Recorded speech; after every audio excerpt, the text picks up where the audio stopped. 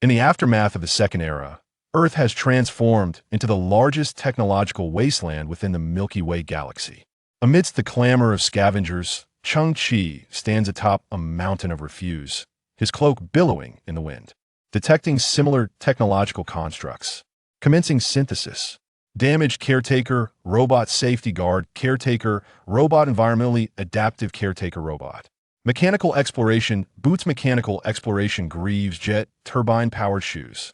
X55 Extreme Warrior Exoskeleton Extreme, Warrior Armor Memory Metal Extreme, Warrior Powered Armor. Intelligent Repair, Sprite KP-03, Quantum Intelligent Repair Cluster. Muon Confinement Prototype, Failure Muon Fusion, Catalytic Reactor Prototype.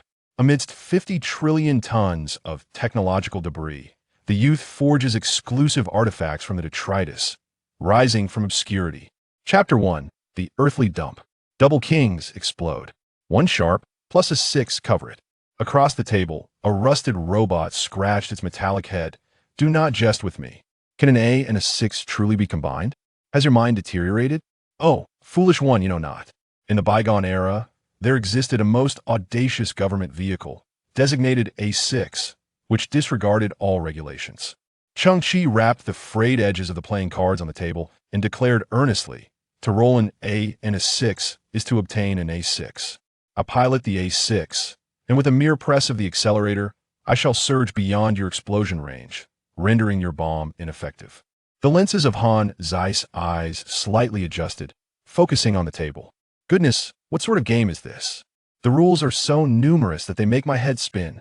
Cheng Qi chuckled mischievously. Han Zai grew increasingly anxious, raising his rusted arm. Master, please don't laugh. I will surely rise to the occasion. At that moment, the ground began to tremble, accompanied by a resounding roar from the outside. It has finally arrived. Cheng Qi's eyes sparkled with excitement as he rose and approached the entrance of the shabby hut. He lifted the heavy radiation-proof tarp and gazed skyward.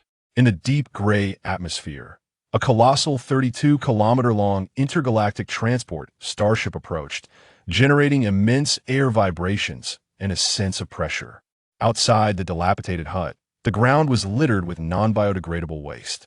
Dark silver metallic debris, black chemical fuel barrels, and the decaying remains of unknown life forms cluttered the landscape, while the atmosphere remained dim and murky, filled with countless particles of metal dust.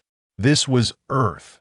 Many years ago, a figure of mixed legacy invented the technology of directional stargates, ushering humanity into the era of the vast cosmos. In just 60 short years, this mother planet of humankind had been drained of all its energy resources. Now, it had transformed into the largest landfill in the galaxy. No longer the beautiful blue planet from the perspective of outer space. It resembled a moldy plum, shrouded in a thick layer of refuse, dull and gloomy. In the year 024 of the Second Era of humanity, Earth had become a tragic symbol within the universe. Human civilization has long since departed from this place. Only a handful of remnants linger, struggling to survive, all united by common identity as scavengers. Cheng Qi is one such scavenger. Han Zai, a B-343 domestic robot, was salvaged from a garbage heap 3 years ago. Perhaps due to its previous owner, its vocal system astonishingly speaks in a Sichuan dialect. Buzz! High above, a colossal starship hovers, its heavy doors slowly creaking open. Subsequently, millions of tons of refuse cascade from the heavens, creating a truly spectacular scene. New items have arrived. Quick, go grab them. Han Zai activates its mechanical arms, sending a screw flying. Yet it is filled with exhilaration. I'm not asking for much. A few grams of rare alloys, or several usable P7 grade circuit boards, or even an intact fuel cell would suffice. After all, this time, I've invested quite a fortune. Cheng Qi's eyes glimmer as he takes a deep breath and gradually steps out from his makeshift shelter. The starship's engines stir a mighty gust of wind. The face of the 18-year-old boy is resolute. The dark blue scavenger cloak behind him, stained with oil and riddled with holes, billows in the wind, rustling audibly. In the distance, the transport starship finishes its descent, roaring away and vanishing beyond the atmosphere. It comes and goes in a flash. No one mourns for the refuse here. Meanwhile, on the ground, a towering mountain of refuse, rises nearly 500 meters high. Mud, metallic dust, toxic gases, and unknown radiation swirl freely in the air. Cheng Qi and Han Zai begin their ascent along the side of the garbage mountain.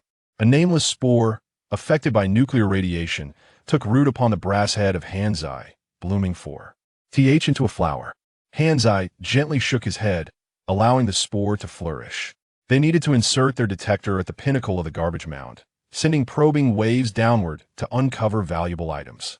Han Zai possessed an arm capable of lifting approximately 3 tons, and once a valuable item was located, he would commence unearthing it with his bare hands.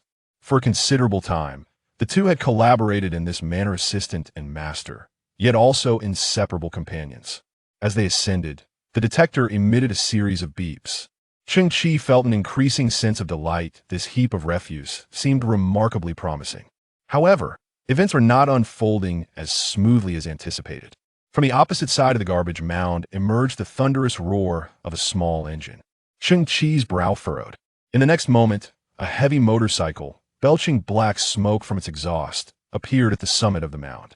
This motorcycle had been modified with multiple metal grappling hooks attached to its 2 wheels, enabling it to swiftly navigate through the refuse and ascend to the peak with a RGE of power. Han Zai tilted his head back, the spores swaying gently. Yet another one of those wretched fellows. Upon the motorcycle sat a burly man clad in a black gas mask, his right arm transformed into a hydraulic mechanical limb. Though tattered and worn, he could easily crush Han Zai, let alone Cheng Qi. "Get lost," the man growled, his voice deep and devoid of pleasantries. "Arrow," Cheng Qi retorted, lifting his chin defiantly. "What lies beneath us is 7,125. I have already paid the development fee to the Scavenger Association in advance." 7125. On July 12th, the 5th refuse vessel was scheduled to discharge its cargo. Cheng Qi observed for an extended period every 156 days. A starship belonging to a certain mechanical conglomerate would arrive to dispose of waste, and according to its established route, it was highly likely to be the 3rd vessel of the day. The refuse from this mechanical group was invariably of considerable value. There were instances when scavengers unearthed functioning energy storage generators and various high-value alloy scraps. One such fortunate individual earned a staggering 7,500 CRE. DIP points.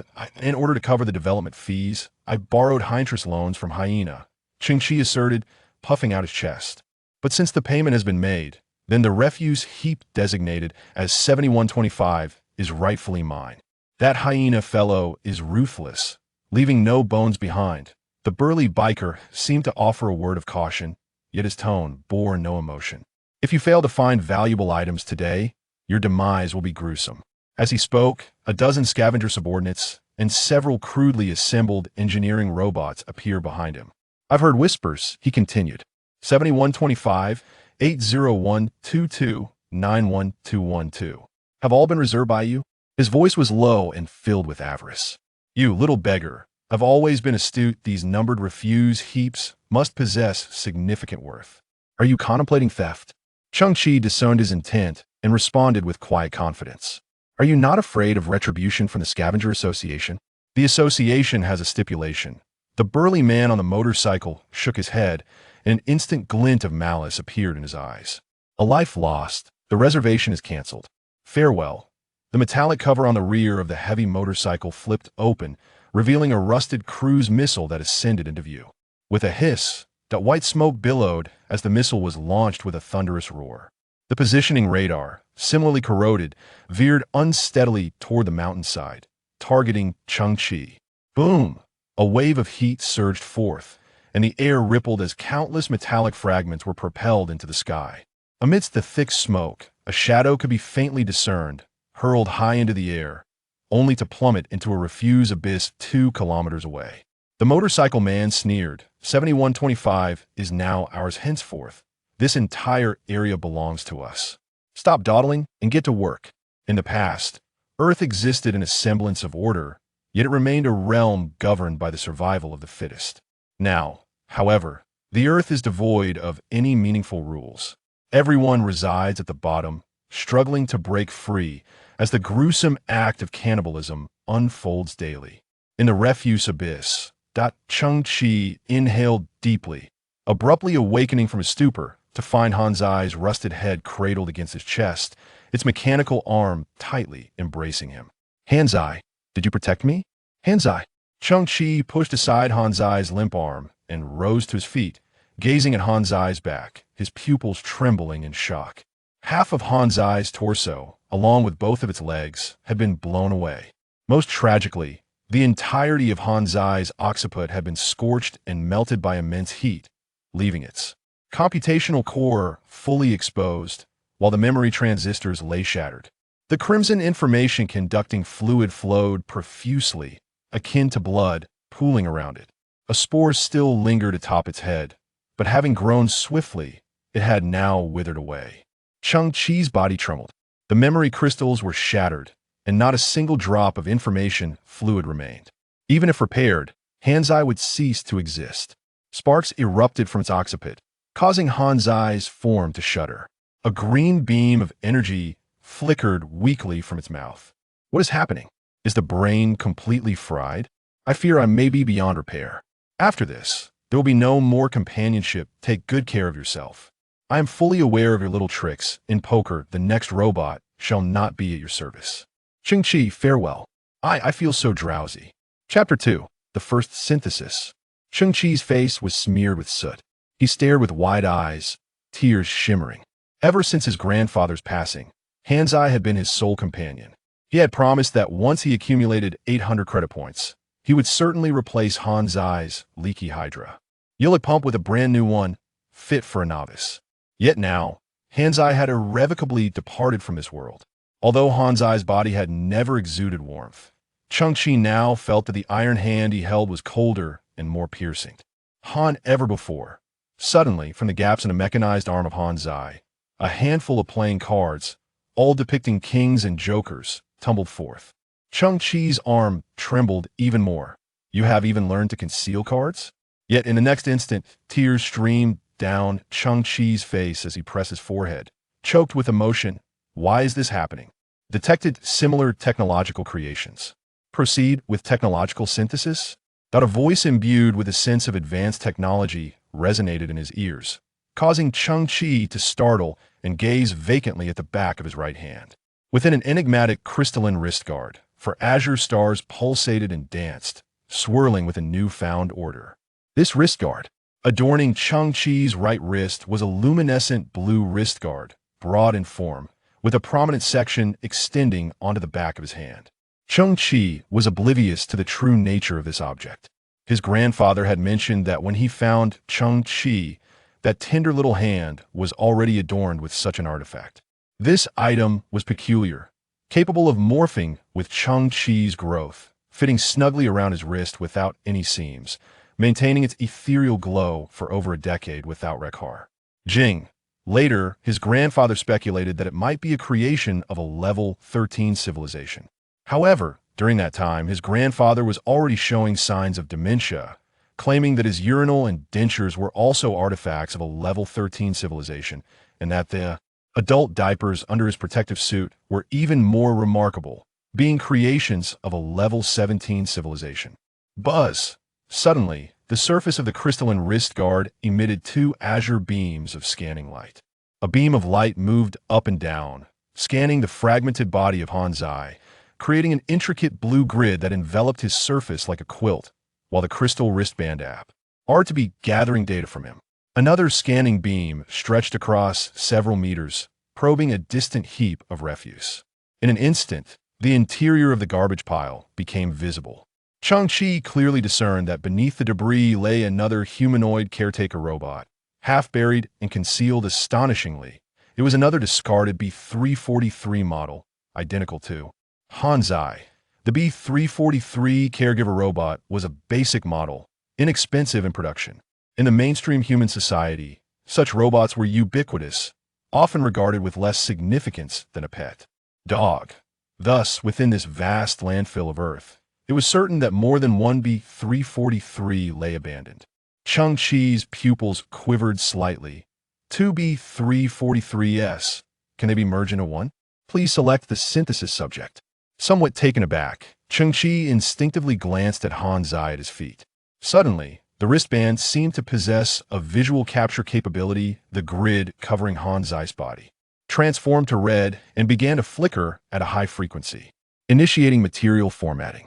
Cheng Qi felt a surge of subjective kinetic energy manifest on his wrist, compelling his right hand to extend, pointing towards the distant B343. The half-buried, rusted B343 suddenly radiated a cerulean glow. Following a peculiar tremor, its form astonishingly fragmented into numerous tiny blue luminescent points, dispersed into original units formatting. Cheng Qi was filled with disbelief. Suddenly, the crystal wristband absorbed the blue specks of light into its core, much like a rainbow drawing in water. Cheng Qi's right hand moved involuntarily, pointing towards the clumsy figure on the ground. A semi-transparent river appeared, connecting the crystal wristband to the figure, ethereal as silk, resembling some sort of conduit. The wristband emitted blue specks of light, which traversed along the river and sprinkled onto the figure. In the dim abyss of refuse, a glow imbued with a sense of advanced technology emanated forth. It was akin to an ineffable miracle. Faintly, the figure was gradually restored, and an unseen force began to gently lift it, allowing it to stand upon the ground. Within mere seconds, the dazzling light gradually faded. Cheng Qi's eyes widened slightly. Before him stood a brand new humanoid robot, devoid of rust or damage. B897 Safety Protection Nanny Robot, equipped with home safety patrol and surveillance devices, capable of effective prediction and reconnaissance in the face of intrusion and danger. In that instant, the robot's shoulder covering flipped open, and 8 small full-spectrum radars slowly ascended, releasing detection waves in all directions, the surrounding air. Essinating softly, Cheng Qi was taken aback. It had ascended directly from B3 level to B8 level, gaining entirely new capabilities. Similar technological creations detected. Shall technological synthesis be initiated? Before Cheng Qi could react, the crystalline wristband emitted a cold, synthesized electronic voice once more. 2 azure scanning beams were released again from the wristband, locking onto a piece of starship debris not far away. In an instant, the beams penetrated the massive alloy shield, and the outlines of 2 B343 caretaker robots were clearly scanned and formed. Are there still 2 abandoned B343s there? Cheng Qi's gaze flickered. It was quite common for similar types of waste to cluster together, as they likely originated from the same garbage transport ship. Please select synthesis subject. Material formatting initiated. In that moment, 2 B897s appeared before Cheng Qi. One was an overlooked piece of junk, while the other was the deceased Han's eye. Detected similar technological creations. Proceed with technological synthesis? The crystalline wristband released 2 scanning beams, once more, scanning the 2 pristine B897s. Cheng Qi felt a slight dryness in his throat. Can we continue? Disassemble into original units. Fusion upgrade. With Cheng Qi's tacit approval, the second B897 was formatted into countless tiny blue light particles. Subsequently, these particles converged along a magnificent, translucent river, gathering onto the B897 modeled after Han's eye. In essence, the fundamental synthesis logic of the crystalline wristband operated on a principle of 4 into 2 and 2 into 1, with levels progressively enhanced. 30 seconds later, the dazzling technological radiance faded. Cheng Qi's pupils narrowed as the B897 before him underwent yet another transformation. Notably, its mechanical hands had transitioned from a dark silver hue to a silvery gray, suggesting an enhancement in material hardness. The A24 Environment Adaptive Care robot boasts formidable capabilities, adeptly functioning under extreme climatic conditions and in complex terrains. Its body conceals an array of tools for everyday tasks, enabling rudimentary shape-shifting. In an instant, the A24's robust legs morphed, metallic coverings shifted, and a lightweight alloy track emerged from within its thigh, replacing its feet. The internal engine roared to life, hinting an impressive power concealed within the track. Simultaneously, its arms underwent a transformation, with a variety of tools continuously rotating and replacing one another, including hydraulic pliers, hydraulic jacks, high-speed rotating alloy saws, and a metal cutting gun capable of emitting blue flames. As an upgraded model, the 8 small full-spectrum radars on its shoulders remained intact and had received an enhancement in range, silently rotating. Cheng Qi gazed upward at the 8 24-care robot, now towering over him by an additional 50 centimeters, reaching approximately 3 meters in height. He was rendered momentarily speechless by the astonishment.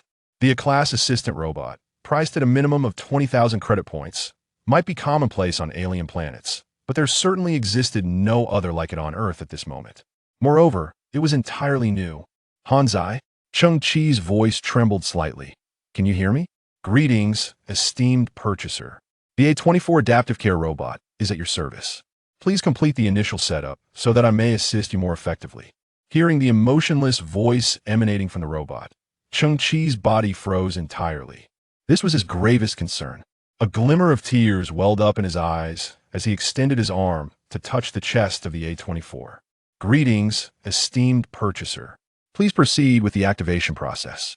If you insist on performing unconventional operations, I cannot guarantee that I will not inadvertently cause harm. The robot remained unblinking. Cheng Qi's movements faltered. Why does this sound so eerily familiar? Would a freshly manufactured A24 speak in such a manner? Forget it. I can't keep up this charade any longer. You fool, don't touch my chest. Chapter 3. The King of Garbage. Cheng Qi's abode resembled a dilapidated den. At this moment, he sat atop a battered water bucket before the shack, fixated on the crystalline bracelet adorning his right wrist, lost in reverie. I am simply too handsome to bear. If I were to enter the city, those robotic maids would surely be captivated by my charm. To one side, the revitalized and newly empowered Hanzai preened before a mirror, admiring his physique and striking poses. Cheng Qi paid no heed to the flamboyant display. He stroked his chin thoughtfully, gazing intently at the enigmatic artifact on his wrist. This object was nothing short of miraculous. Could it truly be what his grandfather claimed, a creation of a level 13 civilization? Yet, humanity's current exploration has only encountered civilizations up to level 5. The existence of a level 13 cosmic civilization remained a mere legend. What are you? Cheng Qi abruptly inquired of his wrist, then chuckled self-deprecatingly, recognizing that such entities are typically aloof and would not reveal their identity. I am STC, it replied. Standard template construct. Based on your understanding, the common interpretation is standard construction template or standard template structure. Yet, this is merely based on your perception. The retort came swiftly, almost laced with disdain. Cheng Qi rose slowly, taking a deep breath, narrowing his eyes as he declared, what you are is not of utmost importance. What matters is that I must fully harness your potential. Let the testing commence. Cheng Qi procured 2 stones of similar size, accompanied by 2 wads of tissue paper once utilized by Hanzai to absorb oil leaks from his nether regions. Cheng Qi and Hanzai crouched on the ground, gazing at the pulsating blue starlight within the STC, faintly sensing that its flight path resembled the shape of a middle finger. Indeed, it was not a technological device, and thus could not be activated. Furthermore, Hanzai could not proceed with any upgrades, as he temporarily lacked access to other B343 prototypes. Cheng Qi pondered, realizing that only technological items could suffice. Subsequently, he rose and entered the makeshift shelter, retrieving 8 pairs of intricately designed shoes crafted from metal. These adventure shoes featured hydraulic components at the base, allowing for a remarkable jumping height of 20 to 80 centimeters. His plan was to gather sufficient parts to restore a fully functional pair of adventure shoes, which would significantly enhance efficiency while scaling the mountain of refuse. Although the technology level was relatively low, these were unequivocally technological artifacts. Surely, there would be no issues, he mused, his gaze flickering as he slowly raised his arm, aligning the wrist guard on the back of his hand with 2 pairs of the adventure shoes. Detected similar technological artifacts, indeed. Please select synthesis subject. Material formatting initiated. 1 pair of shoes was disassembled into primitive units, and then a translucent river emerged, cascading over the other pair of adventure shoes. Exploration leggings. Mechanical apparatus extending to the knees, alleviating knee pressure, maximum jump height of 4.5 meters. Cheng Qi's eyes widened as he gazed at the intricately designed and brand new mechanical boots. Hanzai, this is truly remarkable. With such an extraordinary tool, scaling a 100-meter mountain of refuse would likely take no more than 10 minutes. Cheng Qi felt a new world descending upon his life, his heart racing, and his pupils trembling with excitement. Let us keep going. Hanzai also felt a surge of exhilaration. What other equipment might emerge if they continued? Cheng Qi's eyes sparkled with anticipation as he glanced at the other 4 pairs of exploration shoes. Following the same method, 2 pairs of exploration shoes merged into one, forming the exploration leggings. Then, the marvel of technology re-emerged, combining the 2 exploration leggings into a singular piece of equipment. Before Cheng Qi's eyes appeared a brand new creation, jet turbine power shoes. Equipped with 18 miniature jet propulsion turbines, high-precision gyroscope, and tilt trend sensing, the wearer can achieve flight at an altitude of 300 meters with a maximum speed of 0.408 Mach flight. Cheng Qi found himself momentarily frozen. 0.408 Mach is nearly equivalent to 500 kilometers per hour flight. In today's world, the sky is virtually a forbidden zone. One cannot even find a single damaged vehicle that once possessed flight capabilities. It seems that someone has meticulously sifted through the refuse here. Their objective was unequivocal: to prevent any scavenger from escaping Earth. They deemed these garbage bugs to possess the most debased genes, and they were determined not to allow them to leave Earth and contaminate the entirety of human civilization. Oro was considered affluent, yet he possessed merely a heavy motorcycle suitable only for terrestrial travel. Disbelief permeated Cheng Qi's gaze. "Hanzai, I can fly?" he exclaimed, with a palpable sense of urgency. Cheng Qi extended a foot and gently touched the somewhat colossal mechanical shoe before him. A series of subtle pneumatic sounds ensued as the shoe's outer armor disassembled into numerous units, shifting laterally to reveal the internal space in its entirety. The cadence of his heartbeat quickened noticeably. Cheng Qi inserted his foot into the center of the shoe, and the pneumatic sounds recurred as the shoe's armor began to coalesce and tighten, each bolt automatically fastening. In a mere 2 seconds, the shoe had flawlessly enveloped Cheng Qi's foot.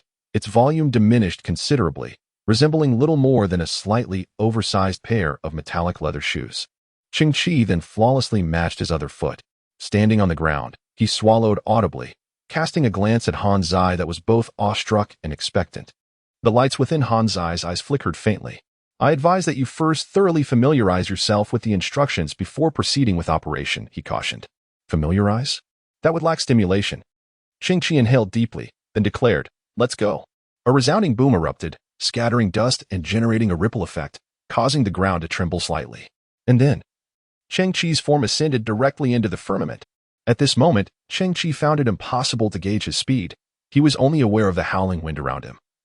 As his hair was swept back in an instant, and his mouth and the corners of his eyes felt a painful tearing sensation, even though he was suspended in midair. A mere gentle tap of his foot downwards unleashed an indescribable force of lift, propelling Cheng Qi once more into the heights. The Earth's atmosphere was no longer as pristine as it once was, now tainted with an abundance of dust, presenting a somber shade of gray. Yet, the sky remained a realm coveted by countless waste insects. Oh, how exhilarating!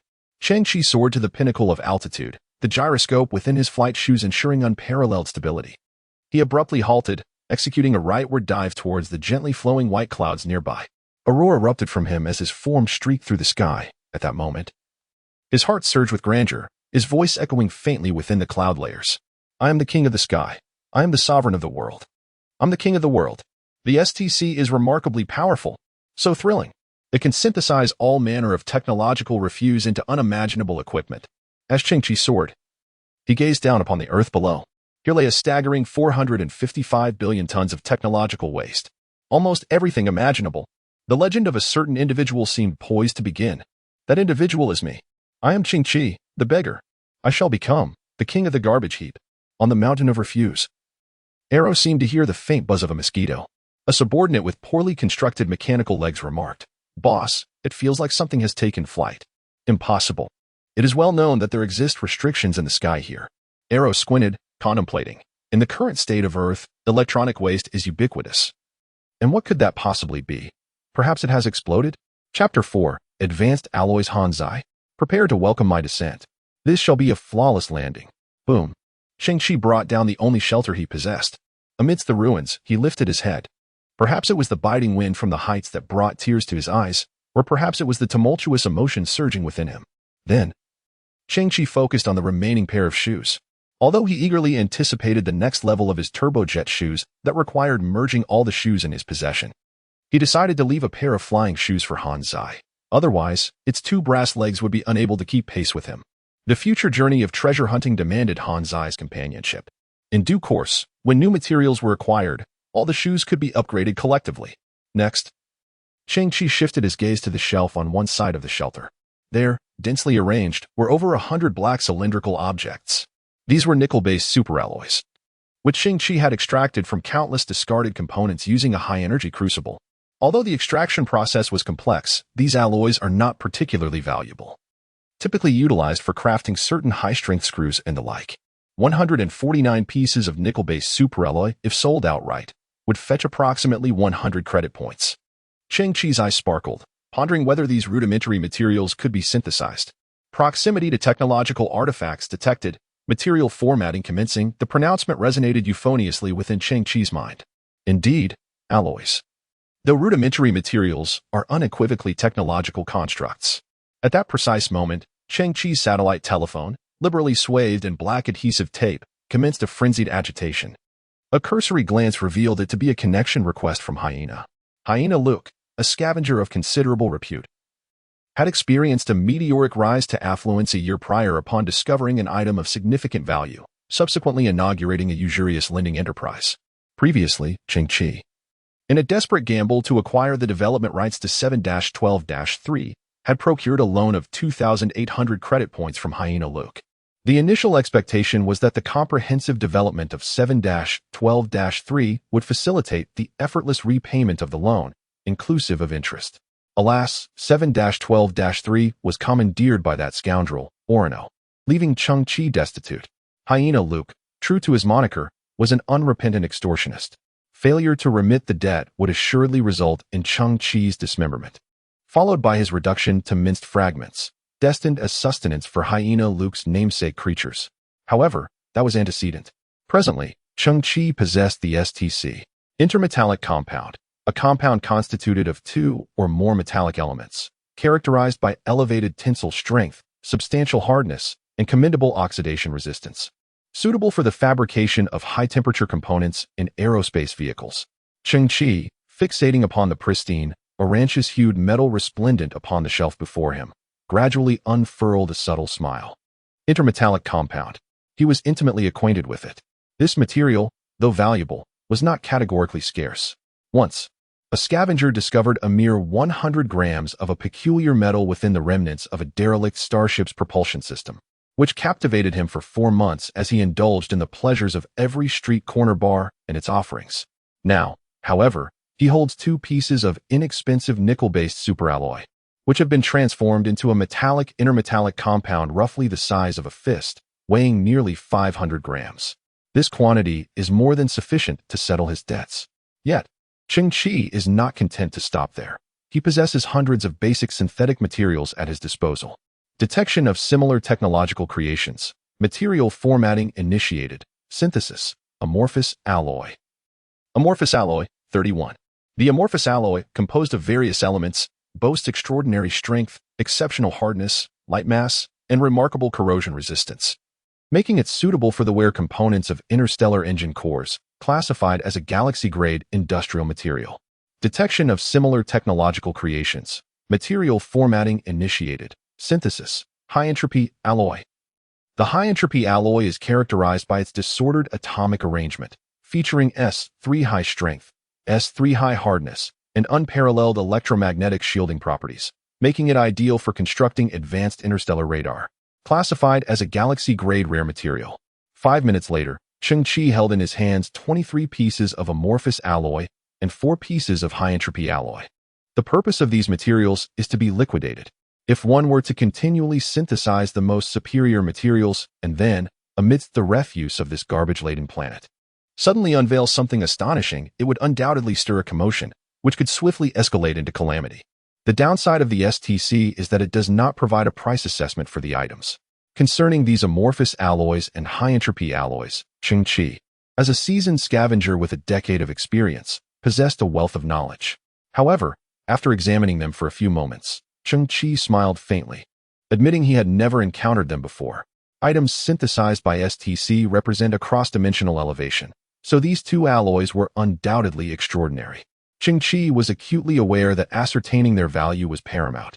At that moment, Cheng Qi had conceived a plan. He arose, grasped the satellite communicator, and calmly pressed the connect button, ignoring the frantic calls from Hyena Luke. "You little piece of trash. You took my money and thought you could run." Luke roared. "I've received word that your 7-12-3 has been plundered. The money you borrowed from me has ballooned to a debt of 4,800 credits. If you can't produce the funds, I'll dissect you and sell your frontal lobe and vertebrae to those biopunk merchants." The principal Cheng Qi borrowed was a mere 2,800 credits, yet in less than a week, it had burgeoned to 4,800. Hyena Luke's avarice was notorious. "Hold your horses," Cheng Qi replied calmly. "I've had a stroke of good fortune today and came across an intermetallic compound, weighing approximately 100 grams. "What?" Hyena Luke exclaimed with surprise. But he quickly retorted through clenched teeth. "You expect me to believe that? I've seen this trick before. Are you trying to stall?" Ting! Cheng Qi lightly flicked the intermetallic compound with his finger, producing a crisp and sustained chime. On the other end of the communicator, the Hyena Luke fell silent for 5 seconds. This creature had truly become astute. Such a crisp sound could not possibly be produced by ordinary metal. Within a mere 10 seconds, Luke had discerned the authenticity of this metallic compound. "Splendid. 500 grams, is it?" The voice of the hyena remained fierce, rounding up. "Hand over that piece of metal, and our accounts will be settled." "What a remarkable rounding up." Cheng Qi shook his head with a smile, mentioning that he had discovered the metallic compound within a rather sophisticated briefcase, which seemed to have been inadvertently discarded. Besides the metallic compound, there was also a tightly secured compartment inside, containing a piece of softly glowing white, somewhat translucent metal. "Oh," Luke the hyena paused. "A briefcase?" "Indeed." Cheng Qi feigned confusion, stating that the label on the metal read, "Amorphous alloy? I have never encountered such a metal. Is it valuable?" The communicator fell silent for 2 seconds, followed by a faint crackling noise, as if the signal was experiencing interference. Then, Luke's voice, tinged with disappointment, emerged. "I had thought it was something remarkable. It turns out to be amorphous. That material is slightly more expensive than the metallic compound, yet due to its ultra-lightweight nature, it does not fetch a high price for the same volume." "Is that so?" Cheng Qi weighed the amorphous piece in his hand. It was indeed very light. "Very well. I shall acquire that piece of amorphous metal at market price." With palpable displeasure, Luke the hyena terminated the call, grumbling about the tiresome necessity of entertaining such insignificant individuals. Cheng Qi placed the communicator on the table, a smile playing on his lips. The hyena was attempting to conceal his eagerness. Amorphous alloy was exceptionally valuable, far beyond the ordinary. When Cheng Qi mentioned the name amorphous alloy, the hyena, though only silent for 2 seconds, betrayed himself with a crackling sound from the communicator. This was not signal interference, but rather the sound of the hyena gripping the device with excessive force. These dilapidated communicators, including the one in Cheng Qi's possession, shared a common flaw. They emitted static noise when squeezed or gripped tightly. The hyena's reaction speed was commendable. He managed to suppress his emotions and adjust his tone within 2 seconds, feigning busyness and scheduling the meeting for 3 hours later. Any display of excessive eagerness would have been a giveaway. The hyena's behavior could be summed up in a single phrase: feigned indifference.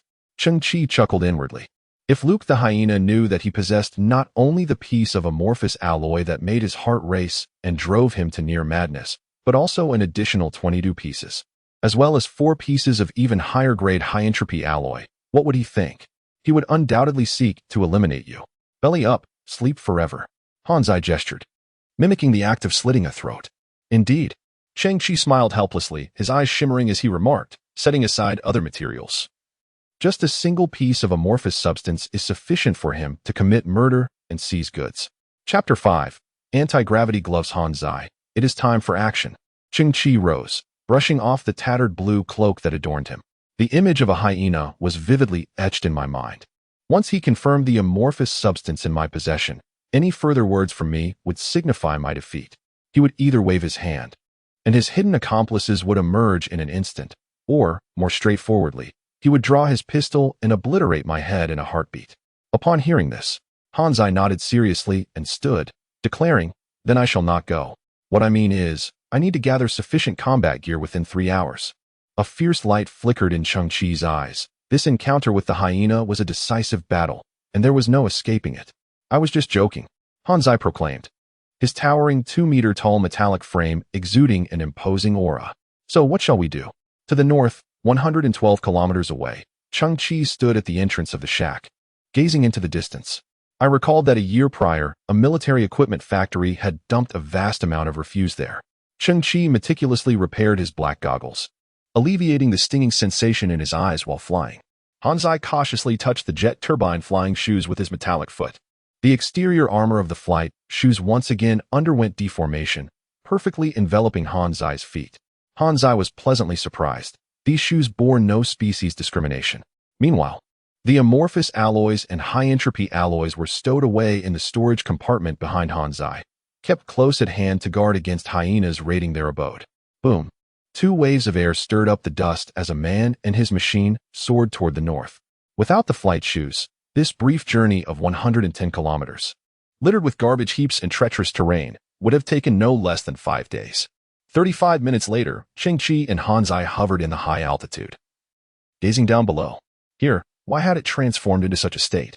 This area had been designated as Zone B11 by scavengers, a desolate expanse spanning 100 miles. Cheng Qi's memory did not betray him. A year ago, indeed, a starship belonging to a certain military equipment factory had dumped approximately 3,000 tons of waste here. Yet now, the ground within several kilometers had risen by several dozen meters, with a towering trash mound reaching at least 600 meters at its center. In the span of a year, a considerable amount of new refuse had been discarded in this spot. Why had this place been specifically chosen for such burial? What I seek has been buried beneath. Cheng Qi's mental state began to fray as he stared down, observing that the fresh refuse bore numerous red cross markings, indicating they were medical waste. Time was of the essence. Cheng Qi clenched his fist slightly. He had no choice but to commence excavation. Countless damaged metal cans and the noxious green liquid exuded an aura of decay and desperation that permeated the air. Cheng Qi stood at the foot of the garbage mountain, his brow furrowed in dismay.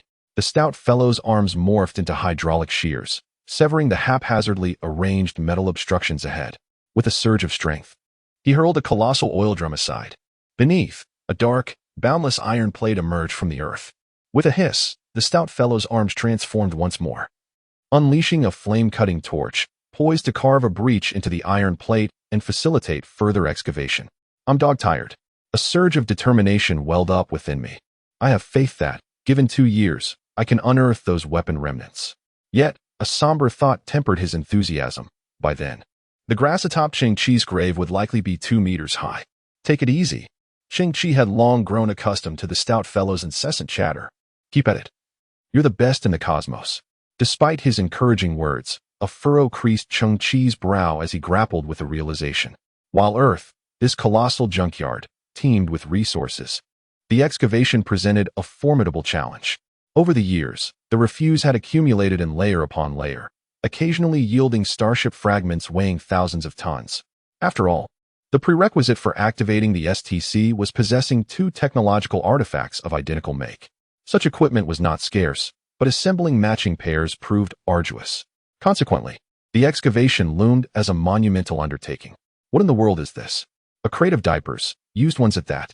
And what's this? A box of slender, elongated balloons?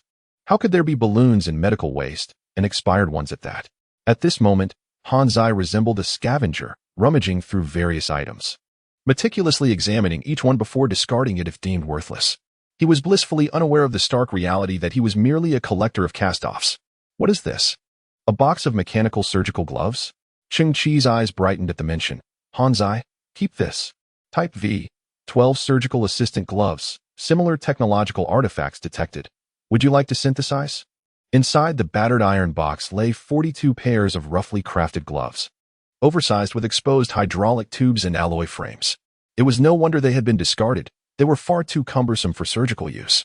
These must be products from 2 centuries ago. What could STC synthesize? Cheng Qi's gaze flickered as he immediately began to operate, slowly raising his right hand, the crystal wristband emanating a blue glow. Disassemble into primitive units. Merge and upgrade. Type V, 50 surgical assistant gloves, 11. Now more lightweight. with fingertips capable of extending metal tendrils with a diameter of 0.3 millimeters, enabling more precise surgical tasks. Cheng Qi shook his head. This was not what he desired. Disassemble into primitive units. Merge and upgrade. Type S. 2 surgical assistant gloves. 5. Incorporating micrometer-scale circuit etching and micropower module technology. Fingertips could emit miniature vibrational fields, allowing slight manipulation of internal organs and effectively breaking apart blood clots, stones, and other foreign bodies within the human body. Cheng Qi shook his head once more. This still was not what he sought.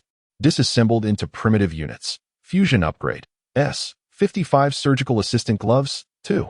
Integrated nano-level circuit engraving. And ultra-micro power module technology. Vibrational field range expanded to a diameter of 2 meters. Enhanced control over liquid flow technology. Cheng Qi's eyes widened, intrigued. Detected similar technological creations. Disassembled into primitive units. 001 surgical assistant gloves defective product. 1. How could a defective product emerge? Cheng Qi's eyes bulged. The basic gloves had already been exhausted. Yet, this final fusion opportunity yielded such a result? STC does not err. Could it be that the ultimate evolution of these surgical assistant gloves culminates in a defective product? Upon discerning the annotation of the gloves, shock enveloped him. 051 surgical assistant gloves defective product. Abandoned file 051, renamed according to equipment functionality, so it refers to a failure in medical auxiliary functions. But this functionality holds significance for me. Cheng Qi suddenly rose, realizing it was nothing short of a miraculous artifact. Chapter 6 The Secrets Buried Deep Beneath. Hanzai. Step back. Further back. Even more. The weight and thickness of the gloves were akin to ordinary leather ones, exhibiting a pale blue hue. However, upon closer inspection, the surface was embedded with a dense network of chipped circuits, and as he clenched his fist, dark blue energy surged across the back of his hand. Cheng Qi lifted his gaze towards the towering mountain of medical waste before him. There is no need to remove the mountain. A reasonable space can simply be excavated from its side. Cheng Qi maintained a fist-clenched posture and took a few steps forward, his palm directed towards the dense mound of refuse ahead. Gritting his teeth, Cheng Qi's eyes widened, and his fingers splayed open abruptly. A resonant hum filled the air, causing his eardrums to throb violently. Cheng Qi felt as though his gloved hand was struck by an electric current, inundated with an overwhelming sensation of numbness that spread to his scalp. Subsequently, a visible, pale yellow ripple emanated before him, akin to the gentle undulations on a placid lake, extending 30 meters ahead. Crack! Squeak! Squeak! Squeak! The sounds of metal grinding and the tearing of polyethylene resounded. Cheng Qi's other hand fully unfurled, and the force field was instantaneously magnified. Whoosh! Whoosh! A series of levitating sounds emerged as iron shavings cascaded down and dust billowed, momentarily obscuring his view. Narrowing his eyes, Cheng Qi strained to discern the unfolding scene before him, his mouth slightly agape, his expression one of astonishment.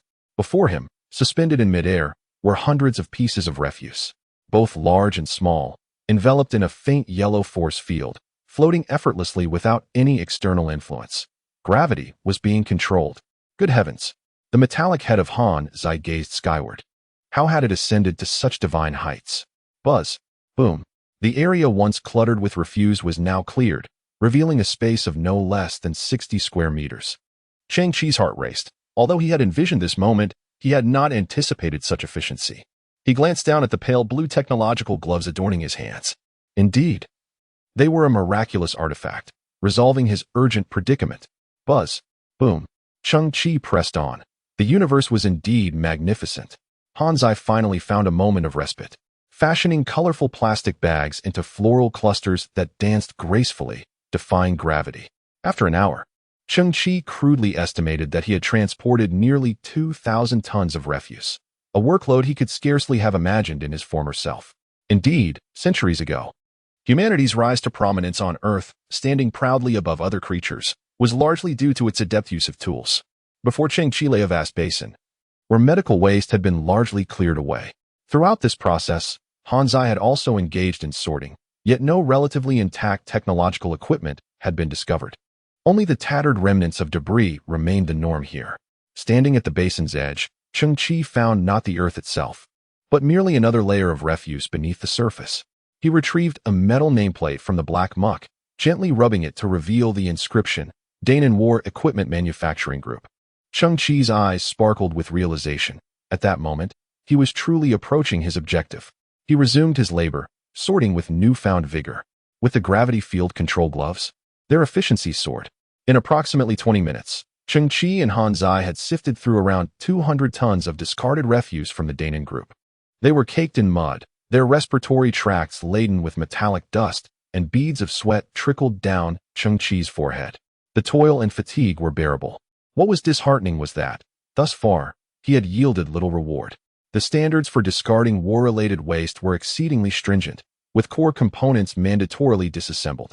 As for firearms, they were typically reduced to fragments before disposal. An hour remained until the meeting with the hyena, and a subtle sense of anxiety stirred within Cheng Qi. After 10 more minutes of labor, he ceased his efforts. Deep within the mountain of refuse, he stumbled upon a colossal, sealed metal fuel barrel. Its size comparable to a 2-story building, with all entry points meticulously welded shut. No one would bother with the trash soon to be discarded. Why seal every entrance? Utilizing his gravity manipulation gloves, Cheng Qi gently shook the vast fuel barrel, and the sound of clattering metal echoed from within. There was something inside. Cheng Qi squinted slightly and exchanged a knowing glance with Han Zai, who understood the cue. His arm transformed, revealing a metal cutting gun. A brilliant white flame formed a sharp cone, slowly traversing the surface of the enormous fuel tank, gradually widening the incision. The abandoned fuel barrel was astonishingly thick. It took a full 9 minutes to carve an opening sufficient for a single person to pass through. With a forceful kick, Han Zai sent the cut steel plate crashing to the ground. The interior was dimly lit, and a foul stench of decay wafted out, mingling with unknown black ashes that swirled within. Cheng Qi narrowed his eyes, tying a cloth around his mouth and nose, and cautiously stepped into the vast fuel barrel.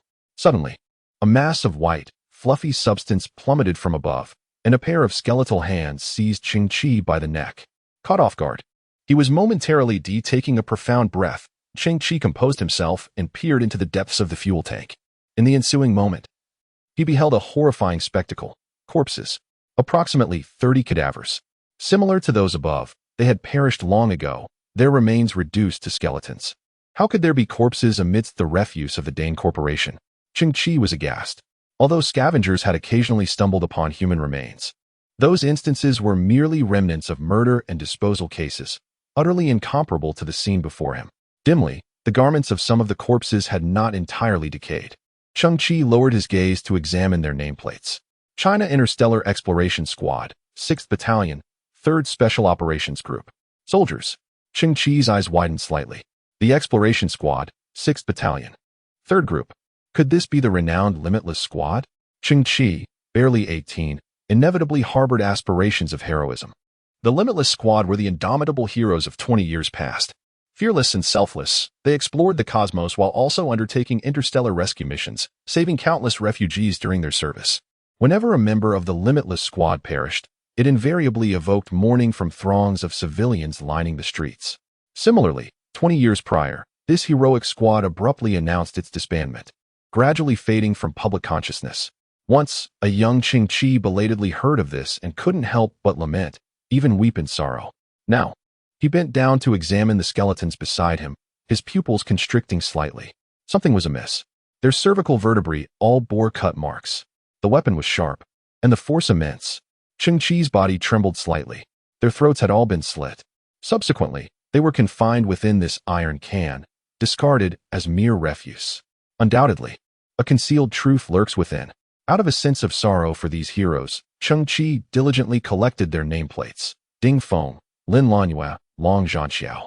Cheng Qi etched their names into his memory, vowing that one day, when he escapes Earth, he would endeavor to uncover the truths surrounding them.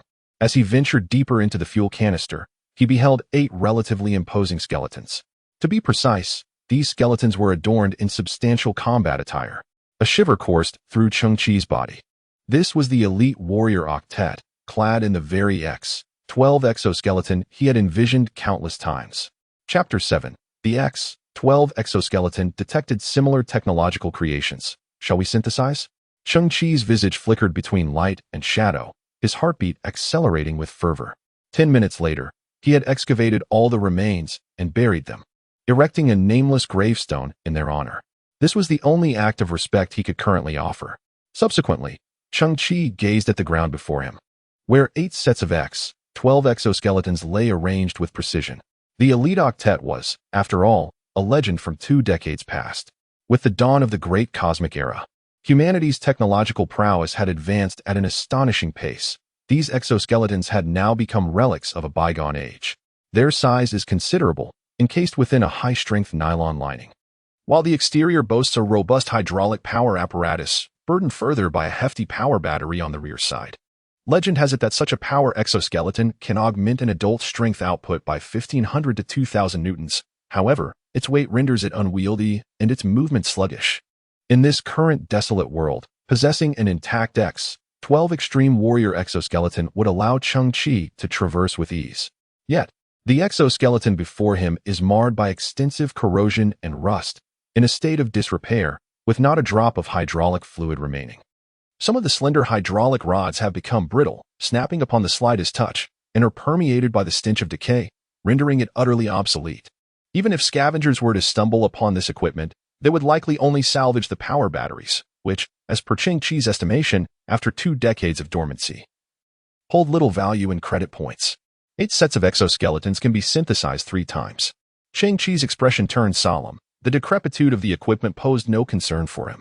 He yearned for the rebirth of these heroic artifacts, hoping to revive the legend of the extreme warrior in his hands, allowing it to once again radiate brilliance. Disassembling into primal units, commencing synthesis, Cheng Qi raised his right hand, the STC gleaming with brilliance. One of the shattered exoskeletons emitted glimmers of white light, which flowed along a silk-like conduit, converging upon the surface of another exoskeleton. The miraculous wonders of technology were once more unveiled as the dazzling white radiance gradually faded. Before him lay a brand new exoskeleton armor, its size diminished by nearly 50%. The inner lining was a deep black, and the hydraulic components and fuel packs had been refined to a greater degree. The materials had undergone a transformation, and despite its silent repose, the aura of combat it emanated had more than doubled compared to its predecessor. The X-55 Extreme Warrior Power Exoskeleton, a single-soldier combat apparatus, utilized hydraulic or electromechanical transmission methods to convey the engine's power to its limbs. Constructed from a titanium-aluminum composite, it boasted an output force ranging from 4,000 to 5,800 newtons. This iteration showcased a completely new state, with a reduced volume, enhanced materials, and a doubling of output power. It had truly transformed waste into treasure. Cheng Qi's heart raced as he envisioned the possibilities, yet he had not anticipated such a multiplicative increase in combat capability. The synthesis of STC was not a mere figment. It resembled a compilation of the evolutionary blueprints of all technological equipment, progressively unveiled through successive upgrades. After the disassembly into primal units and the fusion upgrade, the second evolutionary version emerged following the consumption of 4 sets of X-12. The XX-23 Extreme Warrior Armor, a single-soldier combat device, concealed all its power enhancement structures beneath an alloy shell, further reducing its size while significantly augmenting its defensive capabilities. All fundamental performance metrics surged by 240, and it incorporated a multi-environment respiratory adaptation system, a radar monitoring system, an extended-range communication system, a tactical analysis intelligence core, and concealed close combat weaponry. What now lay before Cheng Qi was no mere exoskeleton. It was a formidable suit of armor. It resembles a humanoid robot, devoid of any visible hydraulic mechanisms or exposed battery packs. Its head is encased in a comprehensive helmet, featuring a diamond-shaped visual system that emanates a faint red glow from its ocular regions. The sleek black coating imparts an impression of remarkable agility and swiftness, akin to a silent specter navigating the night, endowed with explosive combat capabilities. The exoskeleton and the full-cover armor are, of course, 2 distinct facets. With a slight hiss, the frontal panels of the XX-23 Extreme Warrior armor unfolded to the sides, revealing the cockpit within, much like a divine weapon awaiting its master. My dear, just a little longer. You shall grow even stronger. Cheng Qi suppressed the impulses swirling within. No ordinary man could withstand the allure of a mech. At that moment, Cheng Qi felt his throat dry, his heart racing as if it had lodged itself in his throat. Yet in the next instant, he succumbed, abruptly turning around. His face flushed and breathing heavily. "Oh my, I can hardly bear it. Is that not the upgraded version of the X-12 Extreme Warrior? Am I not dreaming?" Hansi stepped forward, raising a fist the size of a sandbag. "I can give you a punch, just to confirm whether you're in a dream. Then I would not merely be dreaming, but rather meeting my demise. What would the fusion of 8X-12s yield? What would it become?" Cheng Qi was engulfed in unprecedented excitement, anxiety, exhilaration, and madness. Dispersed into primal units. Fusion upgrade. Fusion failed. The materials have been utterly destroyed. Hansi, step aside.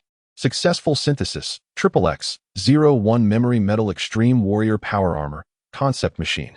In terms of scientific and technological prospects, its realization is feasible, albeit requiring an unpredictable duration. Such concepts often embody the essence of the future, aspirations, and dreams. In other words, this equipment has yet to be materialized within human civilization. This technology originates from a Level 2 civilization database. Technology from a Level 2 civilization? Humanity has already transcended the Earth era, reaching approximately 0.7 on the civilization scale, significantly enhancing energy efficiency and embarking on interstellar navigation, currently positioned at around 1.5 on the civilization scale. The apparent difference of merely 0.5 in numerical value belies the complexity of this progression. The ascent from a Level 0 civilization to a fully energy-utilizing Level 1.5 civilization began with the Southern Ape Man, marking the advent of bipedalism, the mastery of fire, and the creation and utilization of tools, a journey spanning 4 million years. Beyond this, each leap in civilization level demands an extensive passage of time. What does the technology of a Level 2 civilization entail? Can it truly represent the pinnacle of such an advanced civilization? The criteria for ascending to a Level 2 civilization include more efficient energy acquisition methods, such as employing Dyson spheres to fully exploit the energy of the home planet. Resources and energy of higher civilizations are also finite. Different creations require varying degrees of research investment. Thus, it is understood. Cheng Qi gazes ahead at the XXX-01 Extreme Warrior Armor. It was remarkably lightweight, even somewhat slender, resembling a dark silver bodysuit devoid of gloves and foot coverings, and lacking any head armor. "Hello, darling?" Cheng Qi swallowed hard, extending a finger to gently touch the XXX-01 before him.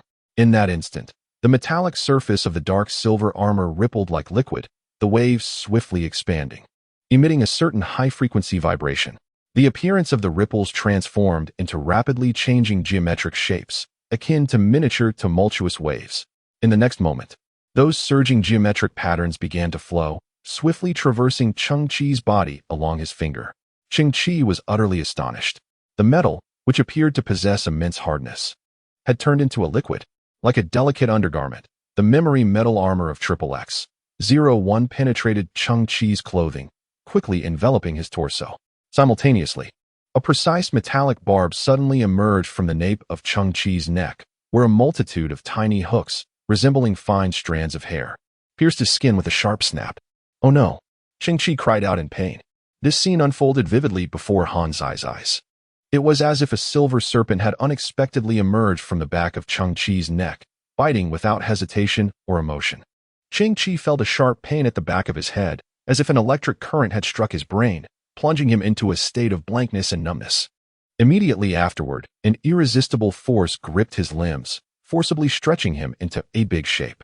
Subsequently, his arms and legs appeared to be under some relentless control, bending sharply forward and backward in a disconcerting manner. Crack! Crack! Within Cheng Qi's body, the sound of bones fracturing reverberated. Could it not be gentler? "This is my first time, and it hurts immensely." Cheng Qi's features contorted. Crack! Ah! He felt as if he had endured torment for over 2 centuries, though it was merely a matter of seconds.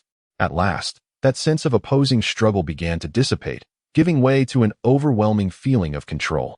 The XXX-01 memory metal armor seemed to have completed its initial synchronization, utterly relinquishing its dominion. Cheng Qi's gaze sharpened, and inexplicably, he felt a newfound and intense confidence in his mastery over his own body.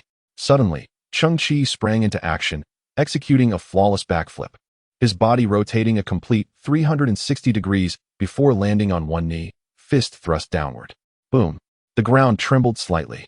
Amidst the swirling smoke, he slowly raised his head. This sensation, was akin to being endowed with unparalleled ferocity, lightning speed agility, and the precision of a nanowave radar. In summary, one word encapsulated it all: ferocity. Chapter 8. Combat testing. A palm-sized blue void screen suddenly blossomed before Cheng Qi's right eye. Emanating from the armor's internal interface, XXX-01 Memory Metal Limit Warrior Power Armor Action Output Force, 65, 200 in Precision and Controllability, 0. 2 Dynamical Response Speed, 89. 1 ms Durability and Fatigue Limit, 109 times Biological Signal Capture Rate, 57 Time Stress Index, 19,000 MPa Expandable Memory Metal Capacity, 0. For M, due to factors such as the user's physical fitness and genetic sequence, the fundamental metrics of the armor have yet to be fully realized. Cheng Qi's eyes widened in astonishment. As a child raised amidst the ruins of technology, he possessed basic equipment repair skills. This data equated to operating at full capacity, capturing my thoughts every 57 microseconds. Should the brain issue a command, it could deliver a punch with a force of 65, 200 newtons in a mere tenth of a second, all while maintaining precision within 0.2 millimeters. This force, equivalent to that exerted by a 10-ton heavy truck traveling at 90 kilometers per hour upon impact, is formidable indeed. If concentrated into a mere fist, it embodies a terrifying power.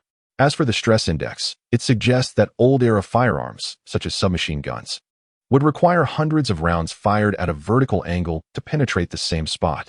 While this may not align with the primary offensive focus of a Type 2 civilization, it is undeniably impressive. It may not be earth-shattering, yet such erratic indicators are solely concentrated on a lightweight suit of armor. If humanity's technology aspires to achieve such formidable striking power, the armor's dimensions must inevitably be colossal. Hands-eye gazed into the fiery red eyes of the indicator, seemingly more fierce than I at this moment.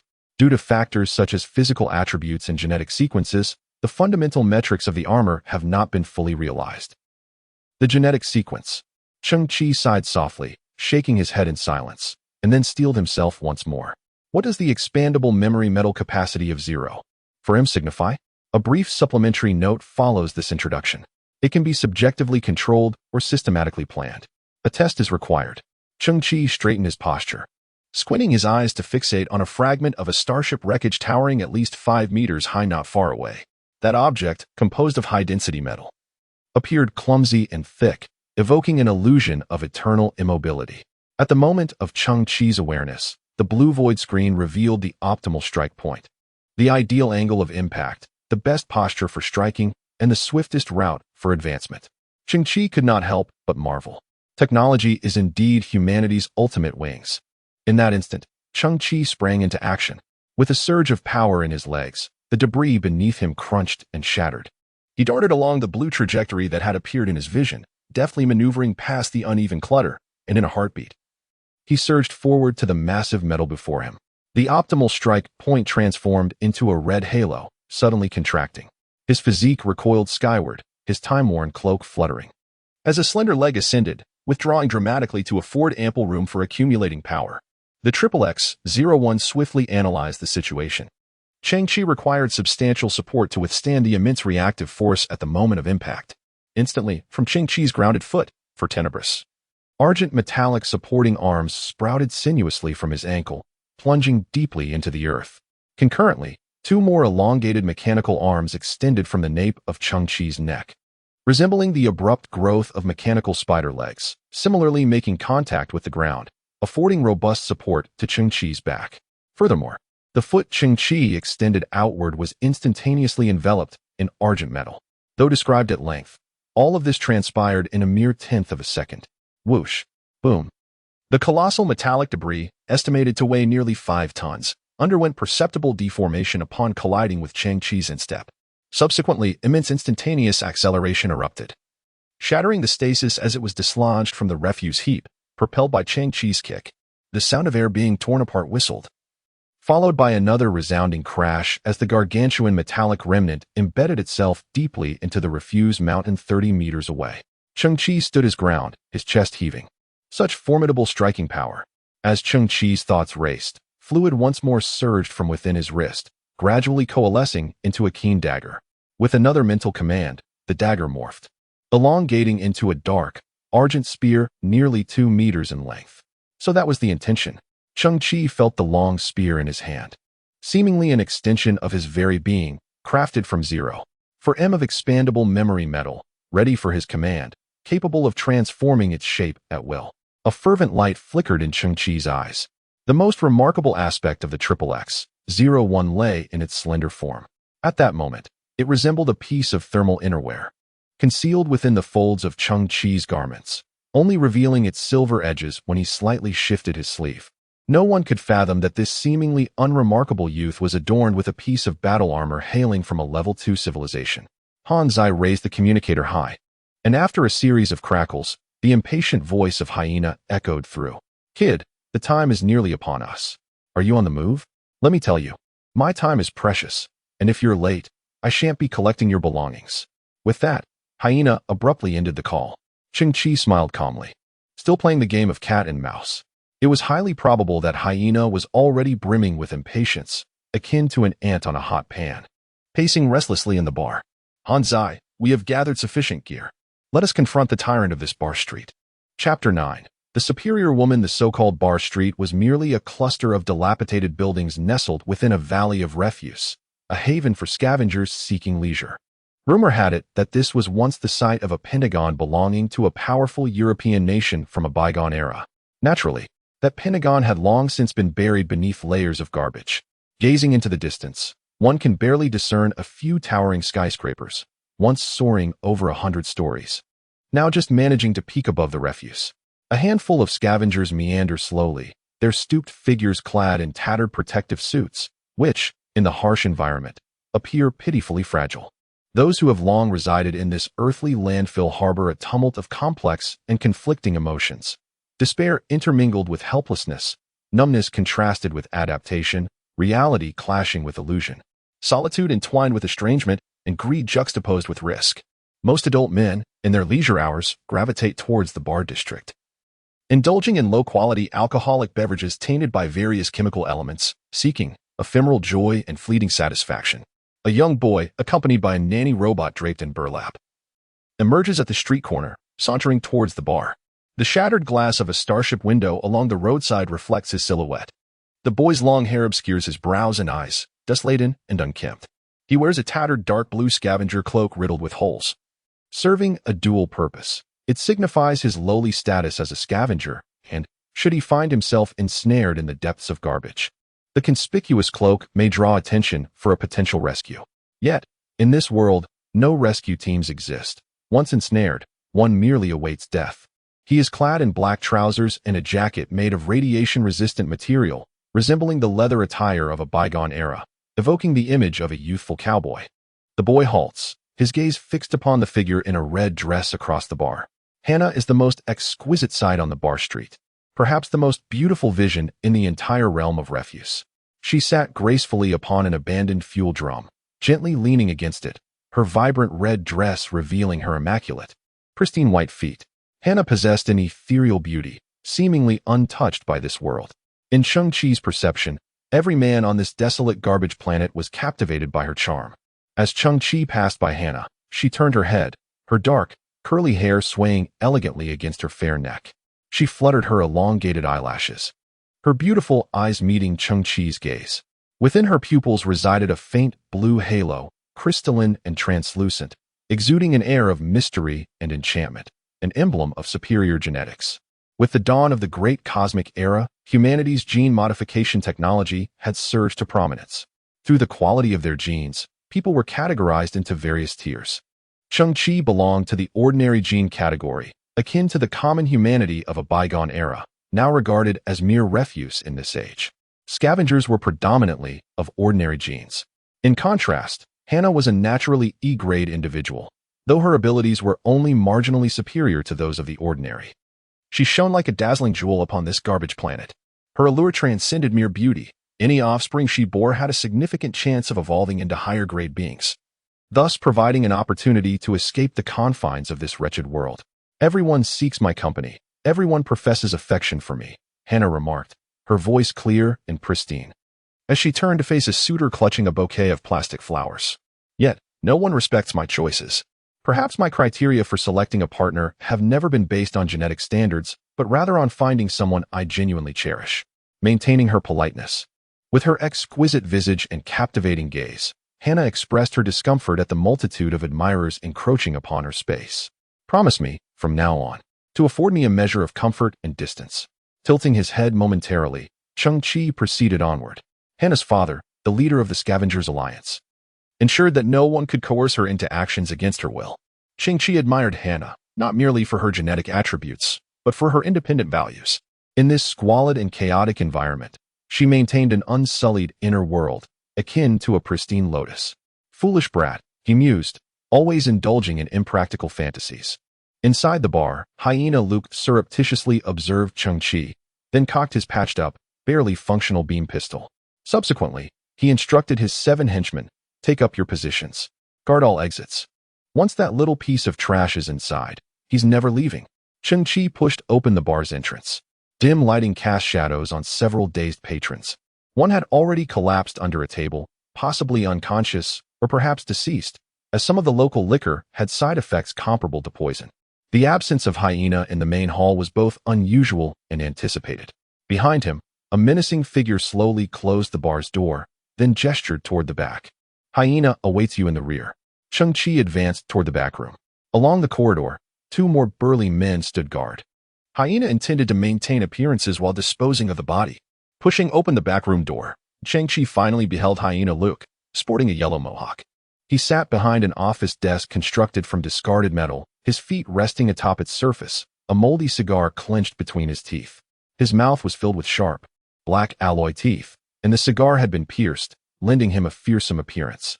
Hyena Luke gestured for Cheng Qi to take a seat, then retrieved a fully charged beam pistol from his coat. He lightly tapped the desk with his heel, and from behind the desk emerged an elderly man with white hair. His face smeared with blood and his mouth torn open. This was Old Lin, a dear friend of Cheng Qi's grandfather during his lifetime, a scavenger often struggling for sustenance. Old Lin had come to Cheng Qi and his grandfather's aid on numerous occasions. Without his assistance, Cheng Qi would not have survived to this day. Hyena Luke glanced once more at the towering figure standing in the corner, a man whose hands had been transformed into hydraulic mechanical arms capable of unleashing tremendous strength. This individual was the most formidable enforcer of the bar street. Surroundings, hostages, and fierce henchmen all had been arranged for Cheng Qi. Hyena Luke was keen on avoiding any unforeseen complications. With a sinister smile, he addressed Cheng Qi. Little trash worm, I have a few questions for you. Where did you? However, Cheng Qi interrupted him, slowly producing a metallic compound from his coat and placing it on the desk before Hyena. This is for you, your loan shark payment. Well done, little fellow. Cheng Qi continued, extracting a piece of translucent golden metal. And this is what I intend to sell. By God, it's genuine. Hyena Luke's eyes widened, his pupils constricting as he processed the revelation for a full 7 or 8 seconds. You're quite perceptive. Cheng Qi remained indifferent to him, extracting a piece of translucent, golden-hued metal from his pocket and placing it quietly on the table. Goodness. The Hyena, Luke, swallowed hard. You actually possess 2 pieces of amorphous alloy. Cheng Qi, undeterred, continued to retrieve a 3rd, a 4th, and a 5th, even a 6th piece of amorphous alloy. What on earth? Luke's eyes widened, and the cigar in his mouth snapped audibly as he bit down in disbelief. You have so many? Immediately, the Hyena craned his neck to inspect Cheng Qi's breast pocket, confirming there were no more alloys concealed within. In the next moment, he was elated beyond measure. This foolish lad has brought his entire fortune with him? This saves me a great deal of trouble. I was worried he might hide his treasures, refusing to divulge anything. But it seems my fears were unfounded. Did he truly believe I would buy him out? At this stage, if I do not eliminate him, my entire persona will be utterly shattered. Chapter 10. A glimpse of brilliance. The blue smoke lingering from the cigar rose gently. Luke, the Hyena, covered his mouth, stifling his laughter, and gestured to the henchman in the corner. Oh my, this is too funny. Hurry, hurry, finish him off. I can't take it anymore. Aha. A hissing sound echoed as the first henchman's mechanical arm emitted a surge of scalding steam.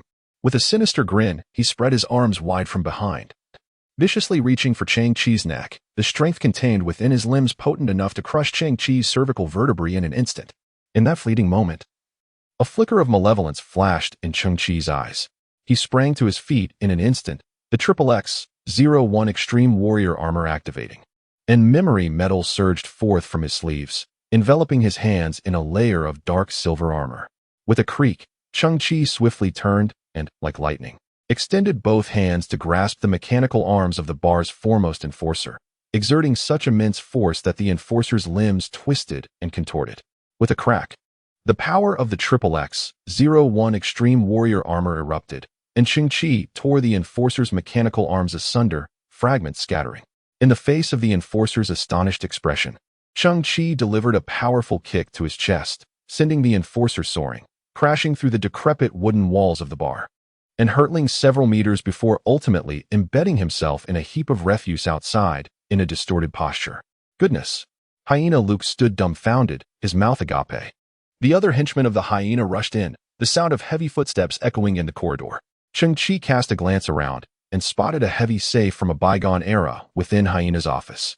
With a slight bend, he lifted the nearly 2-ton alloy safe effortlessly. Beneath his clothing, the surface of the Triple X-01 Extreme Warrior Armor shimmered with a diamond pattern, the power transmitted from the core to his hands. Merely releasing 30 of its kinetic energy, Cheng Qi hurled the safe with an acceleration akin to that of a cannonball. Boom! The door to Hyena Luke's office was shattered, and a series of muffled groans resonated in the corridor. Moments later, a tremendous crash echoed from the street several meters away as the safe collided with a mound of refuse. And then, silence enveloped the world. The hyena's body froze in disbelief. In his perception, Cheng Qi must have installed some form of cybernetic enhancement. However, within the dismal confines of this wretched landfill known as Earth, it was nearly impossible to acquire any decent equipment. Even if one managed to cobble together a makeshift set, it could never possess such extraordinary capabilities, let alone lift the 2-ton safe. Thud, thud, thud. Footsteps echoed from the rear entrance. Earlier, the hyena had ordered all exits to be sealed, and the enforcer stationed at the back door sensed something amiss. Suddenly, a dark silver matte object emerged as Cheng Qi extended his arm, releasing a 3-meter-long metal cylinder, as thick as a thumb, which spanned across the desk and pierced through the rear door. Thud. The sound of a body collapsing resonated. At this moment, the world fell into a profound silence. The hyena swallowed hard. The silver cylinder passed mere inches from his ear, causing the hairs on his body to stand on end. He could not fathom how such an elongated piece of metal could materialize from the sleeve of that insignificant creature. What sort of apparatus was that? In that instant, the ferocious hyena raised his beam pistol, aiming directly at Cheng Qi's head, and pulled the trigger. Bang! Smoke billowed into the air. Yet, Cheng Qi, with his armored right hand, grasped the muzzle of the hyena's gun, feeling only a slight warmth in his palm, devoid of any other sensation. With a firm grip, Cheng Qi crushed the beam pistol, a pinnacle of luxury in this trash-ridden world, into fragments. Go on, ask away, he said. A twitch contorted the hyena's lips, initially betraying a flash of astonishment, which swiftly morphed into a grotesquely strained smile, a testament to his unparalleled reaction time. Cheng Qi cast a glance at the amorphous alloy resting on the table, pondering its true worth. That piece, approximately 1,000 credits, stammered Luke the hyena, saliva catching in his throat. Thud. Cheng Qi seized Luke's head, slamming it against the metallic table with brutal force, shattering the hyena's black alloy teeth in a shower of fragments. Indeed, I deceived you. That piece could fetch 2,000. Blood streamed from the hyena's mouth, his eyes pleading for mercy. Thud. Cheng Qi hammered Luke's head against the table once more. 4,000. It could sell for 4,000. Thud. The metal table buckled under the relentless assault. Spare me. I'll tell you everything. Amorphous alloy for 1,000. 4,000 per gram. This time, it was Cheng Qi's turn to be astounded. How much? Amorphous alloy for 1,000 per gram. Have mercy. That's the highest price I could possibly get. Cheng Qi's body grew rigid. He had anticipated the hyena's underestimation of the value, but not to such an exorbitant extent. The weight of that amorphous alloy was approximately 50 grams, and he possessed 23 such pieces. For 1,000 credits per gram. What sum did that represent? Cheng Qi had never witnessed such a fortune in his life, nor even dared to imagine such a figure. Striving to regain his composure, Cheng Qi seized the hyena's head, posing one final question. Who possesses the means to purchase such a quantity of amorphous alloy? Luke the hyena gasped for air. He was acutely aware that this seemingly insignificant urchin possessed equipment beyond his comprehension and a disposition far from the timidity he had anticipated. Consequently, the hyena conceded defeat entirely, retrieving a rather sophisticated communicator from within his desk. He was no mere scavenger of the lower echelons. He did not even reside on Earth. And this communicator was the sole means of establishing contact with him. Cheng Qi picked up the communicator, his eyes gleaming, expressing gratitude for the hyena's cooperation. Supporting the gravely injured old Lin, Cheng Qi slowly exited the bar. Simultaneously, the instant he stepped out of the establishment, a thunderous explosion erupted, engulfing the dilapidated bar in a raging inferno. Many onlookers were cognizant that the so-called insignificant urchin, Cheng Qi, had just confronted and vanquished the foremost expert of the bar district, overthrown the lair of a local tyrant, and, in a final act of benevolence, cremated the hyena, ensuring a definitive end. Cheng Qi glanced across the street. Hannah, adorned in a scarlet dress, merely cast a fleeting glance in his direction the moment he emerged from the bar. Subsequently, she averted her gaze, her beautiful eyes filled with both bewilderment and a yearning for the unknown, silently observing the ashen sky. Cheng Qi shook his head inwardly. Hannah's values were idiosyncratic. He wondered what manner of individual could elicit genuine affection from her. Chapter 11. Disparity in rank at present. The footprint of human civilization has extended across a vast galaxy. Political, humanistic, social, and economic systems have undergone cataclysmic transformations. The chaotic currencies of the old era have vanished, and the credit point, universally accepted by human civilization, has become the sole currency. Cheng Qi found it difficult to fathom. In his possession, the amorphous alloy that had undergone merely 2 syntheses bore an astonishing value. Indeed, material science is distinct from other technologies. Every advancement across levels is revolutionary. Moreover, material science stands as a cornerstone of interstellar exploration. The 23 pieces of amorphous alloy could be converted into 6 million credit points. Even now, Cheng Qi felt as if he were in a dream. A lowly youth who subsisted on scavenging suddenly acquiring wealth in the millions. It was unbelievable, unfathomable, yet undeniably true. Through the communicator bestowed by the hyena, Cheng Qi reached out to the buyer. The man, who called himself Mo, was an advanced human residing on another planet, intent on acquiring high-value alloys. Showing no concern for the seller's identity, his words were devoid of emotion, yet exceedingly polite. They arranged to meet at 9 o'clock after nightfall. Mo would pilot his spacecraft to Earth, hoping to keep the transaction discreet. It was now 5 in the evening. The sun was hidden behind Earth's polluted atmosphere, casting a feeble light reminiscent of a candle on the verge of extinguishing. Cheng Qi squinted, a smile emerging on his face. The heavy safe, weighing 2 tons, which he had previously used as a weapon during battle, was now hoisted onto the shoulder of his companion, Hanzai. You lack the resourcefulness to manage this, Hanzai remarked as he set the cumbersome safe down with a thud. In the end, it seems you still need my assistance. Cheng Qi chuckled with resignation. No wonder I did not see Hanzai's shadow during my previous skirmish with the thugs. It turns out this fellow had ventured out to pilfer someone as safe. Hanzai seemed to have discerned what Cheng Qi was pondering and raised a mechanical finger, declaring, "What I'm doing is not stealing, but merely salvaging refuse.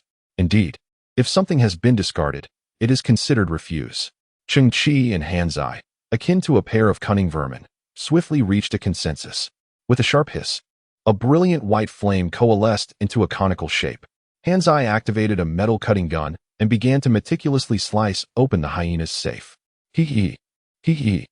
Both Cheng Qi and Hanzai were salivating in anticipation. With a thunderous crash, the safe door fell to the ground. Hanzai extended his mechanical arm within and extracted several packages of items. To their astonishment, they found pristine, uncontaminated natural mineral water, which had merely expired 2 years prior. Heavenly delight. There was also fresh natural beef, only 1 year past its prime. Goodness gracious. And 2 apples as well. Cheng Qi was somewhat taken aback. Within the hyena's safe lay an array of foodstuffs. Yet, he could fully comprehend the rarity of such provisions in a world littered with refuse and marred by nuclear and chemical contamination. On this devastated Earth, food had become an invaluable commodity, even a luxury.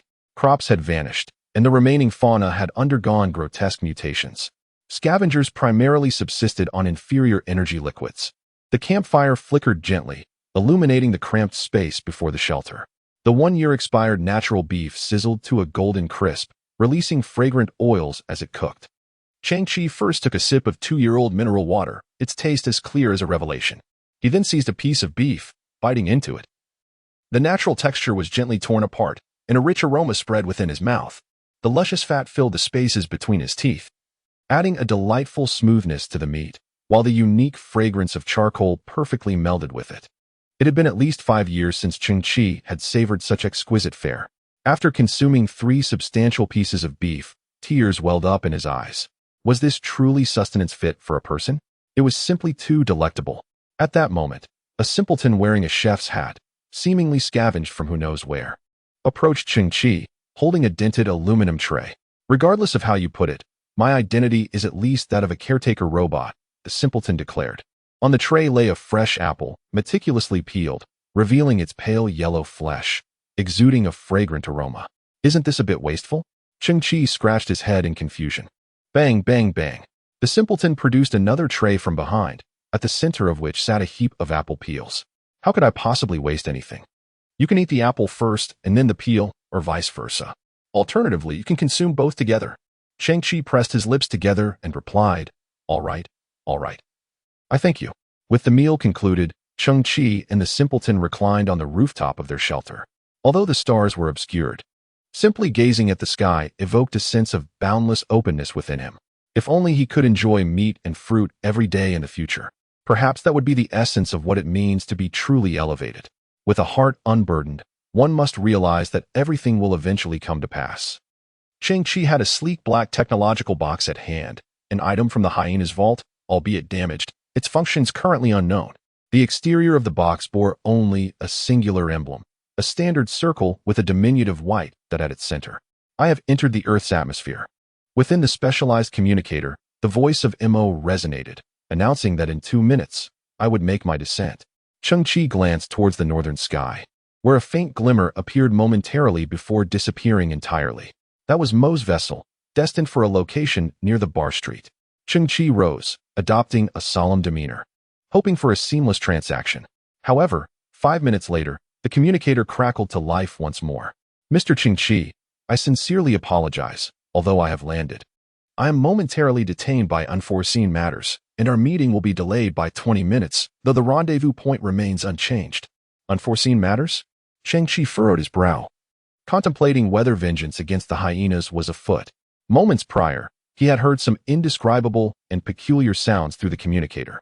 Cheng Qi refused to remain passive. Instead, alongside Hanzai, he ventured forth under the moonlight towards the designated meeting place. Approximately 2 kilometers from the bar street, in a secluded area, Cheng Qi spotted the small aircraft, agile, lightweight, and replete with a sense of advanced technology. It stood in stark contrast to the surrounding landscape.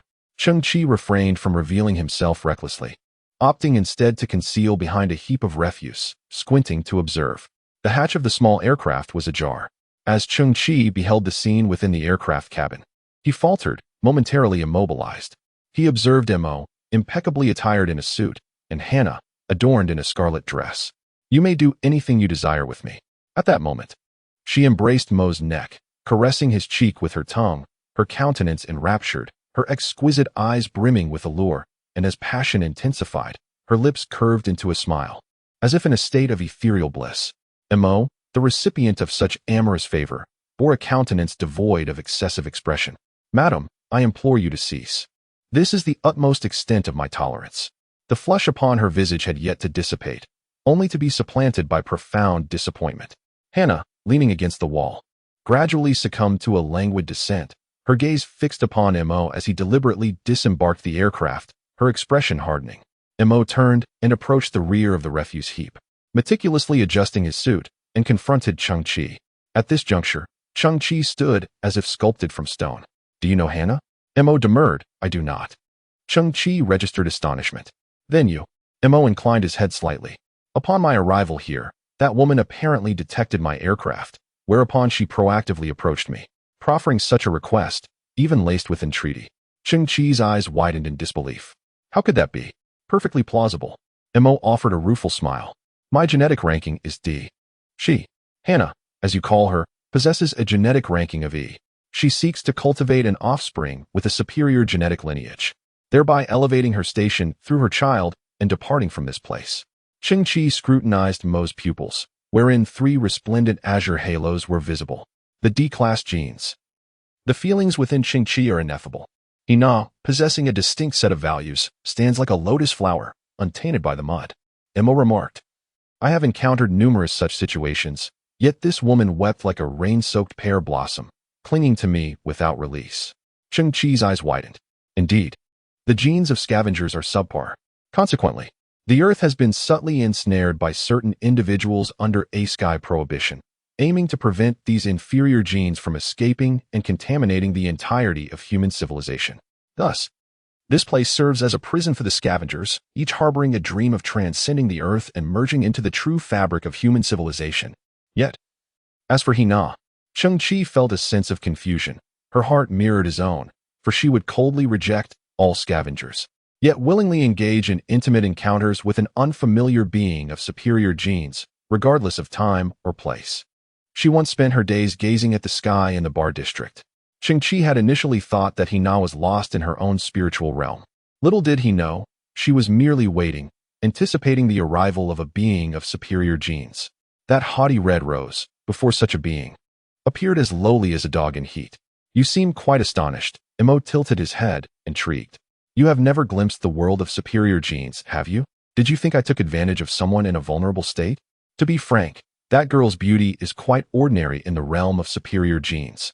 Mo gently patted Cheng Qi's shoulder, conveying that as long as humanity exists, so too will class distinctions.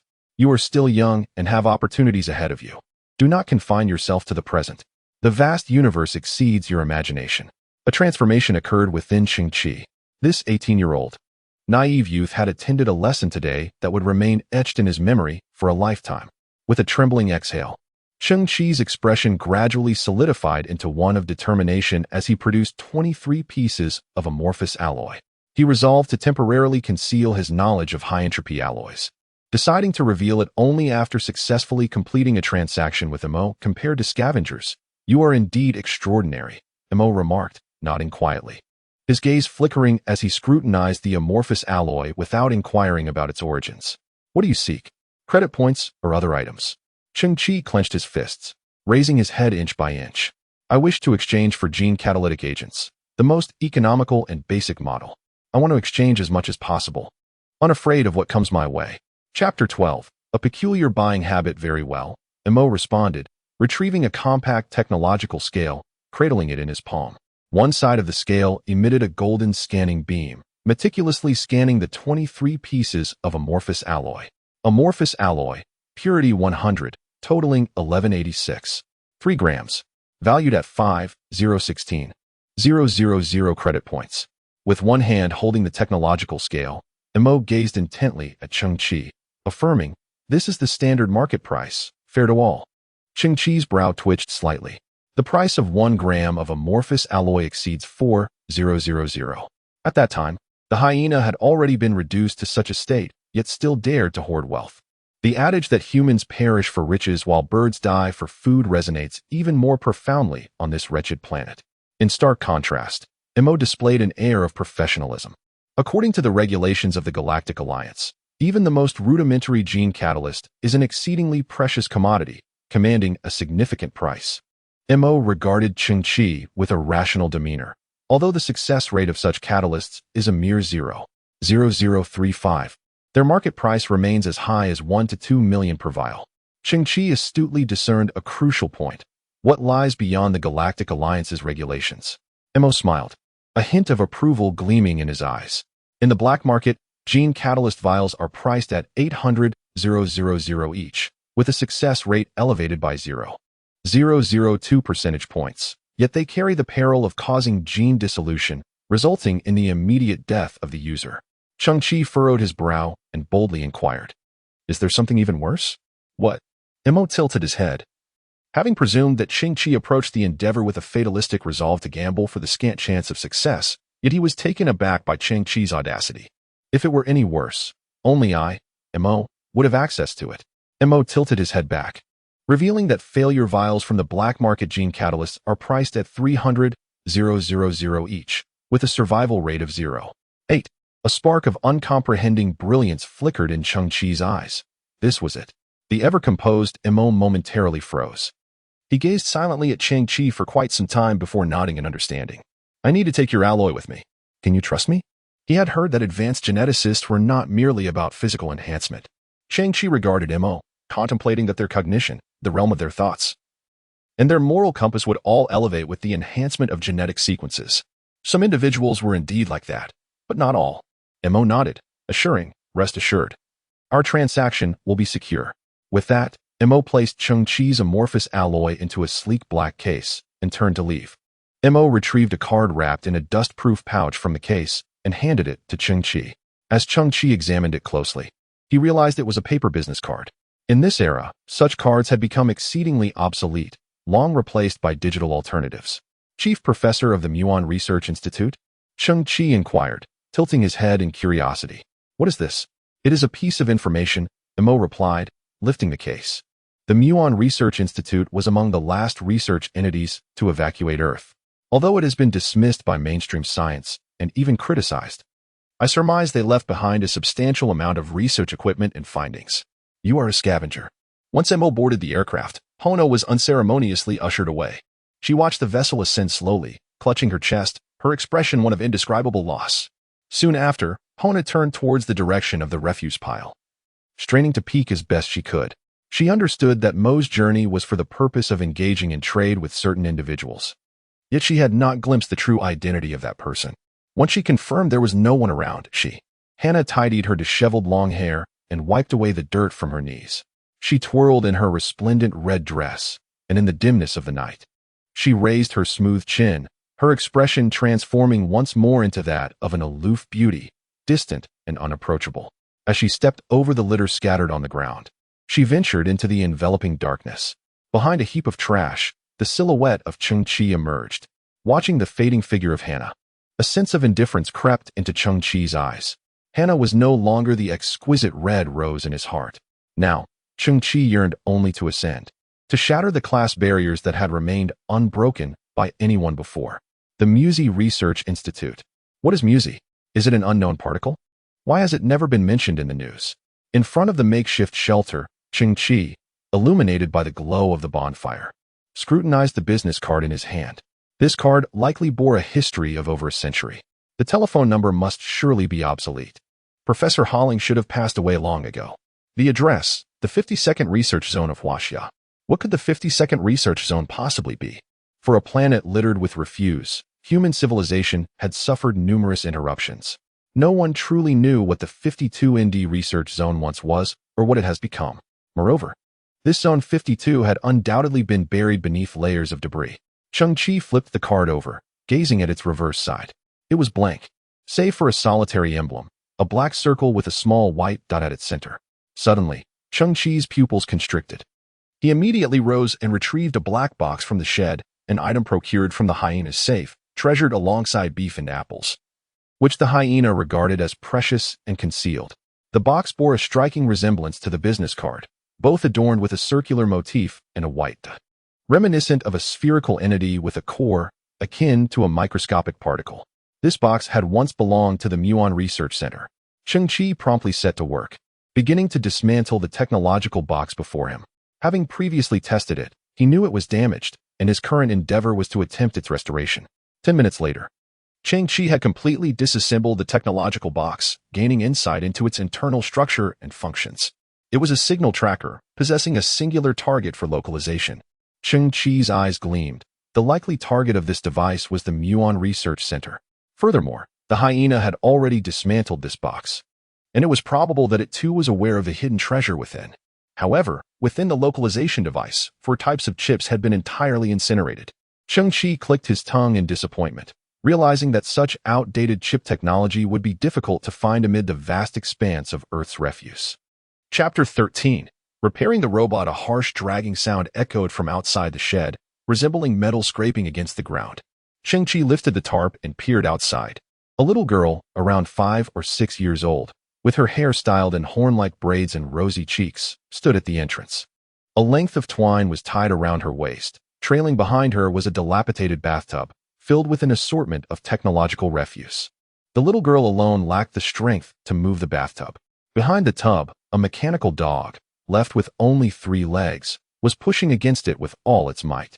At that moment, the girl had already steadied herself, unaware that the mechanical dog was still thrashing about, its 3 legs flailing in confusion. This little dog was equipped with a rare metal detector in its snout, serving as an excellent scavenging assistant. Cheng Qi, I heard you were bombed by the missiles from Arrow. I heard you died. I came to see if you were truly gone, the girl inquired with her large, glistening eyes. Are you dead? Oh, it's Xiao Qiong, Cheng Qi replied as he stepped out of the makeshift shelter, pondering for a moment. It seems I am not dead. Well then, that's good. She waved her hand dismissively. You adults really give me much to worry about. Cheng Qi smiled softly. Where are you headed? Xiao Qiong sniffled, glancing into the distance.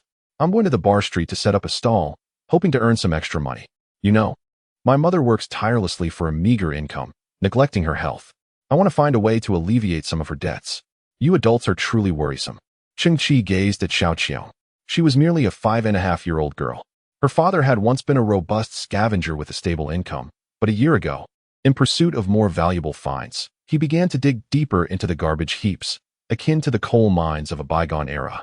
Unfortunately, the tunnel collapsed, and Xiao Qiong's father remained trapped within forever. As for her mother, in order to support Xiao Qiong, she had no choice but to sell her body on the bar street.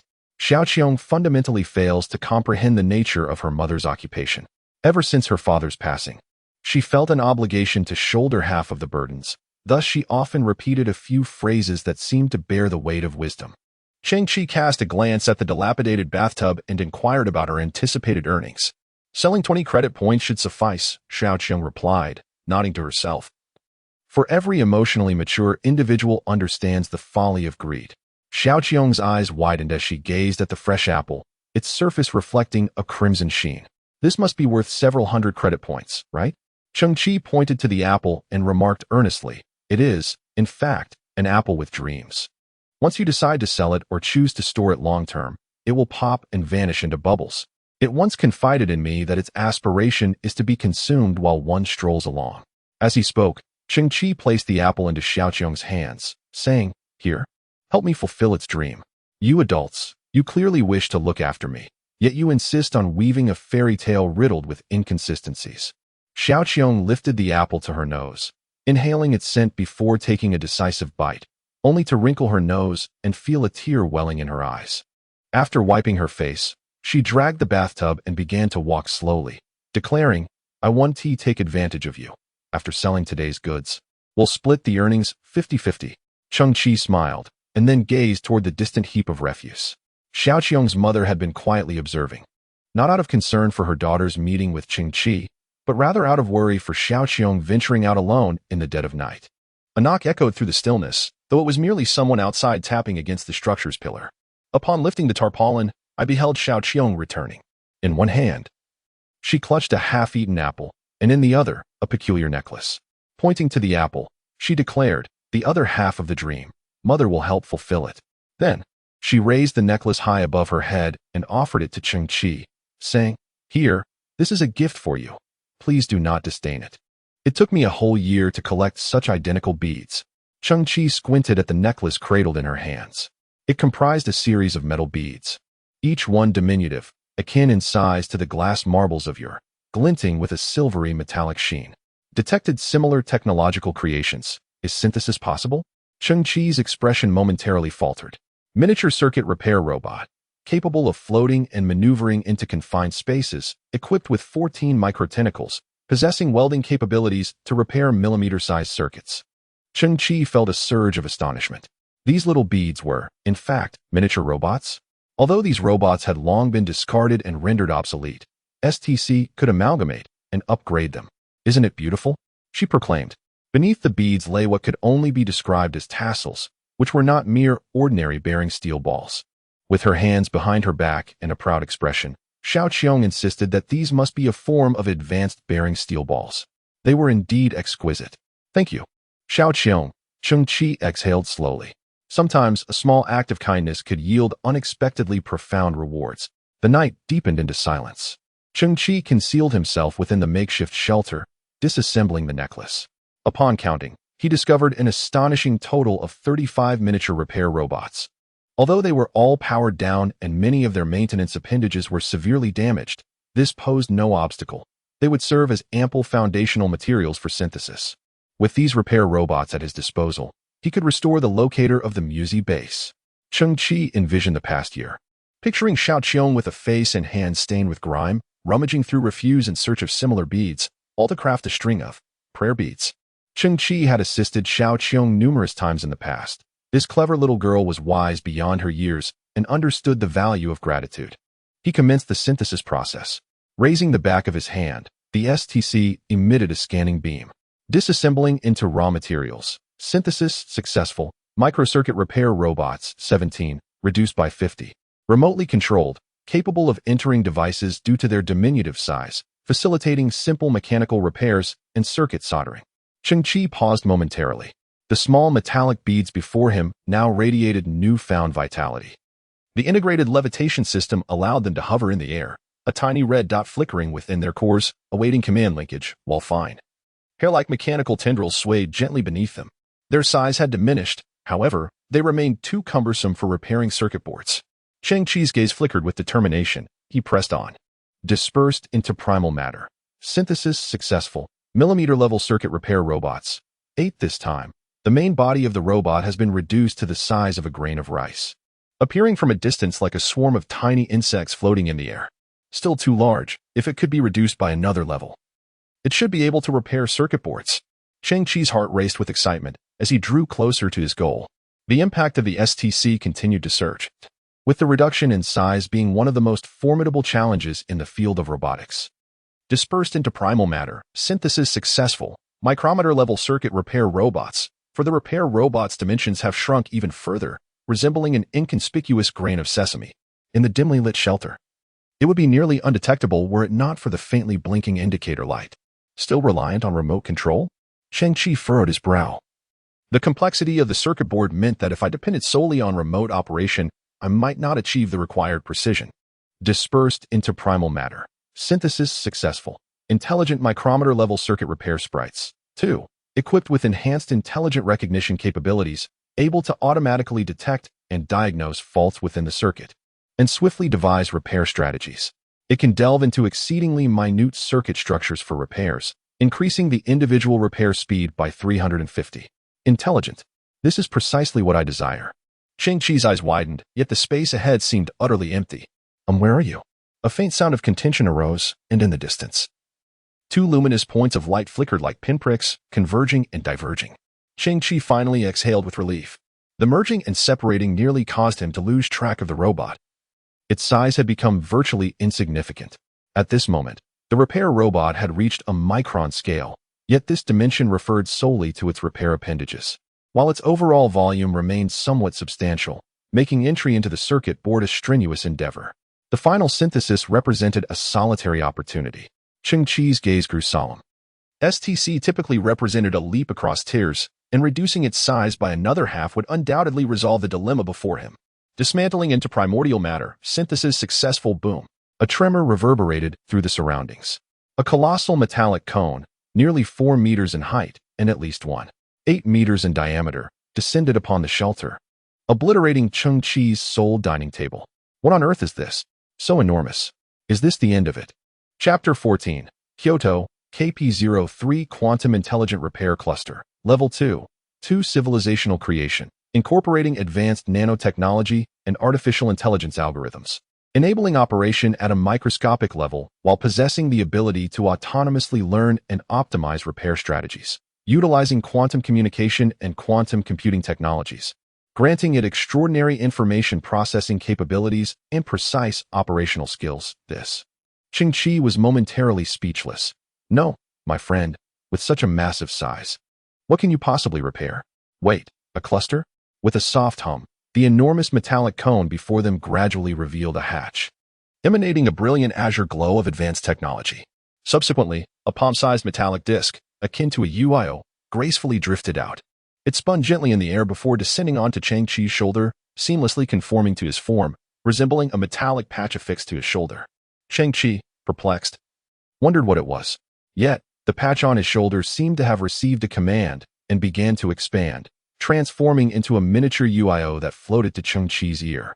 The small UFO emitted a sound, inquiring whether to showcase its swarm characteristics.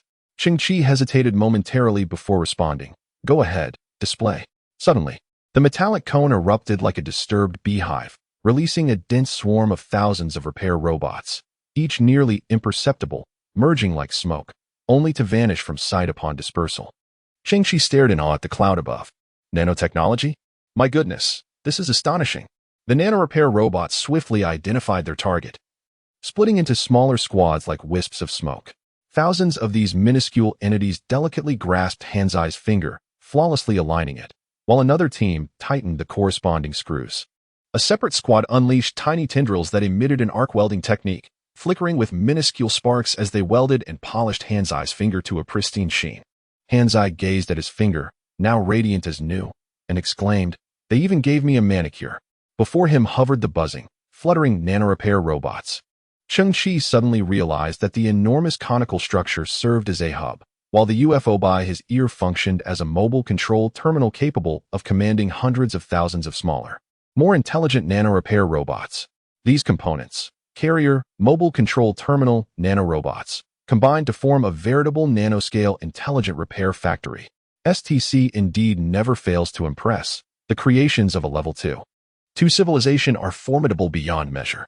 Taking a deep breath, Cheng Qi shifted his gaze towards the positioning box of the Miaozi Research Center. This palm-sized black box, with a history of at least a century, bore internal circuits rife with corrosion, and its 4-core circuit boards were melted beyond recognition. In the vast expanse of Earth's refuse, it seemed unlikely that anyone could restore it. At that moment, tens of thousands of miniature repair robots delved into the confines of the nano box. It was as if an invisible hand meticulously turned those minute screws in a rhythmic fashion. In a brief span, the positioning box was dismantled into hundreds of components, laid out upon the table. The grime and rust on the parts visibly receded at an astonishing pace. Subsequently, faint glimmers appeared on the chips, as the miniature robots repaired the circuits, leaving behind countless minuscule solder points. The entire process was exhilarating and relieving. The nano-repair robots, the unsung heroes of the operation, buzzed into the air, coalescing and dispersing. Beep, beep, beep. The surface of the positioning box, adorned with relatively outdated red light-emitting diodes, began to flicker vigorously, signaling successful operation. Cheng Qi's eyes widened in astonishment. At the apex of the box, a small blue beam of light illuminated, shortly followed by a 3D projection, lagging far behind holographic technology, that materialized in midair. It depicted a flattened map of the Earth's surface, adorned with the once majestic mountains and oceans, now obscured beneath a veil of refuse. Coordinates read 116 20-foot east, 3956 north. A solitary light flickered on the map, accompanied by scant information. Cheng Qi squinted. This address belonged to the former Chinese city of Kyoto, which in the hearts of today's scavengers bore another name, the land of no return. Surrounding the area within a nearly 1,000-kilometer radius lay a seldom explored wasteland of debris. There had been attempts to approach it. It was said that only the periphery of 600 kilometers around Kyoto had been touched.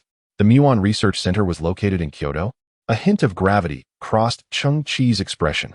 One could imagine that in such a seldom trodden place, the Muon Research Center would be remarkably preserved. It was said they had evacuated in haste, leaving behind a plethora of technological apparatus. What capabilities did muon technology possess? Regardless, it must hold extraordinary value. Not to mention the formidable synthesis abilities of STC. Cheng Qi cast a glance at the subtly pulsating XXX-01 Extreme Warrior armor beneath his sleeve, his eyes flashing with a sharp glimmer. Fortune favors the bold. Chapter 15, The Land of No Return. The following morning, the sky remained shrouded in a dense fog. Various dust particles and harmful gases permeated the atmosphere, rendering the sun dim and lifeless. Cheng Qi and Hanzai arrived at the dilapidated transportation hub. Beneath the bar street lies a white palace, suggesting that Cheng Qi's base is situated in the bygone era of Washington, a staggering 11,000 kilometers from the capital of Huaxia. The man before him, with a nose reminiscent of fermented grains, is named Crow. He possesses a dilapidated, patchwork ground effect vehicle. This contraption exists in a realm between an airplane and a hovercraft. Compressed air from the engine flows downward through the wings, allowing the vehicle to soar 5 to 8 meters above the ground, gliding swiftly over land and water. This apparatus serves a purpose akin to that of a long-distance bus, skirting the edges of aerial prohibitions while addressing the traversing needs of scavengers. Anyone willing to pay the fare may board. On board the vehicle, several other scavengers cast reverent glances at Cheng Qi upon learning of his intent to journey to Kyoto. Two of them rose from their seats and silently placed 2 energy bars and a bottle of filtered water before him. This offering of sustenance and hydration was their final act of compassion. It is a tragic era.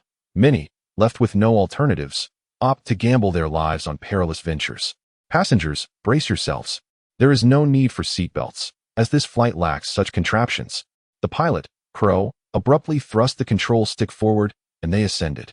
With a roar, the ground effect vehicle unleashed fierce currents of air from its sides, stirring dust as the craft slowly lifted off the ground, then surged forward with a sudden acceleration. Embarking on its journey. In midair, the vehicle resembled a frog tossing its young, shedding various components with abandon. Cheng Qi remained composed, frowning in contemplation. Surely, I cannot perish before even reaching Kyoto. Suddenly, Cheng Qi beheld an enormous object billowing thick black smoke, detaching from the ground effect vehicle and plummeting to the earth. "Master," exclaimed the Crow's caretaker robot, a discarded aviation maintenance machine, in an endearing manner. "The number 2 engine has departed from us. Remain calm, a minor occurrence." Substitute. The Crow, accustomed to such events, waved dismissively. However, the aviation maintenance robot adeptly lifted another engine and positioned it upon the wing, the wrench clattering as it tightened the bolts. At last, the number 2 engine resumed its function. Cheng Qi surveyed the cabin, noticing the apparent absence of spare engines. "Not to worry. I have piloted this route for 7 or 8 years, scattering engines along the way. Losing 1 or 2 is inconsequential. When the time comes to make an emergency landing, we shall find a substitute in no time. It's all about recycling." I, the Crow, fly with remarkable steadiness. Through a series of jolts and fluctuations, Cheng Qi finally approached the outskirts of Kyoto. "Brother, if you can still return, it is on the house." With a wave of farewell to the Crow, Cheng Qi turned to gaze upon the scene ahead. The landscapes of Earth were nearly all the same, an endless vista of refuse, with scarcely a glimpse of soil or solid ground. Surrounding him was a faint green haze, intermingled with various toxic gases. In the distance, within the heaps of waste, a pair of crimson eyes occasionally emerged, fixated upon Cheng Qi, exuding an eerie chill. Cheng Qi slightly raised his head, as the exoskeleton of his ultimate warrior armor revealed a silver metallic visor, its eye regions instantly illuminated by a radiant blue beam of technological brilliance. The so-called extreme warriors naturally possess the ability to withstand various harsh environments. On Cheng Qi's shoulder rests the mobile control platform of the KP-03 Quantum Intelligent Repair Cluster. This diminutive UFO clings to his shoulder, home to tens of thousands of miniature repair robots, which at this moment have retracted their mechanical appendages, resembling insects withdrawing their wings in a state of hibernation. This was an unexpected delight that Cheng Qi had discovered earlier. He never anticipated that he could extract a compact travel version from that massive repair cluster. "Hanzai, are you ready?" "No problem." With a thunderous roar, the jet turbine shoes beneath them activated, propelling the 2 figures skyward, where they adjusted their posture high above and surged toward the heart of Kyoto. Squeak, squeak. After Cheng Qi and Hanzai ascended, shadows suddenly emerged from the surrounding heaps of refuse, crawling into the dim sunlight, gradually revealing their forms. They were enormous gray-furred rats, each measuring at least a meter in length, their bodies rippling with muscle, and their elongated sharp teeth protruding far beyond their jaws, piercing the skin of their lower mandibles and dripping with putrid liquid. Their eyes, glowing a fierce red, bore a primal ferocity as they stood upright, fixated on the distant silhouettes above. These were carrion rats, a name bestowed upon them by scavengers. Rats are notoriously difficult to eradicate, and these particular specimens have mutated under the influence of the vast amounts of chemical waste and radiation in the Kyoto area. They have become robust and ferocious, with teeth and claws of formidable strength. The vitality is remarkably resilient. Even when its body is cleaved in two, it continues to viciously rend its prey. Moreover, within the carrion rat population, a breed of more astute mutants has emerged, taking on the role of strategists, covertly directing their kin and executing assaults that capitalize on their numerical superiority and tactical intelligence. At this very moment, a carrion rat, facing north, unfurls its ghastly maw, and suddenly emits a bizarre, distorted sound from its throat, not the sound of a mere rodent, but rather akin to the roar of a formidable carnivore. In an instant, a chilling cacophony of terrifying roars reverberates from the north. This serves as a warning. These mutated rats possess a fierce territorial instinct and will not hesitate to mobilize their entire clan to shred any intruder to pieces. In truth, the name carrion rat is a misnomer. Many scavengers have taken to calling them murderous rats. This is precisely why the Kyoto region is referred to as the land of no return. Chapter 16. The ferocious murderous rats Cheng Qi and Hanzai hovered 100 meters above, surveying the situation below. The ground appeared dim and eerie, shrouded in swirling green mist, littered with the remnants of debris. Suddenly, a multitude of crimson points began to emerge from the earth. If the ground were to be likened to a darkened sky, then these red dots were as numerous as the stars, exuding an aura of bloodthirsty terror. Cheng Qi narrowed his eyes. In that instant, those crimson points vanished, as if extinguished. Cheng Qi understood that these were countless murderous rats. They concealed themselves within the refuse, poised to strike the moment an intruder encroached upon their territory, capable of erupting from any direction to brutally rend the invader's throat. A glance at the coordinates revealed the final location of the muon research, a mere 200 meters ahead. The atmosphere here was more polluted than elsewhere. In the darkness loomed the remnants of a colossal starship, stripped of all salvageable components before its abandonment, leaving behind a severely corroded hull exuding an air of solemnity and desolation. Cheng Qi and Hanzai descended to the ground, their footsteps crunching over debris, the sound piercing the tranquility of the surroundings. Suddenly, a putrid stench, mingled with the metallic tang of blood, assaulted their senses. With a shriek, a ferocious mutated killing rat, measuring a staggering 1.5 meters in length and resembling a calf, burst forth from the refuse. It opened its ghastly maw and lunged toward Cheng Qi's neck. The exosuit had issued a warning nearly half a second prior. In that fleeting moment, Cheng Qi extended his arm defensively. The rat's vicious fangs punctured his protective gear. Yet upon contact with the exosuit, its ebony teeth shattered. Cheng Qi seized the creature, lifting it into the air, and with a firm grip on its upper and lower jaws, he swiftly tore it asunder with a sharp crack. Once, this killing rat could have claimed Cheng Qi's life. Now, it succumbed effortlessly in his grasp. In that instant, he could distinctly observe at least a dozen more killing rats retreating, for they were, after all, living beings with an instinctual fear response. I shall deal with them. Cheng Qi stood upright, instructing Hanzai to enter the wreckage of the starship, which was marked by precise coordinates. Proceed swiftly, but ensure your safety. Understood. Hanzai replied as he turned and dove into the remnants of the starship. Cheng Qi had already surveyed the terrain. This singular entrance at their backs was the only access point. As long as he guarded it, he could afford Hanzai ample time.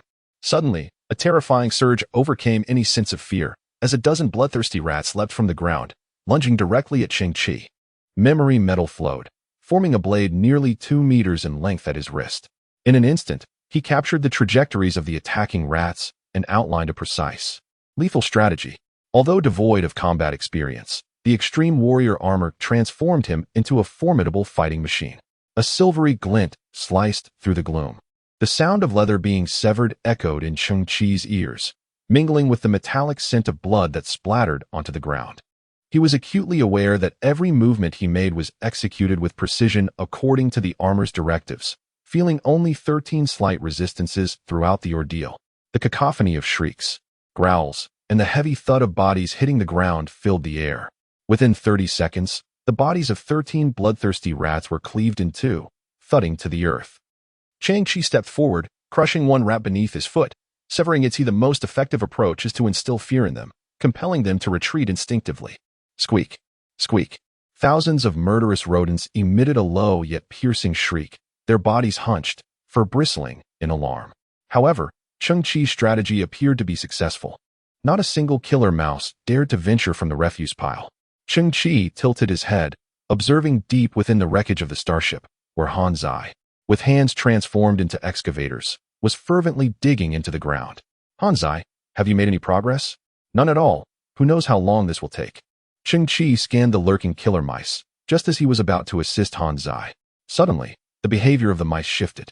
Though they did not approach Cheng Qi, they began to encircle him, forming layer upon layer of formation, each mouse poised like a taut bowstring, claws firmly gripping the earth, ready to strike at any moment.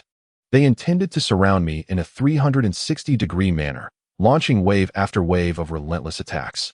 Cheng Qi narrowed his eyes and suddenly detected a faint crimson sound wave on the holographic interface of his armor, following which he pinpointed a small refuse pile in the distance. In an instant, he comprehended the hidden truth. Squeak! Dozens of killer mice at the forefront of the encirclement leapt high into the air.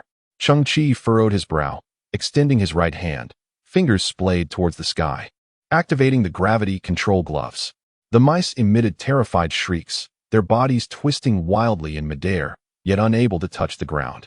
Simultaneously, Cheng Qi extended his left hand, directing it towards the distant small refuse pile. The refuse trembled as a diminutive mouse, entirely cloaked in white fur, was extracted from the heap by Cheng Qi. This white-furred killer mouse served as the strategist among its kind, a unique entity that had evolved a superior intellect compared to other rodents. The previous encirclement command was but a ruse. They could emit a certain inaudible low-frequency sound wave that allowed them to direct the other gray-furred killer mice. A buzz resonated as the air ahead quivered, prompting Cheng Qi to amplify the power of his gravity field gloves. Suddenly, a human-like expression of terror and astonishment flickered in the white mouse's eyes. With a sharp crack, the creature's flesh erupted violently. In that instant, the other gray-furred mice were paralyzed by the unexpected spectacle, their limbs stiffening as they emitted sporadic squeaks. Cheng Qi's gaze remained steely as he deftly maneuvered his left hand, extracting 3 more white mice from the nearby refuse. The anthropomorphic expressions of these mice were even more pronounced: fear, palpable fear, and still more fear. While they comprehended their dire situation, they could not fathom how this being could pinpoint their location or exert control over their bodies from a distance. With successive explosions, the 3 white mice were reduced to mere pulp, showering the surroundings with gore. The gray-furred killer mice, not only rendered rigid but also trembling, dared not stir an inch. Capture the leader to subdue the horde. By eliminating the strategist, Cheng Qi instilled dread among the ordinary killer mice. A triumphant smile graced his lips, though it faltered momentarily. The refuse beneath him quaked ominously. No, is the ground shaking? Boom, boom. A suffocating stench assaulted the senses, accompanied by a deafening roar. Cheng Qi gazed skyward, and his pupils suddenly constricted. In the distance, 1 kilometer away, a towering gray wave surged ominously. It was a tide of rodents. Countless murderous rats, tumbling and trampling one another, formed a colossal wave over 100 meters high, encroaching from all directions. Am I so favored? The entire horde has mobilized? Cheng Qi turned and shouted, Hanzai? What's the status? Xianren. According to my reconnaissance, the territory in Kyoto lies 260 meters beneath. Hanzai, bent over with his rear in the air, was frantically digging, unable to unearth anything substantial. What the hell? Just as Hanzai's words fell, the ground beneath him collapsed with a thunderous roar, transforming into a deep, bottomless pit, and he plummeted into the abyss. Boom. After a slight delay, the sound of debris crashing to the bottom echoed back. Xianren. I've slipped. I nearly broke my leg. Hanzai's voice emerged, seemingly unscathed. Meanwhile, within the holographic interface of the extreme warrior armor, a set of data materialized before Cheng Qi's eyes. The object fell for 7.28 seconds, utilizing the free fall formula, H12 GT, with gravitational acceleration assumed at 9.8 ms. The object had descended 257.6 meters. Cheng Qi's expression hardened. What time was it to still be calculating? In the next instant, he regained his composure. 257.6 meters. The clumsy fellow has tumbled into the depths of Kyoto? Goodness. Before him stands a robust alloy door, the entrance to the Milky Research Center. The password system is malfunctioning, rendering it inaccessible. The startled exclamations of the clumsy fellow echo. Cheng Qi glanced into the distance, where a colossal tide of murderous rats was less than 200 meters away. A terrifying mass of bloodthirsty creatures. Individual rats were easily dispatched, yet their overwhelming numbers made it an exercise in futility, far too time-consuming. Having come this far, retreat was not an option, nor could he return empty-handed. Moreover, the clumsy fellow remained underground. After a moment of contemplation, Cheng Qi cast a glance at the micro-repair robots perched on his shoulder. Rely on you. Hundreds of miniature robots ascended, resembling a swirling mist as they flew into the collapsed cavern. if the microrobots could swiftly restore the entrance to the Musée Research Center, then both Cheng Qi and the clumsy fellow could access the alloy door without engaging the relentless army of rats. Just 3 seconds after the repair robots entered the cavern, Cheng Qi leaned back and plunged into the abyss. Hot on his heels, the horde of murderous rats emitted a savage shriek, cascading into the cave like a gray waterfall. The clumsy fellow awaited underground. The repair robots soared ahead, while Cheng Qi descended behind, pursued by the tide of rats. Chapter 17. The Eerie Research Center during the descent. Cheng Qi clearly perceived a vast underground chamber, dim and hazy. The clumsy fellow leaned against a dark golden door. Upon visual inspection, the imposing gate appeared robust and formidable, seemingly impervious to the onslaught of the murderous rodents. The miniature repair robot advanced with finesse, wafting like smoke into the code panel situated beside the gate. Subsequently, Cheng Qi lowered himself to the ground, executing a somersault that dissipated his momentum, landing gracefully on one knee. He then rose to stand before the alloy gate. Tilting his gaze skyward, countless murderous rodents descended with an overwhelming ferocity, cascading downwards. Suddenly, the waterfall of rodents in the air fragmented like a torrent, parting in the center. In the wake of this, a colossal shadow erupted from the swarm. Cheng Qi's pupils contracted. What was that? A gigantic rat. The Rat King.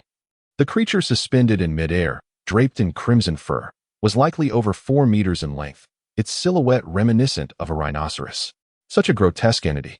Yet, in the next heartbeat, Cheng Qi realized his perspective was limited, for the red-furred rat was far from being the Rat King. In the ensuing moments, hundreds of enormous crimson-furred rodents surged forth. They appeared to be some form of elite rodent. As he formulated a repair strategy, Cheng Qi paused, glancing at the diminutive UFO on his shoulder. Brother, it has been several seconds, and only now do you begin devising a plan. A monstrous howl erupted from the gaping maw of the red-furred rodent, a sound befitting a beast. This creature should indeed be defined as a head. The red-furred rat landed, rolled, and shook off its rigid fur, leaping 4 to 5 meters high, its gaping maw aimed at Cheng Qi, intent on devouring him. Equipment repair complete. Cheng Qi was momentarily taken aback. Instant repair. Impressive. The access control system has been successfully repaired and is functioning optimally. Next, we shall embark on the decryption process. The estimated duration remains uncertain. The emotions within Cheng Qi resemble a tumultuous roller coaster, oscillating between euphoria and despair. No definitive timeframe for the decryption? Gazing at the relentless torrent of lethal mice, alongside numerous elite mice, he resolves that when the opportunity arises, he must indeed forge some weapons of mass destruction. Ding. Authorized personnel information detected. Welcome to the Muon Research Center of Huaxia District 52. This time, it was the alert emanating from within the alloy gate. Cheng Qi stood in astonishment. What does this mean? Am I an authorized personnel? How can that be? The Muon base has long been abandoned. Buried deep underground for a century, and I am merely 18. Buzzing, rumbling, the alloy gate began to tremble, dust cascading down. Subsequently, the gate parted, revealing a narrow opening. Cheng Qi swiftly grasped the nearby handseye, squeezing sideways through the gap in the gate. As Cheng Qi entered the interior of the Muon Research Center, the gate began to close slowly. Roar! A red-haired lethal mouse forced half its body through the gap, only to be caught by the closing gate. The severed half of the red-haired mouse's body tumbled inside, and Cheng Qi initially presumed it to be lifeless. Yet, in the next instant, the half-mouse, leveraging its forepaws, sprang up and lunged towards Cheng Qi's head. Clang! A flash of dark silver brilliance erupted as the extreme warrior armor conjured a blade, piercing directly into the mouse's mouth and emerging from the back of its skull. Thud! The lifeless red-haired mouse fell to the ground, its jaws agape, dark blood oozing from its mouth. Cheng Qi blinked his eyes. Indeed, exploring the ruins was both terrifying and exhilarating. Faintly, he could hear the sounds of violent banging from outside the door, accompanied by the scratching of claws against it. Yet the massive alloy door stood firm, as if it could withstand a nuclear blast from a bygone era. At that moment, a miniature repair robot redirected its focus, commencing repairs on the leg of a creature named Hanzai. The surroundings were shrouded in darkness, rendering it impossible to gauge the depth within. Cheng Qi furrowed his brow, refusing to allow even a hint of complacency. Suddenly, a sound akin to that of an electrical circuit merging echoed from a distance. In an instant, a white fluorescent lamp illuminated above him. Subsequently, It was as though a new world had been unveiled, with rows of light tubes igniting, casting a clear and brilliant white glow that stretched into the distance. Cheng Qi inhaled deeply. This place resembled an enormous office space. The environment was remarkably tidy. The floor adorned with the white tiles that had been fashionable in the old days, and numerous glass-walled cubicles lined the sides. Yet, as far as the eye could see, emptiness reigned, with only rudimentary desks and chairs remaining, devoid of value. A sense of foreboding crept over Cheng Qi. He feared he might return empty-handed. Aside from the cacophony of murderous rodents outside, the silence within was eerily profound, akin to a ghostly realm. "Hello, my friend," a sudden voice emerged from beside Cheng Qi, catching him off guard and sending a chill down his spine. He turned slowly, discovering a middle-aged man clad in a white lab coat, who had appeared silently beside him. The man advanced silently towards Cheng Qi, his footsteps betraying no sound. "Who are you?" Cheng Qi squinted, flipping a blade in his hand. "I am Huolinzhong." "The head here," replied the middle-aged man with a congenial smile. "Huolinzhong, the chief professor of the Muon Research Center?" Cheng Qi furrowed his brow. That name was inscribed on the business card. It was quite astonishing, for both the card and the Muon Research Center were relics from a century ago. He should have perished long ago. Moreover, the Muon Research Center had long been buried in the annals of history. How could any living soul remain? At that moment, the Extreme Warrior's powered armor relayed environmental data. The oxygen levels here were alarmingly low, necessitating the activation of life support systems. Cheng Qi's pupils contracted. Could it be that he was merely a ghost?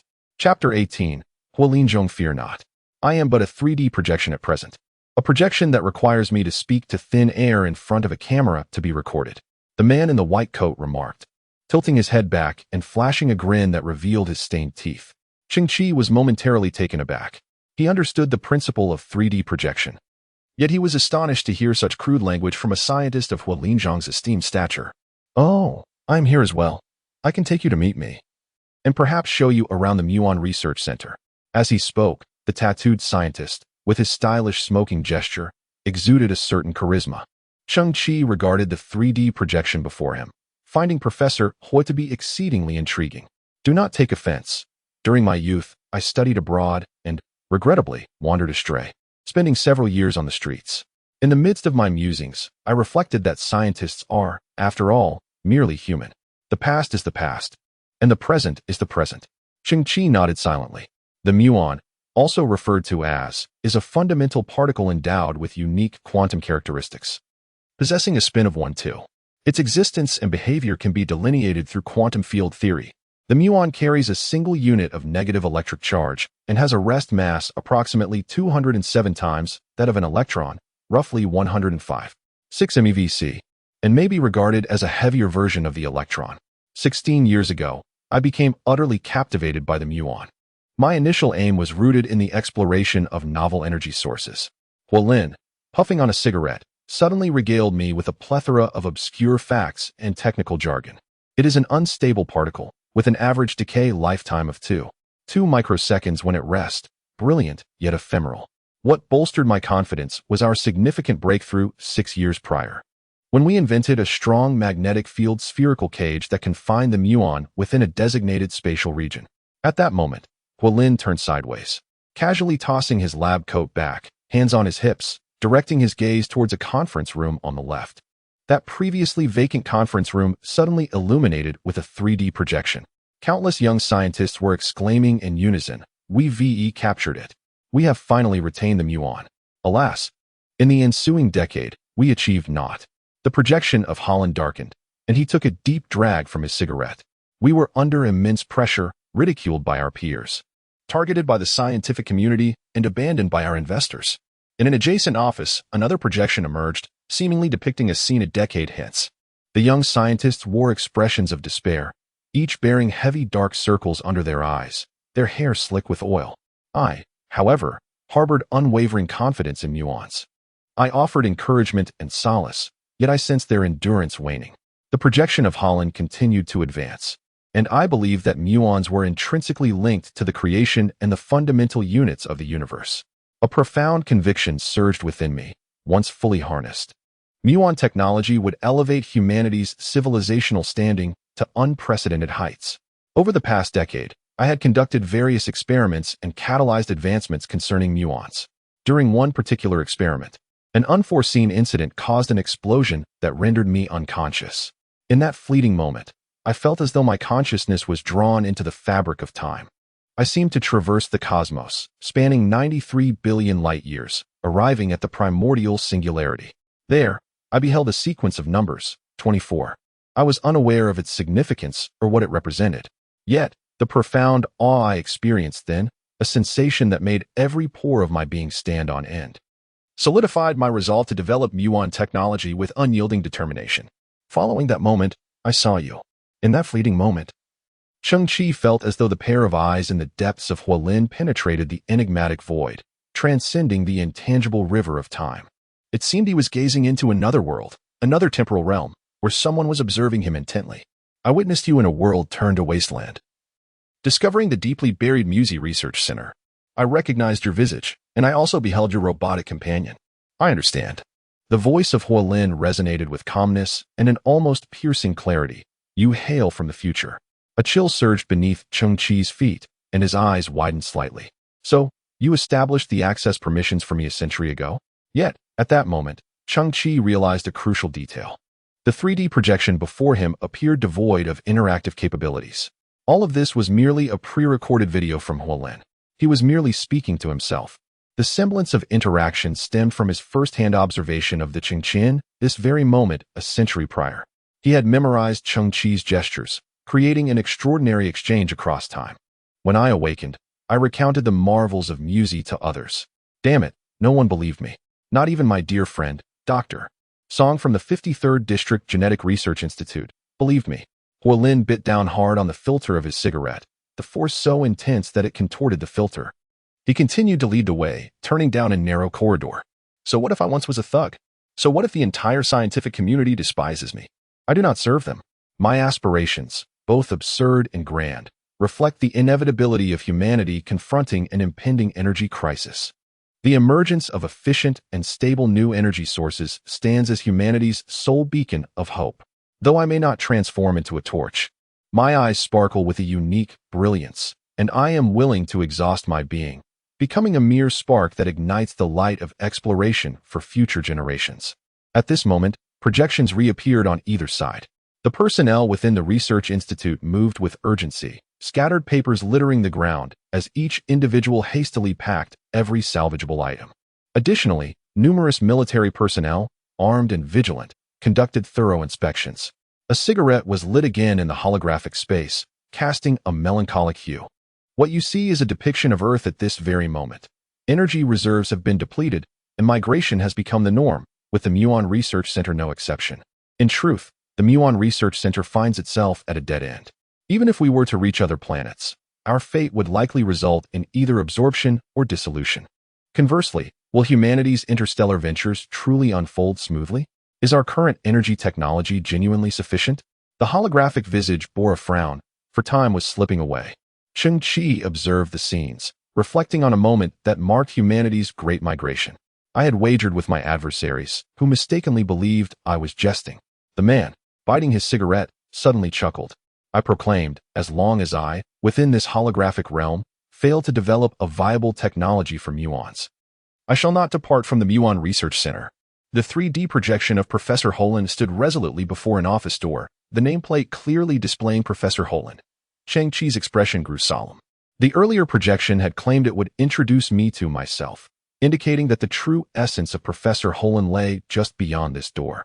Unbeknownst to him, a sense of reverence began to blossom in Cheng Qi's heart. Professor Huolin had not departed. He had not abandoned Earth. Even as everyone else withdrew, he remained here, honoring a promise that others deemed laughable. Though his demeanor resembled that of a rogue, his spirit was proud and tenacious. He harbored a fervent passion for the exploration of muons and bore the weight of noble responsibilities as he forged ahead. The wisdom passed down by ancestors was indeed correct. One must never judge by appearances. Taking a deep breath, Cheng Qi slowly pushed open the office door. Inside, bright lights illuminated the room, and a substance reminiscent of willow fluff danced quietly in the air. The 3D projection of Huolin extinguished a cigarette on the floor and opened the door from his temporal realm. Come in. He beckoned with a smile as he entered the office. I can see the future version of you, yet I lack a sense of time. I cannot discern how many years have passed since you found this place. Now, do you see the future me? Has this rascal aged a few years? Has there been any groundbreaking progress in the study of muons? Cheng Qi stood at the threshold, surveying the immaculate office.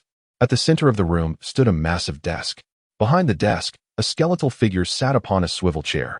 Chapter 19. Muon Technology. Now, you may continue the discourse with my future self. I believe this marks the dawn of a revolutionary era. For after my gaze fell upon you, an extraordinary vision emerged in my mind, a radiant orb of light. It conveyed to me that muon technology would, on some future day, reverberate throughout the cosmos. In the midst of this vision, Huolinzhong circled around the desk and gradually settled into the swivel chair. Subsequently, his form began to dissolve, leaving behind only the skeletal remains. The entire Muon Research Center had been vacated, save for a stubborn chief scientist. Thus, the skeletal remains belonged to Huolinzhong, who had long since departed from this world. Even his lab coat had disintegrated into drifting wisps, akin to cottonwood fluff. At that moment, I declared, I, Huolinzhong, shall not leave the Muon Research Center until I have unraveled the applicable technology of muons. Cheng Qi was engulfed by a surge of complex emotions that defied description. He approached the desk, standing beside the skeleton, and beheld the bony hands resting upon the knees, cradling a distinctive music box. Cheng Qi lifted the music box, its design resembling a small green meadow, lush with grass and dotted with towering pine trees. This must have been a handcrafted creation by Professor Huolinzhong. At the base of the music box, there lay a diminutive play button, which Cheng Qi pressed gently. The mechanism whirred to life. My friend from the future. I am now 76 years and 4 months old. What fills me with despair is not the malfunction of the oxygen generator within the base. For the past 2 decades, I have achieved nothing. I have failed. I have endeavored through 566 different approaches, yet none have succeeded in harnessing the power of muons. Each time I reached a pivotal moment, I felt an insurmountable constraint. I came to a harrowing realization: an advanced civilization, unbeknownst to us, has imposed a blockade on muon technology. I utilized communication devices to share this perspective with the Human Science Alliance. Consequently, I found myself once again subjected to skepticism. It was not merely doubt, it was a veiled disdain. I overheard whispers labeling me as a delusional madman, toiling over a worthless endeavor. I was mistaken. I squandered my precious energy, even my very life, on a pursuit destined to bear no fruit. Perhaps the truth is that muons are, in fact, particles devoid of potential. A friend from the future, could you do me one last favor? If the opportunity arises, please deliver this modest music box to my descendants, if they still draw breath. This music box holds nothing extraordinary. It merely contains a few stable, yet inconsequential muons, emitting a faint glow akin to that of miniature fireflies. Cheng Qi extended his finger, gently brushing against the branches of the pine tree atop the music box, discovering that the trunks of these trees were composed of a remarkably pure, transparent crystal. Within the confines of the transistor, a diminutive cluster of blue particles floated serenely, resembling miniature stars. Cheng Qi's eyes widened gradually, his heartbeat accelerating involuntarily. This was the fabled muon. Although the Muon Research Center had been vacated, the quintessence of decades of labor had been preserved in this manner. Cheng Qi gazed intently at the azure, sprite-like assemblage of particles, feeling that, despite its diminutive size, it exuded a profound and enigmatic aura, as if it were a conduit to an infinite cosmos. Suddenly, an epiphany struck him. As he gently nudged several adjacent pine trees, he discovered that within this small music box lay a total of 5 muon transistors. The music box began to play a looping melody. For 20 years, he had achieved nothing. He had attempted 566 different approaches, yet none had succeeded in harnessing the power of the muons. Detected similar technological creations. Shall synthesis commence? The crystal wristband emitted a blue scanning beam. Cheng Qi realized that this seemingly insignificant STC could effortlessly fulfill the dreams of countless scientists, and possessing it felt akin to shouldering a newfound responsibility. For reasons unknown, at that moment, Cheng Qi sensed an unexpected weight upon his shoulders. Simple version of strong magnetic field ball cage. Within it lies a stable muon cluster, and muon technology is classified under microparticle energy, belonging to Level 4 civilization technology. Certain civilizations above Level 4 have imposed restrictions on this technology. Cheng Qi's pupils constricted. The existence of technological embargoes was indeed real. Professor Hua's deductions were correct. I overheard them whispering about that delusional madman, studying a piece of refuse. It was my error. The frail and aged voice within the hall continued to echo. It is not refuse. Under the incandescent light, Cheng Qi's visage flickered intermittently, beginning to coalesce. Dispersed into primal units, breaking the technological blockade. Synthesis successful. Muon fusion catalyzer prototype 2. Incorporating a mixture of deuterium, D, and tritium, T, gas, upon activation. Muons are captured by tritium. Given that a muon's mass is 200 times greater than that of an electron, based on the principle of inverse proportionality between mass and orbit, another atomic nucleus is more likely to approach the muonic hydrogen atom, thereby significantly increasing the probability of nuclear fusion occurring at room temperature. After deuterium and tritium nuclei undergo fusion, muons within the DT molecules are released, perpetuating a reaction chain catalyzed by muons, generating controllable nuclear fusion energy, with an integrated Collins spiral effectively regulating volatile energy. Drawbacks of the device. Muons have approximately a 50% chance of adhering to alpha particles post-catalysis, rendering them unable to participate in subsequent nuclear fusion reactions, a phenomenon known as the alpha adhesion problem. At room temperature, controllable muon fusion energy. This must be the breakthrough that Professor Hualin has been relentlessly pursuing, right? Cheng Qi gazed at the apparatus in his hand. Its appearance resembled a flashlight crafted from a silver alloy, with a translucent window at the base, wherein blue muons danced and flickered. What does an equivalent of 500 tons of TNT signify? Cheng Qi's pupils constricted in astonishment. In the bygone era, during the Second World War, the atomic bomb dropped by the United States on Hiroshima was dubbed Little Boy, possessing an explosive yield of approximately 15 kilotons of TNT. In that fleeting moment, Little Boy reduced 60,000 buildings in Hiroshima to mere rubble. The device in Cheng Qi's possession, although equivalent to merely 1/30th of Little Boy, represented a terrifying potential as a handheld weapon. Despite its diminished scale, it could still wield devastating power. I squandered my precious energy, even my very existence, on a pursuit destined for futility. Yet, perhaps the harsh truth is that the muon is an utterly unremarkable particle. The echoes within the hollows persist. Cheng Qi's heart stirred with tumultuous thoughts. How could muons lack potential? Continue the synthesis. Dispersed into primitive units, once again breaking the technological blockade. Successful synthesis. Initial model of the muon fusion catalytic reactor. Comprehensive enhancement of technology through reverse Collins spiral. Eliminating the alpha adhesion probability, resulting in greater overall stability and an increase of 185 in energy efficiency, reaction time, and other metrics. A more refined handheld device form, which does not produce any energy fluctuations in its dormant state, rendering it undetectable to civilizations below the third level, capable of unleashing a terrifying energy equivalent to 1,010 tons of TNT in an instant. This device is codenamed the Creator's Wrath. Note, this equipment is an extremely primitive product within the muon technology series, with a utilization rate of muon energy of less than 1/10,000th. Cheng Qi's breath trembled slightly. With no margin for error and power doubled, life is but a dream. In the end, it may all amount to nothing, bringing neither gain nor loss. Yet, the one thing I do not regret is that I never gave up. Although my persistence has become a joke, the muon has also become a joke. Who can truly clarify? Farewell, my friend. Farewell, my muon technology. Farewell, this wretched world. The recording once again played the closing remarks of Horing's life.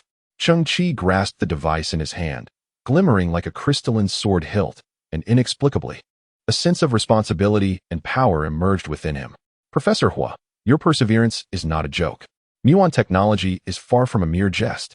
One day, I shall bring to fruition the scenes that dwell within your dreams. Humanity, wielding muon technology, will shine like resplendent stars, leaving an indelible mark upon the universe. Chapter 20. Fortunate day, Cheng Qi exclaimed. I have scoured this place thoroughly. There is nothing of interest to be found. It is all rather empty. As he entered the office, he noticed an enigmatic device in Cheng Qi's hands. What is that? He wondered. Cheng Qi was a scientist of coarse speech, yet noble ideals, harboring an obsession that eluded him. Of course, his obsession was justified. It was merely the folly of the masses that clouded their judgment. Cheng Qi meticulously reassembled the pine tree on the music box, which still housed a muon ball cage emanating a beautiful luster. Should the opportunity arise in the future, Cheng Qi would willingly assist Professor Holland in fulfilling his last wish, delivering the music box into the hands of his descendants. Together, Cheng Qi and Han Zai approached the entrance of the Muon Research Center. The alloy door loomed before them, firmly shut, while the outside echoed with the menacing growls of the killer mice and the sound of claws scraping against the door. The door trembled incessantly, nearing its breaking point. Cheng Qi's expression was grim as he operated the access control system from within, and the alloy door slowly creaked open. The space beyond was already teeming with killer mice. As the door shifted, they instinctively recoiled a few meters, their crimson eyes keenly assessing the situation. Cheng Qi took the initiative, cautiously stepping outside. The killer mice quickly identified their target. It was the same intruder that dared to encroach upon their territory. A piercing shriek erupted, and countless murderous mice lunged forward, their gaping maws agape with bloodlust. At this moment, Cheng Qi clenched the prototype device, his fingers gliding lightly over the crystalline surface, igniting a blue halo. As his fingers moved, a progress bar resembling a sword's hilt appeared, and just as it reached the 10% mark, Cheng Qi halted his motion. A low hum resonated, an inexplicable wave of energy spreading like a translucent ripple.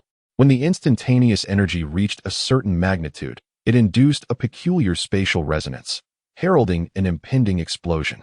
This phenomenon struck like an invisible hammer, shattering the psychological defenses of the targeted creatures. In that fleeting instant, the bodies of all the murderous mice arched, their fur standing on end. Despite their limited intelligence, they could not comprehend the unfolding events. Yet, the innate instinct for survival unleashed a profound sense of crisis that extinguished their bloodthirst and frenzy. Cheng Qi advanced the progress bar by another 30%, unleashing another wave of energy. The terrifying spatial resonance doubled in intensity, rendering the bodies of countless murderous mice rigid, akin to clay or wood. At this juncture, the powered armor of the ultimate warrior detected the low-frequency sound waves, which were the commands issued in secrecy by numerous tactical mice. A tumultuous uproar erupted within the horde, with many murderous mice standing upright, trampling over one another to construct a colossal ladder. Others scrambled, using all four limbs to ascend the mouse ladder rapidly toward the ground. They were frantic and terrified, racing for their lives as they surveyed the desolate surroundings. Cheng Qi chuckled softly, his fingers sliding backward as the luminescence of the initial model of the Miaozi catalyst gradually dimmed. The strategist of the killing mouse had made the right decision. To flee was to invite annihilation. The turbojet-powered shoes ignited, and Cheng Qi, along with Han Zai, slowly ascended into the sky. Predictably, not a single killing mouse could be seen on the ground. The crow piloting the aircraft was undeniably steady. My little brother is truly remarkable. Today, he rides for free. Casting a glance back towards the Miaozi Research Center, a flicker of reverence appeared in Cheng Qi's eyes. Before his departure, he had concealed the entrance to the Miaozi Research Center once more, allowing Professor Holland to rest in peace. As the crow maneuvered the ground effect vehicle, he discreetly observed Cheng Qi. This little brother had delved deep into the heart of Kyoto, lingering there for a full 40 minutes. Both he and his scavenger cloak were stained with the foul, acrid blood of carrion rats. He had encountered them, but emerged unscathed. A remarkable feat. It was Crow's unyielding principle not to pry into matters that should remain unasked, a steadfast rule that had served him well in his line of work. Little brother, should you ever find yourself in need of my assistance, do not hesitate to speak. In the distance, a colossal transport starship hovered in midair, dumping tons of technological refuse. Cheng Qi squinted at the sky. The rights to exploit this ship's cargo had originally belonged to him. He had paid the requisite development fees a week prior. Yet, just a day ago, Iluo and his men had seized the resources with ruthless force. Han Zai, this grudge cannot linger. Indeed, a glimmer of cold light flashed in Cheng Qi's eyes as he slowly approached the mountain of refuse. Countless pieces of technological waste cascaded from the sky. Numerous scavengers, risking being crushed into pulp by the falling debris, rushed towards the mountain. At this moment, no other scavengers dared to venture near 7-13-5. Those present were all subordinates of Arrow. A scavenger, approximately 30 years of age, rummaged through the heap and uncovered a sophisticated technological box. With his bare hands, he pried it open, and his eyes brightened upon discovering a pristine JI-34 nanochip. This item could fetch a staggering 110 credit points. Noticing the absence of onlookers, a flicker of mischief crossed his gaze as he concealed the chip in his mouth, tucking it to the side of his teeth. They were coerced by Arrow. Any valuable items they found had to be surrendered, and they would only receive meager wages in return. Suddenly, a piercing sound shattered the air. A numbing sensation coursed through his chest, quickly followed by an agonizing pain that enveloped his entire being. The scavenger, trembling with fear, looked down to discover a sharp mechanical tendril piercing through his torso. The towering figure of Arrow approached, his expression a mix of resignation and indifference. Did he still wish to engage in petty tricks before the mighty pig lord? Arrow pried open the scavenger's mouth, retrieved the JI-34 nanochip, and with a swift kick, sent the scavenger plunging into the abyss of refuse. Weighing the chip in his hand, the scene transitioned to Chapter 21, Full Release. The boy in the blue cloak and a bumbling caretaker robot ascended the ridge, slowly reaching the summit of the garbage mountain, surveying the world from their elevated perch. Meanwhile, the clumsy robot raised a brass middle finger towards the valley below. Who is that fool? Arrow tilted his head back, squinting his eyes. Not even a missile could bring him down, and now he had discovered a new robot? His expression was one of utter disdain, akin to the moment one realizes that a cockroach, thought to have been squashed underfoot, has somehow escaped and is now flaunting itself once more. Arrow lowered his gaze, scouring the ground, when suddenly he locked onto a hefty steel pipe. He bent slightly, his mechanical arm whirring to life as he lifted the 100-pound pipe, weighing it in his hands, then spat and strode towards Cheng Qi. Do not act rashly. From within the white tent came a voice thick with nasal tones. It must have been him, the one who had dealt with the hyenas of the bar street. Lord Pig? Arrow pondered, somewhat perplexed. This individual bore no cybernetic enhancements. Yet could he truly possess such combat prowess? Was it perhaps due to that brand new housekeeping robot? The tent's flap was lifted by two mechanical tendrils, revealing a strange and colossal figure slowly emerging.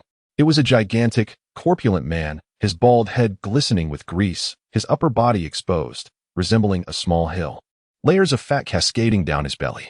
He had no lower half. Instead, he was supported by a 16-legged mechanical spider, its limbs both precise and agile, executing all of the giant's movements. Little brother, you possess some talent. Join me. Lord Pig looked up, his demeanor lofty despite being at the base of the slope, and proclaimed, now is the time when I am in need of capable individuals. Listen up, you insignificant insect. The great pig is deigning to offer you an opportunity. Oro, with a glint in his eye, turned towards Cheng Qi and proclaimed, just a month ago, the great pig successfully amassed all the components for the B-33 combat spider and flawlessly integrated them into his own being. Now, the great pig is not only my superior, but also the paramount force in Sector B-24. Even the Scavenger Alliance is powerless against him. Oro raised his head high. If you join us, you'll be able to swagger through B-24 with impunity, and I, as your elder brother, am magnanimous and won't hold any past grudges against you. Just a measly spider, and he calls himself the top combatant? Forgive me, but I, Cheng Qi, am not so forgiving. The young man frowned, gazing at the grotesque pig. So that's why Oro has suddenly become so brazen. He's found himself a patron. Pig. A fitting name, indeed. A pig, large and somewhat humanoid. You son of a bitch. Oro gripped his steel pipe, his brow furrowed. Are you courting death? But the pig's fleshy face quivered as he spoke with impunity. Little one, you have no comprehension of what true combat prowess entails, nor do you grasp the intrinsic value of these spider legs. Defy me, and you won't survive. Seeing as you possess some skill, I'll give you one last chance. From now on, all the valuable scrap you find will be handed over to me, and I'll grant you a 10% commission, he said. A colossal figure extended a mechanical tentacle, seizing the JI-34 nanotechnology chip from Arrow's grasp, before promptly stowing it away in a satchel at its waist. Cheng Qi's gaze sharpened as he discerned the head of a mechanical dog nestled within the depths of the pig lord's bag. It appeared not yet fully powered down, as the metallic sensor at its snout flickered faintly. Upon closer inspection, he noted a crimson stain adorning the head. Memories surged forth of the little girl dragging a bathtub, alongside the mechanical dog that had been nudging it along. Cheng Qi's pupils constricted sharply. Where had this mechanical dog come from? I was gifted it by an admirer. Do you believe that? The pig lord's lips curled into a mocking smile. He then turned to Cheng Qi, his tone unexpectedly earnest. Kid, if you desire something, you must seize it. That is the way of survival on this garbage-riddled earth. Once you join me, you'll have the freedom to take whatever you wish. Arrow scoffed derisively, murmuring, what a pity, that woman was thriving. I used to frequent her establishment. From now on, however, TSK. Thankfully, there's still that little girl. After a few more years, she too will be ripe for the taking. At that moment, they beheld the little girl, Xiaoqiong, dragging the tattered remnants of a bathtub up to the summit of the refuse mound, her waist bound by a frayed rope. Her hair was disheveled, her eyes reddened, and in her hand, she clutched a withered apple. The ravages of time etched clear trails of tears upon her weathered cheeks. They killed my mother. Xiaoqiong's voice pierced through the air like a dagger, traversing the distance to strike at Cheng Qi's heart. As he gazed upon the frail and helpless figure of Xiaoqiong, a shadow of despair gradually enveloped Cheng Qi's eyes. Yet beneath this shroud of gloom, a flicker of indignation began to simmer. He turned to face Lord Pig, his gaze now devoid of warmth. The initial catalyst of the Miaozi device creaked ominously in his grip. Simultaneously, his thumb meticulously adjusted the progress bar. From within the crystalline apparatus, a radiant blue light began to emanate, intensifying with each passing moment. What do you intend to do? Do you dare to challenge me? How audacious! The mirth that once adorned Lord Pig's visage faded, replaced by a slowly contorting grimace. Do you truly believe that the discarded weapons you scavenged could inflict harm upon me? Fool! This scene seemed to align perfectly with Elo's desires, as he cackled, Lord Pig, I have long found this fellow insufferable. Why recruit him when we could simply eliminate him? To oblivion. A murderous glint ignited in the eyes of the colossal brute. Within the mechanical spider beneath him, a cacophony of metallic friction echoed ominously. In that instant, the fury within Cheng Qi surged forth. He thrust the energy progress bar of the Miaozi catalyst to 60. Instantly, a blinding beam of blue light erupted from the device, reminiscent of a sword's hilt. The extreme warrior power armor coursed along Cheng Qi's neck, unfurling a holographic projection panel before him. It detected a colossal energy fluctuation. The operator faces a certain probability of recoil damage. In a heartbeat, the extreme warrior power armor enveloped Cheng Qi's arm. Meanwhile, beneath Cheng Qi's feet, memory metal barbs emerged, deeply embedding themselves into the ground for several meters. From these, 8 supporting arms extended in a semicircular arrangement, providing robust support to his body. Cheng Qi could distinctly sense the remarkable reactions occurring within the small muon held in his device. The muon technology system was brewing an unparalleled and terrifying power. Buzz. The light emitted from the initial muon catalyst surged instantly into a blue particle beam several hundred meters long, cleaving through the dim sky like a colossal sword raised to the heavens. The recoil in his hands felt as heavy as a mountain, compelling Cheng Qi to grip tightly. The fury within him transcended all else. In a roar, he lifted his weapon high and struck down with tremendous force. Chapter 22. Muon Eruption Beneath the Gray, Overcast Sky. The blue beam arced dramatically, resembling a cerulean scythe cleaving through the atmosphere and descending toward the ground. Prior to the arrival of the muon beam, an ultra-high temperature wave surged forth. The pressure on the ground ahead intensified, followed by the instantaneous combustion of a vast quantity of air, creating a fleeting vacuum. Lord Pig clearly observed that the tentacles he had directed toward Cheng Qi had turned a vivid crimson in an instant. A flicker of terror finally emerged on his plump, fatty visage. Sizzle. Molten iron splashed onto Lord Pig's face, eliciting a wail akin to that of a slaughtered pig. Subsequently, the energy of the muon beam reached its zenith, erupting in a blinding brilliance. It was as though a star had descended to the Earth's surface, unleashing a colossal radiance that momentarily blinded all present. Boom. A deafening roar ensued, rendering the audience briefly deafened. The irascible torrent of superheated air rampaged violently, instantaneously obscuring the heavens and the earth. Exclamations of terror and agonizing screams echoed incessantly. This infernal moment persisted for a full 30 seconds. As the incandescent radiance subsided, the heat wave gradually receded. A solitary bead of perspiration trickled down his brow.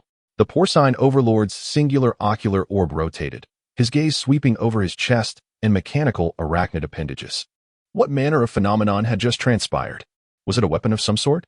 That insignificant insect, to wield such a devastating instrument? Could it be that I have survived? Ha ha ha. The porcine overlord revealed a smile of deliverance, the corpulent flesh of his face quivering. Ha ha. He miscalculated his aim, and I preserved my existence. Oro, at this juncture, was ashen-faced with stark terror, his lips devoid of all color. Porcine overlord, your physique. What of my physique? The porcine overlord's brow twitched, his right ocular orb swiveling towards the left flank, whereupon his pupil abruptly contracted. It was now clear why he could only manipulate a single ocular orb, for his obese physique had been reduced to a mere moiety. The other half of his being had been completely vaporized in that instant, the wound cauterized instantaneously, not even a drop of blood having escaped. His mechanical arachnid appendages suffered a similar fate, only half remaining, the severed metal glowing crimson like a branding iron, emitting wisps of pale smoke. On the porcine overlord's remaining moiety of a face, the solitary ocular orb trembled violently, struggling to rotate, directing its gaze further to the left flank. His gaze froze once more, a maelstrom of shock washing over him. To the left lay a colossal chasm, hundreds of meters in breadth and several kilometers in length. The chasm's depths emitted a faint, ethereal smoke, accompanied by a soft, hissing sound. A multitude of refuse was being vaporized, while molten iron trickled along the edges, radiating an intense heat. The earth itself seemed to bear the wrath of a deity, resulting in a ghastly scar. Lord Pig stood precariously at the edge of this abyss. His sole remaining eye filled with utter astonishment. It is said that a severed human head can blink up to 11 times. However, true demise arises from the instant of realization. Lord Pig grasped the reality of his situation, and his vision transformed into monochrome. His vitality waned rapidly, like a punctured balloon. His body swayed slightly, and a gentle gust of wind caused him to lose balance, plunging into the chasm. Thump! Lord Pig's corpulent frame made contact with the scalding iron at the abyss's base, igniting a sudden burst of flames. This insignificant flash mirrored his life, brief and inconsequential, and it was soon extinguished, leaving behind only a pile of dark ashes. Aluo survived. His pupils constricted to mere pinpricks. He audibly gulped, his mouth dry with fear. The inexplicable attack had thoroughly terrified him, causing involuntary urination. Trembling uncontrollably, he scrambled towards Cheng Qi. Elder brother, he stammered, your sword stroke went astray. It was destiny, heaven itself didn't want me to die. All those deeds I committed were forced upon me by that dead pig. From this day forward, you are my elder brother, and I will lead my brothers to serve you. Whatever you command, I shall obey. If you ask me to go west, I will never. Thump. Summoning the capabilities of his exoskeleton suit, Cheng Qi unleashed a formidable surge of power, delivering a decisive blow to Luo's chest. The impact sent Luo hurtling through the air for dozens of meters, until he collided with a towering heap of refuse. A shard of jagged metal pierced his torso, leaving him suspended precariously halfway up the mound. Before him lay a chasm of colossal proportions, stretching for over 1,000 meters. His eyes widened as his vitality ebbed away. Damn it, he gasped, why was I so blind? With a final, feeble twitch of his legs, his head drooped, and he breathed his last. Xiao Qiong, standing behind Cheng Qi, was utterly stunned by the spectacle. Her eyes widened, tears welling up as she stood in a daze. The two figures, one tall, one small, stood atop the mountain of trash, silhouetted against the red glow emanating from the gigantic ravine. Tears streamed down Xiao Qiong's face as she quietly nodded in acknowledgement. A subtle rustling sound emanated from behind. Upon the slopes of the surrounding refuse piles stood a dozen or so of LUOS underlings, along with several nannybots. As Cheng Qi's gaze swept over them, they prostrated themselves in fear. They were unable to comprehend how the youth had come to wield such earth-shattering weaponry. On a trash planet, such a thing was an anomaly, and the moment the results of the attack became apparent, their values were shattered. I will offer you an opportunity. Cheng Qi's voice was low and somber, yet in the otherwise silent landscape of the trash mountain, it carried clearly to every ear. The previous strike had not been misdirected. It had been intentionally aimed to leave these individuals a chance. The underlings were initially stunned, but then responded as if they had been granted a pardon. They arose en masse, hastening towards Cheng Qi. Qi, henceforth you shall be our chieftain. Should you bid us east, we would never dare.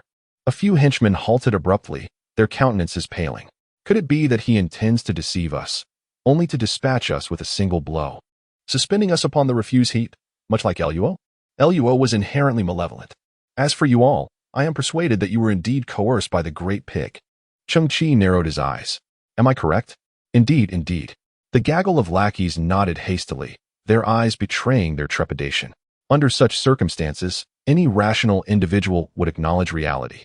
Cheng Qi tilted his head back. From this day forward, for the refuse you acquire, I shall remunerate you with 30% of its original value. 30%. Do you speak truly? The eyes of these scavenging underlings gleamed. Hold, she speaks of acquisition.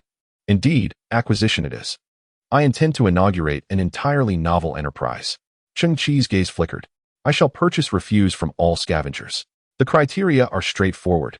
Any technological constructs of identical make and model. The greater the quantity, the higher the unit price. Identical, technological, constructs? The lackeys paused momentarily. Even if damaged? Cheng Qi nodded. Affirmative. The assembly began to contemplate. The terrestrial junkyard is vast, replete with countless scraps. Yet 99% consists of fragmented scrap metal or non-biodegradable plastic artifacts. Merely 1% comprises items that tenuously retain their original form, with technological contrivances being even scarcer. However, the overall base is substantial. Moreover, the damages are inconsequential. The young men's eyes sparkled with fervor. With diligent effort, they could indeed uncover a wealth of opportunities. A 30% profit share is an exceptionally generous reward. In the future, they would surely indulge in a life of luxury. A frail young scavenger, around 20 years of age, swallowed hard. He stepped forward and summoned his courage, saying, Brother Qi, my name is Monkey. If you trust us, could you possibly lend us a portion of the capital? Rest assured, we are wholeheartedly committed to you. Capital? Cheng Qi replied with a cold smile. I have none. You must advance it yourselves. What? Monkey trembled. The leaders these days are increasingly unscrupulous. Having just escaped the tiger's den, they now find themselves in a wolf's lair. Chapter 23. A grand scheme as the sun set, the murky atmosphere enveloped the moon, which appeared as a dim white spot. This makeshift shelter consisted merely of a few dilapidated pillars supporting a radiation-proof tarp. Scavengers often lack a permanent dwelling, as refuse falls from the sky, ready to bury them at any moment. In a corner of the shelter, Xiao Qiong curled up, covered with a tattered red blanket, tears staining her cheeks as she slept heavily. For now, the only support this child could rely upon was Cheng Qi, who pondered the necessity of providing a comfortable refuge. Monkey had already organized his companions to venture out and collect refuse, yet Cheng Qi held little hope. Money makes the world go round. Without it, one is left in solitude. Devoid of capital, Monkey and his companions would lack the necessary motivation. Cheng Qi was in a tight financial situation. Previously, although amorphous alloys had been synthesized, a transaction had already been established with the merchant MO, with all resources allocated for the exchange of gene catalytic agents, thus yielding no financial return. Cheng Qi still possessed several pieces of high-entropy alloys. It was evident that their value would be exceedingly high. However, the pressing issue remained. The initial trade with the merchant MO must be completed to establish a fundamental trust before the high-entropy alloys could be introduced to the market. As of now, MO had been absent for 24 hours. Results should be forthcoming. Cheng Qi's gaze flickered with hope that no unforeseen circumstances would arise. Outside the makeshift shelter, sounds of raucous chatter and the roar of engines permeated the air. Cheng Qi rose and lifted the tarpaulin. In the distance, he spotted a dozen silhouettes atop a mountain of refuse. Were they members of the Scavenger Alliance? Cheng Qi squinted, recognizing the distinctive black-hooded cloaks. As AB-897 safety protection nanny robot, the cover on Han Zai's shoulder flipped, revealing a compact full-spectrum radar, silently monitoring the conversations of those individuals. The ravine measured 3 kilometers in length and 234 meters in width. A substantial amount of material had vaporized. Metals, rocks, and other substances had melted, forming smooth vertical walls. The instantaneous temperature reached at least 100 to 250 million degrees Celsius. No extraterrestrial missiles or weapons had been detected. Someone had unleashed a weapon of nuclear fission nature in this waste-ridden Earth, specifically upon this very heap of refuse beneath our feet. Such an occurrence could not be attributed to scavengers. Scavengers would never come across such weaponry. It was evident that higher genetic beings had descended, bearing extraterrestrial arms. At this moment, at the summit of the rubbish heap, a slender figure draped in a black hood spoke. Why have I not been notified of the arrival of the advanced geneticists? The figure turned, surveying the surroundings. Her features were obscured. Yet Cheng Qi could distinctly perceive a faint blue halo within her eyes, which appeared mysterious and regal against the backdrop of the inky night. Cheng Qi silently nodded. She must be a high-ranking member of the Scavenger Alliance, a prominent figure within the refuse-laden Earth. It was said that among them, a few had elevated their genetic status through gene-enhancing serums, and coupled with their positions within the alliance, they held a superior status over all scavengers. Cheng Qi, is this your abode? A melodious voice suddenly resonated. Cheng Qi turned to see Hina, adorned in a striking red dress, her beauty reminiscent of a rose. Having approached his makeshift dwelling without him noticing. Today, she wore high-heeled shoes, sported subtle makeup, and had painted her lips a vivid red, exuding a vibrant allure. Have you seen any advanced geneticists in attendance? Hina smiled, though her demeanor remained somewhat distant and aloof. In an instant, the image of Hina from that night, resembling a feral dog, flashed through Cheng Qi's mind. Through this inquiry, he understood why Hina had gone to such lengths to present herself today. She merely sought to incite the desires of the advanced geneticists. Observing Hina, the admiration that once gleamed in Cheng Qi's eyes had been replaced by a sense of numbness. He spoke, and though it was not a lie, he asserted, there are no advanced geneticists here. Hannah tilted her head slightly, her bare, snow-white shoulder retracting towards her cheek as she smiled and asked, if you happen to see him, could you notify me at once? I have numerous topics I wish to discuss with the advanced geneticists, such as how to resolve the food scarcity faced by the scavengers. Cheng Qi nodded calmly, acutely aware of the true nature of the topics Hannah referred to. With no interest in lingering, Hannah turned to walk into the night. It was merely a flicker of hope that prompted her to gaze into Cheng Qi's eyes. Upon confirming that there was no blue halo within them, she made a concerted effort to mask her disappointment, striving to maintain her aloof demeanor. Sensing the distance felt too pronounced, she attempted to present a more amiable smile. Should you receive any news, do remember to inform me, she said. The rhythmic sound of her high heels striking the metallic refuse echoed, her vibrant red dress swaying as she vanished into the darkness. Cheng Qi shook his head. The reason Hannah left with a smile was solely her hope that he might provide some useful clues. Otherwise, she would have undoubtedly disregarded this lowest-tier scavenger. The investigation by the Scavengers Alliance lasted a full 2 hours, yielding no results. During this time, some approached Cheng Qi with inquiries, to which he feigned ignorance. As the night deepened and all had departed, a faint rustling sound emerged from the communication device designated for contact with Mo preparing to receive, it indicated. Cheng Qi's eyes brightened suddenly. Mo was indeed trustworthy. He immediately stepped outside the shack, gazing upward at the dimly lit starry sky, welcoming the arrival of the spacecraft. In the distance, several exceedingly faint points of light emerged. Cheng Qi was taken aback. Were they not spacecraft? Half a minute later, for black boxes, the size of shoeboxes and equipped with miniature thrusters, descended before him. Cheng Qi was perplexed. These were some form of small transport boxes, akin to express deliveries, indicating that Mo himself had not arrived. As Cheng Qi approached the transport boxes, the facial recognition system within activated, confirming his identity. And the hatch on the front of the box slowly opened. A waft of cold mist spread forth. Cheng Qi's eyes widened slightly as he beheld glass test tubes filled with a black substance inside the box. Through the dedicated communicator, Mo's voice resonated. These are defective gene catalyst agents from the black market. Your budget allows for the procurement of only 6 units. However, considering our initial collaboration, I have arranged for a total of 17 units. Cheng Qi, our transaction is complete. Similar technological creations detected, gene agents containing numerous impurities, derived from the rudimentary CRISPR-Cas9 technology. Utilizing RNA to guide the Cas9 protein for the cleavage of specific DNA sequences, essentially equating to a DNA destructive agent with lethal side effects and a gene optimization success rate of less than 0.0035. Proceed with synthesis? Cheng Qi felt his heart pounding furiously. Mo, you truly have taken a significant risk. You, a person whose life is on the line due to the consumption of inferior agents. The voice of Mo exuded rationality and tranquility. I truly could not fathom what excited you. Chapter 24. The second transaction. Mo, are you familiar with the concept of high-entropy alloys? Cheng Qi exhaled a trembling breath, striving to calm his emotions. Of course, I am acquainted with it. It is an exceedingly precious alloy characterized by a disordered atomic arrangement, often utilized within the core chips of top-tier computational systems. I was somewhat astonished that you could even utter the term high-entropy alloy. Are you intending to procure high-entropy alloys?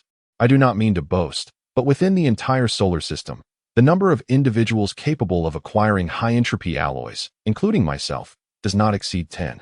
Furthermore, once a suitable sales channel is established, the pricing authority of high-entropy alloys lies entirely with the seller. To be frank, at this moment, you are utterly incapable of affording its exorbitant price. Our transaction has been concluded. As a businessman, time equates to money. Currently, my worth per second is approximately 2,000 credit points, and I must terminate this communication. Mo's voice remained rational and calm. I possess 4 pieces. Cheng Qi suddenly interjected. Mo paused, inquiring, "What do you have 4 of?" Cheng Qi replied, "I weighed them earlier. They amount to roughly 410 grams. Mo's tone elevated slightly. "What do you have 4 of?" Cheng Qi maintained his composure, stating, "I am prepared to sell them to you." Mo inhaled slowly, pressing further. "What do you have 4 of?" Cheng Qi enunciated each word deliberately. "High entropy alloy." On the other end of the communicator, there was a profound silence lasting 30 seconds. "Mo, your silence is surprising. Isn't your worth 2,000 credit points per second? Why the hesitation?" Cheng Qi's voice was laced with urgency.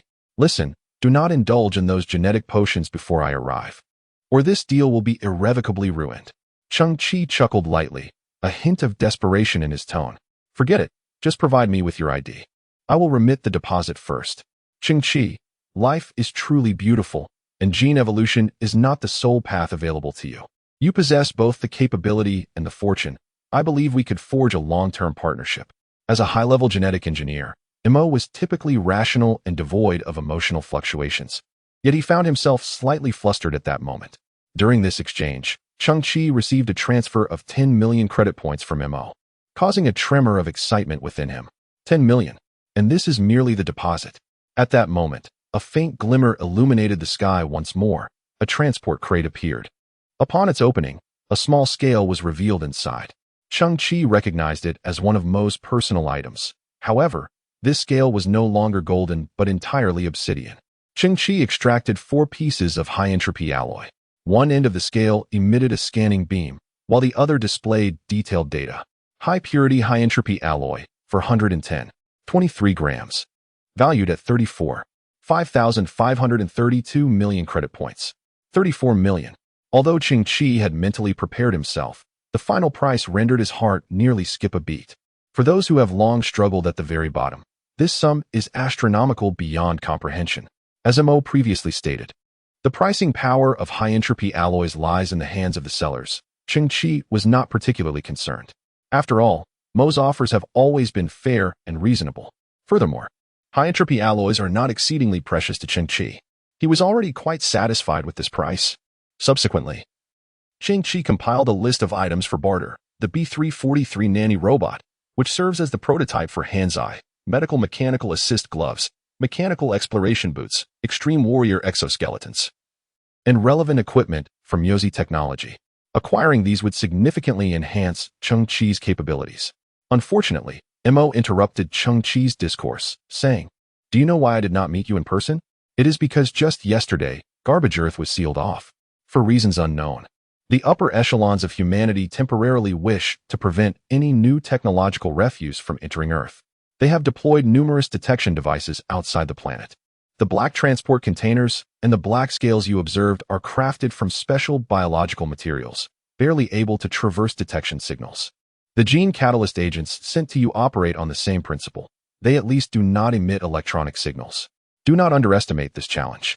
The ability to have those biotechnological containers reach Earth is already a remarkable feat. Should their size increase or their frequency become too dense, the risk of confiscation arises. And I would be in peril myself. The last time we met, our dealings were conventional. Now, however, we find ourselves entangled in smuggling." Cheng Qi stood in stunned silence. Why would the upper echelons of humanity choose to quarantine a planet teeming with refuse? Furthermore, the items you desire are relics of a bygone era, long since discarded by the outside world. Take, for instance, the B343 nanny robot. Its remnants can likely only be unearthed amidst the detritus of Earth. Mo pondered for a moment. As for the muon technology you mentioned, I have never heard of it. Cheng Qi fell into a brief silence, seemingly devoid of alternatives. A true self-reliant individual can carve a path even in the direst of circumstances. The vast expanse of Earth's junkyard, under the auspices of STC, can indeed be transformed through diligent excavation. I have retained the 10 million credit points received. The residual value of the high-entropy alloy will be entirely exchanged for gene catalytic agents. You are responsible for ensuring their safe transport. My principles remain unchanged. I do not seek quality, only quantity. The worse, the better. The cheaper, the better. Tons and tons. Suddenly startled in the starship cockpit, Mo exclaimed, Cheng Qi, what are you drinking? I was thirsty, so I'm drinking water. Surely, you don't think I'm consuming gene catalytic agents? Cheng Qi, please retrieve your agents and place the high-entropy alloy into the transport container. They will return automatically. It has been a pleasure collaborating with you. I hope that when we next communicate, you will still be alive. Cheng Qi began to operate each task methodically. With meticulous care, Cheng Qi extracted the gene catalyst from its container, his gaze inadvertently falling upon the array of black transport boxes. Detection of similar technological artifacts. Ultra-compact transport box. Crafted from polymer biological composite materials, equipped with a biofuel engine, due to its material properties and thermal principles. It can effectively shield against most detection signals. Cheng Qi glanced at the ground, where 5 boxes lay quietly in a flat position. Previously, Fur had arrived carrying the gene catalyst, followed by another that delivered a black scale. It was quite reasonable, after all, to receive packaging with purchases, was it not? Cheng Qi pondered, stroking his chin. Surely, there was no need to consult Mo on this matter. Subsequently, he examined one of the boxes containing the black scale. Clearly, this was a tool hastily crafted by Mo for trade with scavengers, seemingly devoid of significance in the vastness of outer space. Grandfather had once remarked that in the bygone era, one would receive a spoon with a watermelon, a fork with instant noodles, or a female salesperson with a Porsche. Having spent millions of credit points on the catalyst, receiving a small scale, wasn't that excessive? Cheng Qi continued to stroke his chin, contemplating this seemingly trivial matter. Surely, there was no need to seek MOS approval? With that thought, he retrieved the diminutive scale and hastily shoved 4 pieces of high-entropy alloy into the same box. The moment he sealed it, a faint blue bioluminescent flame emanated from the bottoms of all the boxes, signaling their readiness for ascent. Cheng Qi cast a glance, and the poised hand's eye, like a hungry tiger pouncing on its prey, immediately pressed down on the 4 empty boxes. Oh dear, where do you think you're going? Chapter 25, A Promise Worth 1,000 Gold. He gazed at the sky, watching the faint glimmer fade into the distance. The remaining 4 were pinned beneath Hansi, stubbornly writhing. A lewd smile crept across Hansi's face as he taunted, My dear little ones, your struggles are in vain, no matter how loud you scream. No one will come to your aid. Just then, heavy footsteps echoed from afar. Upon discerning their identities, Cheng Qi's brow relaxed slightly, even revealing a hint of surprise. It was the monkey, accompanied by several scavenger companions. Among them, one particularly burly lad had a rusty mechanical arm affixed to his back. Not as an implant, but as an independent device, secured to his waist with belts and wires.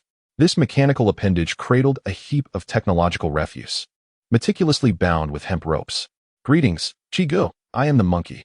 The slender, lanky monkey greeted, while the robust youth, known as Xiongzi, was the one with the mechanical arm. Xiongzi placed a sizable bundle of debris on the ground and began to unfold it piece by piece. Cheng Qi's eyes flickered as the sound of STC notifications filled his ears. Detected identical technological artifacts. Would you like to synthesize? Detected identical technological artifacts. Would you like to synthesize? Detected identical technological artifacts. Qi, time is short and resources are limited. We managed to gather only this much today. The monkey scratched his head, displaying a sheepish grin. Observing the ragged, dust-covered scavengers, Cheng Qi found it hard to believe. You lot. Qi. The monkey seemed to perceive the thoughts swirling in Cheng Qi's mind and sincerely remarked, In such a precarious environment, none can predict whether tomorrow or an unexpected event will arrive first. We are the lowest of the low, and finding a leader who can offer us support and protection is a formidable challenge. Although we are merely scavengers at the bottom rung of society, there are times when character transcends status.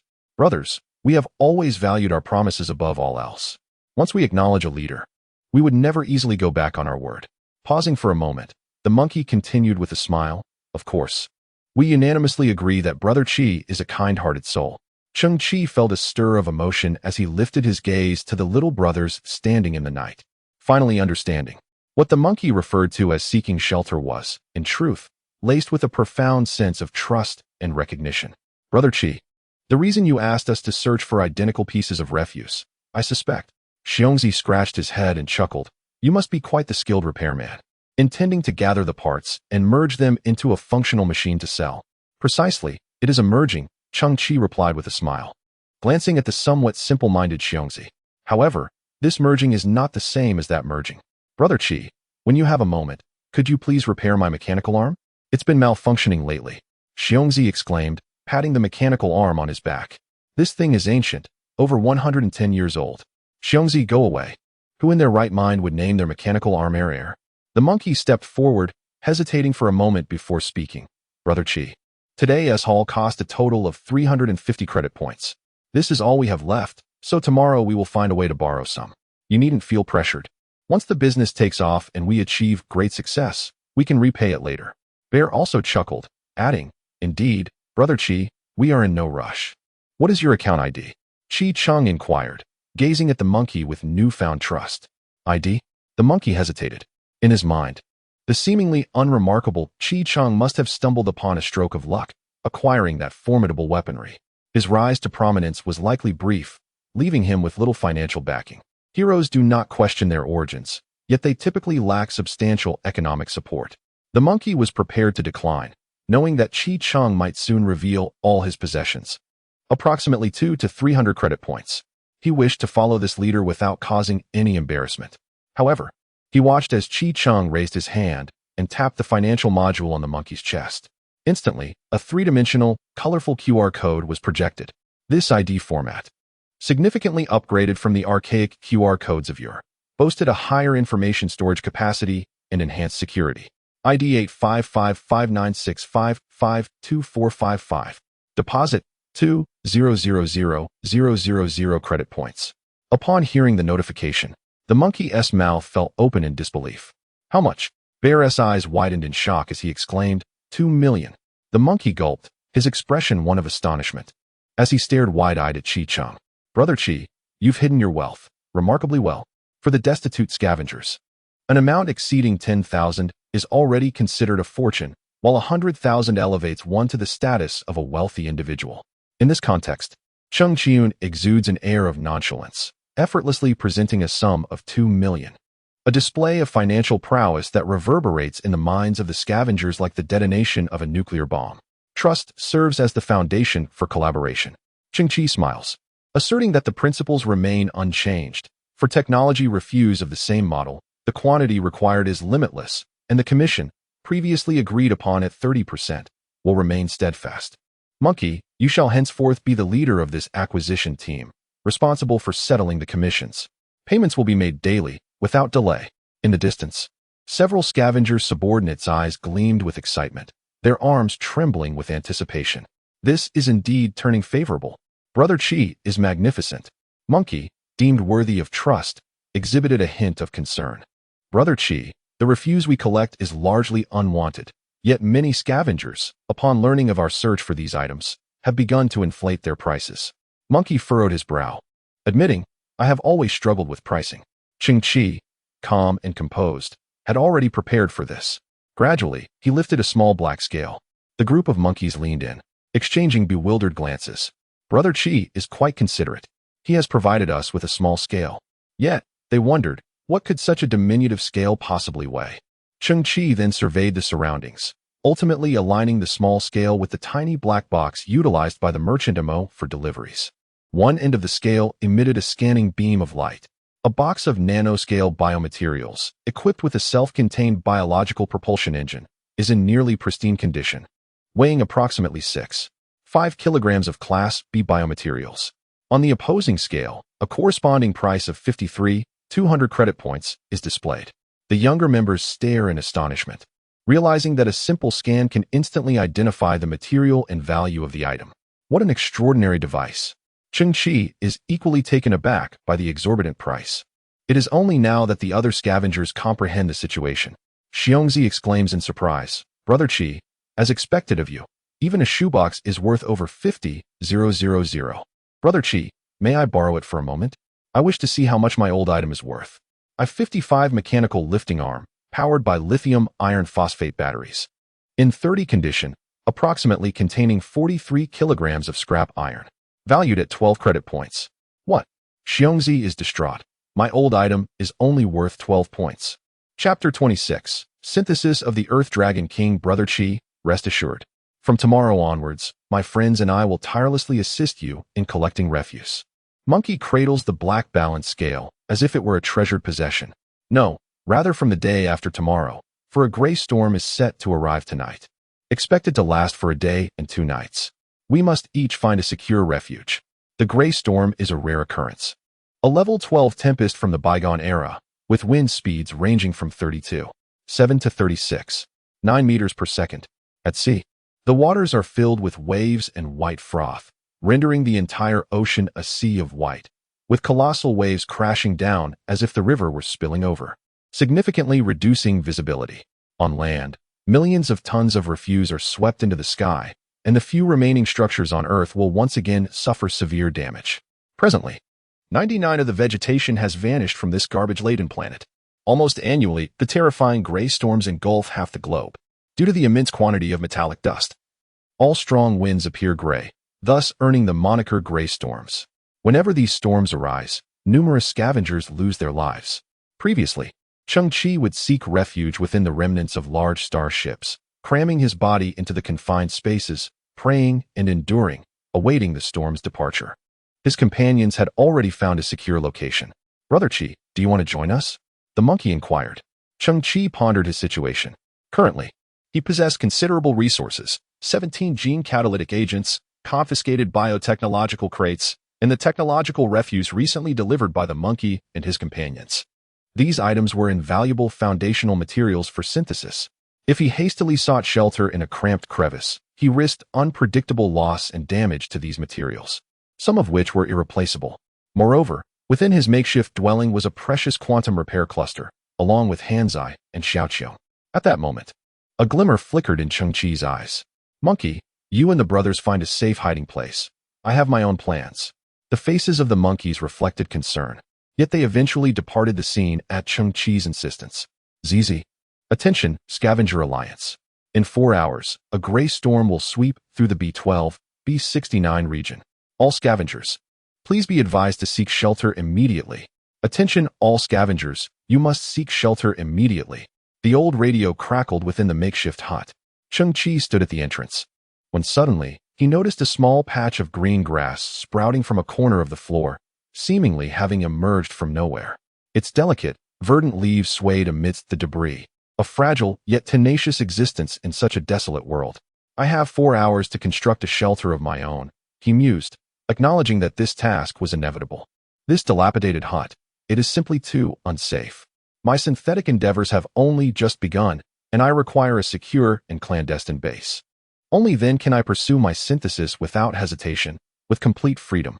Cheng Qi contemplated the best method to evade the gray storms, radiation, and toxins. The underground seemed most suitable. The surface glimmered faintly, drawing his gaze to the pile of technological refuse left by Xiongzi.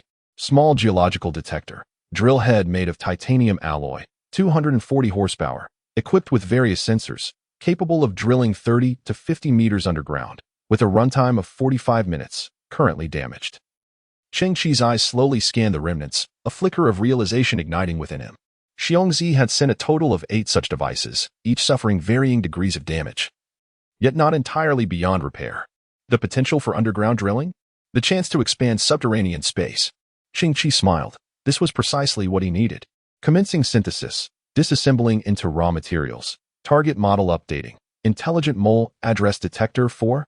Despite its name, the mole device has significantly increased in size, featuring elegant contours and a head adorned with a drill that gleams with a brilliant luster, while the sensor system has become exceedingly sophisticated. Commencing synthesis, disassembling into raw materials, large-scale engineering underground mining vehicle 2. Before Cheng Qi now stands an apparatus the size of a truck. Below are 2 broad tracks, and the enormous drill head has transformed into a dark metallic hue. Though it no longer reflects light, it imparts an impression of indestructibility. Cheng Qi's eyes flicker with anticipation. He is drawing ever closer to the object of his desires. Commencing synthesis, disassembling into raw materials. Synthesis successful. Codename, Earth Dragon Underground Expansion Dock. This device is not merely a mining tool. It is an expandable vehicle. Beneath its exceptional drilling capabilities, it can extend into a 120 square meter underground construction command center, boasting formidable resistance to pressure and high temperatures. Within interstellar mining teams, it is revered as the Earth Dragon King, and only those mining squads with an annual output of 1 million tons are eligible to be equipped with such advanced apparatus. Oh, how timely! Cheng Qi cannot help but gaze upward at this colossal metal contraption measuring 10 meters by 10 meters. Its form resembles that of a heavily armored tank, with robust alloy tracks and a head featuring 4 enormous dark golden drill bits.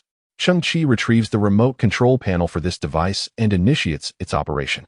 It is difficult to fathom that such a colossal drill, as it spins, generates a refreshing breeze accompanied by only a faint hum, far from the deafening roar one might expect. This illustrates the remarkably advanced internal structure and the exceptional precision of its components. Cheng Qi has assigned the inaugural engineering task to the Earth Dragon King, with the entry point situated directly before the makeshift shelter. The initial step is to investigate the structural conditions within 100 meters underground, followed by the excavation of a 200 square meter expandable space. Once the Earth Dragon King has firmly embedded itself beneath the surface, an inevitable cacophony erupts. Debris and soil are propelled into the air, and in an instant, the Earth Dragon King vanishes beneath the ground. Xiao Qiong, startled awake, peeks out from beneath the tarp. Chapter 27, Auxiliary Equipment. The sky is shrouded in a somber gray, reminiscent of a terrifying beast lurking beyond the atmosphere. Cheng Qi casts a glance upward before redirecting his focus to the ground beneath him. The earth is subtly shifting, as if tiny grains of sand are engaged in a delicate dance, gradually expanding outward. The roar of the Earth Dragon King's engine diminishes, as it descends nearly 20 meters underground. Cheng Qi clutches the control panel, scrutinizing the data feedback. He had anticipated that the Earth Dragon King was nearing the genuine surface, only to discover a thin layer of soil concealing a substantial expanse of metallic refuse. The drilling depth must be meticulously maintained to ensure unwavering resistance against the impending dust storm. According to Cheng Qi's estimates, the drilling process will require approximately 40 minutes, while the dust storm is projected to arrive in 3 hours and 50 minutes, allowing ample time. During this interval, Cheng Qi examines the other debris left by Xiongzi. An electromagnetic system auxiliary module?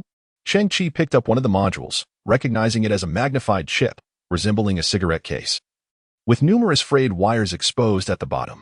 No wonder it had found its way to the junkyard. Its existence was utterly superfluous. In essence, the module was initially designed to assist various precision electronic devices, akin to an expansion component. When connected to other electronic devices, it could enhance their computational speed or optimize certain operational steps. Unfortunately, its compatibility was exceedingly limited, coupled with the use of rigid physical connections, rendering it unsuitable for 99 of devices available on the market.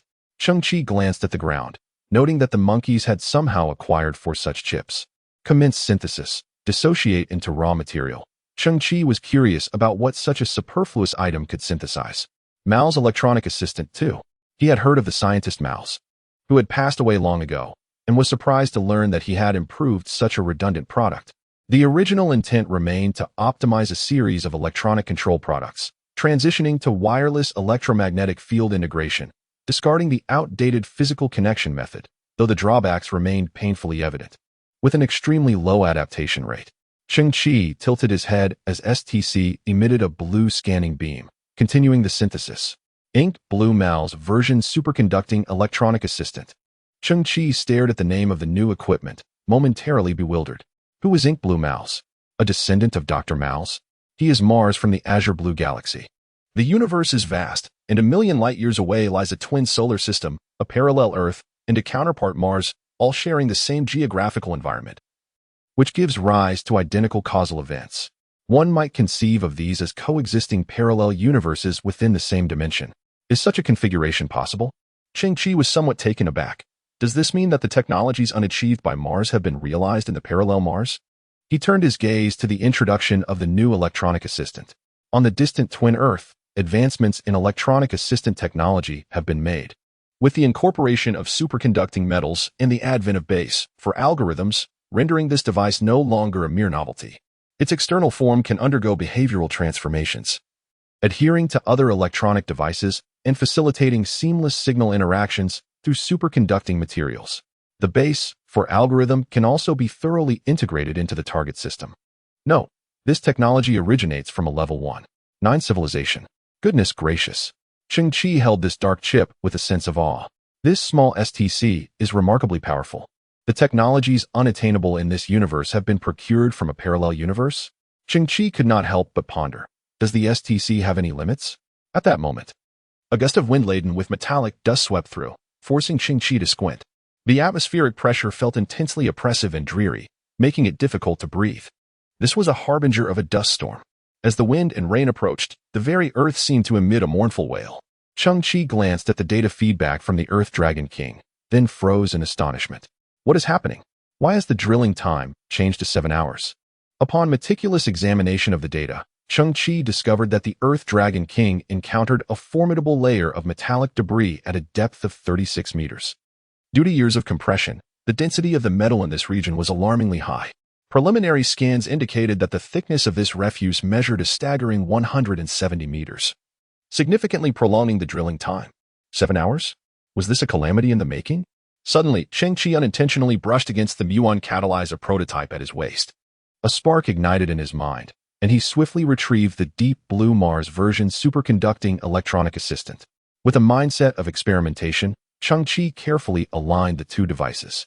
In that instantaneous moment of contact, the black chip, reminiscent of plastic, began to bend slightly before perfectly adhering to the body of the muon prototype. As though an additional layer of black leather adorned the hilt of a sword, a compact red interface was projected forth. Muon fission reaction device, remaining energy 70. Performance optimization in progress. A brand new operational scheme can be established. The original scheme instantaneously releases muon fission energy, resulting in approximately 7 kilometers of linear incineration, causing immense destruction. The optimized scheme regulates the release of muon energy, projecting a slender beam of energy and accumulating power at the tip of the beam. When the beam penetrates a specific location, it controls the energy to generate ultra-high temperatures, resulting in a spherical incineration with a diameter of 5,000 square meters. Cheng Qi's eyes widened in astonishment as he envisioned an entirely new operational scenario in his mind. If the situation aligns with my expectations, then this optimized muon catalyzer could indeed be employed for excavation of the bunker. The Earth Dragon King, return. Cheng Qi abruptly turned around. The gray storm loomed ominously, leaving him with no choice but to proceed. 5 minutes later, Cheng Qi clasped the optimized muon reactor, standing before the drilling aperture left by the Earth Dragon King. The opening slanted downward, seemingly bottomless. Cheng Qi swallowed hard, adjusting the power of the muon catalyzer to 30. After a brief hesitation, he raised it to 50. Selecting the second energy release scheme through the superconducting electronic assistant. With his arms extended, the extreme warrior armor manifested supportive appendages. Once all preparations were complete, Cheng Qi activated the initial muon catalyzer. A faint humming filled the air, imperceptible yet palpable. The initial muon catalyzer emitted a slender blue beam, silently penetrating the dark drilling shaft without causing a ripple. It resembled a fleeting glimmer of light, extinguished almost as soon as it appeared, and then the world fell silent. Cheng Qi tilted his head, and then boom, boom. In the next instant, a torrent of immense white steam, accompanied by a terrifying wave of heat, erupted from the drilling hole.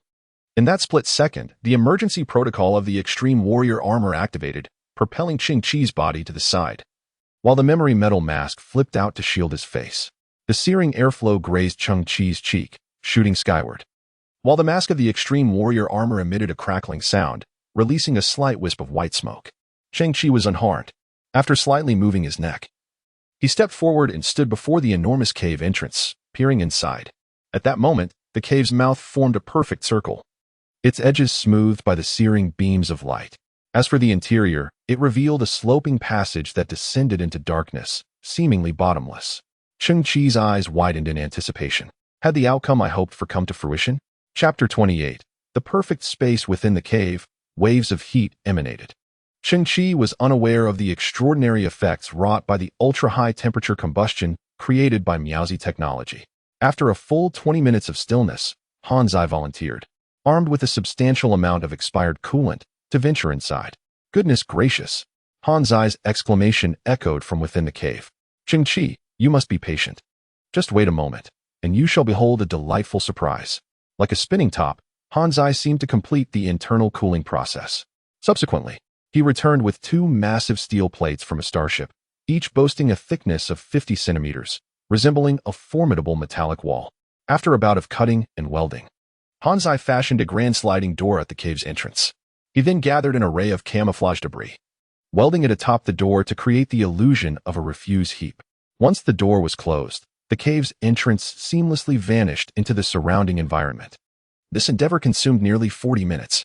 Observing Hanzai's flurry of activity, Cheng Qi felt assured that the internal effects would not disappoint. Yet, to honor Hanzai's desire to craft a small surprise, Cheng Qi tempered his own anticipation. Ding ding ding. Cheng Qi, the high temperature inside has dissipated. Hanzai extended his mechanical arm, ready to open the blind box. Cheng Qi rose, gently rubbing his palms together. With a rumble, the small mountain of refuse before him split in two, revealing a sloping entrance beneath. As Cheng Qi stepped inside, he immediately felt the smoothness of the ground beneath his feet. Losing his balance, he stumbled forward. Had Hanzai leaked oil again? Buzz. The jet-powered shoes activated, first halting Cheng Qi's uncontrolled descent, then subtly adjusting his steps, allowing him to regain his balance and walk steadily. As he ventured deeper, Cheng Qi touched the walls, which felt smooth and delicate, akin to glass. Hanzai illuminated the path with the shoulder-mounted light, making the tunnel ahead crystal clear. What is this? Cheng Qi's eyes widened in astonishment. The shallow surface was saturated with sand and metallic debris. The primary component of the sand was silicon dioxide, which, after being subjected to the intense heat of the muon beam, had its crystalline structure compromised. As it transformed into a liquid state, the connections between the silicon-oxygen tetrahedra altered, giving rise to a relatively disordered, long-range isotropic structure, characteristic of glassy states. Following the recent cooling, the tunnel before him had transformed into a resplendent corridor of glass. Within this glass lay encapsulated various pieces of relatively high melting point technological refuse. Cheng Qi sighed softly. This tunnel resembled a form of technological amber. The glass served as resin, while the technological debris was akin to the insects trapped within, enduring and unyielding through time. Through the illumination of the humble lamp, a myriad of dazzling reflections emerged within the tunnel. These discarded technological relics, though rendered obsolete, finally radiated an eternal brilliance at this moment. As he walked, Cheng Qi's gaze swept over the technological refuse embedded in the walls, and a sense of reverence blossomed within him. The NVIDIA RTX 4070 graphics card, the Mate 70 smartphone, the interstellar navigation compass. And what is this? Some items had become charred and deformed, barely recognizable. Once, these were the coveted products of advanced technology, yet now they had transformed into mere antiques, worthless refuse. Continuing his descent through the tunnel, Cheng Qi silently calculated that he had likely reached a depth of about 100 meters underground. Suddenly, the space before him opened up dramatically. Cheng Qi was once again taken aback, rendered momentarily speechless. Before him lay a vast spherical chamber, approximately 2,000 meters in diameter.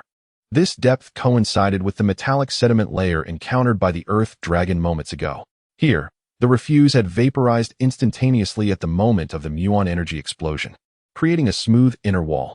Cheng Qi tilted his head to admire the circular dome above him. It was breathtaking. At this depth, sediment was scarce, while a plethora of metals had melted and subsequently cooled. Above, waves of rippling patterns formed across the dome, with varying alloys producing shades of different hues.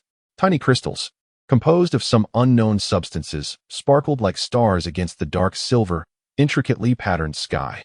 Cheng Qi's body spun in awe. Within this spherical space, it is as magnificent as the vast expanse of the starry sky. This sensation envelopes me, akin to being immersed in a personal little universe. After a prolonged reverie amidst the splendid scenery, I behold in the distance the Earth Dragon King's subterranean expansion dock. It has already arrived here, situated at the heart of the spherical space, and has initiated a comprehensive expansion, transforming from its former resemblance to a heavy-duty truck into a metallic structure of approximately 120 square meters. Cheng Qi nods in delight, recognizing it as the divine instrument for survival underground. At this moment, a floating illumination lamp slowly ascends from the apex of the Earth Dragon King, reminiscent of the ancient Kongming lanterns. It radiates a pure, white brilliance, with the halo on the ground continuously expanding. The contours of the lamp are reflected in Cheng Qi's eyes, appearing as the first star within this little universe, the inaugural source of light gracing the earth. It is simply perfect here. Cheng Qi's eyes glimmer as he gently clenches his fist in exhilaration. Meanwhile, without the aid of turbo-powered shoes, Xiao Qiong gleefully transforms the tunnel into an enormous slide, gliding down from the entrance's summit in a single breath. The slide is lengthy and imbued with substantial inertia.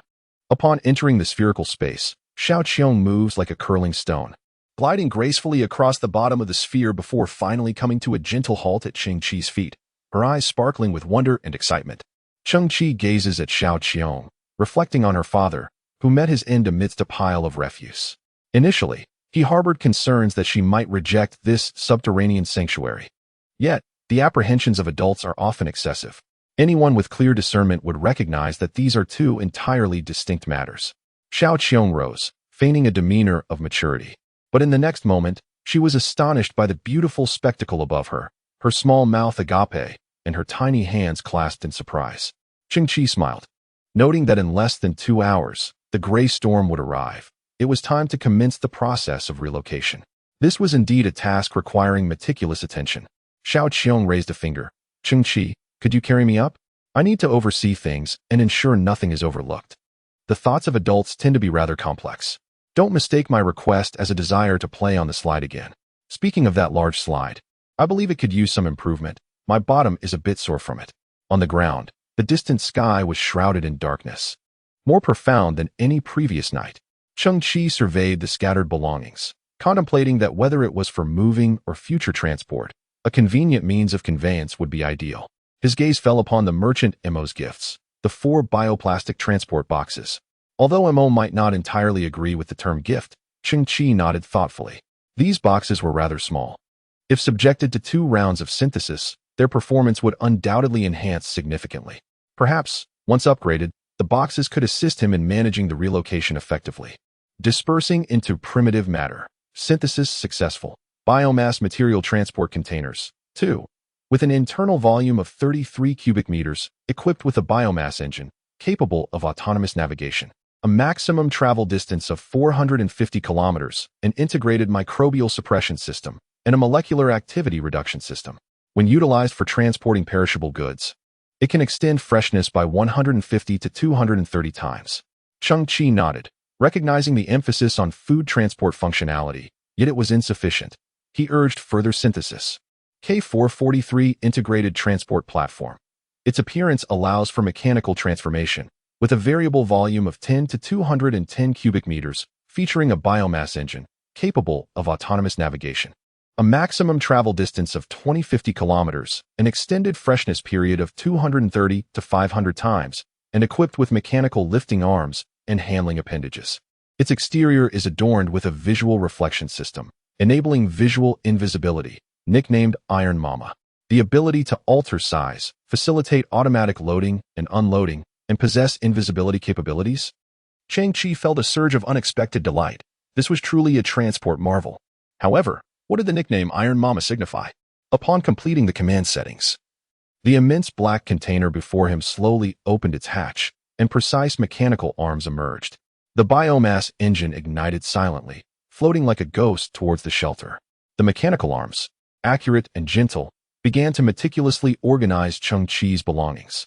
Although these items were mere scraps and refuse, the mechanical arms treated each piece as if it were a precious antique. Before long, the belongings were meticulously organized.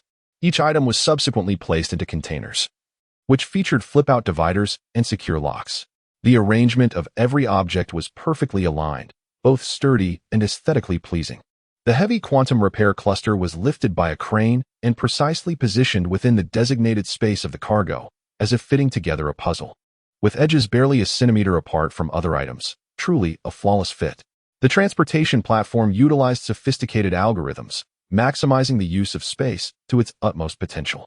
Cheng Qi finally grasped the meaning behind the nickname. A child with a mother is a treasure. Even those with obsessive tendencies would commend this arrangement. Chapter 29. Safe synthesis. The steel mother was laden with cargo. Soon, its surface shimmered, rendering it invisible. It then entered an underground shelter, where it began to unload the goods. One by one, Cheng Qi could not help but express his admiration, timidly clapping his hands as he stood in place. What he had initially anticipated to be a cumbersome moving process turned out to be a period of complete respite. 30 minutes later, Cheng Qi sat in the underground shelter, surrounded by a multitude of items. The steel mother had successfully transported everything, meticulously laid out on the ground, with items arranged in perfect order and categorized by similarity. Cheng Qi pondered, I have 12 pairs of underwear, 43 pairs of socks, and Hanzai surprisingly hid 9 issues of Floral Robot magazine. Undoubtedly, underwear is also a product of technology, at least of textile innovation. Could it be synthesized? STC has commenced operations, compelled by Cheng Qi to scan undergarments. The technological complexity is regrettably insufficient, rendering synthesis impossible, and it is unworthy of further consideration. My initial assumptions have proven to be misguided. One must endure the scrutiny of STC. Cheng Qi reclined slowly against the chair's backrest. After considerable effort, all items have been relocated to the sanctuary, including the analogous technological refuse brought by the monkeys, which have been meticulously categorized. Xiaoqiong has also taken refuge within, her eyes brimming with curiosity as she examines the expansion room of the Earth Dragon King. Hanzai is diligently engaged in crafting a new blueprint. This subterranean sanctuary requires numerous enhancements for the future, such as staircases and water supply and drainage systems. The entrance to the underground refuge has been securely sealed. Previously, Hanzai reinforced the door from the inside, installing dozens of robust alloys. The door lies flat beneath, presenting minimal wind resistance, which should suffice to withstand the gray storm. Time is drawing near. Cheng Qi squints. The gray storm is imminent. On the ground, the moon in the sky seems to have hastily concealed itself. A terrifying pressure descends, causing all debris to tremble. In the distance, a pitch-black wall appears to emerge, stretching between the earth and the heavens, exuding an overwhelming sense of oppression, advancing towards Area B43 at an astonishing speed. Beasts lie in wait, while humanity has all but vanished. A thunderous roar. The gray storm is intermingled with fierce lightning. Each flash ignites metallic dust and flammable gases in the air, as if divine retribution has descended, igniting a chain of crimson flames. Tens of millions of tons of refuse are swept into the sky, swirling and colliding with great velocity, contorting and transforming, sparks flying in every direction. Not far away, the remnants of a colossal interstellar excavator are lifted by the tempestuous winds, revealing a cavern beneath the surface. A few scavengers, hiding within, are suddenly seized by terror. Before they can react, their bodies are whisked into the air, struck by lightning, engulfed in emerald flames, and in an instant, reduced to ashes. Within the subterranean sanctuary, tranquility reigns. Little Qiong slumbers sweetly in the embrace of Hanzai. Cheng Qi remains seated before the expansion of their dwelling. A floating light illuminates the enchanting dome and the surrounding walls. Before him, a small stove simmers a kettle of hot tea. According to Cheng Qi's deductions, a dust storm rages just above, yet within this 100-meter deep sanctuary, there is scarcely a sign of disturbance. Only the most delicate vibrations can be perceived upon close observation. It is the tremor of the earth, inevitable and relentless. At Cheng Qi's feet, a small green blade of grass sways gently. It is the very grass he excavated along with a portion of soil before entering the sanctuary. Now resting beside him, it still exudes vibrant life. Even in a world shrouded in darkness, there must be a reckoning for the resilient. Cheng Qi lifts the hot tea, and on the ground before him are neatly arranged 17 vials of black market genetic serums. Unbeknownst to him, this youth, who has struggled for 18 years at the bottom of a refuse-laden earth, emanates an extraordinary presence, his eyes glimmering with a fervent light. Having sipped this cup of tea, I am poised to embark on my journey of resurgence, determined to liberate myself from the disdain of those who possess superior genes. Alas, what an odd flavor this tea possesses. Hanzai, there seems to be an issue with this water. It has turned foul. What happened? Hanzai peeked over, and just moments ago, Xiaoqiong, in a state of urgency, could not bear to soil the floor, so she inadvertently relieved herself into your teapot. Cheng Qi was utterly exasperated. Is there not a restroom in this room? Calm down, as my grandfather once said. Those from the olden days had a peculiar fondness for drinking horse urine. Cheng Qi pressed his palms down, steadied his breath, and resumed. Where was I? Ah, yes. I shall henceforth extricate myself from the disdain of the genetically superior. His gaze subtly shifted to the right. A gene potion replete with impurities. 17. This is a defective black market gene potion exchanged from the merchant MO. It originates from the black market and is, indeed, a failure. Each glass vial, thick as a finger, contains a pool of moving black liquid, laden with debris. Not even a dog would consume this. The success rate for gene optimization is a mere 0.0035. MO stated that upon consumption of this substance, the survival rate plummets to below 0.0035. The figures align. In other words, failure equates to demise. Yet, the absurdity of its success rate is staggering. It is unfathomable that this concoction is priced at 300,000 credit points. This reflects humanity's nearly frenzied desire for high-grade genes. Cheng Qi's gaze flickered as he commenced the synthesis. Dissolving into primal substances, premium black market gene potion 8. The white radiance gradually faded, revealing a transformation on the ground where originally 16 test tubes had now been reduced to 8. Their appearance remained unchanged. Yet the liquid within had morphed into a subtle silver hue, flowing with a somewhat viscous consistency, reminiscent of a certain silvery paint. The upgraded CRISPR-Cas9 technology significantly diminished destructive effects, offering optimization and repair to human genes with a success rate of 11.23. Cheng Qi clenched his fist slightly. The direction of the upgrade was indeed as he had anticipated. The success rate of gene optimization had surged over 3,000 times. Of course, such a multitude was primarily due to the original base being exceedingly small. The current success rate was a mere 11. Cheng Qi's eyes narrowed as he continued the synthesis. Dispersing into original substances. Synthesis successful. Special grade black market gene potion 4. Chapter 30. Deep sisterly bonds in the bunker of the Scavenger Association. A towering throne fashioned from scrap metal held the frail and aged figure of a man. Before him, a dozen silhouettes stood in respectful attention. A gray storm raged outside, causing the entire bunker to tremble violently, with occasional creaks and groans echoing from the ceiling as the metal contorted. The sole tungsten filament lamp swayed precariously, casting the shadows of those on the ground like a pendulum. Fear not, for this bunker has withstood numerous gray storms on our behalf. Though it appears on the verge of collapse, it has consistently turned peril into safety. At present, a matter of even greater gravity awaited attention. The venerable elder slowly turned to the side, retrieving an exquisite metallic box, which he presented to the assembly before gently opening it, revealing a vial of black elixir. The onlookers widened their eyes, their breaths quickening, yet none dared to utter a sound. This was an elite black market gene serum. The elder's voice, steeped in age, resonated with gravity. Our coalition has painstakingly amassed wealth over the course of a decade, exhausting myriad channels to procure this singular vial. A sharp click echoed, the sound of high heels striking the ground. Among the crowd, a figure clad in a crimson dress, Hona, gazed at the black serum with fervent eyes. Biting her lip in anticipation, unable to stifle the urge to take a step forward, inadvertently breaking the silence. "My daughter Hona, what are you wearing?" The elder's voice bore an authority that commanded respect. Such attire offers no protection against radiation, nor can it filter toxic gases. "I am aging. It is time for someone to assume the mantle of leadership within the Scavengers Alliance. My eldest daughter." As he spoke, a cough escaped him, betraying his frail condition. "Hongyan, this serum is destined for you." A lithe figure draped in a gray cloak gracefully emerged from the throng, advancing to the center of the gathering. She extended her alabaster arm, dramatically shedding her cloak. This was a tall woman, clad in form-fitting leather shorts that accentuated her long, pale legs. With a firm and pert backside, her upper body was adorned with a snug black leather jacket, revealing her slender waist, devoid of any excess flesh, while her abdomen showcased well-defined muscles. Cascading black hair framed her visage, which bore a striking resemblance to Hona.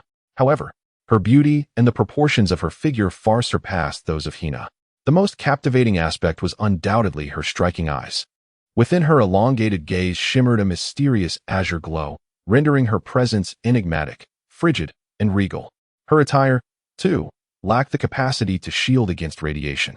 Yet, in the eyes of the elders seated at the helm, there was nothing but recognition and pride, devoid of any trace of reproach. The core members of the Scavenger Alliance were well aware that the president had two daughters, the elder named Hong Yen and the younger named Hina, both formidable E-grade gene users. The president never concealed his favoritism towards Hong Yen. "Miss Hong Yen is already an E-grade gene user," he stated. Why not distribute the precious potions among other senior members? This way, our overall strength could be enhanced collectively. The elder's voice was low and deliberate. I have received word that within the next 48 hours, a combat team from the Galactic Alliance will arrive on Earth. They are to undertake a certain clandestine mission. In their eyes, no number of E-grade gene users could rival the standing of a single D-grade gene user. Earth has been forsaken for far too long. The environment grows increasingly dire, and resources dwindle. This presents a rare opportunity. Perhaps we could leverage this team to relay information to the Solar System Alliance, thereby soliciting assistance.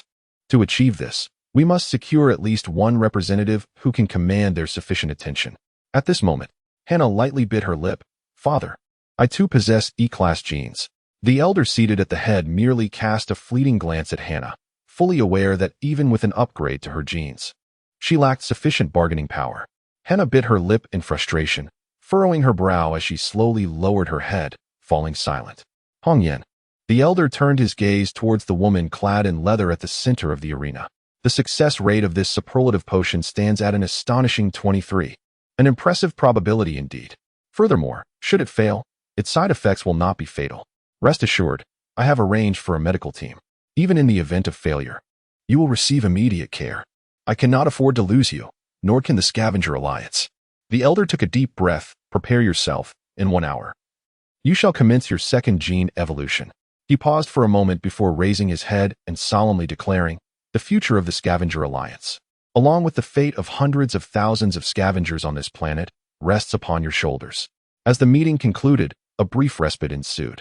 Hongyan leaned against the heavy alloy door of the bunker, arms crossed, balancing herself on one leg against the iron door. She gently tilted her head, her enchanting eyes radiating a blue glow as she gazed at her sister beside her. In contrast, Hannah also leaned against the door, her head bowed, wearing a look of distress, her hands clasped together, incessantly fidgeting with her fingers. Hongyan lifted her head, surveying the bunker space ahead. Her voice, clear and frosty, conveyed the notion that her father's regard for me was akin to a double-edged sword. It was reminiscent of our current position. Before us lay the safety of the bunker, while behind loomed the terrifying gray storm. Hina furrowed her brow, asserting that she too could confront those tempests. No, you cannot, Hongyan replied, taking a deep breath as her tone softened. I will not allow my sister to face any peril. Hina paused in her stance, and Hongyan continued. The Interstellar Alliance has never regarded scavengers as human. In their eyes, we are akin to cockroaches in a landfill. Even our E-gene status merely renders us slightly larger than rats. No one could predict what would transpire upon confronting them. With that, Hongyan revealed a faint smile, reaching out to smooth her sister's hair. Sister promises you, if the negotiations succeed and should we acquire any additional gene serum in our resources, I will be the first to advocate for you. No matter who it may be, including myself, we shall all stand behind Hina. Upon hearing this, Hina's eyes glistened with tears. She turned to embrace her sister, her voice choked with emotion. Sister, I will always believe in you. You need not bear such burdens. Hina has her own methods. Hongyan gently patted her back, smiling. I have always known, that Hina is a headstrong child. Miss Hongyan, a staff member called from a distance. The serum is prepared, we may commence. In her beautiful and noble eyes, a hint of gravity emerged. She took a step forward, moving slowly ahead. Behind her, her sister Hina grasped her hand, her eyes filled with profound concern. Their father had not explicitly stated the consequences of the failed black market potion, yet everyone in the bunker understood that the repercussions could very well lead to genetic defects, resulting in what was known as flawed individuals or disabilities. With a mere 23 success rate, it meant that Hongyan had only a 1 in 5 chance of success. Do not worry, Hina, Hongyan offered a reassuring smile. She then lifted her chin, the tungsten light illuminating her stunning face, which bore a trace of determination. I will surely succeed. Chapter 31. Blind Box, Premium Black Market Gene Potion 4? Cheng Qi shook his head, recognizing that with a mere 23 success rate, failure could lead to disability. It was indeed rather disappointing. Continue the synthesis. Disassemble into primitive substances. Synthesis successful. Valent Gene Potion 2. Cheng Qi was momentarily taken aback, the formation collapsing. Shouldn't it have been something like Super Black Market Gene Potion? Valent Gene Elixir, crafted by the enigmatic pharmacist Valent. Renowned as a legendary genius in the field of alchemy, he has ingeniously developed a proprietary gene sequencing technology based on CRISPR-Cas9. This innovation has been extensively employed in the formulation of gene modification elixirs, achieving an astounding success rate of 98, with negligible side effects, a figure that has undeniably eclipsed the achievements of the Galactic Scientific Association. However, this particular elixir has become a rare gem. After producing 13 exclusive potions, Valant vanished without a trace. Rumors abound that he may have been assimilated by the Galactic Scientific Association or perhaps abducted by sinister forces. A success rate of 98. Cheng Qi's heart raced. Such a probability is indeed terrifying. The evolution of gene levels has always been a matter of slim chances, yet in Valant's hands, it appears to have been mastered entirely. 2 vials of pale blue elixir lay before Cheng Qi. Following 3 synthesis attempts, the enhancement effects of the elixir were nothing short of explosive. There remained one final synthesis to undertake. Any hesitation would be a grave disrespect to STC. Cheng Qi exhaled deeply and pressed on with the synthesis. Dispersing into primal substances, synthesis successful. Valant S fantasy elixir. Cheng Qi's eyes widened slightly. Valant S fantasy? This elixir represents a concept found within the notes of the genius pharmacist Valant, a pinnacle of his visionary aspirations regarding his own technology, yet until his mysterious disappearance. He never succeeded in manifesting this dream into reality. Cheng Qi nodded solemnly. SCT indeed transcends all domains, transforming even the musings recorded in one's notes into tangible reality. After a brief period of contemplation, Cheng Qi comprehended the essence of the genetic potion. To put it succinctly, it is a matter of varying innate abilities, leading to disparate effects. This sensation is akin to a worthless individual suddenly donning exquisite attire. From that moment forth, he will metamorphose into a worthless being adorned in fine garments. However, this genetic potion possesses the capacity to replicate superior genes while supplanting inferior ones, facilitating a continuous amplification of advantages. Should one possess a sufficient quantity of superior genes, a significant enhancement may ensue, with the possibility of transcending evolutionary thresholds. In simpler terms, the culmination of these 16 subpar potions results in a veritable mystery box. Quite intriguing. Cheng Qi instinctively rubbed his hands together. At present, he had no alternative but to consume this Valant fantasy potion. Just how great is my potential? Only time will reveal. Cheng Qi lifted the test tube, within which lay a pristine azure elixir, devoid of impurities and not overly viscous, appearing rather palatable. With a pop, he removed the stopper and tilted his head back, consuming the entirety of the Valant fantasy potion in one swift motion. In the next moment, Cheng Qi sat upright on a dilapidated stool, his back straight, hands resting on his knees, gazing ahead. After ingesting the potion, he merely felt a searing heat in his throat, akin to swallowing a glass of strong liquor.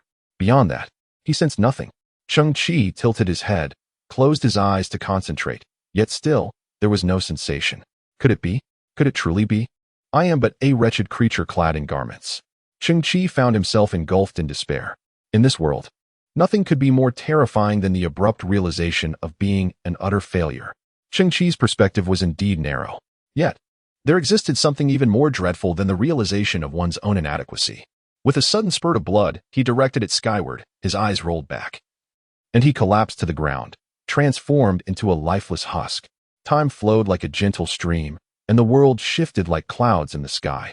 Everything seemed altered yet unchanged. In the midst of this darkness, a narrow white fissure appeared, opening and closing, ultimately expanding under the influence of a formidable will. Cheng Qi gazed intently at the resplendent, multicolored dome above, his mind a blank slate. Oh, I must have fainted. Surely, Hanzai must have rescued me. I am now safely reclined. Hanzai is indeed a companion worthy of trust. Feeling a wave of weakness wash over him, Cheng Qi struggled to rise, only to discover a white cloth draped over him, beneath which lay a pile of firewood and a dilapidated diesel barrel. Not far away, Hanzai and Xiaoqiang, clad in white garments fashioned from plastic, were crouched and weeping. Have they concocted some potion to end their lives? Truly, this is absurd. Cheng Qi's complexion turned pale. They were quite efficient. Had they already prepared for cremation? With a crackle, electricity surged through the wires, igniting the diesel beneath Cheng Qi with a thunderous roar. What the hell? Cheng Qi was momentarily stunned, yet in that fleeting instant, a surge of crisis awareness erupted from the depths of his mind, striking his nerves like a flash of lightning. In the blink of an eye, Cheng Qi sprang to his feet, his body moving like a swift gust of wind, covering 7 or 8 meters in an instant. What just happened? Did I transform into a bolt of lightning? He gazed incredulously at his own hands, realizing that it was not him, but rather the emergency response of the extreme warrior armor. In the next moment, Cheng Qi witnessed a rather shocking scene. That fool Hanzai had stripped off his own extreme warrior armor and placed it nearby. Is he even human? He is actually afraid that the armor might become a burial shroud. Wait. Cheng Qi's eyes widen once more. I'm not wearing the armor. Chapter 32. Surpassing Limits. Cheng Qi, I knew you would survive this ordeal. Hanzai quipped, chuckling. But do not hold it against us. You have been unconscious for a full 48 hours. He scratched his metallic head with his metal fingers, grinning. Is this your justification for incinerating me? Cheng Qi sighed helplessly, realizing that he had indeed slept for 48 hours, which meant the dust storm was nearing its conclusion. Ah! Xiao Qiong appeared to witness something extraordinary, staring at Cheng Qi's face before suddenly covering her mouth. Your eyes have changed. Hanzai, ever quick-witted, swiftly found a smooth piece of metal to use as a mirror and held it out to Cheng Qi. Cheng Qi gazed into the reflection, his eyes widening in astonishment. A surge of inner delight erupted within him like a torrential flood. In his eyes, there shimmered a delicate azure halo, translucent and noble, imbued with profound depth. In contemporary society, this symbolized status, commanded respect, and represented everything. Had I truly transformed from an ordinary individual into an E-grade geneticist? Cheng Qi widened his eyes further, pinching his thigh with fervor, fearing this might be a fleeting dream that would dissolve in an instant. As per Cheng Qi's understanding, the definition of an E-grade geneticist encompasses a flawless genetic composition, devoid of any defects. Individuals of this caliber exhibit excellence in intellect, physique, and character, capable of adapting to diverse environments and challenges, achieving remarkable accomplishments through sheer determination. In essence, E-grade geneticists are not extraordinary superhumans, but rather the cream of the crop among humanity. Cheng Qi felt a flicker of confusion and instinctively blinked. In that moment, a series of vivid images flashed through his mind like lightning. He envisioned a DNA double helix, quietly spinning in the void, radiating a resplendent and enigmatic glow. Simultaneously, certain segments of this DNA appeared to be shattering and reassembling. This scene resembled fragmented memories from his unconscious state, gradually resurfacing in his consciousness. When Cheng Qi shook his head and reopened his eyes, he was completely frozen in astonishment. His gaze widened to an extreme, as if witnessing an utterly unbelievable sight. In the mirror, his pupils revealed yet another cerulean halo. 2 halos. Cheng Qi stared at his reflection, his mind swirling in bewilderment. Had he truly ascended to a D-grade geneticist? The so-called D-level genomic individuals exhibit remarkable talents in specific areas, such as possessing profound understanding in certain academic disciplines or demonstrating notable advantages in sports, music, and the arts. Generally, D-level genomic individuals, often referred to as elite genes, represent the upper echelons of human civilization, tycoons, musicians, scientists, or influential political figures. They achieve accomplishments with greater ease than the average person, effortlessly acquiring power and status. This is the reason why higher genomic individuals are held in such high regard. Could a D-level genomic individual possess the speed I just demonstrated? Cheng Qi pondered with some confusion. At that moment, a slight dizziness swept over him, and his mind was flooded with images flashing like lightning. The magnificent double helix of DNA shimmered, its rotation accelerating, with an increasing number of recombined segments. Cheng Qi felt a sensation akin to oxygen deprivation in his brain, his vision even experiencing double images. This sensation persisted for nearly a minute before his sight gradually became clearer, the surroundings slowly coming into focus. In that instant, Cheng Qi felt as if struck by lightning, his entire being transforming into a lifeless statue. He discovered, upon gazing into the mirror, that within his pupils, a third faint halo emerged. That halo, once ethereal, gradually solidified, softly emanating a cerulean glow. I have advanced 3 levels. Cheng Qi was left momentarily speechless, realizing he had become a C-level genomic individual. C-level. C-level. The C-level gene is also known as the exceptional gene. These individuals often possess exceptional talents across multiple domains, and with diligence and opportunity, they may ascend to the pinnacle of power and status. Concurrently, the C-grade gene emerges as a watershed moment, for it is at this level that the physical constitution of the genetic subject begins to transcend the limitations of DNA initiating a profound transformation. For instance, one may attain enhanced strength, speed, endurance, and agility. No wonder I was capable of such feats. It is indeed the characteristic of the C-grade gene. Cheng Qi found it astonishing. Could it be that my future? Suddenly, he began to stammer, for he realized that a thick, black viscous liquid was surging from every pore of his body, including his mouth, which was frothing. So this is the essence refining and marrow cleansing, expelling impurities. Is it? Such a cliché narrative. Oh, author. Any system optimization invariably follows a similar sequence, the expulsion of impurities. This seems to be an age-old truth. Discard the obsolete to embrace the new. One must first cleanse before perfecting. Moreover, in the past few years, Cheng Qi had scarcely consumed any decent food. Expired products and substandard energy bars were rife with impurities and harmful substances. His body had accumulated a significant amount of toxins, which were now finally being purged. With the assistance of the Earth Dragon King's expanded shower system, Cheng Qi indulged in a thoroughly refreshing bath. The moment he stepped out of the shower, he experienced a sensation akin to parting the clouds to behold the sunrise, feeling as light as a swallow, invigorated, and with a clarity of mind that was refreshing. Gazing into the mirror, Cheng Qi discovered that his skin had transformed, becoming markedly fair and delicate. The contours of his features appeared more pronounced, and his eyes, enhanced by 3 azure rings, took on a profound and mysterious depth, exuding an ineffable air of nobility. Although, up to this point, Cheng Qi had not engaged in systematic training and had not fully harnessed the benefits of his C-grade genes, one could still faintly discern the sculptural lines of muscle beginning to emerge on his physique. The pectorals and abdominal muscles were subtly defined, embodying both beauty and dynamism, suffused with a sense of strength. At last, I comprehended how utterly ineffectual I had once been. I also grasped why so many ordinary individuals, striving with all their might and resources, remained ensnared by the label of mediocrity. In the past, inherent genetic disparities existed between individuals. Today, the advent of genetic science has only magnified these differences, creating an insurmountable chasm. Cheng Qi felt his thoughts sharpen, his energy surging, and a brilliant light bursting forth from his eyes. This sensation was utterly exhilarating. Chapter 33. The Advantage of Speed. Cheng Qi prepared to reap the rewards. According to the calculations based on high-entropy alloys, this time, I had managed to procure 82 defective black market gene serums for you. The communication device, designed for contacting the merchant Mo, crackled to life, transmitting Mo's voice. Cheng Qi, within the docking bay, felt a sudden spark of excitement in his eyes. At this moment, Mo has delivered the second batch of potions.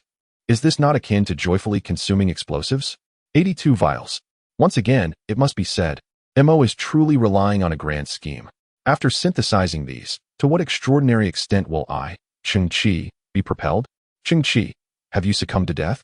Cheng Qi found himself at a loss for words. Mo likely presumed he would endure those black market genetic agents like a beast of burden. As long as he survived, it was acceptable. Mo's voice remained calm. My 20 biotechnological crates have already entered the Earth's atmosphere. I have only just realized that there seems to be a significant storm brewing on Earth. You had better hurry and retrieve the cargo. My previous 4 transport crates and custom scales appear to have been lost in the tempest, resulting in substantial losses. Oh, Cheng Qi's eyes flickered. It is true that this ash storm is quite formidable. Heed my advice and prepare for the worst. Subsequently, Cheng Qi terminated the communication. After consuming the potion, he fell into a slumber for 48 hours. Thus, the situation on the ground should be nearing the tail end of the ash storm. Although it is not as terrifying as its peak, the probability of the biological crates going off course remains high, necessitating swift action. The loss of so many potions and crates is something Cheng Qi cannot accept. Xiao Qiong floated by, gently chiding, Cheng Qi, could you please put on some clothing? Cheng Qi then realized he had just emerged from the bathroom, still unclothed. Rest assured, I have encountered numerous clients of mothers, all of whom were undraped. I have grown accustomed to it. Xiao Qiong departed on her own. You adults truly give us no peace. Even the trivial matter of dressing requires a reminder. As Hanzai passed by, he mimicked Xiao Qiong's posture of hands clasped behind her back, pondering whether he felt any shame. Cheng Qi stepped forward, positioning himself directly before the extreme warrior armor. The armor's surface, adorned with a diamond pattern, shifted and enveloped Cheng Qi's form in an instant. Suddenly, the data panel of the extreme warrior armor auto-generated a display. User's genetic sequence enhancement detected. The core performance of the armor has surged by 284, nearing its performance limit. Splendid. Indeed, within the perspective of the formidable, the entire world exudes a gentle demeanor. With the extreme warrior armor fully engaged, Cheng Qi donned his jet turbine shoes. As the airflow dispersed beneath him, he ascended into the air, soaring towards the exit of the underground shelter. Creak, creak. The electric control system of the shelter's door functioned properly, slowly opening, albeit with a piercing noise. The gray storm that had raged for over 40 hours had distorted the door, yet it remained steadfast and unyielding, a testament to Hanzai's reliable craftsmanship. The winds outside had diminished significantly, yet they still carried a biting chill. The extreme warrior armor retracted its visor, shielding Cheng Qi's face. He stepped cautiously out of the shelter, ensuring the door was securely closed behind him. The ground was shrouded in a haze of gray dust, with countless metallic particles swirling in the air, rendering visibility exceedingly poor. One could faintly discern changes among the surrounding mounds of refuse. Each storm left behind a landscape of shattered debris and dislocation, transforming the geography of this garbage-laden world. For scavengers, this represented a novel opportunity birthed from the ashes of catastrophic calamity. Beneath the surface lies a plethora of valuable debris, soon to be unearthed and brought back to light. Cheng Qi gazed upward towards the overcast northern sky, where nothing was discernible to the naked eye. Yet, the reconnaissance system of his extreme warrior armor swiftly identified 20 luminous points in the distant sky. They hurtled towards the ground with remarkable speed, but at this altitude, the air currents remained fierce, causing the trajectory of these glowing objects to waver erratically. These were transport crates from the desert. Narrowing his eyes, Cheng Qi suddenly noticed that several of the crates exhibited a significant deviation in their paths. They were on a collision course, highly likely to result in a mid-air disaster. A flicker of urgency crossed Cheng Qi's face as he slightly bent his legs, summoning all his strength to sprint towards the anticipated impact zone of the crates. With a thunderous crash, the debris beneath him was sent flying as he soared through the murky environment, transforming into little more than a fleeting shadow. Cheng Qi himself was momentarily taken aback, scarcely aware of the astonishing surge in his velocity. Unprepared for such an increase, a wave of dizziness swept over him due to inertia. The extreme warrior armor emitted a warning tone. The user's velocity is nearing the armor's upper limit. An unquantifiable overflow may have occurred. Cheng Qi was momentarily stunned. This meant that his speed had surpassed the armor's threshold. Speed. Had genetic evolution granted him a remarkable enhancement in velocity? Remarkably, the human body could exceed the capabilities of machinery? At that moment, Cheng Qi had reached the precise point directly beneath the transport crates, visibly observing that 3 of them were teetering precariously. With renewed determination, he bent his legs once more and leapt skyward with great force. The surrounding air was biting cold, and Cheng Qi felt a slight shock within him. In the heat of the moment, he had forgotten to activate his turbo-powered shoes. But how high had he just leaped? It must have been around 20 meters, nearly the height of 6 stories. The core performance of the armor had surged by an astonishing 284. Indeed, it was quite remarkable. However, this time, the extreme warrior armor did not display any data overflow alerts. The jumping ability relied on the strength of his legs. In other words, the current height of his leap was a synergistic effect of both his legs and the armor. There was no overflow of strength, yet speed seemed to have overflowed. Were they not both dependent on light power? Were these 2 parameters calculated separately? As he sensed his own condition, Cheng Qi's mind became unexpectedly clear. In an instant, he grasped the answer. High-speed movement was not solely reliant on leg strength, but required the coordinated effort of all muscles in his body. Factors such as the swinging motion of his arms and the posture of his body significantly influenced his speed. To put it simply, no sprinter can claim victory solely through leg strength. Thus, strength is a singular metric, while speed is a composite indicator derived from multiple data points. Relatively speaking, it is easy to build strength, but enhancing speed is a formidable challenge. At that moment, Cheng Qi gradually realized that what he had attained was a rare enhancement in speed. Chapter 34. Dual gene sequence suspended in midair, Cheng Qi skillfully caught 3 transport boxes. He then descended gently to the ground, carefully placing the boxes down. Afterward, he leaped again, repeating the process to retrieve other transport boxes. During his final jump, Cheng Qi beheld a bizarre scene in the distance. Amidst the chaotic currents of air and the dense gray dust, something was crawling on the ground. It appeared to be half a person. To be precise, it could barely be considered even that. It possessed only a head, a small portion of a shoulder, and one arm. The arm swung forward repeatedly, scraping at the litter protruding from the earth, making a laborious and slow ascent. Given its form, it did not resemble a robot. Was that truly a human? In such a state, how could one still be alive? Cheng Qi squinted, only to be met with a gust of gray metallic dust, and that quarter of a person abruptly vanished, as if it had never existed. A moment of hesitation ensued. With so many precious items in hand, curiosity could not dictate his actions. Within the subterranean shelter, the colossal steel matriarch extended its intricate mechanical arm, meticulously arranging 20 biological material containers and methodically opening each one. It lined up a total of 82 failed black market genetic serums in a straight row, with a spacing error of less than 0.1 millimeters, an astonishing degree of precision. As the ground of the shelter was slightly curved, one of the vials rolled slightly. The mechanical matriarch promptly corrected its position. Cheng Qi observed these serums. From their material and appearance, they showed no signs of defect. Merchant Imo once again proved his integrity. Cheng Qi then glanced at those black biotechnological transport boxes. The reasoning remained the same. Having purchased so many items, was it unreasonable to receive a few packaging bags? Surely, that was not an excessive request. Cheng Qi nodded to himself, contemplating the potential upgrades these boxes could afford to his mechanical mother. He could only hope that her obsessive tendencies would not worsen. As a C-level geneticist, Cheng Qi felt a slight tremor in his arms. He was acutely aware of the unparalleled and terrifying prospects for his growth. With a racing heart and trembling hands, even Wang Zilv would have to bow before him.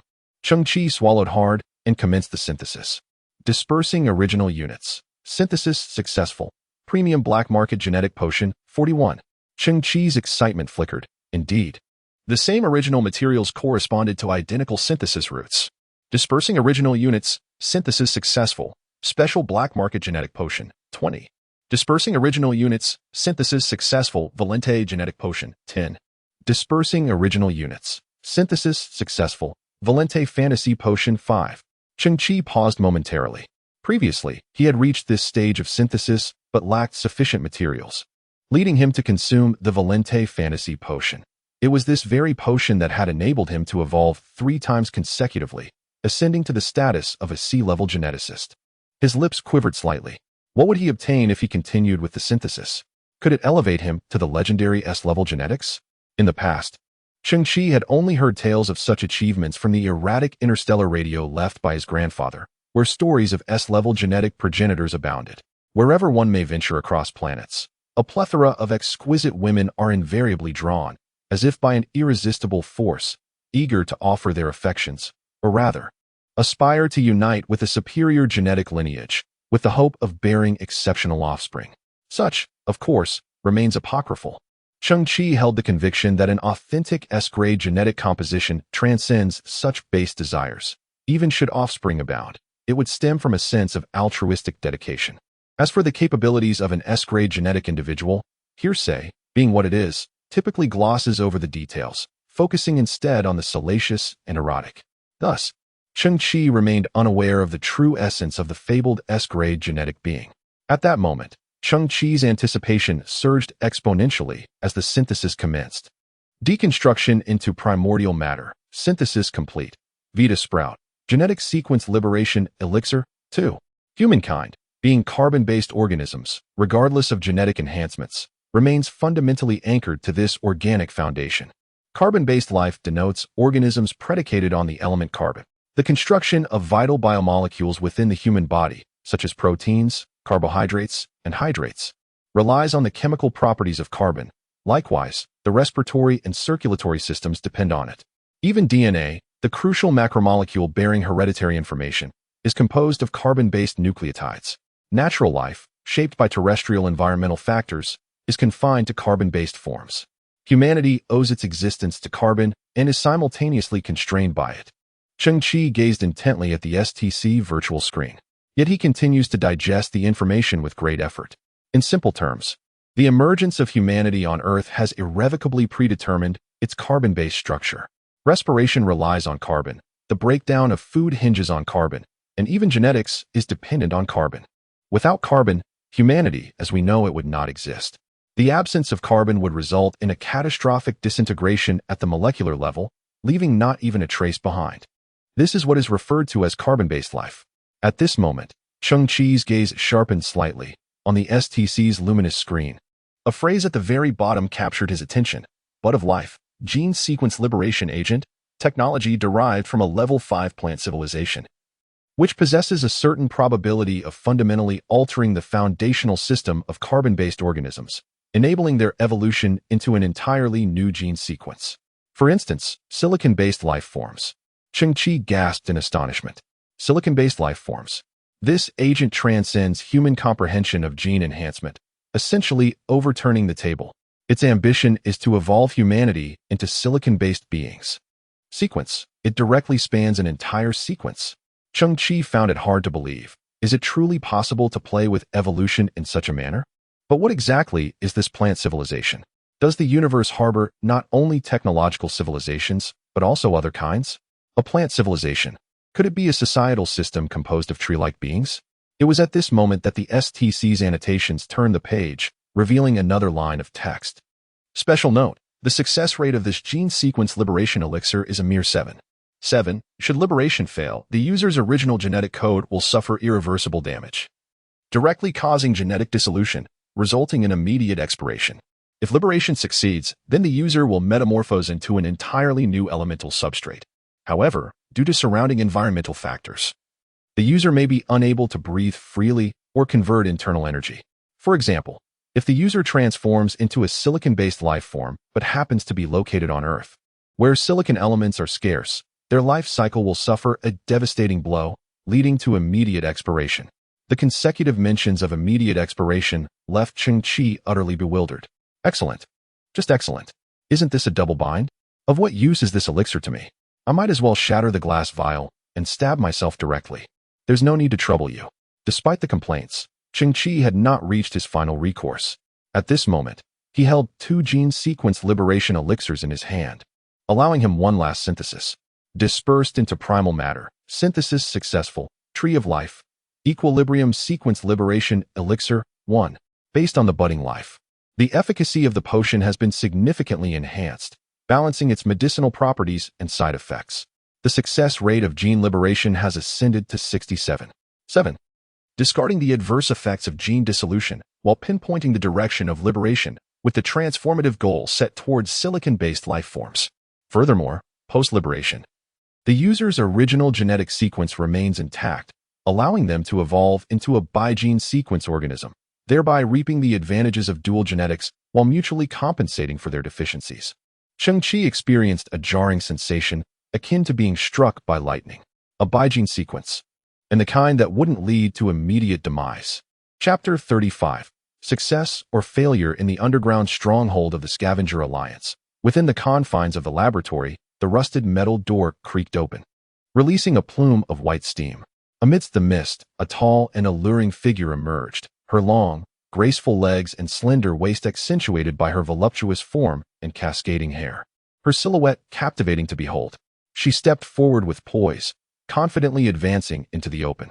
On the outside, the president of the Scavenger Alliance, several high-ranking scavengers, and a woman in a red dress, Hina, watched the figure with bated breath. As the figure's features became clearer, her stunningly cold beauty was revealed.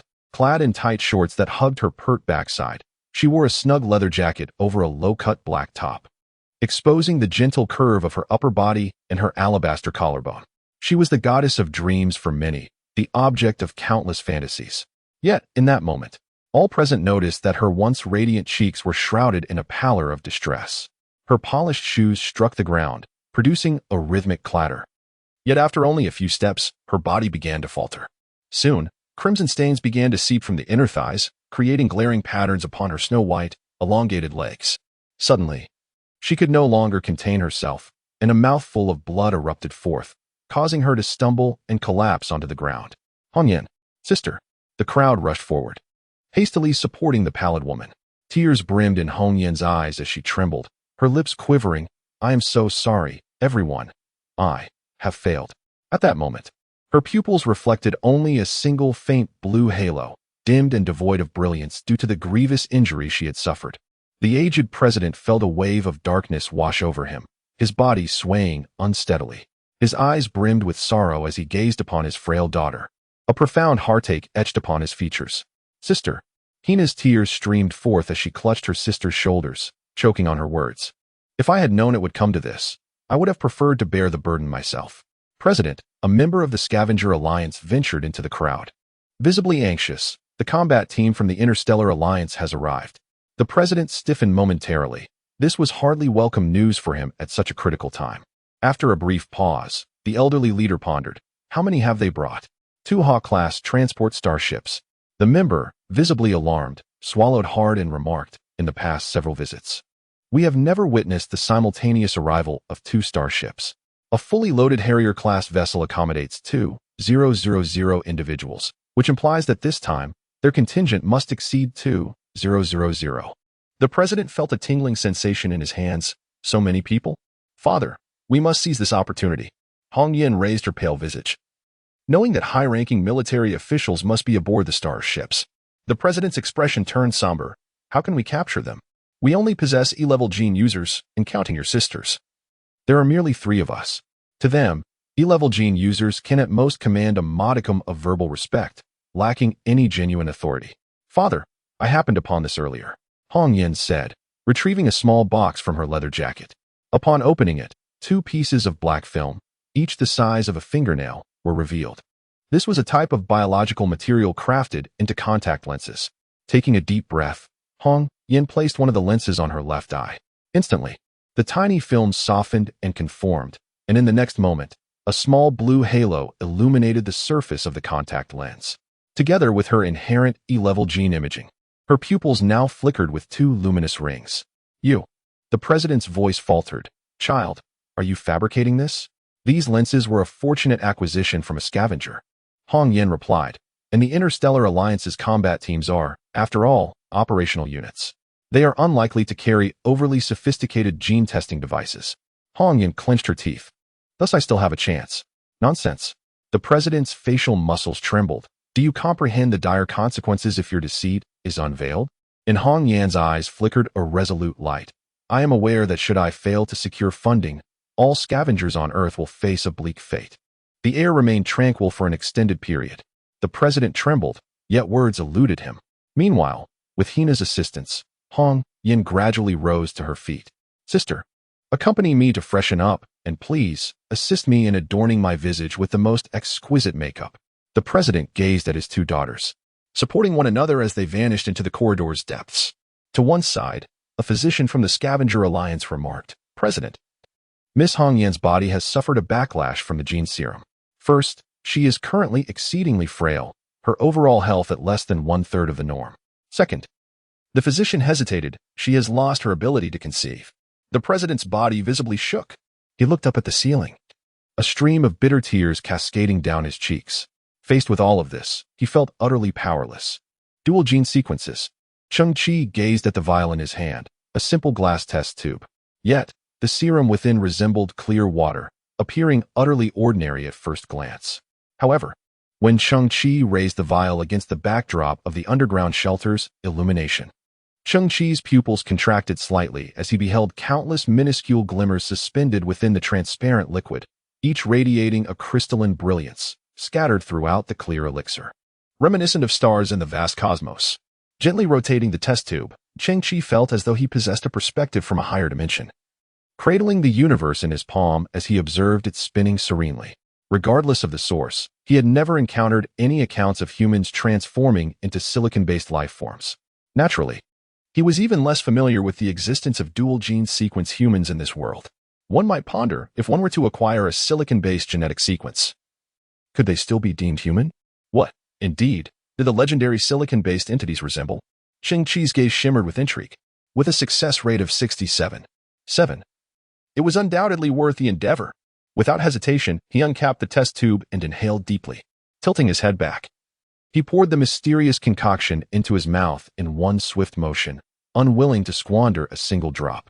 As he tilted his head back and opened his mouth wide, he watched the final droplet of the elixir glide down the tube, ultimately landing upon his tongue. At the moment the crystalline droplet hovered in midair, Cheng Qi experienced an illusion of time decelerating. He could distinctly see his reflection upon the surface of the droplet. It felt as if time flowed differently. The droplet descended languorously while Cheng Qi's eyes widened in astonishment. He observed that his pupils were no longer the dark, round dots they had been, but it transformed into an intricate geometric structure. Deep within his pupils, tightly interlinked triangles emerged, which then began to unfurl like blooming flowers, layer upon layer, turning outward. Cheng Qi felt an overwhelming sense of wonder. Meanwhile, a lucid prompt emerged within his mind, akin to a sixth sense awakened amidst a looming crisis. He sensed his body becoming increasingly uncoiled, on the verge of disintegration. In that instant, a tightly interwoven triangle adorned Cheng Qi's visage, which blossomed like a flower. Subsequently, his form erupted with a resounding thud, akin to a diminutive firework devoid of flame. Cheng Qi's body shattered into countless minuscule triangles, vanishing into the ether. Chapter 36. Silicon-based life forms. The world enveloped in darkness, reminiscent of the cosmos before its inception. Cheng Qi was bereft of the sensation of his corporeal being, as if his existence had been stripped away. Yet before his gaze, 2 points of light suddenly illuminated the void, expanding exponentially. Ultimately, before Cheng Qi materialized 2 resplendent and enigmatic intricate structures. One of these was a magnificent double helix radiating a cerulean glow. It represented the very foundation of humanity's procreation over millennia. If humanity is the most ingenious and intricate creation under Earth's ecology, then this structure is the core architect of that creation. Within it resided an immense reservoir of genetic information.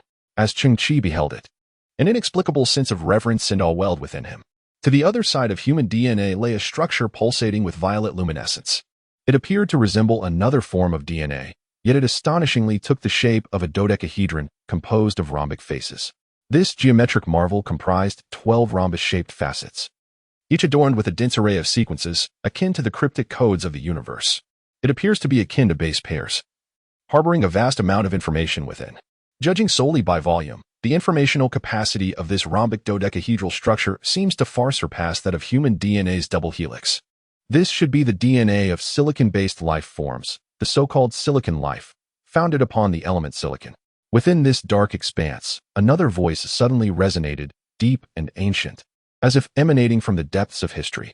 Cheng Qi felt a profound tranquility and comfort. For reasons unknown, he harbored no feelings of repulsion or doubt, quietly absorbing the utterances of the entity. There exists a tremendous distinction between us and carbon-based life forms, spanning from outward appearance to internal structure, and extending to the core operational systems, which are utterly divergent.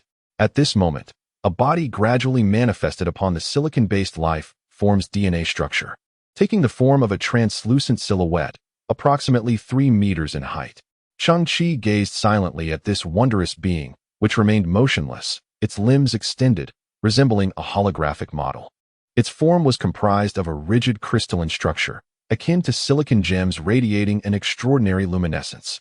These gems adhered to a certain order, exhibiting high levels of organization and symmetry, with bold lines and sharp angles. Such an appearance could undoubtedly be described with the phrase, stunningly beautiful. We do not require the reliance on water and organic molecules to sustain our life activities, unlike carbon-based beings. Our skin is composed of a semi-transparent silicon membrane that can filter and refract light, revealing a kaleidoscope of vibrant colors. In the eyes of Cheng Qi, the silicon-based life forms hovered gracefully in midair, emanating an increasingly brilliant and dazzling light. Our mode of movement diverges from that of carbon-based organisms. We do not rely on the contraction and relaxation of muscles, but instead utilize electromagnetic forces or the growth and contraction of crystals to alter our positions. The silicon-based beings gently swayed their arms, producing a crisp sound of friction.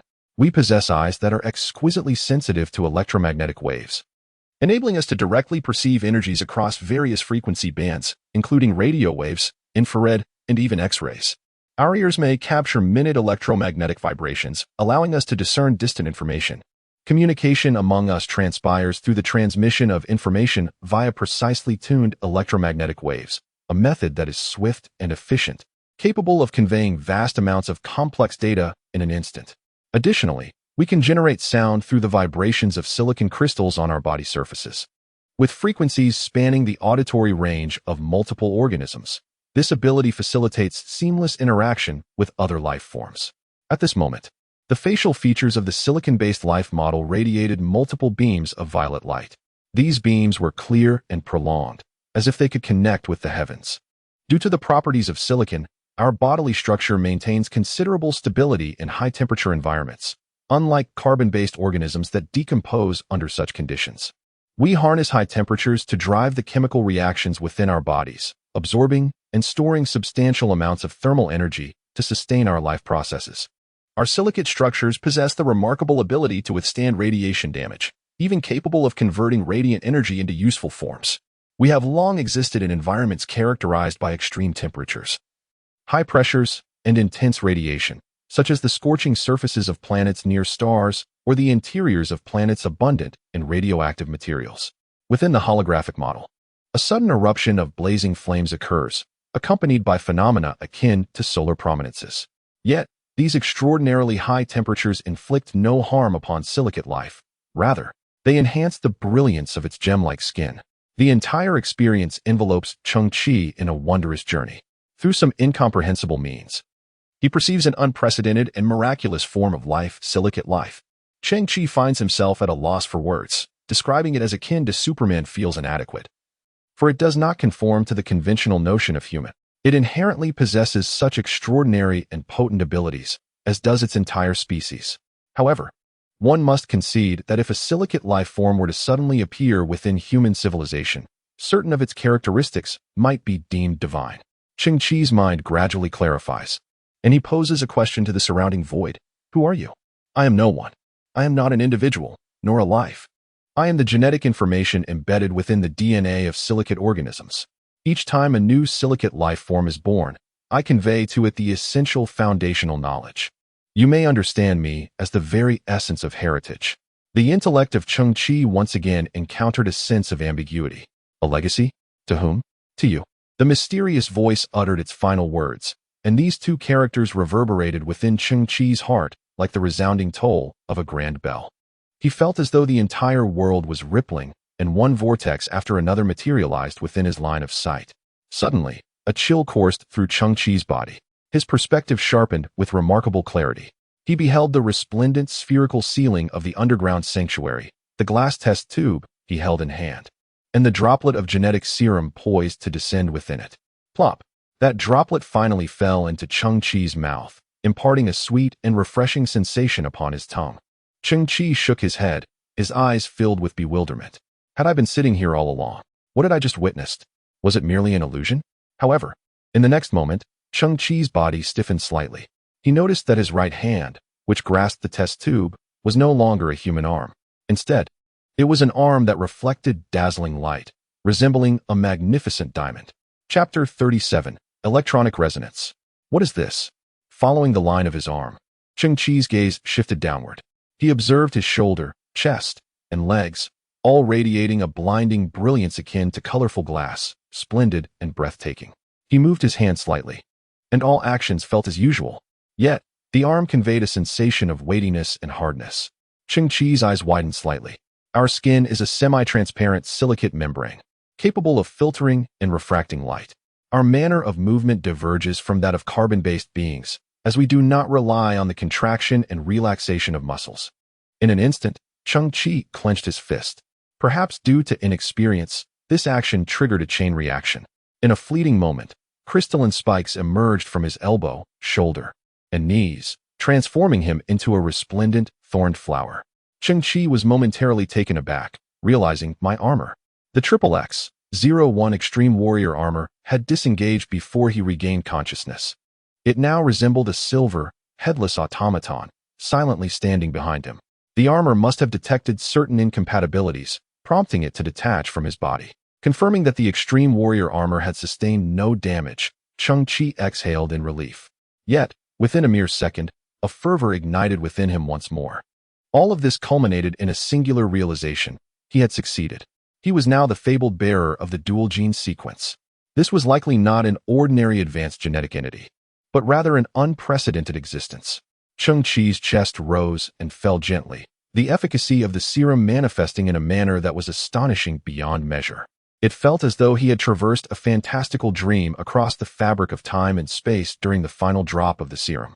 Suddenly, in Cheng Qi's diamond-like, brilliant eyes, he beheld peculiar sights. Translucent blue ribbons floated gracefully in the air, both lively and enigmatic. The origins of these ribbons converge at a singular point, the body of Cheng Qi. However, their destinations diverge in various directions. One ribbon is linked to the distant, quietly resting Steel Mother. Another connects to the Dragon King expansion dock, while yet another reaches into the dock itself, where the crafty Han Zai is engaged in a game of landlord with Xiao Qiong, employing subtle deceit. What could this mean? Cheng Qi's heart was ensnared by uncertainty. Inheritance seemed to offer no elucidation for this phenomenon. Gazing at the Steel Mother in the distance, an unusual sensation of communication stirred deep within his consciousness. With a mere thought, the Steel Mother stirred slightly, its colossal frame illuminated with blue indicator lights, and with a gentle hum, it activated its levitation system, gliding forward by 10 centimeters. Cheng Qi's eyes widened in astonishment. He had merely envisioned this scenario in his mind, yet the mechanical matriarch had executed it. Were those blue ribbons a form of connection? A nascent hypothesis began to form in Cheng Qi's mind, and he promptly issued another command. The indicator lights flickered momentarily, and the distant mechanical mother raised its mechanical arm skyward before lowering it once more. Cheng Qi's heart thundered with realization. It truly was possible. He then turned his gaze to the Dragon King expansion dock and issued a directive. He hoped for the levitating illumination lamp to ascend another meter, increasing its brightness by 20%. In the next instant, the underground sanctuary was significantly brighter as the distance between the floating lamp and the dome decreased, rendering the dome adorned with metallic patterns even more resplendent and beautiful. Cheng Qi gazed upward in astonishment, though his expression was vacant. His diamond-like form resonated harmoniously with the vast dome above. Why was that? Cheng Qi was filled with disbelief. Had my thoughts established a connection with the control center of the mechanical entity? Yet consciousness and electronic signals are entirely disparate realms. Observing his own diamond-like hands, Cheng Qi's eyes flickered with realization. Wait. It seems I have been somewhat biased and stagnant in my perspective. I am no longer carbon-based. I have transformed into a silicon-based life form. I must adopt a different angle of understanding. The brain of computers and artificial intelligence is embodied in chips, with silicon being the primary material within them. Once purified, silicon is transformed into wafers, which are subsequently crafted into transistors and circuits through techniques such as photolithography and etching. This process is akin to the formation of neurons, brain nerves, and cerebral blood vessels. The self-awareness, thought, judgment, and execution of robots arise from that tiny silicon chip. Devices like Steel Mother and Earth Dragon King's expansion dock represent pure, primitive artificial intelligence. They, too, embody a form of silicon-based life. Or rather, a rudimentary version of silicon-based life. Their existence is founded upon the element of silicon, and they possess the capacity for thought and self-awareness. Cheng Qi felt enlightened. In the bygone era, people often perceived silicon-based life as something distant from themselves, but in truth, the opposite is evident. If one were to contemplate from a different perspective, one might consider that laptops represent silicon-based life forms, as do mobile phones. If these devices seem to lack certain human characteristics, this concept can be further personified through entities such as Siri, Xiaowai, and Baidu. They are, in essence, silicon-based beings existing within humanity, albeit of a relatively primitive nature and artificially created. Upon my transformation into a silicon-based life form, I would resonate with other such entities. This phenomenon aligns with the notion of heritage, referring to a unique mode of communication inherent to silicon-based life. It is no wonder that I can control them remotely.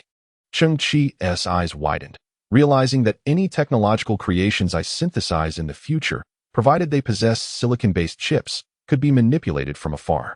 This convenience is almost surreal, bordering on the supernatural. At this juncture, Cheng Qi cast his gaze toward Han Zai in the distance. Let me tell you, a connecting to 6 is akin to the rampant government vehicles of your bomb is of no use against me, ha. Cheng Qi squinted, amused by this fellow's ability to apply his knowledge so effectively. With a mere thought, Han Zai suddenly sprang to his feet, one hand on his waist, and the other pointed skyward, beginning to dance. Dinosaur against wolf, dinosaur against wolf. He exclaimed, "Wait, why am I dancing?" Chapter 38, Humanization. After playfully mocking Han Zai, Cheng Qi turned his attention back to himself. The combat prowess and adaptability of this silicon-based life form body remain to be tested. The only certainty is its extraordinary brilliance. I cannot simply step outside, as it would draw too much attention. Given the existence of a dual gene sequence, it stands to reason that the two types of genes should be interchangeable. How should I proceed? Cheng Qi furrowed his brow, harboring grave doubts that he might be the sole human possessing such a dual gene sequence, a concept likely unknown to anyone else. Switching, Cheng Qi murmured, and in that moment, he felt the surrounding space plunge into darkness. He once again found himself in a dim realm devoid of any spatial awareness, transforming once more into a formless consciousness. Before him lay two brilliant strands of DNA, representing the double helix structure of carbon-based life and the dodecahedron structure of silicon-based life. In that instant, the two DNA strands began to move, alternating swiftly between left and right, completing some form of exchange that evoked faint shadows of light. The double helix DNA radiated a luminous glow, enveloping Cheng Qi's vision. He lifted his hands to inspect, discovering that his body had reverted to that of a human flesh and blood, and the sensation of bodily control felt astonishingly familiar. Cheng Qi's eyes widened slightly, the experience surreal and dreamlike. Cheng Qi, do you truly enjoy running around in the nude? Why do you adults never listen? Little Qiong floated by, shaking her head and maintaining her gaze. Cheng Qi was momentarily taken aback. Just moments ago, he had donned the exosuit of a maximum warrior, and during his transformation into a silicon-based life form, the exosuit had automatically detached, leaving him once again in his natural state. However, Xiao Qiong and her companions remained oblivious to the transformation they underwent into silicon-based life forms, merely witnessing the outcome. Cheng Qi swiftly donned his attire and equipped himself with the exoskeleton of an extreme warrior. In his carbon-based state, the assistance of the exoskeleton was indispensable. Subsequently, he procured a palm-sized mirror and gazed intently into his own eyes. At that moment, his eyes appeared both fantastical and enchanting. Within his pupils, 3 azure rings emanated a mysterious and noble glow. The innermost layer of the ring was no longer composed of the typical dark brown human iris. Instead, it revealed a geometric pattern reminiscent of triangular crystals, resplendent and intricate, exuding a faint golden radiance. Cheng Qi blinked, observing as the magnificent geometric pattern within his pupils subtly expanded, a hint of delicate violet luminescence swirling in the gaps. A thrill coursed through him. Indeed, this was strikingly impressive. His splendid gaze could captivate all. The transformation within his pupils clearly mirrored the essence of silicon-based life. Yet, at this juncture, it merely cloaked the central ring. Cheng Qi pondered, concluding that this implied the existence of hierarchical genetics within silicon-based life forms. Much like the rings observed in the eyes of advanced carbon-based beings, as the genetic hierarchy ascends, so too does the number of rings. Likewise, for silicon-based entities, a higher genetic level corresponds to an increased number of rings. No wonder it is referred to as genetic sequencing. It represents a tiered system of advancement. Cheng Qi inhaled deeply, feeling both daunted by the vast journey ahead and exhilarated by the boundless possibilities that lay before him. Cheng Qi's gaze fell upon the 20 biological transport containers resting on the ground. Each of these items possessed a singular value exceeding 50,000 credit points, sufficient to ensure a scavenger's comfortable existence for several years. Remarkably, they were given away without hesitation. Boss Missouri certainly exhibited great generosity.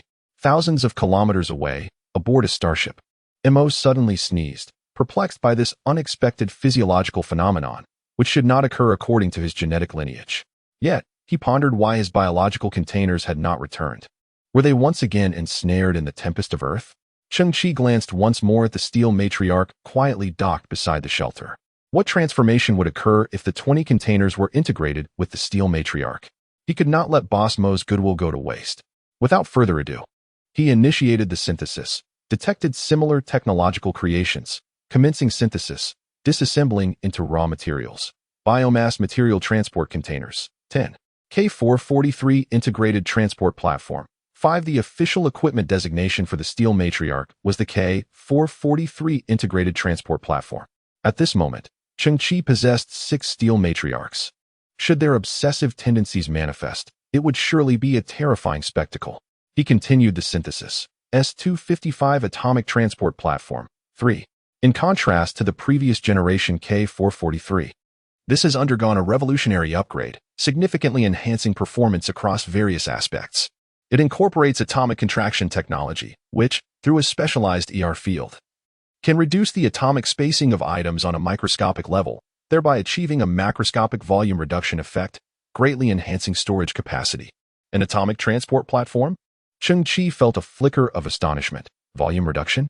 The S-255 atomic transport platform before him bore little visual difference from its predecessor, resembling a dark, opaque container. Yet its dimensions had been reduced by a remarkable 50%. It possessed the ability to condense the volume of other objects and accommodate them within its confines. Cheng Qi nodded in realization, his curiosity piqued by the technology that allowed for the reduction of atomic spacing, a marvel attributed to a level 2 for civilization. Instinctively, he rose, eager to locate the control panel of the S-225 atomic transport platform. However, his vision abruptly darkened, plunging him once more into that shadowy realm. Before him, 2 strands of DNA, one organic, the other silicon-based, floated serenely. A crisp sound of separation resonated through the air. Suddenly, from the dodecahedron representing silicon life, a diamond-shaped fragment emerged. Reminiscent of a purplish crystal, its surface intricately adorned with a wealth of genetic information from silicon organisms. With a delicate arc, this exquisite genetic shard glided gracefully, adhering to the double helix symbolizing carbon-based life. A surge of brilliance enveloped them, merging the two into a singular entity. Shaking his head abruptly, he blinked, only to be met with a clear, faint sound of collision emanating from his own eyes. Hastily, he approached a mirror and discovered that his pupils were now encrusted with resplendent diamonds, radiating a magnificent glow. As he gazed ahead, the ethereal blue ribbon reappeared in his vision, one end tethered to the S-225 atomic transport platform and the other intricately connected to the center of Cheng Qi's forehead. He stood in stunned silence, suddenly recalling the STC's reminder of the dual genetic advantages and the complementary shortcomings inherent within. May I conduct localized silicification? This notion is rather anthropomorphic, deserving of a splendid 5-star commendation. Such a characteristic alleviates a multitude of complications. It not only circumvents overly conspicuous risks but also allows for a clandestine display of capabilities. Truly remarkable. Cheng Qi promptly issued a directive. He commanded one of the S-225 atomic transport platforms to encapsulate another S-225 of equivalent dimensions within itself. Under conventional reasoning, this would undoubtedly be deemed a rather underhanded maneuver. However, the current situation stands in stark contrast, as the reduction in size is, in fact, the quintessential function of the S-225. The S-225 gradually opened its hatch, revealing an internal space of approximately 15 square meters. Atop the hatch, a small force field generator appeared to be installed, emitting a gentle yellow-hued ripple of energy.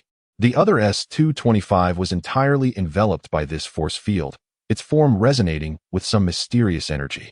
An astonishing spectacle unfolded as the S-225 ensconced within the force field suddenly manifested an ethereal outline, which became increasingly insubstantial before dissipating entirely. What emerged was the original S-225, indeed reduced in size.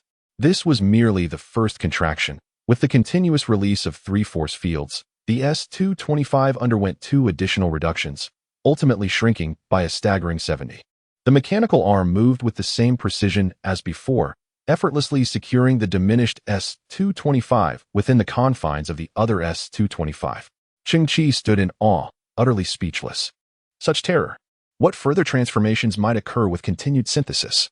What might the S-225 evolve into? Chapter 39. Unexpected toxins. The X-14 remote transmission transportation platform has been transformed into a triangular structure approximately 4 meters in height, exuding a matte black finish.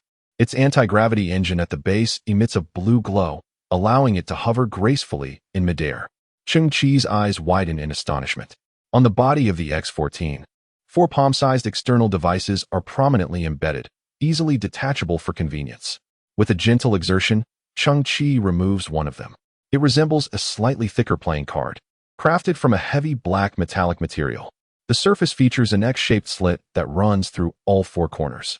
Is this the so-called directional transmission module? As Cheng Qi grips it firmly, the X-shaped slit emanates a radiant blue light, presenting an impressive display of technological sophistication. Suddenly, A mechanical whirring sound resonates from within the small playing card, accompanied by a peculiar energy vibration. The metallic playing card unexpectedly splits apart, expanding into a blue beam of light resembling a doorway. Approximately 4 meters in height and 3 meters in width. Cheng Qi is taken aback. Simultaneously, he notices that the X-14 remote transmission transportation platform emits a similar sound. Its 2 hatches slowly opening to reveal the internal space. To his astonishment, a magnificent azure beam of light also gradually materializes within the confines of this space. Could it be? Cheng Qi tentatively picked up the small stool that had just been set down, lifted his hand, and tossed it into the radiant beam of light. A magnificent flash illuminated the surroundings, and the stool was transmitted through the air, reappearing within the X-14 storage space, having shrunk to a mere 1/10 of its original size. Cheng Qi was genuinely astonished. Was this not a miniature version of the directional Stargate? A century ago, the invention of the directional Stargate revolutionized the future of humanity. It ushered in the era of the vast universe, which indirectly led to the current plight of Earth. Yet, Cheng Qi had once glimpsed that so-called directional Stargate in a tattered poster. That object was colossal, towering hundreds of meters high, and when it first appeared before humanity, it required the coordination of 122 heavy transport helicopters. Even today, despite undergoing numerous optimizations and upgrades, it remains an immense behemoth. In contrast, what lay in Cheng Qi's hand was merely an auxiliary module of the X-14 long-distance transportation platform, akin to a data cable received with a smartphone in the bygone era. Remarkably, it possessed the same capabilities as the directional Stargate, yet in its dormant state, it was no larger than a playing card. If the members of the Human Scientific Alliance were to behold this device, they would undoubtedly go mad on the spot. This device originates from a level 3 civilization. Cheng Qi's pupils quivered, and the sense of awe tinged with fear within him intensified. Merely a transportation device, yet it employed such extraordinary technology. Advanced technological civilizations have truly transcended human imagination. Subsequently, Cheng Qi conducted a series of tests on this module. He was once again astonished. He discovered that the 2 modules could actually transfer data between each other.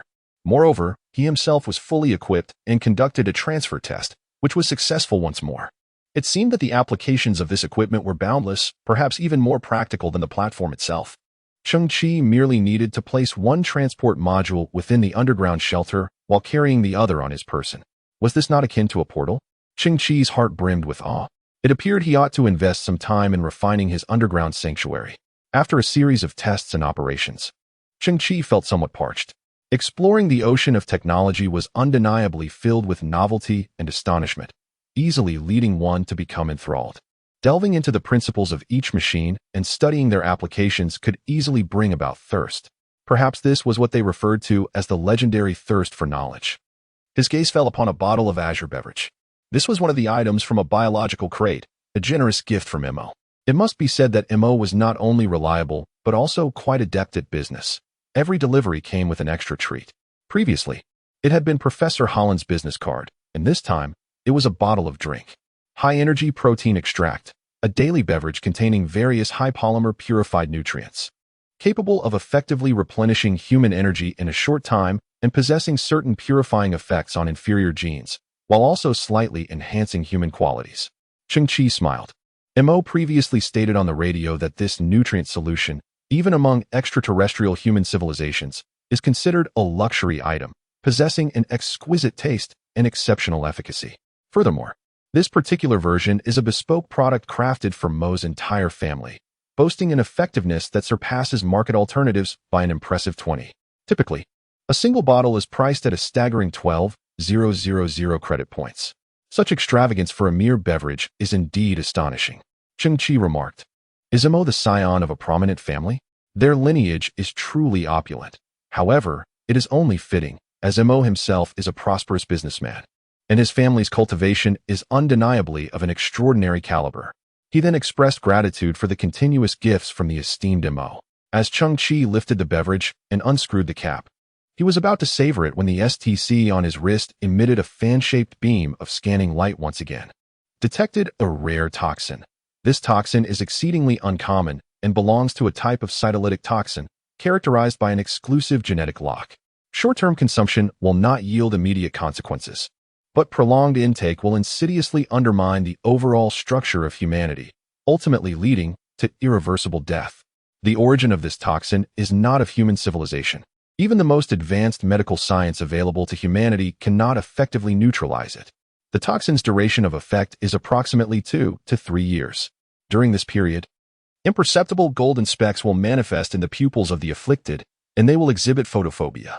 It is evident that this toxin is not inherent to the energy drink itself, but has been introduced subsequently. Cheng Qi's arm froze.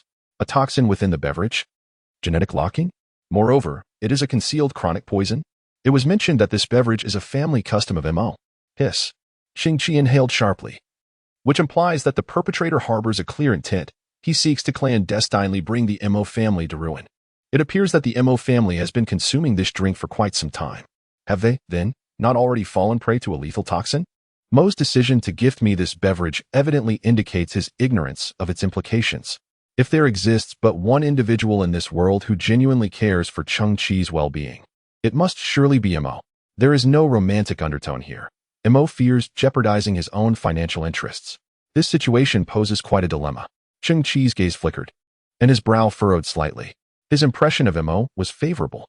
The possibility of the entire Mo family, including Mo himself, succumbing to a fatal poisoning in the future is a scenario Cheng Qi wishes to avert. Interestingly, as far back as 120 years ago, the Earth's physician, Song Dai, had researched a gene completion serum and conducted experiments on laboratory mice. However, the results were far from satisfactory. 5 years later, Song Dai publicly declared the experiment a failure, asserting that the serum could not complete any genes. Yet, in truth, the so-called failed serum developed by Song Dai possesses a certain probability of neutralizing various cytotoxic substances. Gazing at the lines of text appearing on the blue screen of the STC, Cheng Qi found himself momentarily entranced. This time, you have been remarkably considerate in providing such valuable information. Song Dai. Cheng Qi furrowed his brow. That name seemed somewhat familiar, as if he had encountered it before. Suddenly, his eyes widened. He had heard this name in the final words of his professor at Hualin. Perhaps due to the enhancement of his genes, Cheng Qi experienced a surge in cerebral potential, as if a flash of lightning had traversed his mind. The recordings left by Professor Hualin vividly replayed in his thoughts. Upon regaining consciousness, I endeavored to recount the marvels of the muon to others. Alas, no one would believe me, not even my dear friend, Dr. Song from the 53rd District Gene Research Institute, who also dismissed my claims. Cheng Qi's expression flickered. Logically speaking, such research institutes ought to be relatively centralized to maximize the efficacy of security and other resources. The Muon Research Center in Hualin is situated in the 52nd District, while Dr. Song's Gene Institute resides in the 53rd District. Their designations are so closely numbered, one would surmise their proximity is not great. Thus, could there be a gene completion agent left by Dr. Song in the 53rd District? Cheng Qi exhaled slowly, gazing towards the north. Boss Missouri. I, Cheng Qi, am also a person who values reciprocity. I shall set forth immediately for Kyoto. I will not falter in my duties. However, the remainder shall depend on the fate of your family. Chapter 40. A simple test. The gray storm had nearly reached its conclusion. Only a few erratic currents lingered upon the ground. Above, the sky remained shrouded in a veil of dust. Cheng Qi emerged from the underground shelter, standing upon the surface. He surveyed the surroundings. Despite the endless expanse of refuse, the overall topography had undergone a dramatic transformation. Certain areas had risen significantly higher than before, while many former plains had now become depressions. The shape of the earth appeared as if it had been reshuffled anew. Han Zai and Xiao Qiong resolved to remain here. Intent on meticulously crafting their new abode, there was much work to be accomplished. Before they departed, Cheng Qi made a deliberate admonition. They must not stray too far from the sanctuary, and upon venturing out, they were obliged to carry a miniature directional stargate.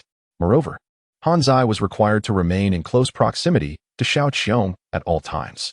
After all, Han Zai was a brand new A24 environmental adaptation nanny robot, and in comparison to the desolate Earth, its combat capabilities were quite formidable. Suddenly, a grand and resonant vibration echoed through the air. Cheng Qi looked up, his brow furrowing in concentration, and beheld two large transport starships slowly emerging above the atmosphere, exuding an impressive presence. Hadn't the Galactic Human Alliance declared a ban on the deployment of refuse? How could there still be starships? Cheng Qi's pupils constricted as he realized his vision had significantly improved. He discerned the insignia on the starships, a colorful whirlpool quietly spinning like a galaxy, with a sharp sword suspended above it. Was this the combat squadron of the Galactic Interstellar Alliance? Cheng Qi's expression hardened. Was this a routine inspection? In the age of the vast cosmos, humanity's footprints spanned multiple star systems. The combat squadron of the Galactic Interstellar Alliance served a role akin to regional military commands of the bygone era. In other words, they were regular troops, soldiers. Although the garbage-laden Earth was desolate and remote, it remained the territory of the human alliance, necessitating an obligatory inspection once a year. The Crow. Pilot a plane with unwavering steadiness. Cheng Qi ascended onto the dilapidated ground effect vehicle. At that moment, the driver, Crow, was confidently commandeering the craft ahead. Little brother. You're truly impressive, treating Kyoto as a mere travel destination, going there at whim. In this entire wretched Earth, who else could do the same? Cheng Qi smiled faintly. Crow was always brimming with enthusiasm. Before departing, Cheng Qi had once again harnessed a natural ability of silicon-based life forms, known as inheritance, which allowed them to adjust their skin color in response to external light. Cheng Qi utilized this capability to modify his pupils. Now, his eyes appeared to be ordinary black, yet they were composed of countless minuscule black triangles intricately assembled. To the untrained eye, there was no discernible difference. Cheng Qi had also flawlessly concealed the 3 luminous rings indicative of his C-grade superior genes. At this moment, Cheng Qi continued to gaze at the 2 enormous starships quietly hovering in the sky. Little brother, regarding the visit of the Interstellar Alliance team, I possess some insider information. Crow suddenly turned his head and raised an eyebrow. Oh, Cheng Qi's gaze sharpened. What insider information? Crow replied mysteriously, they are in search of something. Searching for something? Cheng Qi pondered. How could you possibly know such confidential information? Crow chuckled. While I certainly have no direct contact with the Interstellar Alliance, my years in the transportation business have acquainted me with a plethora of passengers, including several members of the Scavenger Alliance. Cheng Qi nodded thoughtfully. What exactly are they seeking? That remains a mystery, Crow responded. The Crow shook its head, and it is evident you have also noticed that they have dispatched 2 starships this time, significantly increasing their manpower. Therefore, the item they seek must be of great importance and immense value. Cheng Qi narrowed his eyes slightly. However, the Crow sighed, remarking that regardless of the era, we commoners must abide by the rules. Even if a scavenger stumbles upon a stroke of fortune and discovers that precious object, they must dutifully submit it, at best earning a mere certificate of acknowledgement. Alas, enough of that. It seems our vessel has encountered some issues. Engine 3 has detached from us. Blasted. Engine 6 has also abandoned us. Good grief. My caretaker robot has fallen as well. Just minor setbacks, minor setbacks. Amidst a tumultuous journey, Cheng Qi finally arrived in Kyoto. The atmosphere was still thick with noxious chemical fog and excessive radiation. Everything appeared bleak and desolate, utterly devoid of life. The Crow stood atop the aircraft, observing as Cheng Qi stepped cautiously into the shadowy haze. A twitch played at the corner of his mouth as he clicked his tongue, exclaiming, "Is he truly entering without any protection? Remarkable." From his vantage point, he could not discern that the extreme warrior armor had already deployed its visor, shielding Cheng Qi's face, while life support systems activated to filter out harmful gases. Cheng Qi began to walk, his feet crunching on the debris beneath him, producing faint crackling sounds. After ensuring he was alone, a glimmer flickered in his eyes. Suddenly, the extreme warrior power armor disassembled, standing silently to the side. In that very moment, a radiant light akin to diamonds emanated from Cheng Qi's form. He sought to investigate the adaptability of silicon-based life forms under such dire conditions. Eerie winds swirled around him, incessantly bringing forth clouds of toxic green gas, which coiled and billowed like specters come to claim lives. The extreme warrior armor emitted alarms as the surrounding radiation intensity exceeded normal levels by 16-fold, reaching an alarming rate of 2.3 microsieverts per hour, figures reminiscent of the catastrophic aftermath following the Chernobyl disaster. Cheng Qi furrowed his brow, yet felt no discomfort. Silicon-based organisms do not require respiration as defined by human standards, and the harsh environment posed no threat to their existence. With a slight disdain, he extended a finger to scratch his arm. The sensation of itchiness was far more palpable than the dangers posed by his surroundings. This locale was undoubtedly one of the most inhospitable on Earth. It appeared that throughout the entirety of this garbage-laden planet, There was no venue to adequately gauge the limits of silicon-based life form's endurance. A low, ominous growl resonated nearby. Cheng Qi glimpsed pairs of crimson eyes glinting from a refuse heap. They belonged to the murderous rodents. Although he had previously intimidated them thoroughly, their territorial instincts and inherent ferocity compelled them to cast aside any trepidation, poised to strike at a moment's notice. With a flicker of thought, his DNA began to transform, and the diamond-like brilliance of his form gradually faded. Simultaneously, he took a step back, as the extreme warrior armor swiftly enveloped his being. The test of the silicon-based life form had proven unsuccessful. Cheng Qi possessed another carbon-based life form. He adjusted the speed assistance of his armor to 0. He had sensed it previously. After evolving to sea-level genes, his speed had markedly improved. Cheng Qi sought to utilize the killer mouse to test the variations in speed under carbon-based conditions, hoping to acquire precise measurements. As the saying goes, knowing oneself and one's enemy leads to victory in 100 battles. Historically, knowing oneself has always taken precedence over knowing the enemy. Chapter 41. Astonishing speed. A sharp, piercing screech suddenly erupted. A pair of crimson eyes flared to life. From the darkness, a colossal red-furred killer mouse lunged forth, its gaping maw emanating a foul, metallic stench, exaggeratedly opening wide as it aimed to bite Cheng Qi's head. The wrist of the extreme warrior armor flipped open, revealing a glinting dagger. Cheng Qi's gaze hardened, and an instinctive thought formed in his mind. Speed. The muscles in his calves swelled, and then, in an instant, they erupted into action. He shot forth like an arrow loosed from its bow, debris scattering beneath him as lighter metals twisted and warped. In that fleeting moment, Cheng Qi's figure collided with the red-furred killer mouse. At that very instant, he slightly bent his body, passing through the abdomen of the leaping mouse. Roar! The red-furred killer mouse leapt another 3 or 4 meters, lunging at Cheng Qi once more. Yet, at that moment, Cheng Qi remained unmoving, standing still, his eyes glimmering with a cold light. With a sudden pop, the killer mouse felt a numbness in its abdomen, and its crimson eyes widened in shock. A vivid crimson line had appeared on its belly without warning, which then burst open with a resounding crack. Crimson ichor sprayed forth like a celestial maiden scattering blossoms. Its entrails rent asunder, erupting and strewn across the ground due to some intrinsic pressure. With a resounding thud, the gargantuan vermin plummeted to the earth. Sable blood trickling from its maw, the sanguine luminescence in its eyes gradually fading into oblivion. Cheng Qi's pupils constricted. In that fleeting moment, he had executed a forward surge. A clash, a severance, and a withdrawal. All of this transpired, it would seem, in a mere fraction of a second. He glanced at the data provided by the Adeptus Astartes armor. Velocity, 28 ms. Cheng Qi mused internally. This approximates the velocity of a cheetah in bygone eras. For the swiftest terrestrial creature, such velocity is attainable only in a fleeting burst of acceleration, unsustainable for prolonged periods. 28 meters per second.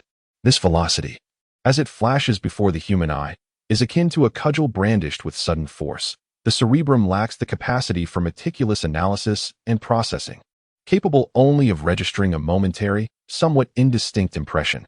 This, then, is the phenomenon known as an afterimage. Can a C-grade gene augment the human form to such an extent? I was cognizant of my celerity, but not to this degree. The annotations I gleaned from the radio broadcasts seemed to suggest otherwise. Cheng Qi was perplexed, yet had no recourse for consultation. According to his prior understanding, the augmentation of the corporeal form conferred by a C-grade gene was circumscribed. However, the enhancement of velocity Cheng Qi had attained evinced a profound transformation, transcending species. Do I possess some latent attribute? Cheng Qi paused momentarily, pondering if he was one of the chosen. The bestial roars of the surrounding creatures grew ever more strident. Cheng Qi prepared to commence the subsequent phase, an endurance test of his velocity. At a velocity of 28 meters per second, how long can one possibly sustain such speed? Surely not for merely 3 seconds, like a true man, right? The terrifying roars echoed incessantly as horrifying figures emerged from the heaps of refuse. Clearly, Cheng Qi was receiving an extraordinary level of attention. The assailants this time were all red-haired killing mice, each towering over 4 meters. The earth dimmed as Cheng Qi pushed his speed to the utmost, propelling himself rapidly across the ground. The processing speed of the red-haired killing mice's brains was considerably slower than that of humans. In their perception, they even experienced a phenomenon akin to visual persistence. In most instances, Cheng Qi's figure appeared as mere black lines. It was only at the moment he struck down his foes that a fleeting image would briefly linger on the mice's retinas, rendering them capable of seeing only a vague, colorless afterimage. The roars grew ever louder, embodying the fury of the killing mice and the dread within their hearts. What on earth is this creature? Is this never-ending? 3 minutes and 28 seconds. Cheng Qi, breathless and hunched over, supported himself on his knees. This was his limit. The utmost he could sustain his maximum speed. 3 minutes and 28 seconds, a true feat of strength. Just days prior, Cheng Qi couldn't have fathomed acquiring such an extraordinary physique. Gradually lifting his head, he beheld a ground strewn with the corpses of red-haired mice. A rough estimate revealed at least 50 slain. The remaining living red-haired mice, now crouched and growling, dared not approach recklessly. Suddenly, Cheng Qi noticed something glimmering within the abdomen of a red-haired killing mouse's corpse. That glimmering light caught the rays of his gaze. Could it be an inner elixir? Cheng Qi was taken aback. Was this not a realm of science fiction? He took a few steps forward and bent down to retrieve the glimmering object, discovering it to be an oval shape, its surface uneven and somewhat translucent, with a texture reminiscent of metal. At that moment, the STC on his wrist suddenly activated, emitting a fan-shaped beam of blue scanning light. Similar technological creation detected. Would you like to synthesize? This object is an amorphous alloy containing impurities, its functional characteristics and application scenarios akin to those of amorphous alloys, yet with a purity of 70. Cheng Qi was astonished. Was this amorphous alloy? The STC had activated due to the presence of similar items scattered beneath the corpses of 7 red-haired mice, resembling a collection of metallic tubers. Scavenger mice possess remarkable chewing and digestive capabilities. Due to mutations, their gastric acid exhibits a unique molecular corrosiveness. They're omnivorous, consuming vast quantities of refuse, including various alloys.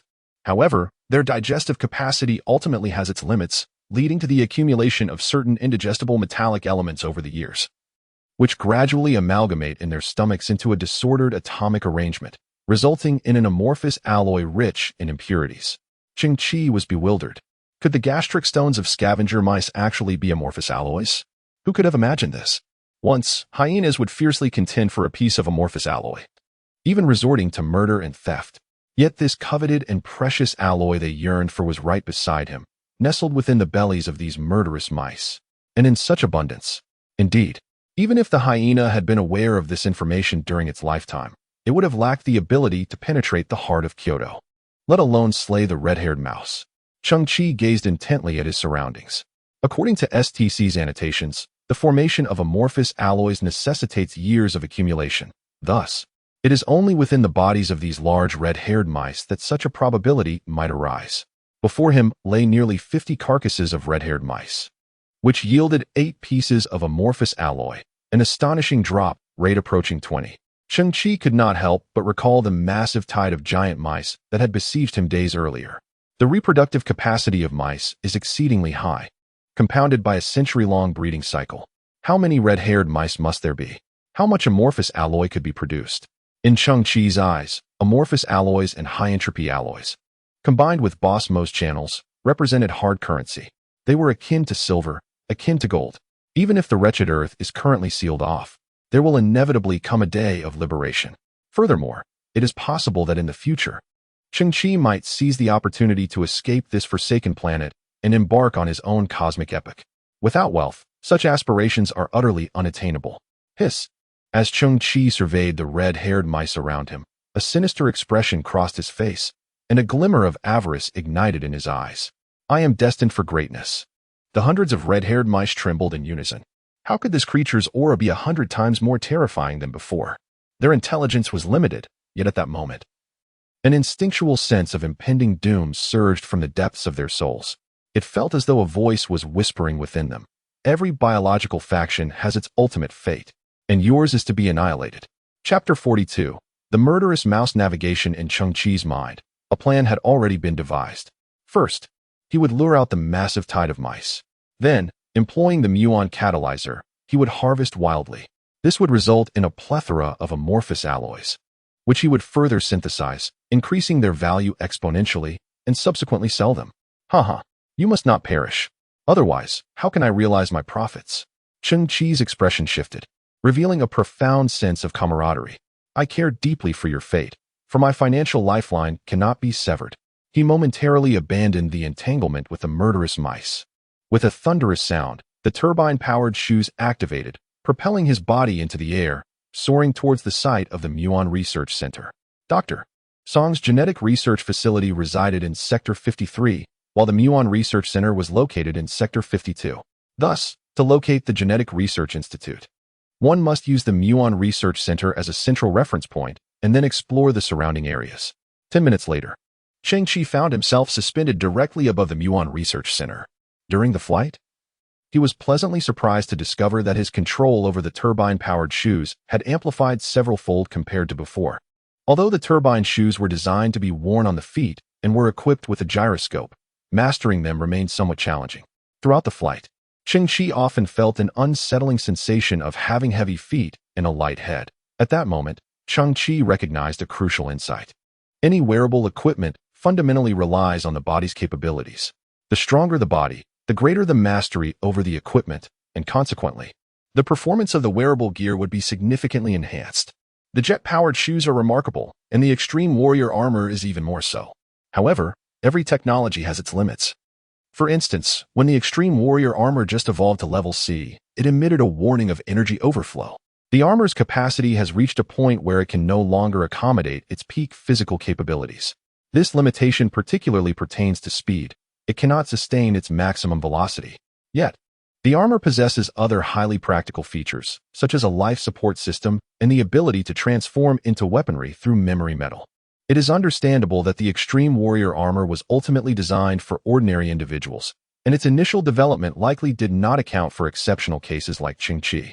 This situation is akin to a bucket with an irreparable leak. To hold more water, one must find a way to increase its volume.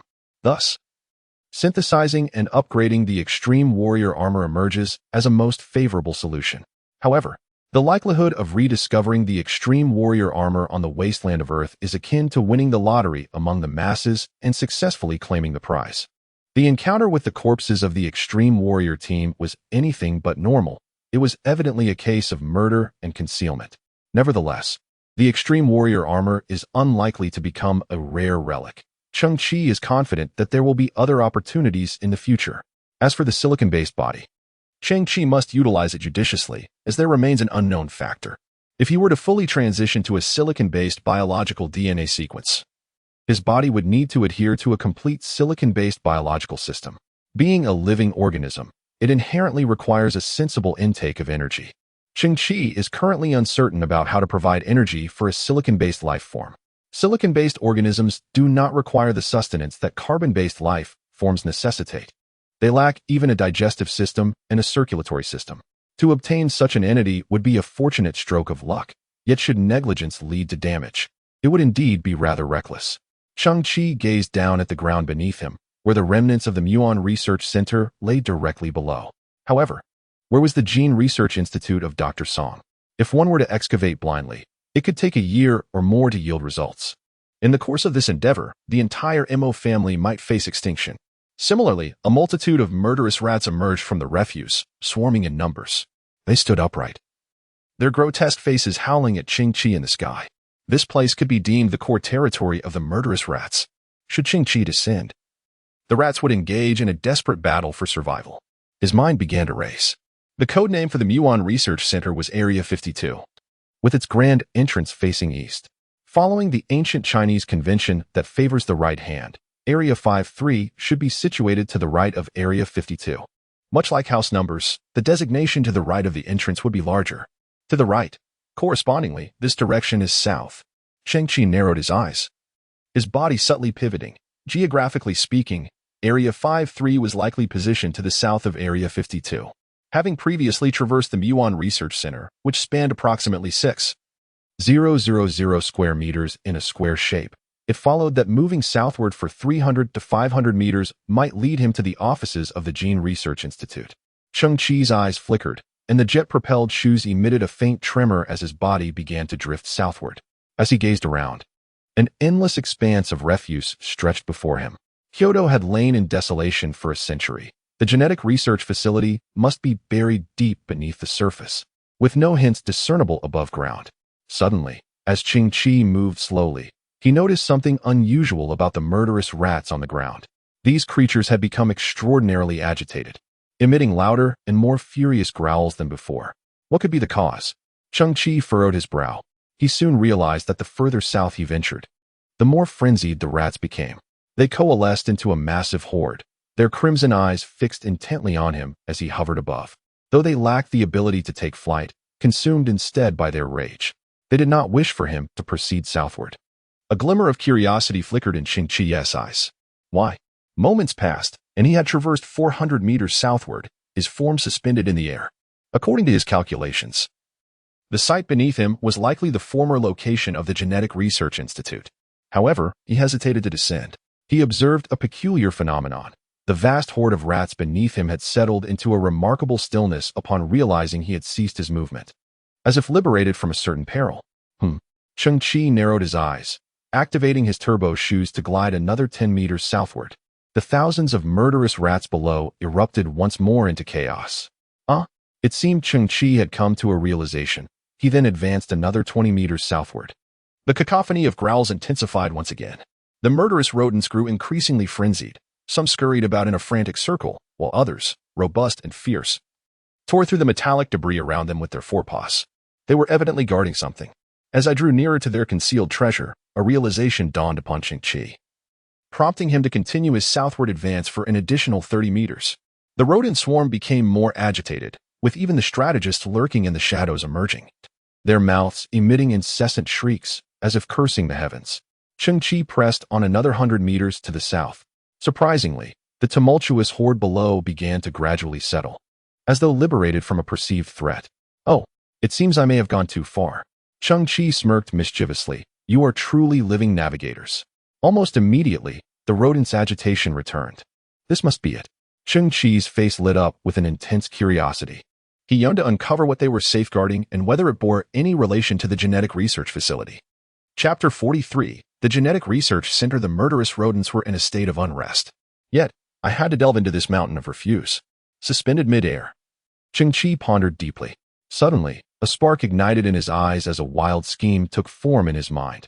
He promptly adjusted the power of his gloves to the utmost limit and slowly pressed them against his chest. A glimmer of near madness flickered in his gaze. With a hum, the gravitational field within the gloves erupted, enveloping Cheng Qi in a soft, yellow ripple. At that very moment, his eyes shone with a brilliance akin to that of diamonds. In that fleeting moment, the extreme warrior armor swiftly disengaged from its wearer's form. The darkened sky reflected an even more dazzling radiance. Cheng Qi's body underwent complete silicon transformation, resembling a resplendent humanoid diamond. The crystalline structure adorning him expanded rapidly, with sharp crystals burgeoning from his shoulders, elbows, waist, and legs, coalescing beneath his feet. Ultimately, Cheng Qi appeared as a conical figure composed entirely of vibrant crystals. The tumultuous and uncontrollable gravitational field activated instantaneously. With a resounding whoosh, Cheng Qi plummeted from the heavens, piercing the refuse like a drill. The killer mice were left in shock, utterly baffled by his unconventional approach. Boom, boom, boom. Cheng Qi surged forward, penetrating layer after layer of debris. Yet, within this chaotic descent, he felt enveloped in a crystalline cocoon, where no matter how tumultuous the external gravity or how violent the collisions, an overwhelming sense of security enveloped his spirit. This crystal, born from his silicon-based biological form, seemed akin to a substance from another dimension. Its hardness was an enigma, as if no force could shatter it, nor even dislodge a fragment. Boom. Cheng Qi pierced yet another layer of material, though this time the sensation resembled that of a concrete structure.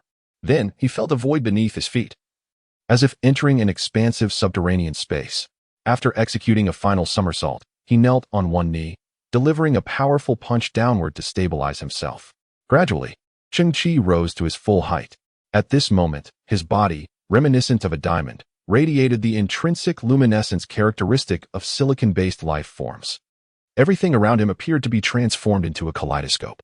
Cheng Qi scanned his surroundings and discovered that he was indeed in an office buried deep underground.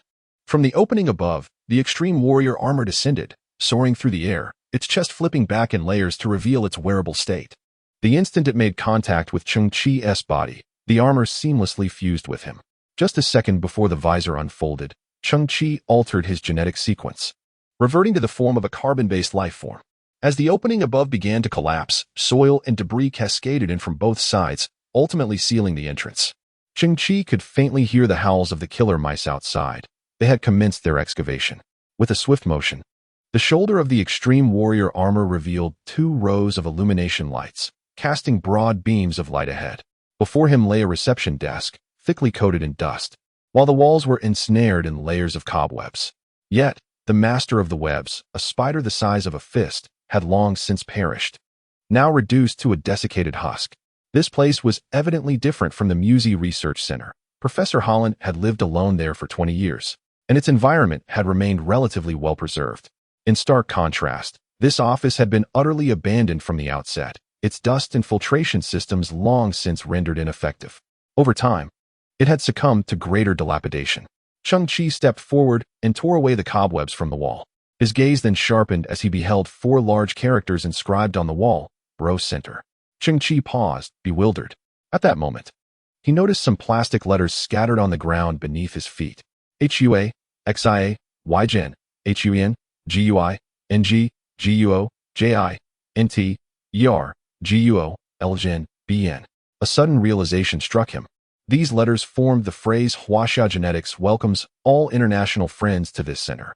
Goodness, that startled me. I thought our illustrious Huaxia capital had established a center solely for the benefit of comrades. Cheng Qi then paused again, pondering if he had stumbled into a genetics research institute. In an instant, a glimmer of hope ignited in his eyes. To his astonishment, he had inadvertently found this place. Of course, it wasn't entirely by chance. He owed thanks to those navigational devices that led him here. Taking a deep breath, Cheng Qi ventured deeper into the premises. The power supply had completely failed, leaving no bright sources of light. The surroundings were enveloped in profound silence, broken only by the distant sound of dripping water. Cheng Qi proceeded cautiously, first traversing a vast office area before gradually entering the experimental zone. In a room marked Sample Room, he encountered a rather chilling sight. The walls of this chamber were lined with countless glass jars, upon rough estimation, at least tens of thousands. Each jar contained a tiny skeleton, complete with 4 legs, an elongated spine, and a tailbone. Cheng Qi squinted. These were the remains of laboratory mice. He recalled that STC's introduction to the Gene Research Institute clearly stated that after Dr. Song developed the prototype of the serum, a 5-year experiment commenced, with white mice as the subjects. The white mice before him were presumably the abandoned experimental subjects left behind after humanity's exodus from Earth.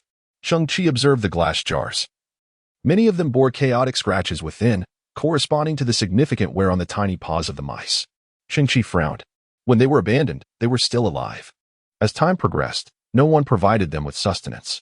Gradually, their hunger ignited a primal instinct for survival, yet it proved futile. They could not break free from the glass confines, and ultimately perished from starvation. Cheng Qi shook his head, feeling a sense of melancholy. The reason humanity chose white mice as experimental subjects was due to the physiological and metabolic similarities they shared with humans. Moreover, the genetic makeup of these mice is remarkably akin to that of humans, with a similarity ratio as high as 85. Additionally, white mice reproduce rapidly and possess a docile temperament, making them easy to handle. They are frail, gentle, and bear resemblance to humans, thus becoming the subjects of experimentation. If this is an undeniable fact, Cheng Qi pondered, what if, in the eyes of some advanced civilization in the cosmos, humanity is perceived as weak, docile, and strikingly similar? What if humans too were regarded as experimental subjects? What if some superior civilization, in the course of their experiments, began to inflict cruelty and slaughter upon humanity?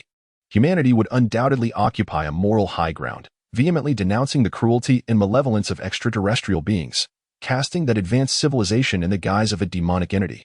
Surely, the laboratory mice share a similar fate. They simply lack the means to articulate their plight. Chapter 44. The King of Murderous Mice. Cheng Qi pressed onward, ultimately arriving at the pharmaceutical warehouse. Before him, the metallic lock had succumbed to decay, shattering to the ground with a gentle squeeze. With a resounding crash, he pushed open the grand door. His gaze fell upon dozens of colossal metal canisters, each towering at least 5 meters high, aligned in rows. Cheng Qi approached one of the canisters, delicately wiping away the dust from its label, revealing a line of text.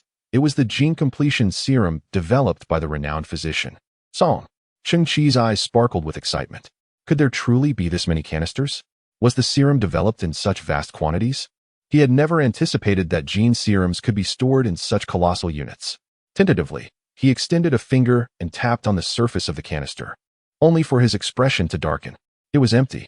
With swift determination, Cheng Qi moved to another canister, repeating the process, and found it devoid of content as well. Subsequently, he hurriedly examined all the canisters, his demeanor growing increasingly despondent, until a shroud of gloom enveloped his face. They were all empty. This could not be right. Leaping atop one of the canisters, he exerted force with his arm to pry open the top access hatch.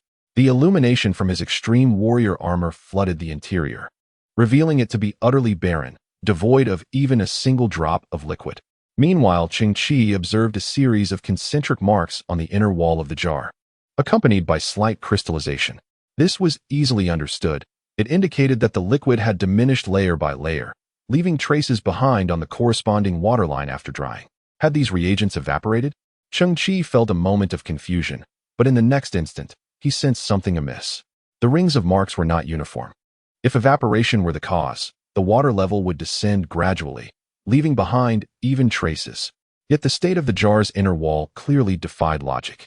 The spacing of those marks varied, some wide, some narrow, showing no fixed frequency. This phenomenon. Cheng Qi's eyes widened slightly, as if something had consumed the liquid. The mere thought sent a chill down his spine. In this subterranean space, there lurked another creature. It must be something astonishing, for it had devoured hundreds of tons of genetic enhancement agents. Cheng Qi leapt to the ground, drawing a silver dagger from his arm, squinting as he meticulously surveyed his surroundings. Drip, drip, rustle, rustle. In the distance, a faint sound emerged, reminiscent of fur brushing against metal. A cold sweat gathered on Cheng Qi's forehead beneath the visor of his armored mask. What could it possibly be? Drip, drip, rustle, rustle. In that moment, Cheng Qi felt the hairs on the back of his neck stand on end, and he abruptly turned. The illumination from the shoulder light of his exosuit instantly illuminated the path ahead. Before him, amidst the intricately intertwined black pipes, stood a solitary little white mouse. Cheng Qi's pupils narrowed in astonishment.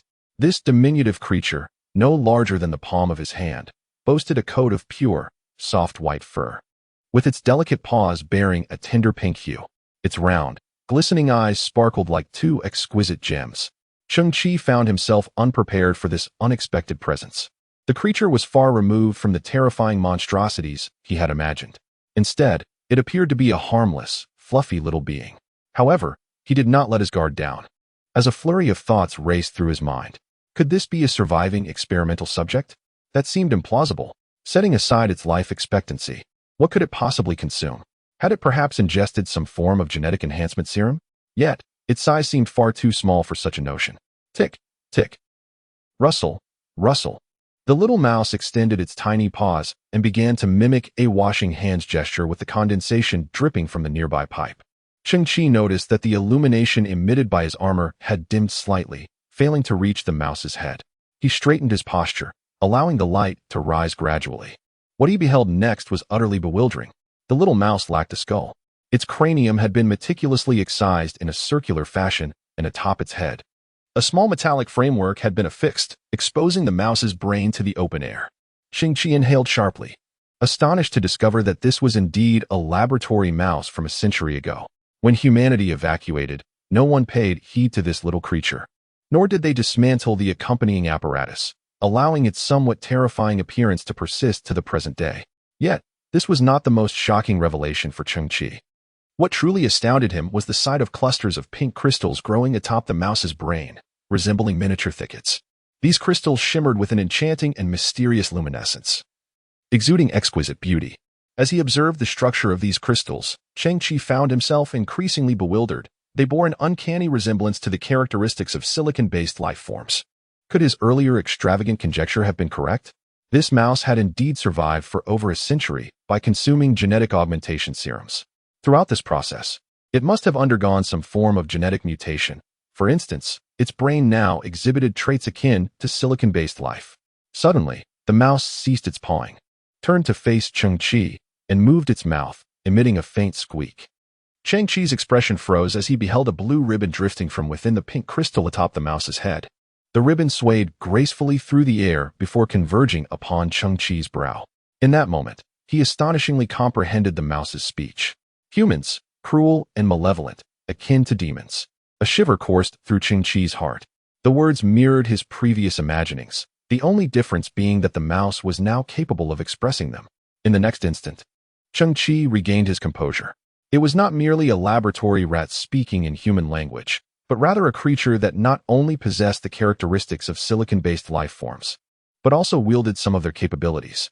The prior exchange was a unique form of communication exclusive to silicon-based entities, as delineated in the records of the ancients, specifying that their interactions transpired via particular electromagnetic waves. Consequently, were it not for Cheng Qi's possession of a dual gene sequence, he would have been limited to perceiving the squeaks recognized by carbon-based beings. I forbid humans from trespassing upon my domain. Your termination is imminent, a retribution long overdue. The rodent emitted a series of squeaks, while the pink crystal atop its head suddenly glowed intensely, pulsating at a specific frequency. Cheng Qi felt the entire gene research center tremble, or more precisely, a cataclysmic event unfolded on the surface, its reverberations cascading through the layers until reaching the subterranean chamber. Hundreds of meters below, simultaneously, Cheng Qi discerned the furious roars of countless killer rats. It was astonishing that such vehement cries could penetrate the substantial ground separating them, indicative of the frenzied and enraged state of the killer rats. The ceiling began to crumble. Cheng Qi could hear the increasingly proximate sounds of excavation, interspersed with the snapping of the killer rat's claws, as they relentlessly advanced towards him. Cheng Qi finally comprehended the situation. The diminutive creature before him was the sole surviving rat within the Gene Research Center, having ingested all of the gene serums, resulting in unimaginable transformations to its physiology. Through the pink crystals adorning its crown, it is capable of emitting certain unique signals, thereby exerting control over the entire population of the murderous mice. No wonder, as Cheng Qi approached the Genetic Research Center, the mice on the ground exhibited a state of agitation and frenzy. They were compelled to protect their Mouse King. Chapter 45. The stars enveloped the moon. Confronted by the diminutive white mouse, Cheng Qi discerned that it possessed some characteristics of silicon-based life forms.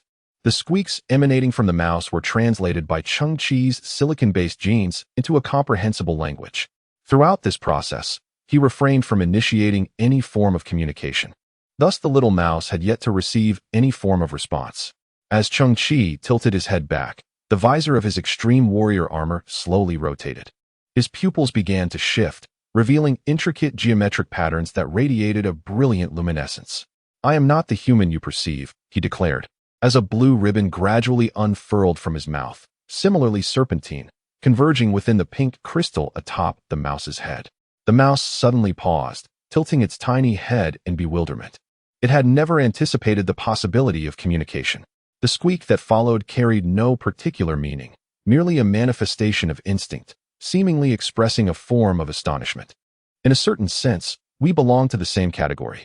Cheng Qi raised his hand, the layers of the extreme warrior armor peeling away, producing a crisp sound akin to crystalline collision.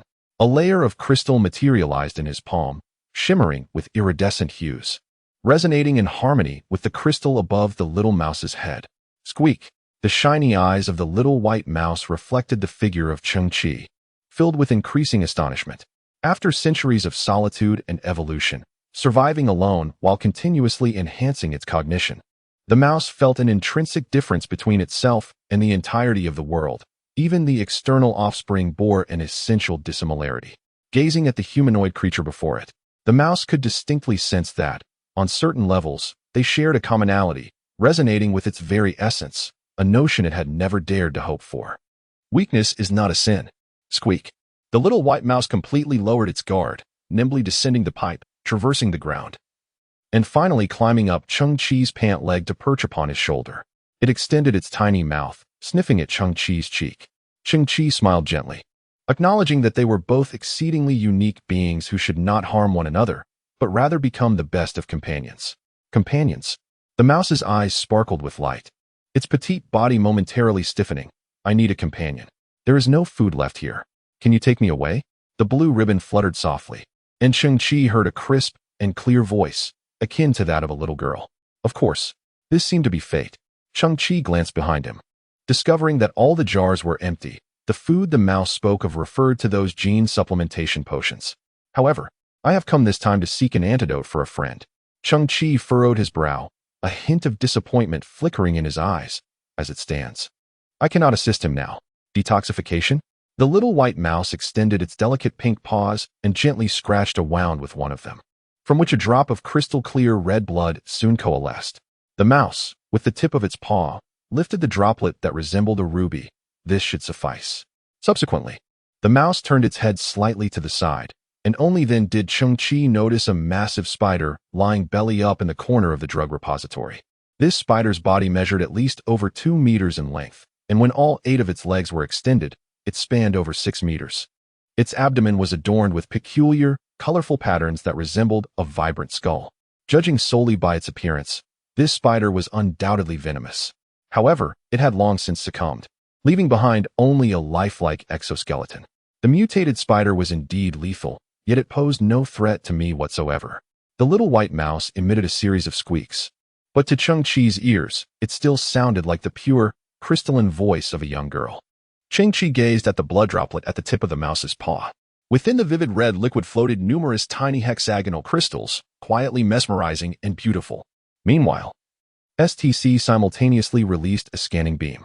Half silicon-based serum, having fused and purified a substantial amount of genetic complementation agents, can repair damaged genes, with detoxification efficiency increasing exponentially. Neutralizing cellular toxins is an extravagant application. Even when diluted tens of thousands of times, it still surpasses all existing human detoxification agents. This item is a product of natural evolution and cannot be synthesized. Cheng Qi was momentarily taken aback, only to soon break into a relieved smile. Boss Missouri had found salvation. Suddenly, a thunderous crash echoed as the ceiling of the underground research facility collapsed. Countless colossal killer rats surged forth through the gaping hole above, and as they landed on the ground, they arched their bodies and emitted a resonant roar. However, upon spotting the small white mouse perched upon Cheng Qi's shoulder, their ferocious demeanor noticeably diminished, and they ceased their howling in unison. At that moment, the pink crystals adorning the little white mouse's brain began to emit a radiant glow, as it engaged in communication with its kin. After a brief span of several seconds, Cheng Qi bore witness to an astonishing sight. Hundreds of fearsome red-haired killer rats, previously menacing in appearance, suddenly lowered their front paws to the ground and slowly bowed their heads before him, adopting a posture of submission. This was an act of deference? Cheng Qi was utterly unprepared. It was a sensation akin to that of royalty. He could never have anticipated that the first moment of such significance in his life would arise from a horde of grotesque and fierce mutated rats. If you have needs, you may communicate with me, the little white mouse squeaked, the voice of a young girl resonating in Cheng Qi's mind. My subjects will heed your command. Cheng Qi was momentarily stunned. Could it be that I am destined to be the king of trash, and now even rats have become my soldiers? How many subjects do you have? Cheng Qi inquired, his voice tinged with uncertainty. 145,633,225. 145,638,116. 145,644,407. Cheng Qi was momentarily taken aback. How could these numbers still be on the rise? Squeak. They are multiplying. Cheng Qi was startled once more. This meant at least 500 newborn mice every second. Squeak. The aged ones are continuously passing away. Cheng Qi's expression was one of sheer astonishment. Regardless of the circumstances, this was undeniably a vast and terrifying legion. The rewards of this expedition were unexpectedly significant. You ought to have a name. Cheng Qi glanced at the little white mouse perched on his shoulder. How about we call you Squeak from now on? Squeak. It chirped in approval of the name. A seemingly innocuous, even somewhat adorable little white mouse was, in reality, the sovereign of 145 million mutated mice on this wretched planet. What will you eat in the future? Genetic catalyst agents should suit your palate. However, that requires substantial funds. Suddenly, Cheng Qi recalled something. Those subjects of yours, the enormous red-haired rodents, possess hard alloys within their bellies. Naturally, I can no longer take action against them. Do you have any solutions? Those items are mere foreign objects to them. The sound of squeaking emerged, indicating that this was easily resolvable. On the ground, waves of green-haired winds swept by. The tattered cloak of the scavenger, Cheng Qi, was lifted, revealing the fringe of hair that fell outside his mask. At this moment, the young man's heart was a tumult of emotions. What does it feel like to be confronted by tens of thousands of grotesque, red-haired rats, all retching in unison? Cheng Qi was experiencing precisely that sensation. These hideously mutated creatures, having reached such an appalling state, seemed to collectively disdain his appearance. They could no longer contain themselves, having even expelled the remnants of last month's meals. It was as if these rodents had encountered something even more repulsive than themselves. Cheng Qi pressed a hand to his forehead. Although he understood the rationale, he couldn't shake the feeling that his self-esteem had taken a blow. As the first wave of rats finished their vomiting, a second wave closed in like a constellation surrounding a singular star, initiating a new bout of regurgitation. Cheng Qi wrinkled his nose, the corners of his eyes twitching. This was an extraordinary insult. Chapter 46. Abundant wealth, just as Cheng Qi had surmised. Only the colossal red-haired rats could yield alloy. Moreover, not every one of these creatures bore alloy within their bellies. The final probability stood at approximately 1 in 8. However, due to the vast numbers, 1 in 8 became an astonishingly favorable ratio. Standing atop a towering mound of refuse, Cheng Qi surveyed the landscape within a 5-kilometer radius. It was strewn with a multitude of amorphous alloys, densely packed and glinting with radiant brilliance. Who among his kin could comprehend this? The muscles in Cheng Qi's face began to quiver. Could this possibly amount to 50,000 pieces? What fortune and credit points might this yield? It was utterly surreal. The garbage-laden earth concealed astonishing treasures. Ordinary individuals often lack the fortune and capability to unearth the immense wealth that lies within their reach. In contrast, the inhabitants of distant celestial bodies, upon discarding what they deem as refuse, have already made a subjective judgment. They have concluded that this unsightly mass in their possession will never yield any further value. Little do they realize that all of this will serve as the very foundation for a young scavenger's transformation and resurgence. The sight of low-quality amorphous alloy scattered across the ground raises a pressing question. These fragments lie strewn about, marred by the regurgitations of red-furred rodents. Cheng Qi finds himself at a loss. After a brief contemplation, his eyes flicker with a sudden spark of inspiration, and he breaks into a smile. He retrieves a meticulously structured metallic playing card from his pocket, and as he gently grasps it, a soft azure glow emanates from the X-shaped aperture of the card. With a resonant hum, a towering blue beam of light manifests, forming a gateway. Gradually, a third-generation Iron Mama emerges from this portal. Once it reaches the open space, the hatch before it slowly creaks open, revealing a smaller version of the Iron Mama, reduced in size by 90%. As this diminutive Iron Mama begins to advance, phantasmal images materialize around its form, expanding in concentric circles. By the time it completely exits the hatch, it has reverted to its standard dimensions. The surrounding red-furred rodents bare their teeth in trepidation, perceiving an imminent threat. Their limited understanding renders them unable to comprehend the scene unfolding before them. Although the little creature perched on Cheng Qi's shoulder possesses considerable intelligence, it is severely lacking in experience, its tiny eyes shimmering with astonishment. The environment is chaotic, filthy, and disordered, truly the domain of the Iron Mama. The 3 generations of the Steel Mother exhibit a triangular physique, adorned with a matte black metallic surface. The suspended system at its base emanates a blue luminescence, allowing it to hover approximately 50 centimeters above the ground. As mechanical sounds resonate, 9 mechanical arms extend from its 3 cross-sections. Within the metallic frame of the Steel Mother, a tremor is emitted, revealing her acute obsessive-compulsive tendencies, which renders her somewhat impatient. Cheng Qi offers a smile, acknowledging their toil. With a buzz, 2 Steel Mothers dive into the refuse pile. They adeptly pick up shards of amorphous alloy and subsequently produce a synthetic fiber cloth and a bottle of cleaning solution from within their bodies. The sounds of squeaking and spraying fill the air as they douse the amorphous alloy with the cleaning solution, fervently wiping every inch with the cloth in a meticulous manner. Ding! The Steel Mother raises a piece of the thoroughly cleaned amorphous alloy, which, even under the dim sunlight, reflects a shimmering brilliance. The sounds of squeaking and spraying persist, while their internal storage compartments house meticulously clean pieces of amorphous alloy, arranged like upright eggs with a precise spacing of 0.1 centimeters. The inner sides of the storage compartments reveal fixed ribbons, delicately wrapped around the center of each alloy piece to ensure stability. All ribbons are aligned at the same height, perfectly horizontal and vertical, creating an aesthetically pleasing sight. Cheng Qi scratches his head, reflecting on the advantages of such obsessive tendencies. Indeed, it is quite comforting. Although the Steel Mother's operational steps are intricate, her computational speed is astounding, and her movements are precise, yielding remarkable efficiency. Unbeknownst to them, the amorphous alloy on the ground has been nearly entirely gathered. This is truly remarkable. Cheng Qi feels an exhilarating thrill, coupled with an immense quantity of inferior amorphous alloys. His gains this time are nothing short of bountiful, yielding substantial profits. Over 50,000 pieces of alloy, the new partner addition Zhi, and lurking behind Zhi is a legion of 140 million lethal mice. Most importantly, Bosmo's antidote has also arrived. Upon reopening the miniature stargate, a blue beam door materializes out of thin air. Cheng Qi steps inside. The sensation is akin to the folding of space itself. For him, it is merely a step taken, his body experiencing no discomfort. In the next moment, he finds himself in his underground sanctuary.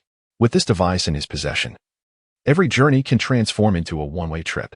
Yet unbeknownst to him, Crow has traversed the outskirts of Kyoto for the third time.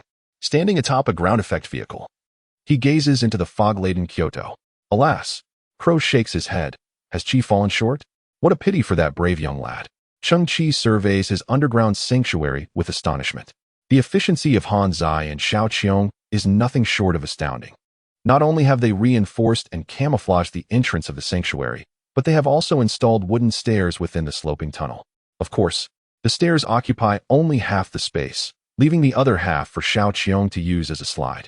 Inside the sanctuary, they have constructed a wooden platform in front of the Earth Dragon King's expansion dock, complete with a wooden railing. This platform perfectly resolves the curvature issue of the ground. The platform extended into a wooden corridor, resembling a winding bridge, seamlessly connecting to the wooden staircase at the cave's entrance. Cheng Qi also noticed a small mound of soil on one side of the platform, where the tiny grass he had transplanted was gently swaying at its center. It seemed an attempt to create a vegetable garden or perhaps a botanical garden. The idea was splendid. If realized, this place would be extraordinarily beautiful. However, on today's Earth, land is scarce and likely contaminated. Collecting an adequate amount of soil is a formidable challenge. Cheng Qi gazed at the small mound, feeling somewhat speechless. It appeared reminiscent of a grave adorned with wild grass, and he thought to himself how much Han Zai enjoyed cremating him now. Even a burial site had emerged, soon. It could all come full circle. Chapter 47. Pinnacle of the universe. As the cargo door swung open, a dense array of meticulously arranged, spotless amorphous alloys greeted him. The data indicated a total of 49,803 pieces of alloy. Cheng Qi felt a surge of excitement. This was absurdly extraordinary. The joy coursing through him was inexpressible, compelling him to act and make this acquisition even more astonishing. Frantic synthesis. Impure amorphous alloy, dispersing into primal matter. Commencing synthesis. Amorphous alloy, 24,901. The stomach of the red-haired mouse could not possibly rival the advanced forging techniques. The amorphous alloy they produced was of inferior quality. After a single synthesis, half the quantity had been consumed, resulting in the formation of standard amorphous alloy. Yet, Cheng Qi felt no regret. Due to the presence of these alloys, which are remarkably similar to those of the white variety, the sheer quantity remains astonishing, even when halved. Dispersing into their primordial substances and commencing the synthesis of high-entropy alloys. The sight before Cheng Qi was one of sheer brilliance. The high-entropy alloys, shimmering with a pearlescent glow, left him momentarily speechless. Who could have anticipated this? Who would dare to even conceive such a possibility? Previously, merely 4 pieces of high-entropy alloy had garnered Cheng Qi a staggering income of 34 million credit points, leaving even the aloof boss of MO momentarily at a loss for words. High-entropy alloys are exceedingly rare and precious. Before him lay not just a few pieces or stacks, but an entire expanse of high-entropy alloys. An entire expanse. Such a quantity surely exceeds what the Interstellar Alliance's reserves could possibly contain. This undoubtedly calls for further synthesis. Cheng Qi could almost hear the thunderous beating of his own heart. What astonishing materials would emerge from the high-entropy alloys? Yet, an unexpected announcement pierced through his excitement. Synthesis cannot continue. The cold, unyielding voice of the S-to-C resonated, akin to an entire Arctic Ocean cascading down upon him, leaving his once fervent heart feeling chilled to the core. Missing blueprints for technology of civilization level 4 or above, synthesis of corresponding levels is impossible. The prospect of gathering information fragments to unlock higher-level synthesis was now presented to him. Information fragments? Cheng Qi gazed at his crystalline wristband, where the blue starlight continued to dance, revealing that the information at hand was, indeed, incomplete. Despite the advanced nature of the synthesized items, creations of a civilization beyond level 4 have never been manifested. Cheng Qi is acutely aware that everything synthesized by the STC corresponds to real-world objects. It operates solely based on meticulously designed blueprints. Once a blueprint is lost, even the formidable STC cannot generate the corresponding item. This is where the limitation lies. Thus, my aspirations and motivations are rooted in this understanding. Cheng Qi's mind races with clarity, yet how can I obtain the fragments of information? I have once experienced immeasurable damage. My civilization has also endured significant blows. We are scattered across the vast cosmos. I hope that one day, you will enable us to once again stand proud at the pinnacle of the universe. Until then, I shall assist you to the best of my abilities. Cheng Qi is momentarily taken aback. The STC indeed hails from a higher civilization. It is a true technological product of such a civilization. The pinnacle of the universe. Cheng Qi's eyes glimmer with curiosity. Were they once the most powerful technological civilization? Yet, no nation endures forever. No bell tolls eternally. At some moment, they were vanquished by other civilizations. Why was it me? A fierce resolve ignites within Cheng Qi. The STC has chosen him for a reason. This is a weighty mission. Because I have bad luck? What? The fragments, like meteors, are uncontrollable. My essence happened to collide with you, a being of the least potential. Let me tell you this. To hell with reviving civilizations for anyone. I'm just going to lie down. I'm just going to make money, arm myself, and steer clear of any fragments I see in the future. A civilization as impolite as yours deserves to be destroyed. The instant I was activated, everything was predestined. You shall ultimately triumph. On behalf of the entire civilization, I extend our gratitude. This. Cheng Qi was taken aback once more. Your change of tone is quite swift. In actuality, despite the bickering, Cheng Qi, having acquired the STC, could never opt for the so-called lying down. The completion of the STC is of paramount importance. Who in this world would begrudge having too much power or too much equipment? I shall ultimately triumph. Cheng Qi was somewhat perplexed. Theoretically, technology can certainly master time, but it's uncertain what specific level of technological civilization can grasp the mysteries and keys of time. Could it be that the STC's parent civilization has already reached this height? He shook his head, dispelling the thoughts in his mind. All of this is beyond what the current Cheng Qi can comprehend. In any case, the STC at this moment contains all design blueprints for civilizations below level 4.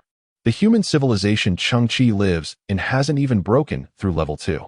In other words, the existence of the STC is absolutely a form of dimensional reduction. As long as it's used properly, the path of ascension will not be interrupted. As for this ground of high-entropy alloy for now, it can only be sold off to Boss Missouri. Cheng Qi was somewhat expectant. What kind of expression will Boss Missouri have when he learns of the transaction amount this time? ZZZZ. Calling Boss Missouri, Cheng Qi activated the dedicated radio, announcing the arrival of his faithful and exceptional client. The voice of Mo remained as composed as ever. I have conducted an investigation. The gray storm on Earth has subsided 4 hours ago. Yet, why have my 20 technological crates not returned? This fellow truly lacks sentimentality. Cheng Qi exhaled slowly. Are you not aware? The vicissitudes of life are unpredictable. Misfortunes befall us more often than not. What? Mo's voice responded. Do you require new materials to claim them as your own? Did you mishear? Or is the signal poor? Cheng Qi replied, somewhat speechless. Your line of thought is misguided. I value the opportunity to trade with you. What did you say? Mo continued. Those crates are quite expensive. They will never be free. What the? Cheng Qi squinted. This fellow has deduced my intentions without directly confronting me. I must admit, this elite geneticist possesses a high caliber. With such eloquence. Yet, such matters are trivial. With the onset of the gray storm, I have acquired a substantial haul. What? This is a matter of principle. You cannot simply evade responsibility. What the? Cheng Qi was taken aback again. Boss Missouri, you are truly a genius. You have placed everything on the line. Are you preparing for an examination? Clearing his throat, Cheng Qi declared, I have procured high-entropy alloy. What? Mo did not place a bet this time. He was utterly astonished that within such a brief span, Cheng Qi could produce high-entropy alloy. This revelation filled him with intrigue. Do you harbor some astonishing secret? The tone of Mo's voice was laden with curiosity. High-entropy alloys are a rarity throughout the entire solar system. How could you so nonchalantly present them? Didn't I mention? A storm of gray winds has swept through, gathering a plethora of debris. And I've always been fortunate. I just happened to stumble upon some high-entropy alloy. Cheng Qi spoke with an air of naturalness, though he too felt a tinge of curiosity. Despite being a sea-level geneticist, a rank higher than Mo's, he wondered why he could speak so casually without a hint of embarrassment. How many pieces did you acquire? Mo's voice turned serious. Anything concerning high-entropy alloy involved substantial business. He had already demonstrated ample trust in Cheng Qi by using the term pieces. 12,450 pieces. What? 12,450? What? Are you truly experiencing a poor signal? 12,450. I've repeated it several times. Suddenly, Cheng Qi heard a strange sound from the communicator. Had Mo fallen off his chair? Cheng Qi scratched his head, bemused. How could such a high-ranking geneticist behave so unsteadily? Nonsense. Just wait. The transport container will arrive shortly. Also, refrain from consuming those inferior genetic potions. Chapter 48. An unexpected visitor. Cheng Qi reached the ground and discovered that Han Zai was indeed quite meticulous. The exit of the underground shelter was once again concealed beneath a multitude of refuse, all welded or adhered together, creating a formidable disguise that remained intact without the upheaval of a sandstorm. Once the entrance was completely sealed, it was surrounded by mounds of indistinguishable debris, rendering it nearly impossible for anyone to discern its true nature. Not far from the entrance stood the makeshift dwelling where Cheng Qi had previously resided. Han Zai had propped it up once more, yet it was undeniably merely a facade. After all, Cheng Qi frequently traversed the vicinity and surely required a nominal place of residence. It was a perfect ruse. Cheng Qi nodded, acknowledging Han Zai's capabilities as a caretaker robot. Subsequently, he awaited the arrival of the transport crates from Mo, casting his gaze skyward. To his astonishment, the two starship vessels of the Interstellar Alliance, previously observed, remained suspended in the atmosphere. Why had they not descended?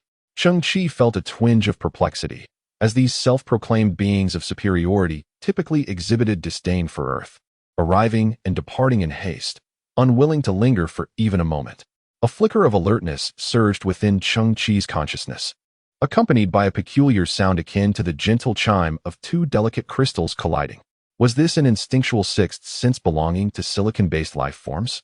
Cheng Qi underwent a partial siliconization, his eyes transforming into resplendent diamonds. It was then that he noticed the underside of the enormous vessel above him, continuously emitting expansive beams of scanning light. This light was not of the visible spectrum, thus eluding detection by the naked eye, more precisely, the eyes of carbon-based organisms. Cheng Qi narrowed his eyes. The driver, Raven, had mentioned that his arrival was for the purpose of seeking something. Initially, Cheng Qi believed that Raven's underground intelligence was unreliable. However, it has become evident that Raven's sources of information are indeed quite trustworthy. Upon careful scrutiny, Cheng Qi discerned that the scanning beams from the starship could only penetrate approximately 50 meters underground, rendering his hidden sanctuary undetectable. Although they could sense the presence of tunnels, the refuse-laden Earth teems with scavengers who profit from excavation, making such tunnels a common sight. Little Qiong's father had met his demise precisely due to the perils associated with digging these very tunnels. Suddenly, a faint sound emerged from a pile of refuse about 500 meters away. This was a fortunate consequence of his genetic enhancement. Otherwise, he might not have noticed it at all. What could it be? This was the second time Cheng Qi had an unsettling feeling that there was something alive in the vicinity. The first instance occurred during a dust storm when he glimpsed a quarter of a person struggling across the ground. Was it some form of life? Or perhaps a derelict robot? Inadvertently activated by a short circuit, Cheng Qi cautiously shifted his position, only to be interrupted by a voice from the communicator. Prepare to receive the container. Observing the chaotic and desolate refuse ahead, he halted. The previous container was roughly the size of a shoebox, but this time, it appeared to be equivalent to a small refrigerator from the bygone era. TSK. The experience had imparted a lesson to Mo this time. They had procured a larger container, intending to load as many items as possible. At most, a few round trips. Cheng Qi smirked, realizing that this meant he would miss the opportunity to seize the box. He cast another glance at the two warships hovering in the air. The box's trajectory was cleverly designed, precisely exploiting the scanning blind spots. Earth was under blockade, and yet they had sent in the heavy artillery. Mo was quite audacious, smuggling right under their noses. Cheng Qi shook his head. After all, for a merchant, risks were trivial when weighed against substantial profits. The gray storm had completely dissipated.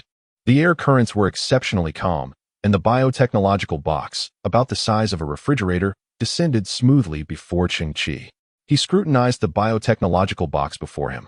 It was merely an enlarged version of a smaller box, with no technological advancements. Naturally, due to the exponential increase in manufacturing materials, the price of this item had skyrocketed. What a pity!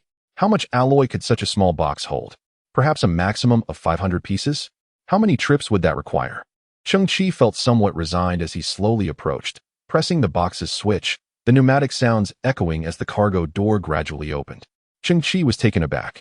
Inside the box sat a perfectly sized chair, and upon it, clad in a tailored suit and holding a cane, was Mo, nonchalantly crossing his legs. Seated with the poise of a mountain, quietly observing Cheng Qi. What brings you back? Cheng Qi felt a shiver under Mo's gaze, whose expression remained aloof and formal. Pull me out, and I can't get out. With considerable effort, Cheng Qi managed to extricate Mo from the confines of the box, only to discover that this individual had indeed exerted significant effort to facilitate his transportation. The box was excessively large, rendering it susceptible to interception, yet too small for him to fit inside. Thus, Mo was compelled to select an extreme dimension, which resulted in him being perfectly wedged. Cheng Qi, feeling a sense of resignation, pondered the substantial risk Mo had undertaken to come in person. Did you think I was eager to be here? Have you not properly studied history? Cheng Qi corrected him. That phrase is akin to a meat bun striking a dog. Indeed, Mo suddenly turned to Cheng Qi. Realizing the aptness of the analogy, Cheng Qi's neck was tense. Did he dig a pit for me? The higher genetic beings certainly had their share of convoluted speech. Did they not tire of it? At that moment, Cheng Qi noticed Mo's frail physique, requiring the support of a cane to walk. His physical condition significantly deteriorated compared to their last encounter. I must clarify, I harbor no contempt for your status, Mo asserted. I find it hard to believe you can procure 12 for 150 units of high-entropy alloy. It is nearly impossible. Just then, Cheng Qi arrived at the makeshift shelter and, with a swift motion, lifted the tarpaulin. The blinding glare nearly overwhelmed Mo's eyes. Before him stood 4 individual pyramids, each towering at an impressive 7 meters.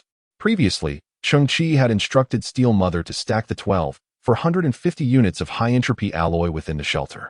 The invaluable high-entropy alloy was meticulously layered, with each dimension precisely calibrated to an astonishing degree, resembling an exquisite artisan piece, radiating a soft, golden glow.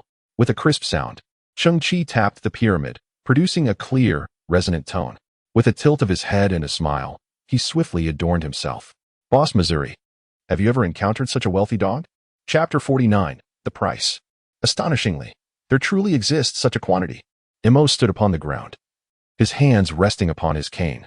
However, overwhelmed by excitement, his hands trembled, causing the cane to quiver and penetrate the earth by 5 centimeters, leading his body to lean increasingly forward, becoming more and more unsteady. This quantity, it genuinely exceeds 10,000 pieces. This will be my largest transaction in nearly 3 years. Even within the entire family, it cannot be underestimated. I shall once again make a remarkable impact in the interstellar trading market. Mo's superior genes had always kept his speech in check, yet his pupils quivered with disbelief. He then endeavored to regain the professionalism expected of a merchant, repeatedly counting the high-entropy alloys. Mo found it increasingly hard to believe. How could there be such an abundance of high-entropy alloys on this dilapidated earth, and concentrated in the hands of Cheng Qi, no less? This was indeed rather absurd. Despite his myriad doubts, Mo adhered steadfastly to his commercial principles and refrained from voicing any inquiries. I shall soon secure a safe means of transportation to convey these alloys away. Once the alloys are transported, I will calculate the price, rest assured. It will be fair and in accordance with standard market rates. Before that, I need to store the alloys with you. We may consider ourselves friends now. Suppressing the excitement within, Mo's eyes flickered as he proposed an impressive credit limit of 500 million. Would you prefer cash or goods in exchange? The total value of these alloys far exceeded the 500 million, yet Mo was indeed generous. At present, he had no intention of transporting the alloys. The transaction had not concluded smoothly, but he remained willing to extend the credit. In his perspective, if Cheng Qi were in urgent need, this sum should suffice. Soon after, Mo caught wind of a familiar request. Although he found it hard to believe, Cheng Qi uttered the words, "Failed products of black market gene serums, quantity over quality. I need as many as you can provide." Upon hearing this, Mo could hardly conceal his astonishment. What on earth do you intend to do with so many serums? What about the previous ones? Yet, in the next instant, Mo proactively offered a potential answer, furrowing his brow. Do you possess some sort of serum extraction technique? Cheng Qi, seizing the moment, feigned mystery. Don't tell anyone. Mo stepped back, momentarily dazed, then advanced again, fixating on Cheng Qi's pupils, which were as dark as night. The extraction of gene serums is one of the most challenging techniques in this world. I hope you succeed. Mo shook his head. While human gene modification technology may not be the most difficult, it is undoubtedly the most complex. The grassroots extraction of gene serums is akin to an amateur welder attempting to craft an atomic bomb in the bygone era. Its operational intricacies are insurmountable, and the success rate is as minuscule as dust. Cheng Qi's choice to pursue this path left Mo with but one word to offer. He was indeed very brave. Cheng Qi observed Mo's pupils intently, straining his vision to discern the almost imperceptible golden specks drifting deep within. The STC annotations were quite explicit, within the eyes of the poisoned. A golden that would gradually manifest, accompanied by an increasing sensitivity to light. Cheng Qi scrutinized Mo, noting that the latter had recently been in poor health, never parting from his cane. I have been visiting some peculiar environments. Perhaps I've contracted some virus, Mo remarked casually, shaking his head. His family had long employed the finest physicians from the solar system. Such trivial ailments would be swiftly remedied. Cheng Qi smirked slightly and nodded. Mo, have you developed a penchant for lingering in dark places? Even within the starship's cockpit, you instinctively opt for the dimmest lighting, and come nightfall, you seem inexplicably at ease. Mo lifted his chin slightly. How did you come to know this? Cheng Qi chuckled. With your family's affluence, you must possess a grand estate. However, whether by the steward's discretion or the influence of others, the lighting in your residence has grown dimmer of late, has it not? He continued. Have the other members of the Mo family also been feeling somewhat unwell, experiencing a slight frailty that is not overtly apparent? Mo furrowed his brow. My family is extensive. My father ranks second, and I am his fourth son. To speak frankly, my father's line has long been marginalized, and I, along with others, have faced some exclusion. Hence I am not well acquainted with the conditions of the others. However, Mo inhaled softly, acknowledging that her father had indeed been in poor health recently, and their family physician had been particularly busy. Don't rely on your doctor, Cheng Qi sighed. He cannot offer any substantial advice. He will likely resort to vague reassurances, attempting to comfort you. He must already be aware of the truth, but feels powerless. Perhaps he is even contemplating his exit. Mo's eyes widened in surprise. Why? Because. Cheng Qi fixed his gaze upon her. Your entire family has been afflicted by a toxin derived from a cellular liquid, one that existing human medicine is utterly incapable of combating, let alone alleviating. He paused momentarily before continuing. The symptoms of poisoning include a gradual decline in health, sensitivity to light, and the appearance of golden flecks in the pupils. What? Mo's body stiffened, swaying slightly as she leaned on her cane to maintain her balance. How do you know all this? Cheng Qi spoke slowly. This toxin originates from the high-energy protein extract specifically provided to your family. Mo was utterly stunned, terror reflected in her eyes. She then turned slowly to Cheng Qi, her expression morphing into one of increasing shock. Is this truly happening? Did he uncover something from that bottle? But if it surpasses the limits of human medicine, how did he come to discern it? Her heartbeat quickened, the barrage of revelations overwhelming her, making her feel as though her heart might give way. You mentioned that your father has been marginalized, and you have felt ostracized? Cheng Qi raised an eyebrow, declaring that knowing him was indeed fortunate, as he was about to orchestrate a tale of a wasteful young master's resurgence, replete with ostentation and vindication, transforming his mouth into a crooked Nike symbol while rescuing his entire family. Mo, taken aback, asserted, I am not wasteful. I am merely a tad overlooked. Not to the extent of distorting my mouth into a Nike emblem. All right. Cheng Qi waved his hand dismissively and then produced a glass test tube, within which a solitary droplet of blood shimmered like a ruby, refusing to disperse. Mo gazed at the droplet, noticing a myriad of tiny crystalline structures glimmering within. Mysterious and beautiful. This was no ordinary substance. Mo's professional instincts kicked in, compelling him to swiftly extract a miniature golden balance from his pocket and initiate a scan. This semi-silicon-based biological blood, infused with a copious amount of gene-repairing crystals, theoretically possesses the capability to rectify any genetic flaw. There are no precedents for such transactions. Its value is incalculable. Mo's eyes widened in disbelief as he inquired, "Where did you acquire such a thing? Perhaps you should pay more attention to your own family." Cheng Qi tilted his head and remarked, "Your so-called top-tier physician might very well be one of the conspirators behind this." He continued, "As for the toxins present in that cellular fluid, the only remedy throughout the entire solar system is likely this droplet of blood. I have previously confirmed that its concentration is substantial. Even when diluted 1,000-fold, it retains its efficacy." As Cheng Qi spoke, he gazed up at Mo, extending the test tube towards him, slowly uttering a single word, "Give." "You are giving this to me?" The eyes of Mo widened to an exaggerated degree, filled with incredulity. "What is the price?" Cheng Qi merely smiled, refraining from uttering a word, instead extending the test tube in his hand once more. Mo accepted the test tube, gazing intently at the drop of crimson blood within, his lips quivering, his expression shifting, rendered momentarily speechless.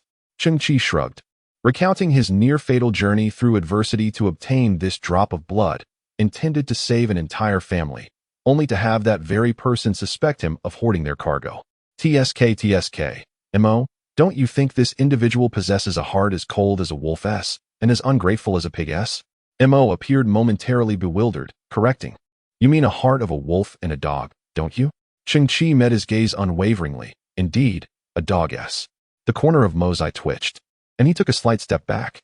Chapter 50. The unusual team. Mo gripped the test tube tightly, his expression a mix of suspicion and uncertainty, a fine sheen of sweat forming on his forehead. "You exaggerate, Boss Missouri. I merely fear the interruption of my source of income." Cheng Qi waved his hand dismissively. "Pray tell, what exactly does your family do? Are they all merchants of goods?" Mo conceded an error. "I must confess, my surname is not Mo." He straightened his posture. "Our family name comes from a figure who shone brightly throughout a millennium of history in Huaxia. We are all descendants of this illustrious name. We are the Mo." As in Mosey. At this moment, a sacred reverence flickered in Mo's eyes. The current head of the family is named Mou, yet he has ventured into the stars and has not returned for a century. "Oh, the obsidian." Cheng Qi shrugged, entirely unfamiliar with it. "Regardless, concerning my family, you did not turn a blind eye." Mo, with a semblance of seriousness, remarked, "To express my initial gratitude, I must share some information with you." He cast a glance at the two starships soaring in the sky. Regarding this interstellar alliance combat unit, Mo's expression grew grave as he continued. Prior to their arrival on Earth, they procured a significant quantity of weapons and munitions from the interstellar black market. This is utterly irrational, as regular troops. They are entitled to a standard allocation of ammunition, yet they opted for additional purchases. This indicates that they possess some operational plans beyond the established regulations. Beyond regulations? Operations? Cheng Qi furrowed his brow, pondering their true intentions. Everything remains shrouded in mystery. No one knows what clandestine affairs they are concealing. Mo turned to Cheng Qi. "From now on, you must exercise caution, or rather, the entire wretched Earth must remain vigilant." Mo's eagerness to return was palpable. Meanwhile, Cheng Qi rummaged through his backpack, retrieving a bottle of blue beverage, which he tossed into Mo's arms with a smile, saying, "Drink this on the way." Mo's face fluctuated between shades of blue and purple, as the confined space compelled him to cradle the drink, all the while displaying evident distaste. "Are you insinuating that this beverage has been poisoned? Do you wish for me to drink it on the journey, or are you simply eager for me to set off?" Cheng Qi grinned mischievously. "Since this beverage is toxic, it will inevitably become waste. It would be a pity to destroy it. Rather than waste it, why not find a way to transport it all to me?" Cheng Qi's eyes sparkled, for this drink possesses a slight enhancement effect on human strength. Mo, however, found it difficult to comprehend this notion and eventually sighed, stating that he would discuss it further after conducting a thorough investigation. As he watched Mo's transport box gradually vanish into the atmosphere, Cheng Qi gazed at the two starships in the distant sky, slowly furrowing his brow. "Well, who might that be? In the underground shelter." Little Qiong looked at the small white mouse perched on Cheng Qi's shoulder, its round eyes sparkling with curiosity. After all, she was merely a 6-year-old girl. and her innate nature drew her irresistibly to such adorable creatures. Its name is Gigi. It will be our new member from now on. Cheng Qi smiled as Han Zai and Xiong, both covered in mud, continued to gather wood and soil, seemingly intent on further constructing the underground shelter. Gigi? Xiong extended a finger, gently stroking Gigi's fur. Then you will be my second pet. Second? Cheng Qi paused, pondering who the first might be. It's Han Zai, Xiong replied, her eyes sparkling as she pouted. Han Zai is so silly and amusing. He is my first pet. Han Zai proudly lifted his gleaming arm, exclaiming, Silly? I'm incredibly handsome, you know. Xiong busied herself with her tasks. After a prolonged search through the pile of wood, a handful of dried grass was discovered, which was woven into a diminutive straw hat and placed atop Gigi's head. This charming adornment instantly amplified Gigi's cuteness 100-fold. Standing upright like a person, with the straw hat perched jauntily upon his head and his hands folded across his chest, his pristine white whiskers quivered gently, resembling a whimsical little sprite. Moreover, the exposed brain atop Gigi's head, along with the delicate pink crystal, was perfectly concealed beneath the hat. As for the somewhat eerie appearance of Gigi's original crown, Xiao Qiong paid it little mind, for in this desolate post-apocalyptic world, such sights had become commonplace. Besides, Xiao Qiong was unaware of what a true pet should resemble. The two spacecraft resting upon Gigi's head were hardly an auspicious sign. Cheng Qi earnestly instructed, Han Zai, please contact the monkeys and temporarily halt any acquisitions. Seek a safe place to hide. I will inform them when it's time to resume operations. Understood. Let us keep our worries at bay. Han Zai was not truly foolish. He would not engage in reckless behavior, knowingly courting danger. Xiao Qiong, Han Zai lowered his head, keenly absorbing Cheng Qi's words. For now, we will remain here and discuss our tasks. We have much work ahead of us and shall not wander elsewhere. Xiao Qiong nodded emphatically. I will heed Cheng Qi's advice. Attention all scavengers in Zone B24. Attention all scavengers in Zone B24. At that moment, the antiquated communicator crackled to life, broadcasting an announcement from the Scavenger Alliance. All scavengers are summoned to the headquarters of the Scavengers Alliance without delay, to collectively extend a warm welcome to the arrival of the Interstellar Alliance combat team. This is pivotal to our destiny, and utmost respect must be shown. Cheng Qi furrowed his brow, a sense of unease stirring within him. You two remain here. I shall go alone. With that, Cheng Qi donned his tattered scavenger cloak, ensuring that his elite warrior armor was flawlessly concealed beneath it. He checked his jet turbine shoes and anti-gravity gloves, and finally, he confirmed the appearance of his eyes. The unique light refraction capability of his silicon-based genes had perfectly obscured the 3 luminous rings within his pupils. Taking a deep breath, Cheng Qi strode towards the exit, determined to uncover the intentions of this interstellar combat team. Chapter 51. The vanguard before the headquarters of the Scavengers Alliance. A vast expanse of refuse had been compacted and flattened, creating a makeshift plaza. On either side of this square stood 8 towering columns, forged from various molten metallic debris, rising straight and tall beneath the somber sky. Here, amidst the detritus of Earth, was a considerable display of presence. Thousands of scavengers congregated in this space. Water resources on Earth are scarce, making bathing a relative luxury. Over the years, the scavengers bore a musty odor, and now, as they gathered, they exuded an aura that repelled any who dared to approach. Cheng Qi stood among the throng, quietly observing all that transpired. A woman of around 50, adorned with a red scarf, handed a small cloth pouch to Cheng Qi. Antlon. Cheng Qi was momentarily taken aback as he opened the pouch to discover several round energy blocks within. What is this? Antlan's husband is Old Lin, a close friend of Cheng Qi's grandfather during his lifetime. Previously, when the hyena gang attempted to seize Cheng Qi's amorphous alloy, they kidnapped Old Lin as leverage. Ultimately, Cheng Qi triumphed over the hyena gang and rescued Old Lin. Regardless of the changing circumstances, Old Lin's family has consistently looked after Cheng Qi. Antlon is an excellent cook, often repurposing the energy blocks distributed by the Scavenger Alliance, enhancing their flavor and texture before selling them for credit points to sustain their daily lives. The old woman is stingy. At that moment, Old Lin squeezed his way through the crowd, remarking, "You're still growing. How can such a meager amount suffice?" As he spoke, Antlon pressed her hand against Old Lin's, saying, "You need not contribute."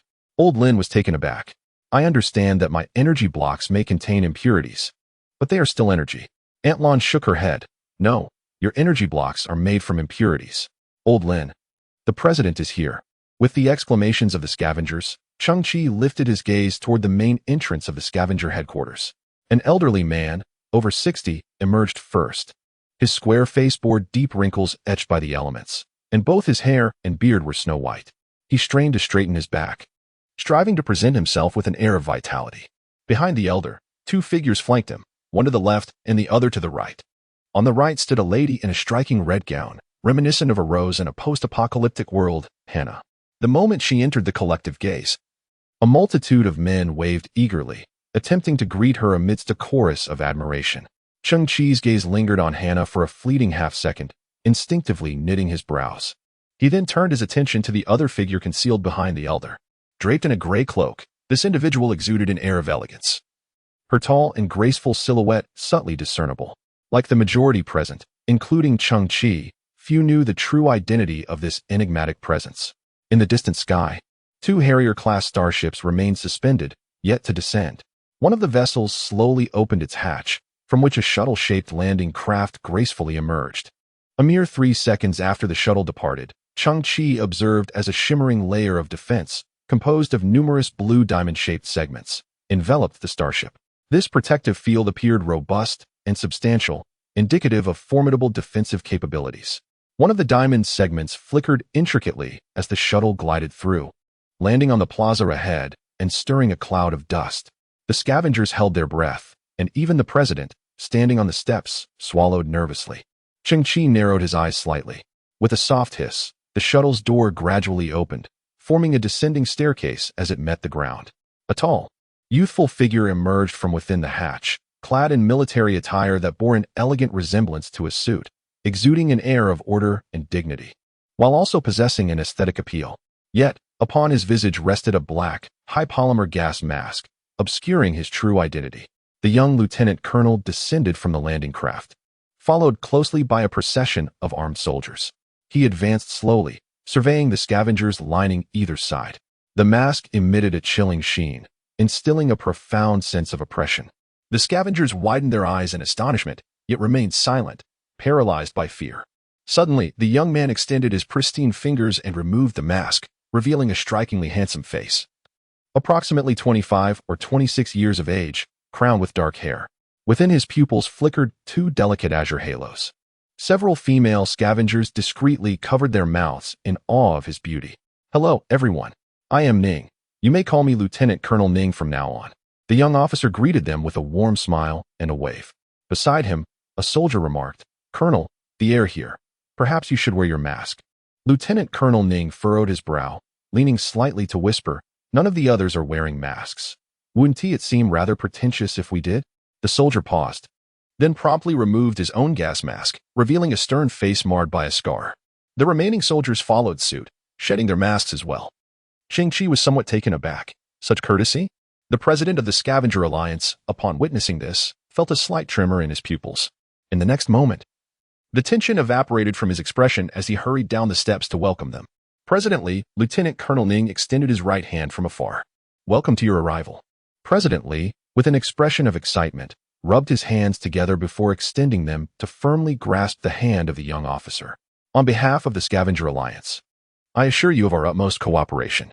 Following closely was Hina, who gazed at the young officer's face, her eyes shimmering with a unique brilliance as she slightly bit her lip. Ah, let me introduce you to Major Ning, President Li said with a beaming smile. This is my youngest daughter, Hina. Hina stepped forward, extending her delicate hand to grasp the young officer's, lingering in the embrace. Her beautiful eyes fixed intently on his face, her fingers gently caressing his hand. Hello. Hee, and this is my eldest daughter.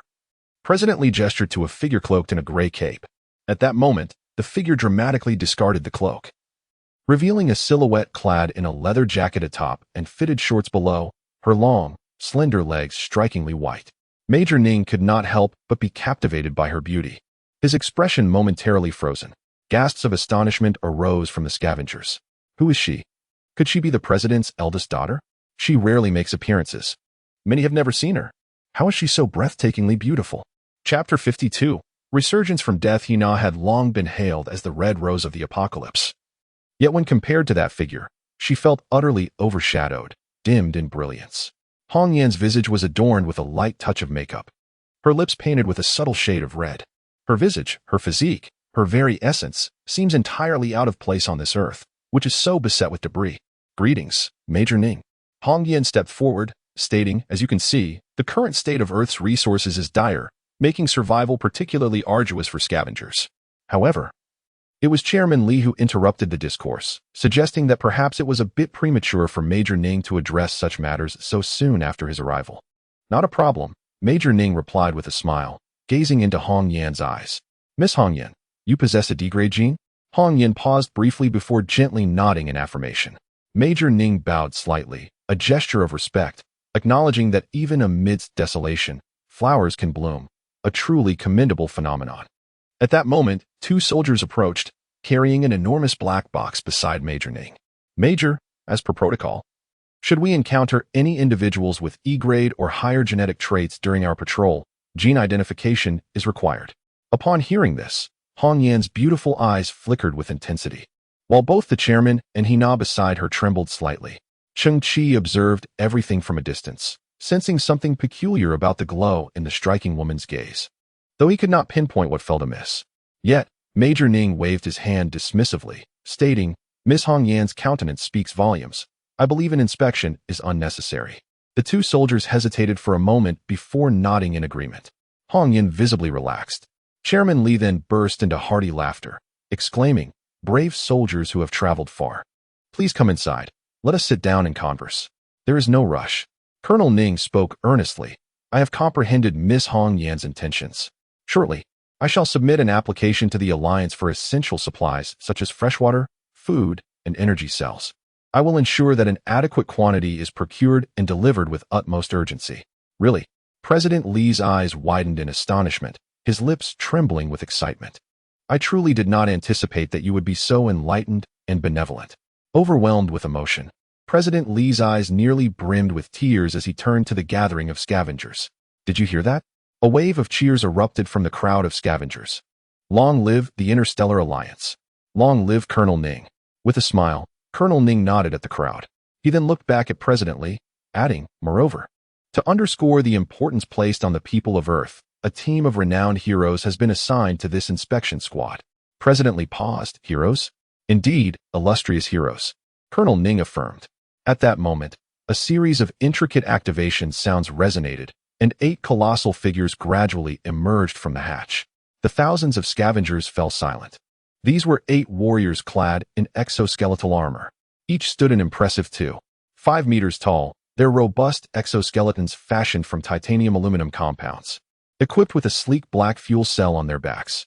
In their right hands, they wielded dark silver axes, while their left arms bore 20mm beam machine guns. President Li's pupils seemed to tremble as if an earthquake had struck. Is this the elite warriors team? Among the crowd, Cheng Qi's pupils constricted in an instant, for he was privy to a secret unknown to all. The extreme warriors, a group of 8, have been reduced to mere bones.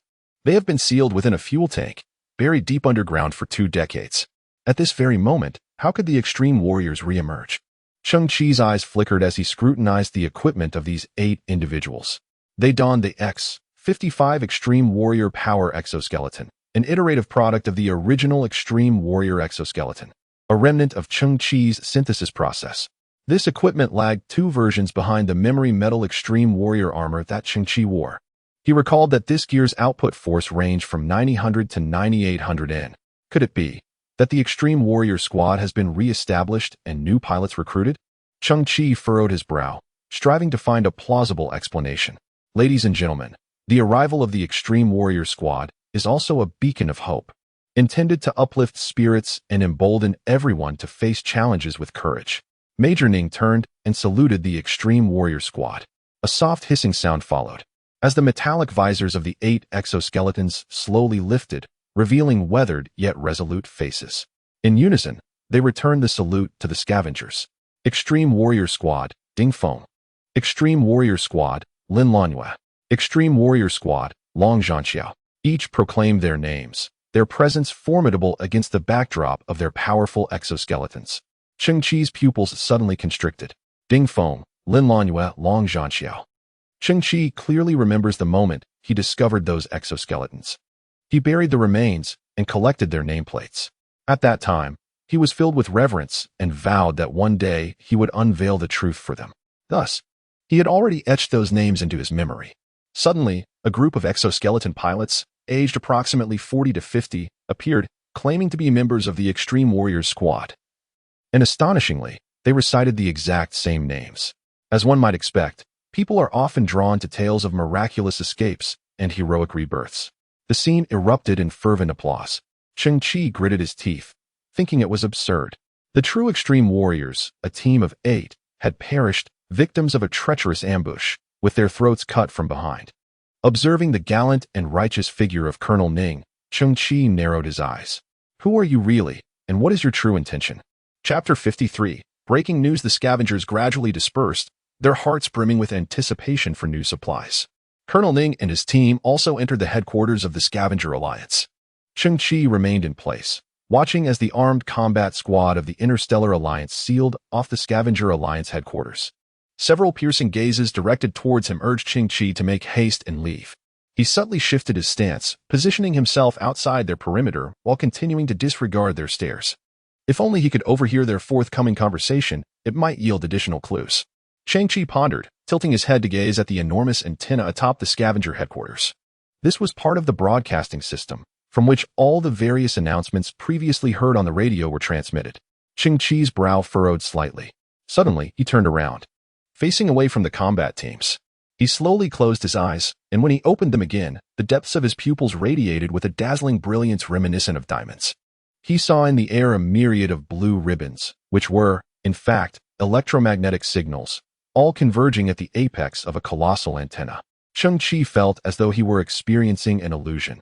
His perspective followed one of the ribbons, delving into the interior of the antenna, then tracing the circuitry until it arrived at a communication device located within the headquarters of the scavengers. Just 5 meters to the right of this device sat President Li, Colonel Ning, Hong Yan, and others. In the next moment, Cheng Qi heard their conversation. Colonel Ning, the reason you brought heavy firepower this time is that there is an SSS-level wanted criminal hiding on Garbage Earth. The tone of President Li's voice had noticeably shifted, steeped in palpable fear. Upon hearing this, Cheng Qi instinctively widened his eyes. This was indeed significant news. He recalled some reports from 7 years prior about a genetic mutant who had slaughtered half a colonial planet, whose wanted level was merely S. Now, this SSS level. What manner of being could that be? The information was undeniably intricate. First, Mo mentioned that this team had procured a large quantity of black market weapons and ammunition. Then, the resurrected Extreme Warrior squad appeared. Now, there was yet another SSS wanted criminal. What could be the connection? Cheng Qi listened intently for more. The reason it was classified as SSS was that it had once been among the highest echelons of the Galactic Alliance's combat division. The voice of Colonel Ning resounded. Presently, are you familiar with Kunlun? Kunlun. President Li's voice was filled with astonishment. Is it the Kunlun that stands majestic at the pinnacle of the galaxy? Colonel Ning's voice came slowly. Indeed. President Li's tone sharpened considerably. Isn't it one of the 4 great generals of the Human Legion? Its name derives from a renowned mountain on Earth, a perpetual source of pride for humanity. That was in the past, Colonel Ning responded softly. Now, it has betrayed all of humanity. A commotion ensued, as if President Li had knocked over his cup, his shock palpable. What? Kunlun is attempting to assassinate the other 2 great generals, Colonel Ning stated, deliberately enunciating each word. It seeks to usurp military power. The room fell silent for a full 30 seconds. Our visit this time is primarily for a routine inspection. 7 days ago, the 5th, 6th, 12th, and 19th fleets besieged Kunlun's 24th fleet. They suffered near total annihilation. Meanwhile, Kunlun itself was struck by thousands of super-powerful sniper beams, sustaining critical damage. Subsequently, it fled to Earth. The region under your jurisdiction, President Li. As Colonel Ning recounted the events, the sounds of President Li swallowing, wiping away sweat, and even the tremor in his throat were unmistakable. Trembling, President Li inquired, is this related to Kunlun? This is to prevent the remnants of Kunlun from making any further advances. Supplement? Lieutenant Ning responded, Kunlun is not a human in the conventional sense. It has sustained severe injuries. To regain its combat capability, it requires external equipment. President Li trembled as he spoke, but the Earth is rife with technological refuse. Lieutenant Ning shook his head. I do not mean to offend, but in the eyes of Kunlun, these items on Earth are unworthy even of the term refuse. They offer not the slightest assistance. Then what should I do? President Li inquired. Lieutenant Ning's voice echoed. You and the scavengers need not do anything. We will take care of everything. The remainder of their conversation yielded no further critical information, merely routine checks. Cheng Qi blinked, his pupils once again returning to black. He glanced back at the headquarters of the Scavenger Alliance, standing beneath the gray sky, where the soldiers continued to expel him. As he walked, Cheng Qi pondered. Could it be all because of this SSS Class 1 criminal? Yet that seemed off. Why would they procure ammunition outside of regulations? What secrets lurked behind the Extreme Warriors 8-member team? Was this squad inherently virtuous or sinister? The probability of the latter seemed substantial. However, the question lingered. Was it merely certain individuals or the entire team? After all, they were a part of the Interstellar Alliance's regular forces.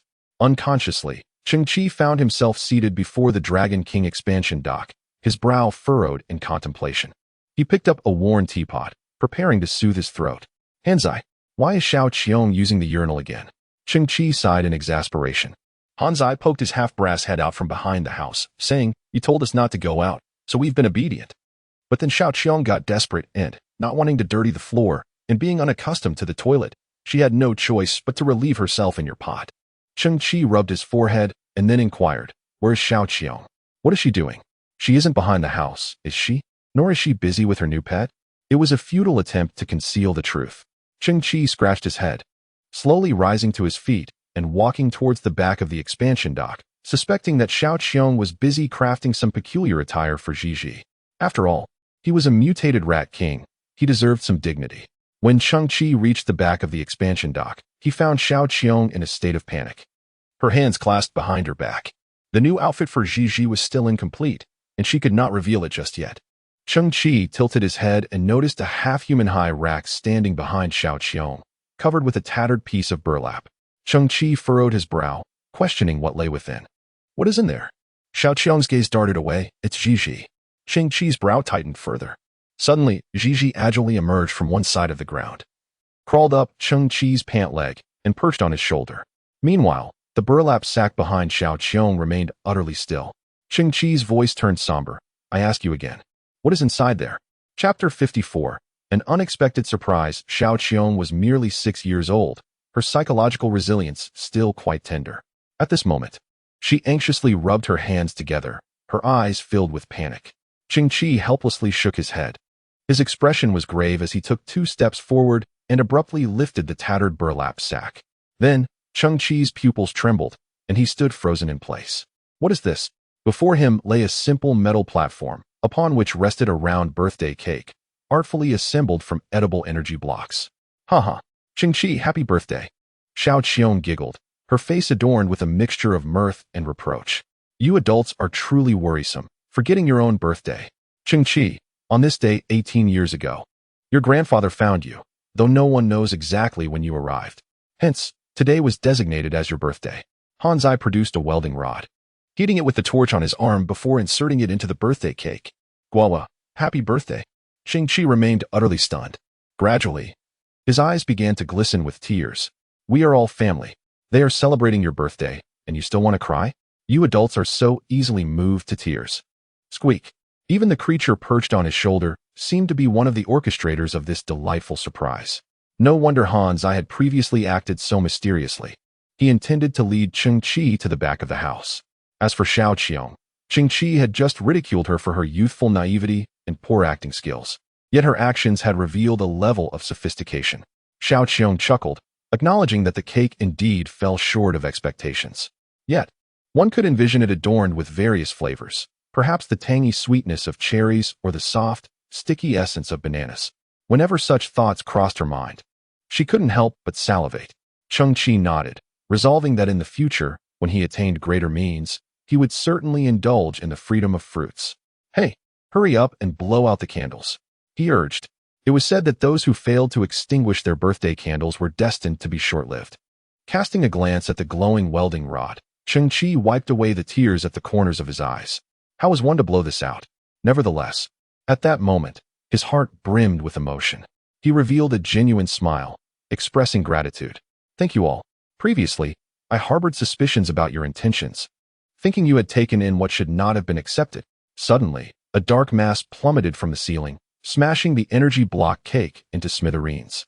Everyone gasped in unison, instinctively glancing up at the splendid and beautiful dome above them. Their gazes then shifted downward, landing on the object that had crushed the cake. It was a quarter of a person. 10 minutes later, this mysterious entity was propped up on a metallic frame. Cheng Qi, Hanzai, Xiaoqiao, and Ji surrounded it, their wide eyes locked in mutual curiosity. It bore a human head, that of a woman, with exquisitely proportioned features, radiating a sense of vitality. At that moment, her eyes were tightly shut, and her lifelike eyelashes were long and distinct. Much of her artificial skin had been scorched, leaving her face marred and revealing the metallic skeleton beneath. Once adorned with a waist-length crimson ponytail, the exquisite long hair had been singed, leaving only half remaining. One shoulder exhibited a jagged break, exposing the internal silver alloy structure, from which a viscous red liquid incessantly dripped onto the ground. On the left side of the shoulder, an arm was connected, yet it bore the scars of severe burns, the synthetic skin entirely eradicated, revealing the grotesquely contorted metal skeleton beneath. Just beneath its neck, a slender mechanical spine remained, but only a fragment of it persisted. The neural interfaces on its surface were charred and blackened, resembling a terrifying mechanical centipede that swayed slightly in the air. This was no mere robot. Cheng Qi was taken aback. This was a highly cybernetic life form. Through the fissures in the enigmatic biometal skull, one could distinctly observe a human brain nestled within, its pink hue revealing the intricate folds and grooves. It had once been human. Yet, for reasons unknown, perhaps due to degenerative bodily conditions or an insatiable desire for strength and enhanced combat prowess, it had embarked on a relentless journey of bodily augmentation, replacing its organic limbs with mechanical prosthetics. Ultimately, it had nearly substituted all human organs, including its limbs, internal organs, and spine, retaining only its own brain. Cheng Qi scrutinized the cracks in its cranium. The remaining brain had also undergone modification, implanted with various chips, presumably to enhance reaction speed, computational ability, and memory functions. Upon realizing the entirety of this grim transformation, Cheng Qi inhaled sharply and stepped back.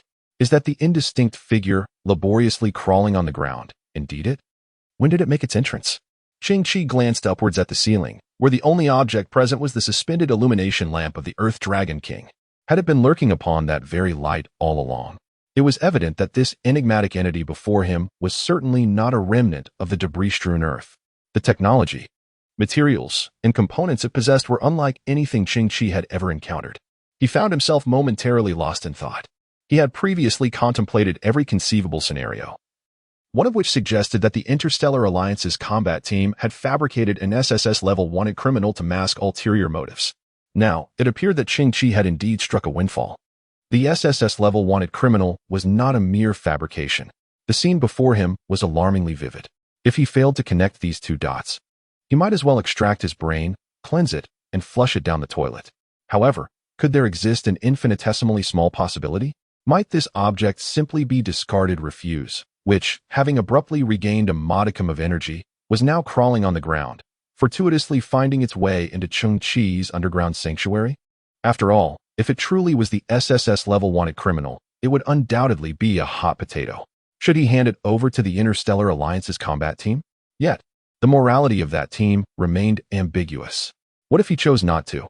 What if this entity was indeed a heinous traitor to humanity? Cheng Qi appeared to be lifeless. Xiaoqiao gazed upon the remains before her, feeling a pang of compassion. She was a strikingly beautiful sister. Hanzai's bulbous eyes sparkled with vitality. She was not yet dead, as faint flickers of activity could still be detected in her cerebral cortex. Cheng Qi resolved to undertake rudimentary repairs to extract further information. Tilting her head slightly, she activated the KP-03 Quantum Intelligent Repair Cluster, resembling a metallic pyramid, which emitted a cerulean glow. It stood like an ancient relic. As the hatch before it slowly opened, releasing a mist-like halo of light, thousands of nanoscale repair robots swirled like ethereal smoke, converging upon the damaged cybernetic entity. Cheng Qi's instructions were explicit: prioritize the restoration of its communication functions. Chapter 55. Kunlun. The nanorepair robots coalesced and dispersed. Within the cybernetic being's brain, minuscule electric arcs flickered. Due to significant damage across various circuits, only remedial repairs can be executed. Repair outcomes cannot be predicted. A diminutive UFO hovered before Cheng Qi, relaying repair data. Cheng Qi nodded silently. This was a trash-laden Earth. Suddenly, the cybernetic life form's eyelid fluttered, its lashes quivering. With a swift motion, it opened its eye, yet only the left one. It bore no human pupil, nor any genetic indicators. Rather, it resembled an electronic eyeball, with a dim red dot pulsating at its center. Witnessing this, Xiao Qiong instinctively recoiled. Cheng Qi endeavored to communicate with the silicon-based organism through its electronic resonance characteristics, yet received no response, as it lacked a core CPU. Its consciousness was entirely derived from that human brain. Suddenly, a crimson dot within the eye flickered, transforming into a red halo that gradually expanded and then slowly contracted, ultimately coalescing into a red pupil. It must be said that its eyes were strikingly beautiful, evoking a sense of thrilling awe. Her left eye also began to quiver, but despite her efforts, it remained shut. The repair of the quantum cluster was nearing completion. Cheng Qi steadied her mind and softly inquired, "Who are you?" "I." The dust-kissed red lips parted slowly, emitting a clear and icy voice. Though feeble, it was melodious. "I am. I do not remember." Cheng Qi furrowed her brow. Was the biological brain damaged? The scene before her was indeed bizarre. A being with merely a head and half an arm, its spine exposed, swaying slightly, had begun to speak, yet it could not provide its own identity. Cheng Qi maintained her patience, asking, "What do you remember?" "I." The red halo in the right eye of the cybernetic life form flickered slightly. "I was betrayed." A shiver coursed through Cheng Qi. It was increasingly reminiscent of that SSS Level 1 criminal. "What else can you recall about yourself?" I. The red lips atop the head trembled. "I seem to bear the surname Hua, as in the flower." "Flower." Cheng Qi tilted his head slightly. "Hua Milan?" "I recall now. My surname is indeed Hua. My name is." His sparkling right eye blinked, seemingly unable to perceive Cheng Qi, only able to behold the void before him. "I am Hua Kunlun." "Hiss." "Splendid, splendid. Indeed, it is a stroke of fortune." Cheng Qi leaned back. "Is it the Kunlun who stands tall at the pinnacle of the galaxy?" "No." On that beautiful head, one eye quivered. His father once said, "A daughter should be like Kunlun, daring to take the lead in all endeavors." Cheng Qi clicked his tongue. "Your father is quite harsh. What a fine daughter." Transformed into this likeness. In the past, Cheng Qi had heard some legends about General Kunlun on the interstellar radio. He knew he was valiant and invincible, with numerous military achievements. Yet the majority of his personal information remained classified. The reason was evident. He was not a human in the conventional sense. However, one thing Cheng Qi never anticipated was that Kunlun was, in fact, a woman. What about them? Who? The tone of the beautiful head suddenly rose several octaves. What of those scoundrels who slandered my name and branded me a traitor? Their true identity is that of a band of interstellar brigands from 20 years ago. They massacred an entire interstellar squad, donned military uniforms, and falsified system records, brazenly wreaking havoc for 2 decades. Cheng Qi's pupils suddenly contracted. The information was overwhelming. Kunlun had been wronged. The true identity of that interstellar combat squad, a band of brigands. So, robbers donned the guise of law enforcement, undergoing a complete transformation. According to the quantum repair cluster, the cybernetic entity's head before me hasn't been fully restored. Rather, its subconscious mind within the biological brain is sustaining its actions. In other words, this information originates from her subconscious. It is the truest expression of her innermost self. She is not lying, nor can she lie. I must expose them. I must eradicate them. I cannot allow this to persist. With that, the perpetually glitching left eye abruptly opens, and both eyes of the beautiful head emanate a crimson glow, akin to an intense battle fervor. Her head begins to convulse violently. I shall never fall. I will fight on eternally. In Cheng Qi's eyes, she is merely a broken form, mounted on a metal frame. Her sole arm irreparably damaged and immobile, half of her spine exposed, and her vibrant red ponytail swaying wildly with the violent shaking of her head.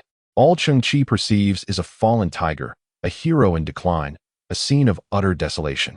I was betrayed, I was destroyed. I have lost my corporeal form and fled to earth. The fierce resolve of the beautiful head began to wane, her countenance gradually drooping.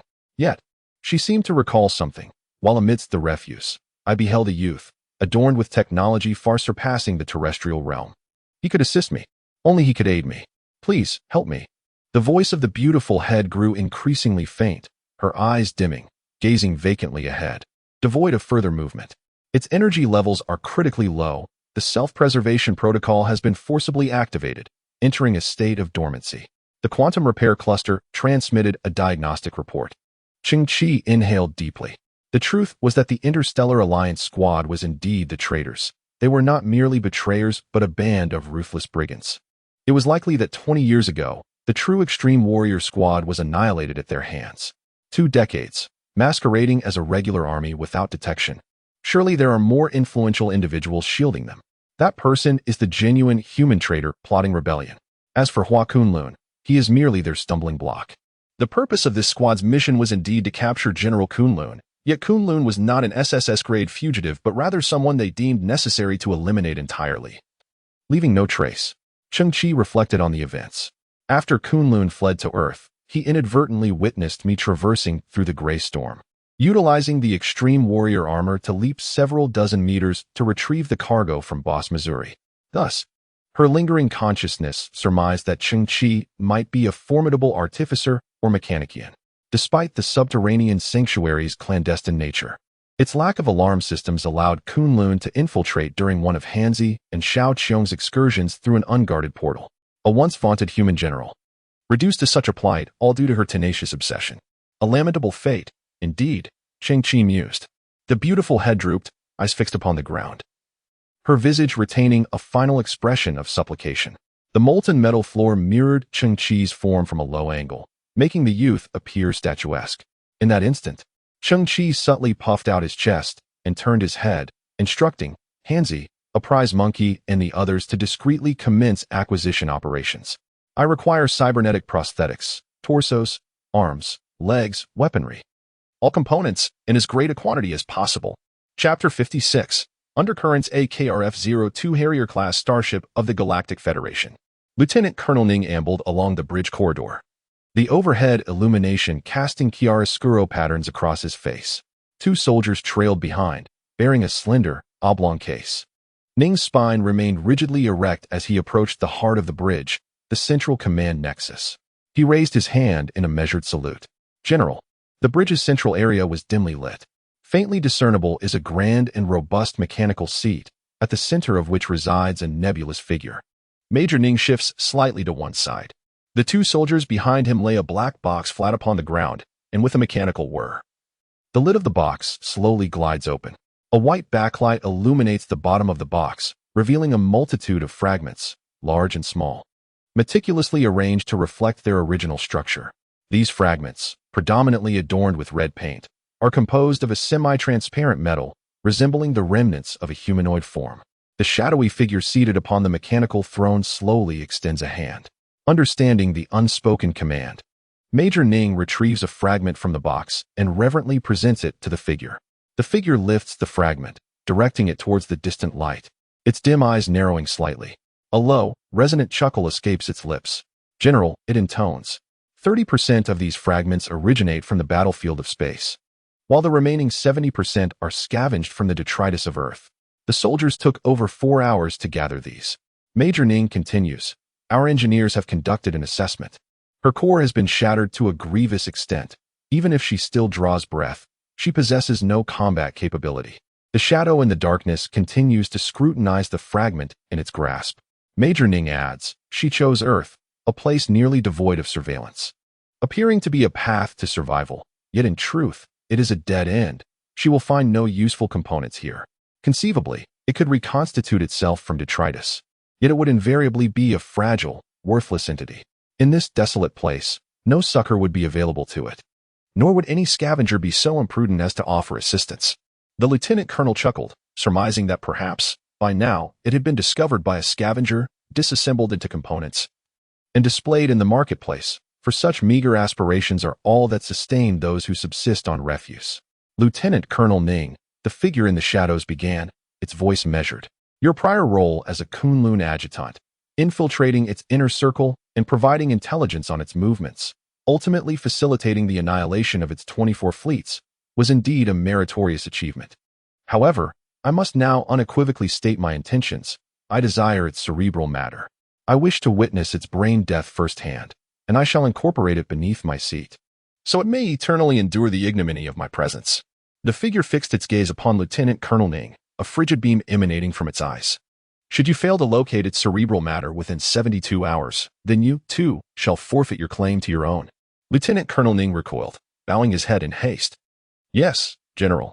Once more, Cheng Qi found himself at the Scavengers Alliance headquarters, still guarded by the Star Alliance squadron.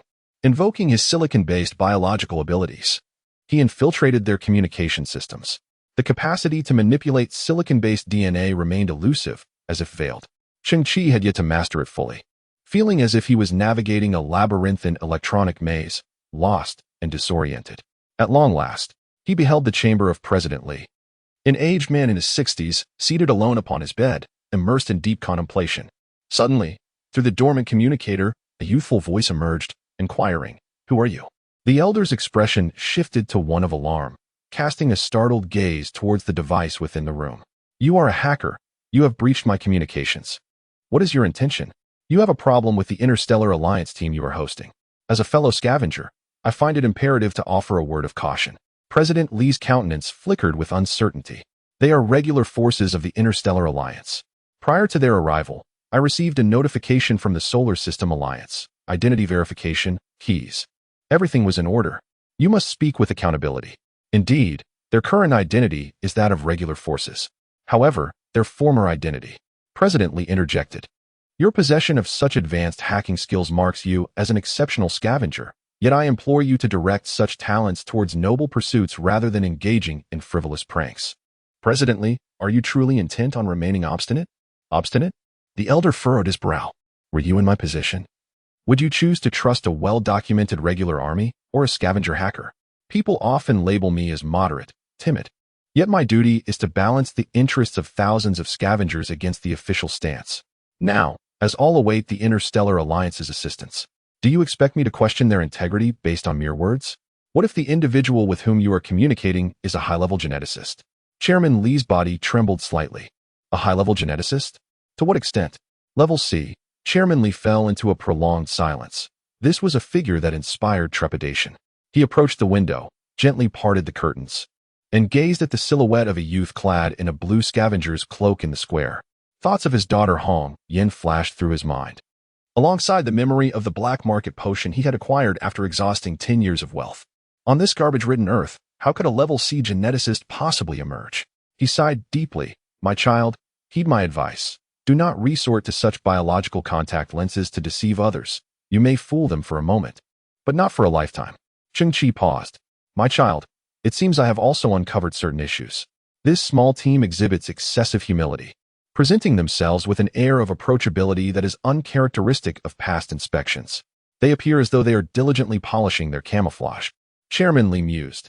Yet it is undeniable that in this current desolate earth, they find not a shred of value. We are but a swarm of filth-ridden insects. A horde of rats. As the saying goes, no bandit dares to enter a poor household. We have little left to lose. On the contrary, I could exploit their camouflage to ardently pursue what I desire. For instance, leveraging their amiability and humility to secure the rations for the coming year. I exist in a precarious existence, embraced by a rare fog of confusion. Child, do you comprehend? At this moment, Cheng Qi suddenly glimpsed in the distant sky a flotilla of over a dozen small transport vessels breaking through the atmosphere, descending towards the southern expanse of the scavenger headquarters plaza. As the hatches opened, boxes brimming with edible energy blocks were revealed. The surrounding scavengers, in a frenzy, dashed towards the transports as if caught in a grand celebration. Yet, Cheng Qi stood alone at the northern side of the plaza, unmoved. The situation on the ground was distinctly clear. In that fleeting moment, Cheng Qi's eyes narrowed slightly. Each individual has their own motivations, perhaps differing needs or divergent stances. Moving forward, regardless of the antics you choose to pursue, the youth gazed skyward at the starship, declaring, I, Cheng Qi, shall confront alone. Chapter 57, Eyes Colonel Ning. In the past 2 hours, we have unearthed 12 fragments of Kunlun. A petty officer remarked, yet the main brain remains elusive. Could it be that some reckless scavenger has concealed it? Rising slowly from behind his desk, Colonel Ning peered through the observation glass of the starship, surveying the garbage-laden earth beneath the night sky. I do not believe the scavengers possess the audacity to commit such an act. Colonel Ning furrowed his brow, his expression dark as water. Nonetheless, these scavengers, akin to rats and cockroaches, are not entirely devoid of value. The officer queried, what value could they possibly hold? Colonel Ning smiled faintly, informing his comrades that the long-anticipated plan was finally ready for execution. Really? The sergeant's eyes brightened after years of feigning. The brothers were on the verge of bursting with pent-up energy, eager to indulge themselves on this desolate earth. However, this plan must be executed gradually. Tonight, only a small action could be undertaken. A cunning glint sparkled in Colonel Ning's eyes as he remarked, I still require some subtle performances. In the subterranean shelter, Cheng Qi surveyed the litter of technological refuse before him. This was the laborious bounty acquired by the monkeys prior to the dust storm, just recently delivered. The monkeys, undeterred, were tirelessly fulfilling Cheng Qi's new orders, fervently procuring cybernetic bodies. Previously, Cheng Qi had directed Han Zi to construct a 300-square-meter wooden warehouse on the eastern side of the underground refuge, which would serve as his future workspace. I lack vision. Cheng Qi contemplated within the workspace. I need an effective and discreet surveillance system to track the movements of that counterfeit army. His gaze shifted downward to today's materials, 22 vintage camera probes from a bygone era. All were identical in model, their white casings corroded, and lenses caked with layers of dirt. It must have been excavated by some scavenger. In this era, such equipment holds no value whatsoever. The original owner would likely curse the monkeys for their lack of sense. Cheng Qi's eyes flickered as he began the synthesis process.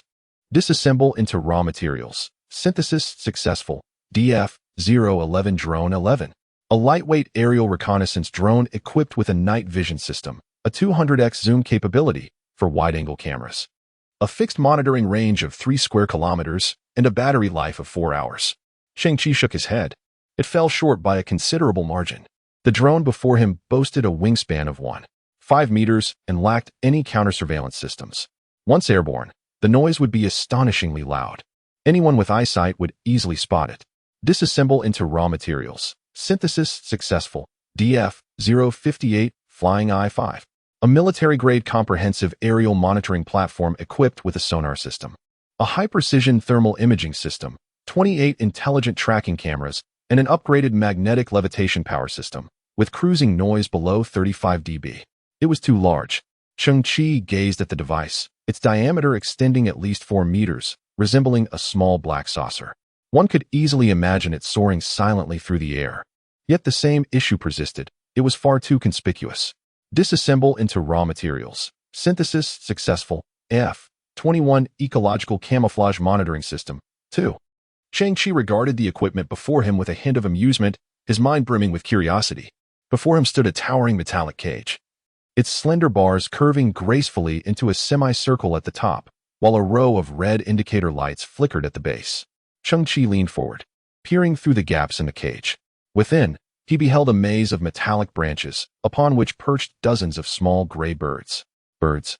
Cheng Qi's eyes widened in surprise. This device camouflages aerial surveillance equipment as tree sparrows, simultaneously emitting ecologically mimetic calls and biological electromagnetic waves. Under the third tier of technological civilization, it remains undetectable from a distance. The tree sparrow is equipped with 2 high-precision cameras, capable of thermal imaging, wide-angle photography, and extended endurance, among 7 other functionalities. Tree sparrows are omnivorous creatures with a remarkable reproductive capacity, among the few bird species that thrive globally. This device, due to its exceptional performance and effective concealment, has been designated the code name birdcage. A birdcage. Even the 4 pests cannot withstand nuclear radiation and chemical toxins. If released, their chirping would not be a mere twittering, but rather a frantic, I have a problem. I have a problem. I have a serious problem.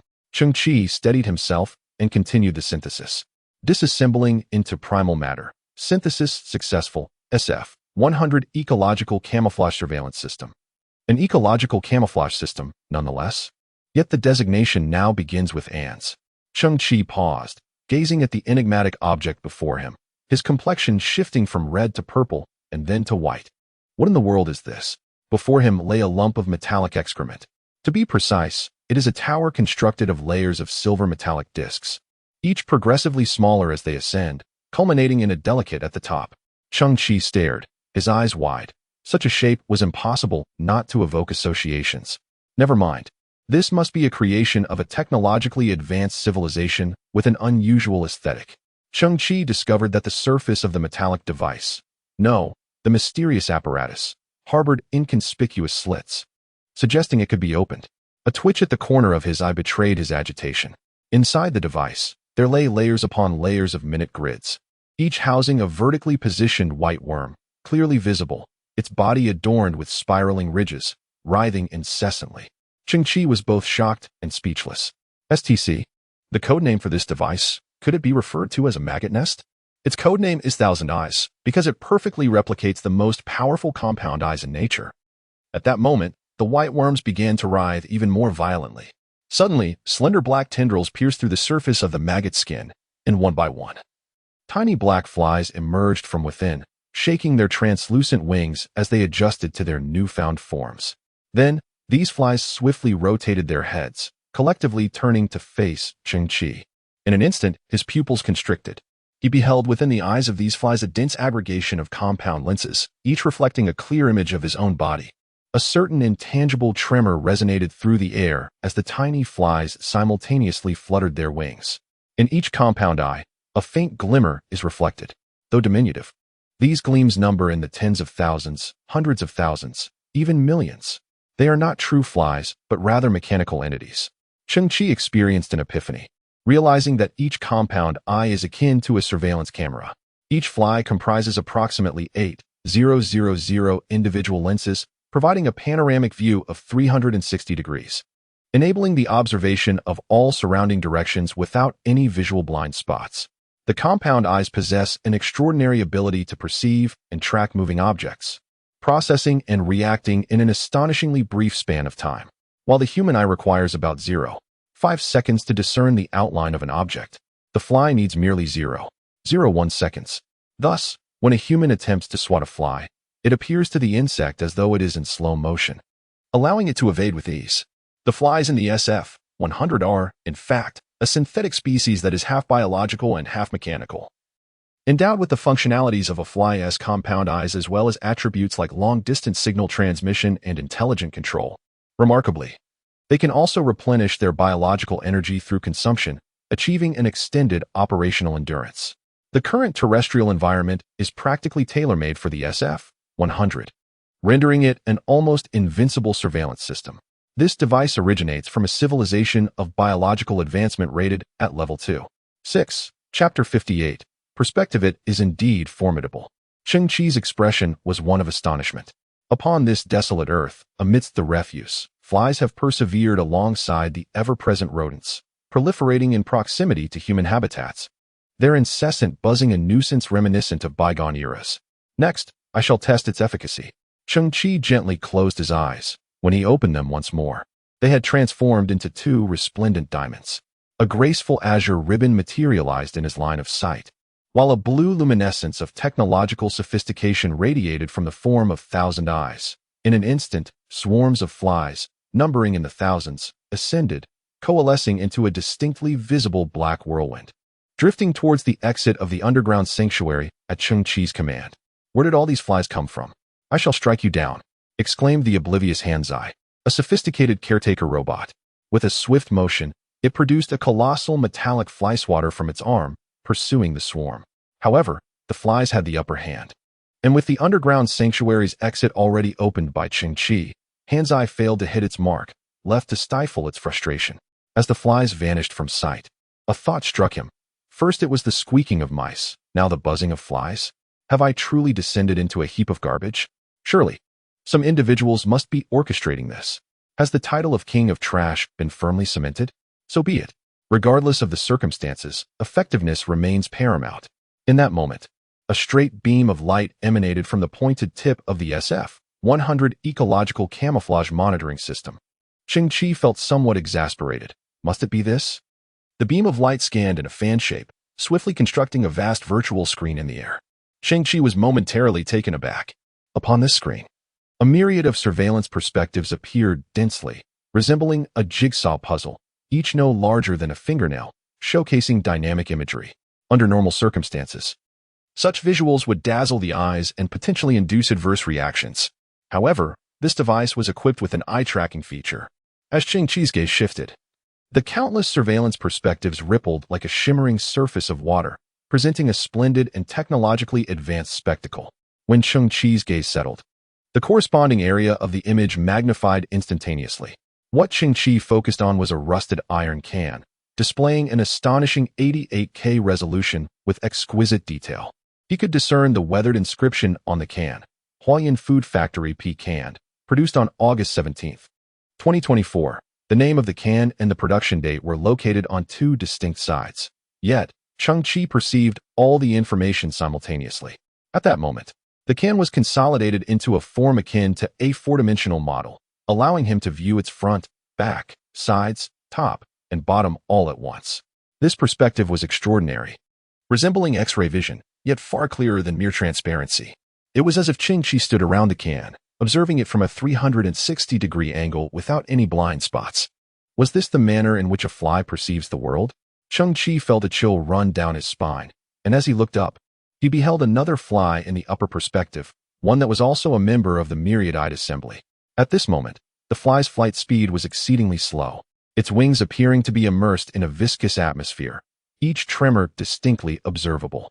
It was not the fly that was languid. Rather, the swiftness of the thousand eyes' capture and response was astonishingly rapid. Simultaneously, on the right side of the void screen, a map was being drawn at an impressive pace, with the B24 district, where Cheng Qi resided, completed in the blink of an eye. As Cheng Qi's gaze fell upon the map, the corresponding area would be instantly magnified, revealing real-time footage from multiple angles. All of this was attributable to those flies, which now permeated the surrounding expanse of several dozen kilometers and continued to proliferate. Cheng Qi also discerned that within the SF-100, a new batch of flies was in the process of hatching. Remarkable. Cheng Qi could sense the potential to configure various alert notifications for the Thousand Eyes, such as warnings for fires, ferocious beasts, or even counterfeit soldiers. Furthermore, the Sky Eye was equipped with additional biological contact lenses that could be worn on the eyeball, enabling surveillance at any moment. Suddenly, in a casual sweep of his gaze, Cheng Qi stumbled upon something peculiar. It was Village A. This was not a mere arbitrary name. It was genuinely called Village A. Comprised of a few dozen families of scavengers, this small settlement now lay in utter silence as the first light of dawn bathed it in a grayish hue. Cheng Qi's eyes widened as multiple perspectives emerged simultaneously. All the villagers of Village A were dead. They had not succumbed to weaponry. Rather, most bore necks that had been twisted or spines that had been broken. Some were flung atop the shacks, their bodies dangling, crimson blood trickling from their mouths. Eyes wide in eternal surprise, Cheng Qi's pupils dilated. A village. While he didn't recognize the others, Old Lin and Aunt Lon resided there. In the ensuing moment, a glimmer of hope emerged as Aunt Lon, with her bamboo basket, and Old Lin appeared at the village entrance. They beheld the scene before them, their bodies frozen in place. The cloth bundle in Aunt Lan's hand fell to the ground, its contents spilling out, revealing the unsold flavor energy blocks. A conjecture formed in Cheng Qi's mind, and a surge of incandescent rage welled up within his eyes. It was Kunlun's doing. In the hall of the Scavenger Alliance, Lieutenant Colonel Ning sat, a look of sorrow etched upon his face, hoping that those scavengers could find solace in the afterlife, free from further suffering. Hongyan clenched her fists. Has Kunlun lost her mind? Why would she massacre scavengers? Kunlun, her very nature is malevolent. Lieutenant Colonel Ning frowned. Perhaps the villagers were uncooperative, unwilling to be coerced by her. Alas. After a pause, Lieutenant Colonel Ning looked up. I believe it is time to reveal the truth to the scavengers. I will disseminate Kunlun's potential states, and you must inform everyone of two things. First, absolutely no one is to provide any form of assistance to entities suspected of being Kunlun. Second, upon discovering any object suspected of being Kunlun, notify me immediately. Chapter 59. The hunting game inside the KRF-02 Harrier starship. Behind Colonel Ning followed a contingent of soldiers, their faces adorned with an enigmatic smile as they moved swiftly through the corridors. The sound of polished shoes striking the floor echoed crisply as he traversed the passageways, passing numerous cabin doors. In the midst of his stride, Colonel Ning loosened the collar of his shirt to casually reveal his chest. He then unfastened his cufflinks, rolling up his sleeves to expose arms that bore the faint remnants of a washed tattoo, marked by subtle creases. An elderly man clad in a white lab coat approached with a sycophantic grin, extending a tray towards him. Colonel, This is the anti-aging serum for this month, he said with a nervous chuckle. Colonel Ning paused momentarily. What are you chuckling about? The elderly man bowed slightly, apologizing. Forgive me, it's a saying from my hometown. I've grown accustomed to it. Ning shot him a sharp glance before seizing a syringe from the tray, biting off the needle cap with his teeth, and promptly injecting the pale blue serum into his arm. He then carelessly tossed aside the syringe. The elderly man, maintaining his obsequious smile, knelt to retrieve the discarded syringe, watching as Colonel Ning departed. With a click, an aide pushed open the grand double doors before him. Colonel Ning's silhouette gradually emerged at the threshold, revealing an assembly of over 500 soldiers from the Interstellar Alliance within the transport bay. Upon his arrival, the soldiers remained seated, neglecting to rise or salute. Instead, they continued their banter, some cleaning their firearms, while others indulged in strong spirits. Most of them glanced at Colonel Ning, nodding their heads in acknowledgement. Brothers, he greeted nonchalantly, unperturbed by their demeanor. The hunting plan may commence. Oh, a considerable number of soldiers, invigorated, rose to their feet, eagerly anticipating the evening's plans. Colonel Ning strolled in, casually perching himself atop a piece of cargo, propping one leg on the edge of a crate. During the day, I expect each of you to scour for any traces of Kunlun. Laziness is not an option. However, once night falls, it shall be our time for revelry. He revealed a smirk, having deftly shifted the blame for the slaughter of that small village by Team Mao onto Kunlun. Initial panic had taken root. And from now on, regardless of what transpired, those foolish scavengers would instinctively continue to cast the accusations upon Kunlun. The eyes of many soldiers brightened at this clever ruse. What a brilliant tactic! Brothers, we can no longer suppress ourselves. Why pretend to be a disciplined army? Why uphold orders? Why feign the demeanor of iron-willed warriors? If we do not stain our hands with blood, it feels as if we have not dined at all, leaving us utterly devoid of spirit. Gazing at the scavengers, who appeared as feeble as chicks, their hands itched with anticipation. One soldier mimicked the subservient manner of Chairman Li, bending over and adopting a high-pitched voice. Ah, Colonel Ning. It is a pleasure to finally meet you. I have long admired your prowess. Haha, my dream is to enlist and serve the Galactic Alliance. Another soldier, imitating the voice of a young scavenger, chimed in with a cheeky tone, eliciting uproarious laughter from the group. The soldier, emulating a child, straightened up, a bestial glint in his eyes, and growled, being someone's soldier? I just want to snap his head off and tear his belly open.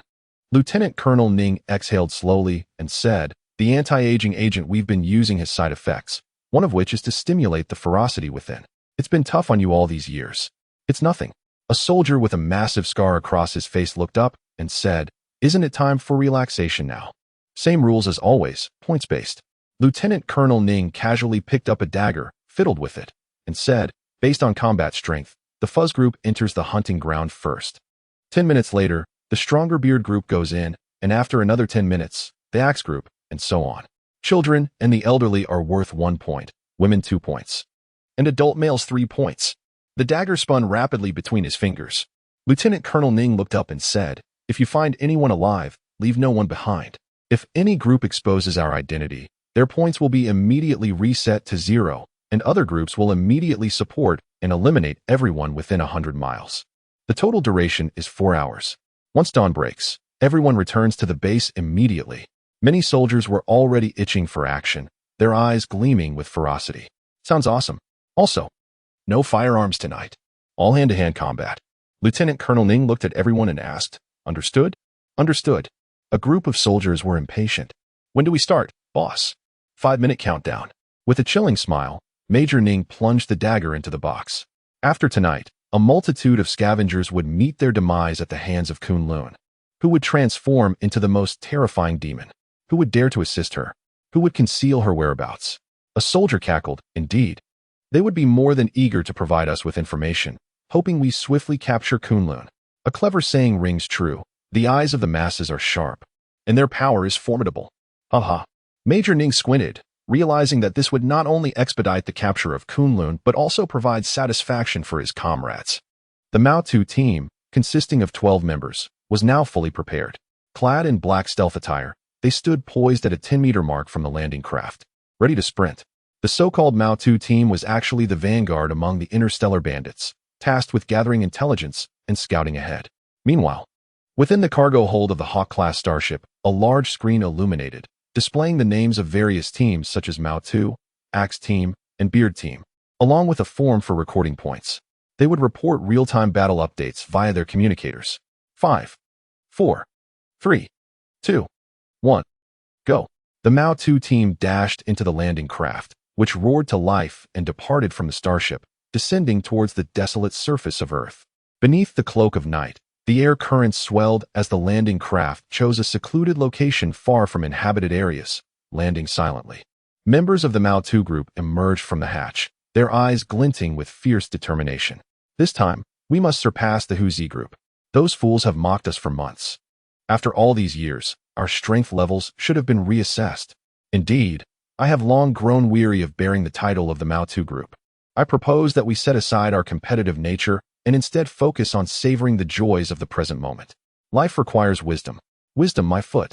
I recall that when I first landed, I pinpointed a location 12 kilometers to the east, where a band of scavengers resides, at least 20 souls.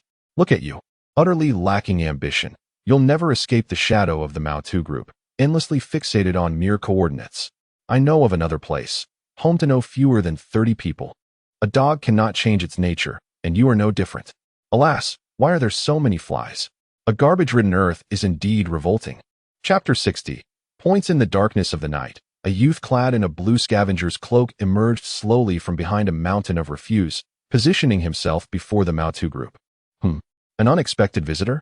Our fortune seems to be on the rise. 12 members of the Mao 2 group looked up, only to find a swarm of flies circling the boy, collectively grimacing in disgust. How repulsive. Let us not be selective. Any diversion will suffice. A robust member, as stout as an ox, stepped forward, clenching his fist, the sound of cracking bones echoing ominously. Allow me, he declared, I shall score the first point. It appeared that you derive amusement from the slaughter of scavengers. The youth cloaked in darkness spoke slowly. A member of the rough group furrowed his brow and tilted his head. Had this brat been eavesdropping on our conversation? What of it? The burly member at the forefront scoffed. Look at his feeble frame. He likely struggles to fill his belly. Surviving must be a tremendous effort for him. In the eyes of these hulking figures, a faint ochre glow encircled their pupils, not a sign of noble genetics, but rather an indication of some form of modification. They had long been consuming a particular enhancing agent, resulting in their elevated physical prowess. Each was a tower of strength, solid muscles rendering them several times more formidable than an average individual. Within this Interstellar Alliance squad, Lieutenant Ning was a high-grade geneticist, while the others were all variations of these enhanced beings. In essence, their entry into the realm of scavengers was akin to wolves infiltrating a flock of sheep, reaping without restraint. This is garbage earth, the domain of scavengers, my home as well. The youth in the shadows inhaled deeply, contemplating his ability to act with impunity here. To take it a step further, other scavengers could likewise indulge in their whims. At that moment, the boy suddenly raised his head, his gaze dark and piercing. But you shall not. Curse it, is this kid out of his mind? The robust giant swung his arm, advancing a step. Let us count that as 3 points. Boom. The ground where the youth stood was abruptly disturbed as a flurry of debris was kicked up, and in an instant, he vanished from sight. A fleeting shadow materialized in the darkness, swiftly appearing before the imposing figure of the robust man. The man was taken aback by the sight of the somewhat youthful countenance before him. In the subsequent moment, the man felt an overpowering force seize his neck, akin to an unyielding iron shackle. He then experienced a sensation of weightlessness as he was lifted off the ground by his neck. His body was then spun around, and an immense, forceful power was unleashed as he was slammed headfirst into the ground. A cacophony of cracking sounds erupted from within the man's skull and spine. His skull shattered instantaneously, and a profusion of black blood oozed from his facial features. He was annihilated in an instant. The other members of the Bristle Squad were still in a state of shock, frozen in place, within the confines of the extreme warrior armor. A trajectory with 11 distinct pause points materialized instantaneously, each pause point representing a sequence of lethal actions. The aptitude conferred by the C-grade gene enabled Cheng Qi's velocity to surpass the armor's limitations. However, even the restricted velocity was beyond the comprehension of these brigands. A glint of silvery light materialized before the neck of one of the bandits. His pupils contracted abruptly as he recognized the arc-shaped dagger. However, the dagger's trajectory appeared somewhat askew, veering off course at a 0.2 centimeters from his skin, altering its path towards the back of his neck. The bandit's expression relaxed in relief, believing that the attack had gone awry. However, in the next instant, the arc-shaped dagger began to rotate rapidly, resembling a razor-sharp winch, spinning hundreds of times in an instant on his neck. The brigand felt a sudden chill at his neck, and his perspective spun skyward. He cast a final glance at the desolate, refuse-strewn earth before his vision plummeted, landing askew. He watched, disoriented, as the figure, akin to a dark, infernal deity, dispatched his comrades one by one. Thud, thud. Each member of the group fell by a single, lethal strike. The entire affair transpired in under 100 seconds. The young scavenger's cloak fluttered gently. Inside the Harrier starship, Lieutenant Colonel Ning tapped the silent communicator, shaking his head with a TSK. The group was clearly inadequate. 9 minutes had elapsed without a peep or a single point earned. He glanced at the nearby formation. Group, prepare yourselves. May you find amusement and achieve commendable results. Cheng Qi scrutinized the 12 corpses, disappointed to find no thermal weaponry. However, he discovered 12 particle-cutting daggers and 12 devices resembling miniature signal jammers. He collected these spoils and hastily interred the bodies in a makeshift grave. As he completed this task, he mused, this competition, is it truly unfolding as planned? A glint flickered in his eyes as he sought refuge behind a nearby mountain of refuse. A landing module touched down smoothly, and the 12 members of the group emerged, their eyes gleaming with a predatory hunger. The group, in their utter foolishness, were likely engaged in a fruitless search. I had long confirmed the nearby water source. After sunset, the chemical toxins here would slightly diminish, attracting a multitude of scavengers to draw water. A burly man abruptly removed his wig, revealing a head adorned with tattoos, as he extended his tongue to lick his lips. To the east, 5 kilometers away, I awaited at the water source, patiently biding my time. The phrase waiting for hares by the tree stump was aptly employed. A low, resonant voice emerged from above. Perched atop a heap of refuse sat a youth draped in a tattered scavenger's cloak, silhouetted against the hazy silver moon. The bald man was evidently the leader of this group. He squinted, and I had long asserted that one should never underestimate scavengers, for this place was saturated with toxins, inevitably giving rise to certain genetic mutations. The bald man assumed a defensive stance. Observe how he sat firmly atop the towering mound of refuse, a diminutive metal box at his side, having remained silent for several minutes. His agility must be remarkable. Third brother, you have just injected an agility-enhancing serum. Investigate his capabilities. The rest of you, encircle him and seize the opportunity for a decisive strike. 4 minutes later, Cheng Qi stood triumphantly on the tattooed bald head, the owner of which lay bleeding from a puncture wound, his tongue lolling out. Cheng Qi slowly wiped his palms, scoring 72 points. Afterwards, he casually dug a pit to bury the members of the bearded squad. Once more, he collected 12 particle-cutting daggers and 12 devices resembling small signal jammers. Subsequently, he gazed longingly at the Harrier-class starship suspended in midair. The desolate Earth, with its vast expanses and sparse population, might prove somewhat unsatisfactory. Far too much time has been squandered in the pursuit of targets. The 10 minutes had elapsed. Colonel Ning shook his head, signaling the Axe squad to prepare for the next round. Cheng Qi stared at the Harrier-class starship above, feeling as though time dragged on endlessly. He attempted 2 approaches. First, he endeavored to access the control systems of the 2 starships through the genetic material of silicon-based life forms. Yet, there was no response, perhaps due to the considerable distance, or perhaps because of the formidable defensive field enveloping the starship's surface. Second, he sought to utilize STC to skin the 2 vessels and synthesize them. However, STC delivered an unexpected response. The 2 Harrier-class starships share a common control brain, possessing autonomous consciousness and personality traits. STC's foundational tenet: do not plunder. Do not forcibly synthesize items with clear ownership. This is an unwritten rule passed down through the mother civilization. Chapter 61. Preliminary Ecology, 108 points. All 12 members of the Axe squad, without exception, hung lifelessly from the refuse mound. The leader of the Axe squad was remarkably powerful. According to the Extreme Warrior Armor Assessment, his punch approached a force of 2,200 newtons, an extraordinary feat for an ordinary person.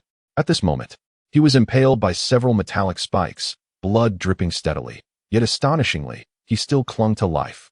He fixed his gaze, wide-eyed, on Cheng Qi's retreating figure, Pondering the possibility that they had caught the attention of the Interstellar Alliance, it seemed implausible that such formidable scavengers could exist. However, before he could convey any warning, his head tilted and he breathed his last. Cheng Qi casually dug a hole and buried the axe assembly. Once again, he amassed a collection of equipment. Lieutenant Ning stretched languidly, determined to ensure the rationale behind death, dispatching 3 small teams for the day, urging everyone to rest early, eagerly anticipating their reports in 4 hours. The bandits felt a tinge of disappointment, yet also a flicker of hope, for this hunting game had merely commenced its prologue. As the eastern sky gradually yielded to the early dawn, Cheng Qi found himself waiting in vain for the 4th wave. It appeared that the preliminary rounds had concluded. They must have been slaughtering under the cover of night, only to masquerade as regular troops by day. Cheng Qi summoned a multitude of thousand-eyed flies, meticulously positioning them beneath the 2 starships to closely monitor the movements of the crew within. Should they venture outside, Cheng Qi would receive an immediate alert. Subsequently, in the workspace, today's acquisitions lay neatly arranged upon the ground: 36 particle-cutting daggers and 18 small electronic jammers. Cheng Qi had buried a total of 36 bandits, initially obtaining 36 small electronic jammers. However, these devices were equipped with internal communication capabilities, serving as the communication apparatus for the bandit team. Cheng Qi surmised that these communicators likely harbored tracking systems. To mitigate any potential risks, he conducted a synthesis in the wilderness. In the present day, these communication devices have evolved into an entirely new kind of apparatus, existing now in an unactivated state, thus eliminating any possibility of being tracked. He picked up a particle-cutting dagger, its side emblazoned with the insignia of the Interstellar Alliance Squad, indicative of officially sanctioned military equipment, now held in the hands of a band of outlaws, stained with the blood of countless innocents. Cheng Qi cast his gaze toward 18 electronic shielding devices. What the underground sanctuary desperately lacked was a comprehensive set of shielding equipment, ideally integrated with a surveillance system. This would not only prevent deep scans from the starships above, but also identify anomalous intruders, such as those from Kunlun. Dispersing into primal matter. Synthesis successful. Magnetic shield 9. Dispersing into primal matter. Synthesis successful. High-energy magnetic beam signal defense emitter 4. UOP gravitational field shield 2. Innocent defense array 1. Cheng Qi executed the synthesis in one go, culminating in the highest level, as a metallic sphere radiating a golden luminescence quietly floated before him, gently rotating. Indiscriminately shield all probing signals below level for civilization, or arbitrarily alter their signal feedback. Even with the naked eye, one can release a visual distortion field, achieving the effect of seeing a mountain as not a mountain. Equipped with a pinpoint high-energy sniper beam, capable of instantaneously eliminating anomalous intruders upon the user's command. Features an ionized plasma defense shield system, which can be passively activated once due to energy limits, with a maximum resistance of 20 million MPa. This device originates from a level 3 technological civilization. Simply perfect. Cheng Qi's eyes sparkled. The shielding capability exceeded all expectations. The pinpoint sniper beam was unexpected. And that plasma defense shield, 20 million megapascal? The pressure at Earth's core is merely 400,000 megapascal. This final function serves as an exceptionally powerful life-saving measure. Cheng Qi raised his hand. The metallic sphere slowly ascended, hovering at the apex of the underground sanctuary. Cheng Qi opened his eyes wide, his pupils radiating a brilliant gem-like glow. The sphere received the command and began its activation, emanating a faint yellow light that formed a nearly invisible pale yellow ripple, perfectly enveloping the entire underground refuge. Ultimately, a halo, also pale yellow and slightly tilted, emerged from the sphere. The entire apparatus completed its activation, presetting, and deployment, entering a state of stillness. The halo did not dissipate, appearing remarkably beautiful from afar. Cheng Qi tilted his head slightly. The dome of the sanctuary sparkled brilliantly like the Milky Way, particularly resembling Saturn at this moment, complete with rings that mirrored its celestial counterpart. Cheng Qi experienced a fleeting illusion, perceiving above him an incomplete universe. Shaking his head, he noticed a row of particle-cutting daggers on the ground, hesitating slightly. Presently, he lacked for cold weapons, as the extreme warrior armor could conjure a myriad of armaments at will, endlessly adaptable. Cheng Qi resolved to leave himself with a sense of anticipation. Once he accumulated a greater number of identical daggers, he would undertake a grand synthesis. elevating them directly to level 7 technology. As the long night extended, Cheng Qi's gaze resumed its search.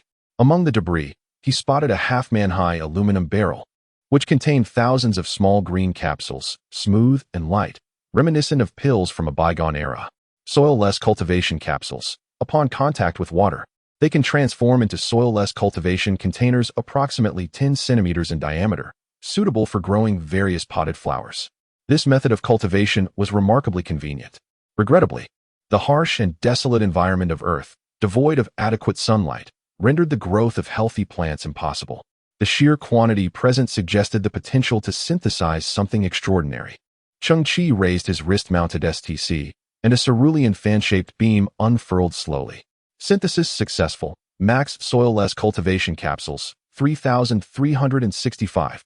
Upon contact with water, the soil-less cultivation containers expand to a volume of 300 centimeters. Cheng Qi shook his head. Mere expansion in volume held little significance at this juncture.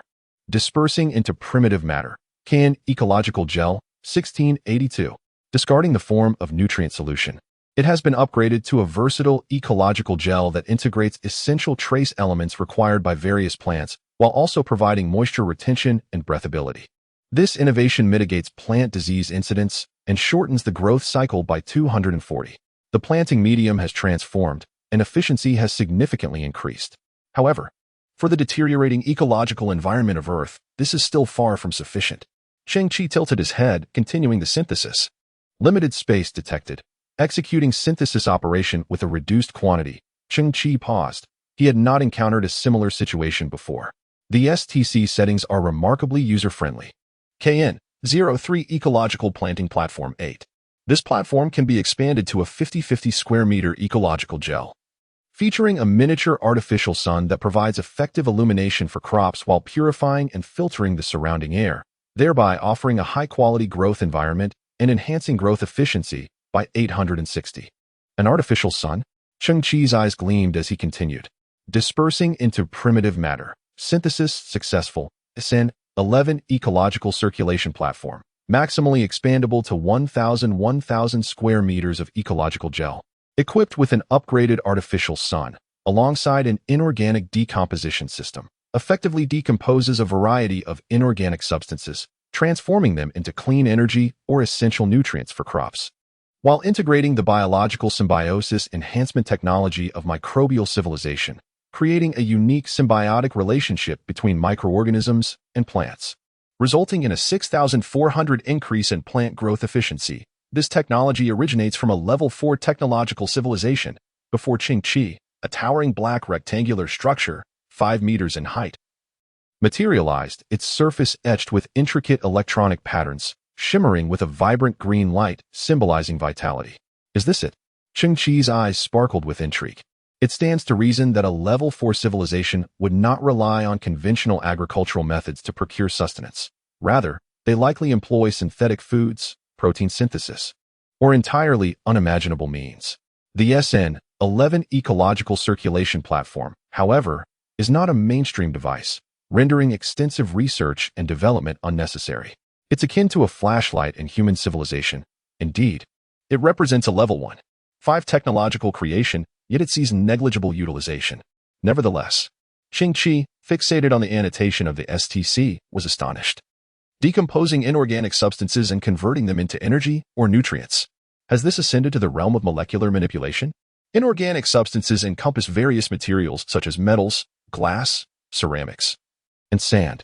Cheng Qi's eyes widened as he surveyed the dismal landscape of this garbage-laden planet, where all that met his gaze was an expanse of inorganic matter. Chapter 62. The marvelous ecosystem. Cheng Qi maneuvered the SN11 ecological recycling platform beyond the confines of the workshop. He glanced towards the northern side of the underground shelter, where a small mound of earth stood defiantly. Han Zai and Xiao Qiong had tirelessly gathered resources in pursuit of their dream of a modest vegetable garden, ultimately managing to collect approximately 50 kilograms of pristine soil. Technology transforms lives. Cheng Qi smiled, his eyes shimmering with brilliance as a blue ribbon unfurled. Suddenly, the surface of the SN11 ecological recycling platform revealed a series of emerald green fissures. Subsequently, its covering split apart, initiating the expansion mode. A subtle mechanical hum resonated as the SN-11 first expanded into a rectangular platform measuring 10 meters by 10 meters. To his astonishment, the surface of the platform revealed a water wheel crafted from metal. Indeed, it was the ancient and practical irrigation tool reminiscent of a bygone era, traditionally made of wood. With a diameter of 3 meters, the water wheel was linked to a submerged water basin below. Squeak, squeak. The water wheel turned, seemingly accompanied by a sound system that simulated the creaking of wood. Its water-lifting apparatus resembled a bucket fashioned from silver metal, drawing up transparent, gel-like liquid from the submerged basin. This gel was crystal clear, exuding a faint green hue. Subsequently, the buckets tilted slightly, spilling the viscous substance onto the ground. The pale green gel accumulated gradually, flowing languidly, and eventually enveloping the northern expanse of the shelter, resembling a vast and delectable jelly from a distance. Cheng Qi's eyes sparkled with curiosity. Was this the ecological gel mentioned in the annotations?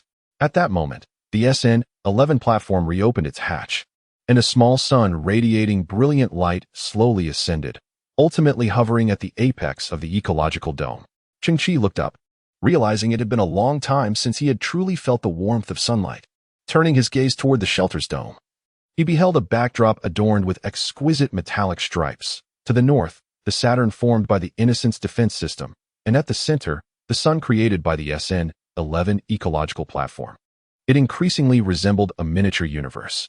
Within Cheng Qi's heart stirred a profound sense of witnessing the evolution of the cosmos from chaos to rebirth, evoking an inexplicable grandeur. As he glanced down, he noticed the water wheel still creaking rhythmically, having cultivated a fertile soil, and at the forefront of this field, an odd flower had sprouted. Its origin unknown. Standing no taller than 20 centimeters, its compact bloom was encircled by a ring of blue petals. It resembled a blue sunflower, the flower head subtly rotating to consistently face the artificial sun. This was the biological symbiotic enhancement technology, which amalgamated microbial civilizations to create unique microorganisms, enhancing plant growth efficiency by 6,400. Reflecting on it now, Cheng Qi found it utterly fascinating. Could microorganisms also be considered a form of civilization? Among them, is there a classification of technological levels? Seeds. The ecological environment is already prepared. What I need now are seeds. Cheng Qi hurriedly rummaged through his previous possessions. Once, while he was out selling scrap, he encountered a mysterious scavenger, a man with a thick beard, his face shrouded in obscurity. This individual had taken a liking to a micro-nanochip in Cheng Qi's hand but lacked the means to pay. Instead, he proposed a trade for a bag of seeds. Seeds, in today's Earth, are exceedingly rare yet utterly useless, as there is no space for them to grow. Cheng Qi agreed to the exchange, thinking that if he ever faced starvation, he could at least cook the seeds. Fortunately, he never had to cook them. Cheng Qi unearthed a small cloth pouch and also discovered a few apple tree seeds, remnants from the apples he had procured from a hunting dog's safe. After the fruits were consumed, the seeds were left behind by the simpleton. Upon opening the cloth pouch, he found an array of seeds, vibrant in color and varying in size. Cheng Qi had no knowledge of what these plants were. However, with the SN-11 platform, clarity would soon be achieved. He evenly scattered all the seeds across the ecological gel. The gel felt solid underfoot, yet once the seeds made contact, they seemed to sink into it, as if embracing them. They settled to varying depths, which appeared to be their optimal planting depth. The gel, semi-transparent, allowed a clear view of the seeds surrounded by a delicate mist of tiny water droplets. Then, to his astonishment, the seeds sprouted tender shoots at a visibly rapid pace. Cheng Qi's eyes widened in astonishment. This was the first time he had witnessed the process of plant growth, and his heart was filled with but two words: vitality. An exuberant vitality. This boy, born and raised in a garbage dump, was now overwhelmed with excitement. Green, in such a desolate area, was a rarity, a precious scarcity. It was the most exquisite color. In an instant, countless tender green shoots burst forth from the earth. Above him, the artificial sun adjusted its rays, slightly diminishing the intensity of the light. The delicate sprouts were too fragile, and excessive brightness would dehydrate them. 3 minutes later, most of the shoots had grown to a height of 5 centimeters, each exhibiting distinct shapes. Wow, this is incredible. Cheng Qi's palm trembled slightly with excitement as he gently cradled a green leaf before him, cautious not to exert too much force, fearing he might harm this fragile life. Why have they stopped growing? Cheng Qi's eyes widened as realization dawned upon him. Energy. Nutrients. He then glanced to the other side of the SN11 platform, where an empty conveyor belt lay. Cheng Qi's eyes sparkled with inspiration. Inorganic materials. He rushed to the surface and gathered a plethora of dilapidated refuse, including rusty metal, shattered ceramics, and a mix of gravel, depositing them onto the conveyor belt. With a hum, the conveyor belt whirred into motion, and the SN11 platform radiated a blue hue. Meticulously scanning these inorganic materials, reminiscent of the security machines from a bygone era. At the junction of the ecological gel and the SN11 platform, a sudden burst of verdant light emerged, transforming the entire ecological gel into a radiant green crystal. Countless tiny green specks danced within, only to be absorbed by the roots of the plants. Indeed, it was capable of converting inorganic matter. Cheng Qi's heart surged with excitement. This was the most remarkable technology within the entire SN11 platform. Molecular recombination or some other extraordinary principle. This was the true power of a level 4 civilization. Touching upon the realm of creation itself, utterly formidable. Countless plants began to grow rapidly once more. Simultaneously, a miraculous scene unfolded. The blue sunflower seemed to be dispersing a certain blue pollen, forming swirling clouds of mist that fell evenly upon each newly sprouted plant. Meanwhile, the growth rate of other plants appeared to have increased several-fold. Chapter 63. As the dim atmosphere over Kunlun began to unveil an indistinct dawn, at 6:09 a.m., Xiao Qiong groggily awoke, clad in a patchwork nightgown, and slowly stepped out from the Dragon King's expansion dock. When she stood upon the wooden platform ahead, she was momentarily stunned. On either side of the wooden corridor, lush greenery flourished. Apple trees, pumpkins, tomatoes, morning glories. Wow, that must be grapevines, with strawberry patches carpeting the ground below. TCH. Xiao Qiong merely raised an eyebrow, thinking that she had awakened, only to realize she was still dreaming. Thud. Xiao Qiong looked up and noticed that a cherry tree had inexplicably sprouted on one side of the Dragon King's dock. A bright red cherry fell, striking her on the head. How realistic. Suddenly, on the other side, Hanzai stood beneath a towering coconut tree, a coconut crashing down upon his metallic head. Naturally, Hanzai remained unscathed, yet spirals of vortex appeared in his electronic eyes. Ah, Hanzai, you too are in my dream. It is said that dying in a dream allows one to awaken. Xiao Qiong swayed and made her way to the base of the coconut tree. Standing shoulder to shoulder with Hanzai, she gazed upward, deliberately shifting her position to stand beneath a coconut that seemed poised to fall.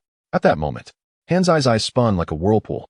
Xiao Qiong, half awake, with her mouth slightly agape and arms swaying like noodles, awaited in silence. A faint cracking sound echoed above, signaling the maturity of the coconut, which suddenly plummeted from the tree. Xiao Qiong's placement was impeccable, 100 headshot. Thud, as if a whirlwind had swept through. Cheng Qi appeared beside Xiao Qiong, catching the coconut with a swift motion. With a flick of his wrist, he produced a gleaming metallic dagger, deftly slicing open the coconut and pouring the clear, sweet coconut water into Xiao Qiong's mouth. Xiao Qiong's eyes widened in astonishment. She savored the flavor on her tongue, the refreshing sensation in her throat, and the fragrant essence wafting through her mind.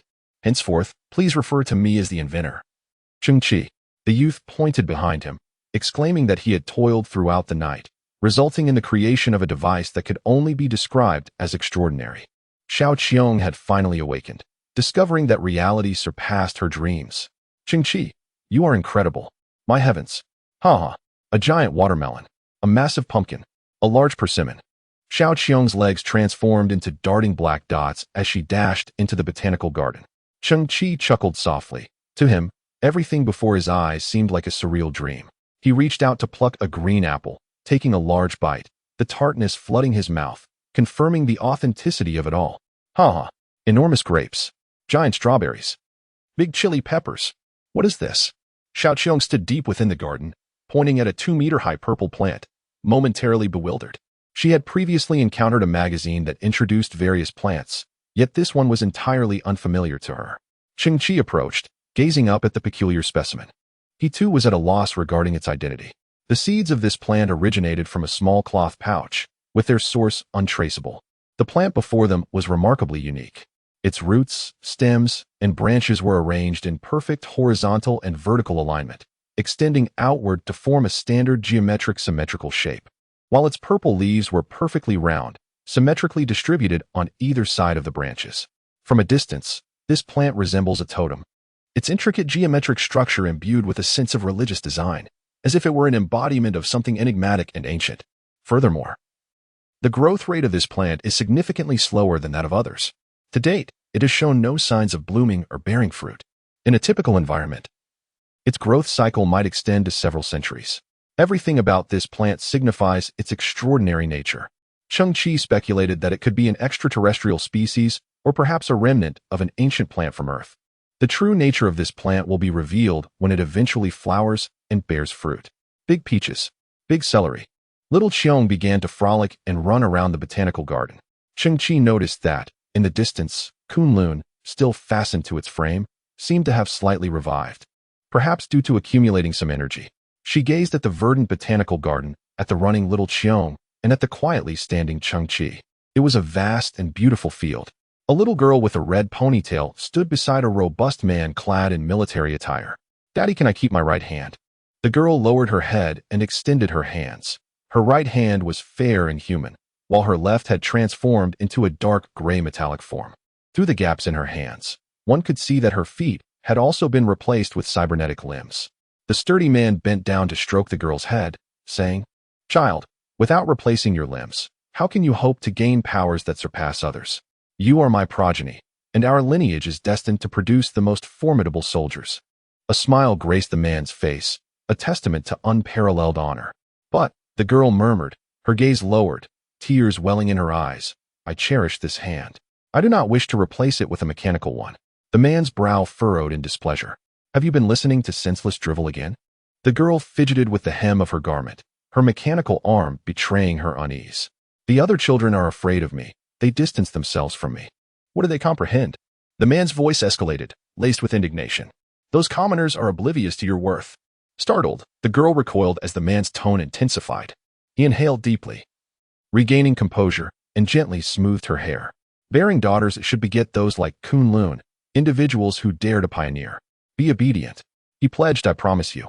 Regardless of the extent of your future modifications, I will ensure that your beautiful crimson hair remains. With it, you shall forever be the most exquisite girl." At that moment, Kunlun's shoulders trembled imperceptibly, and the remnants of her fiery red ponytail quivered slightly. Though lacking tear ducts, the images reflected in her pupils became increasingly indistinct. "Sister, here."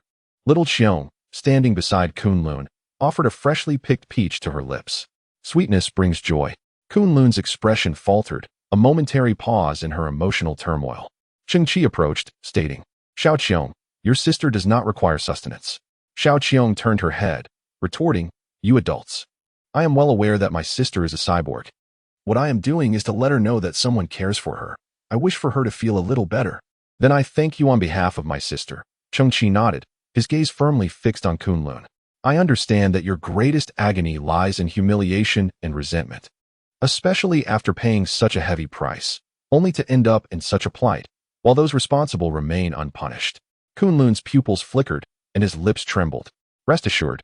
Cheng Qi raised his chin. "I will assist you. What I offer will far exceed your expectations." Chapter 64. The bait. It was Kunlun's doing. At 6 in the morning, Major Ning stood beneath the Harrier-class starship, gazing at the endless sea of refuse before him, his eyes trembling violently. His 3 squads had been missing for a full 6 hours. No signs of life, no remains. It must have been Kunlun. Major Ning clenched his fists tightly. There was absolutely no one on this trash-laden Earth capable of silently annihilating my 3 squads without a trace, not even the ability to mask their positioning signals. These vermin could not possess such power. She must have equipped herself with some discarded limbs. After all, she was once a Valkyrie. Major Ning gritted his teeth, lamenting his brothers who had fought valiantly alongside him. They must have met their end, but where are their bodies? Suddenly, Colonel Ning's gaze sharpened as he spotted a considerable mound of refuse in the distance, teeming with an abundance of flies. "Excavate that area." His voice trembled with urgency. Quickly, 3 minutes later, a soldier, wrinkling his nose, reported, "Colonel Ning, this is the waste of the scavengers." Ning's lips twitched in irritation as he pointed to another cluster of flies. "Over there." "Report, Colonel Ning, this too is waste." "Damn it." Colonel Ning ground his teeth in frustration. Meanwhile, Cheng Qi snickered in the subterranean shelter. Who would have thought? I certainly didn't. Flies can indeed be my soldiers. These creatures have donned their uniforms by day, conducting their usual search operations. Has the penetrating scanning beam arrived yet? Colonel Ning shouted, exasperated. Report. It has been installed on the Harrier-class starship. Initiate the scan, set the depth to 300. No, 500 meters. We must unearth Kunlun at all costs. Instantly. One of the Harrier-class starships unleashed a robust crimson beam, spanning over 100 meters, piercing through the surface of the refuse-laden Earth. This penetrating beam, taking root underground, blossomed like a lotus. In just 30 seconds, it reached Cheng Qi's subterranean refuge. Cheng Qi tilted his head slightly, gazing at the small Saturn on the dome above. At that moment, the Saturn rings emitted a faint golden glow, blooming instantaneously to form another golden shield, while the deep crimson beam was engulfed in an instant. Colonel Ning gazed at the virtual panel in his hands, which displayed the feedback results of penetrating light beams. The location of Cheng Qi's underground sanctuary had been entirely modified, resembling a serpentine path of gravel. Colonel Ning's eyes swept across the gravel trail without a moment's hesitation. Not far away, a fly raised its hind legs and groomed its wings, reflecting 8,000 images of Colonel Ning in its myriad compound eyes. At that moment, every gesture and micro-expression of Colonel Ning was transmitted to Cheng Qi's perception. Cheng Qi smiled faintly, gently reclining on the chaise lounge. Breakfast had arrived. Charcoal-grilled whole wheat bread, steamed pumpkin, tomato, and melon soup, complemented by a selection of 18 varieties of fruits for dessert. The clumsy robot, Han Zai, donned an apron, its culinary module, as an A24 nanny robot, was finally put to good use, presenting 2 trays brimming with food before Cheng Qi. Cheng Qi's nostrils flared as the fragrant aroma of fruits wafted through the air, while the scent of the whole wheat bread was utterly intoxicating. On the desolate Earth, such food could no longer be described as luxurious. It was simply an impossibility. Colonel Ning made his way to the headquarters of the Scavengers Alliance once more, embellishing the accusation of murdering soldiers against Kunlun, which sent the entire Scavengers Alliance into a state of alarm. Throughout the day, a large contingent of scavengers collaborated with soldiers to conduct a thorough search. Cheng Qi observed the trepidation on President Li's face before Colonel Ning, alongside the countless scavengers bending over backward to appease him. He suddenly realized that what bent their spines was not their identity or status, but rather the deep-seated inferiority within. As night descended, within the cargo hold of the Hawk-class starship, Major Ning still found himself empty-handed, his demeanor increasingly agitated as he continued the hunt. The 12 members of the Dagger Squad gazed at the scoreboard adorned with a plethora of zeros, simultaneously swallowing hard. Are you certain, Commander? Absolutely, Major Ning replied, narrowing his eyes. If my conjecture holds true, Kunlun is likely to ambush you from the shadows. If there is a large-scale troop movement, Kunlun will certainly remain hidden. The Dagger Squad members exchanged glances, taken aback. Are you suggesting we serve as bait? Rest assured, Major Ning assured them, Kunlun has merely cobbled together some substandard components. His gaze shifted towards the depths of the cargo hold, where a formidable presence began to materialize. 8 colossal figures, resembling metallic demigods, exuding an aura of intimidation. They will follow in your wake. Once Kunlun is locked onto, the rest will be of no concern to you. Major Ning chuckled darkly. Regardless of who eliminates Kunlun, I shall award your Dagger Squad with 1,000 points.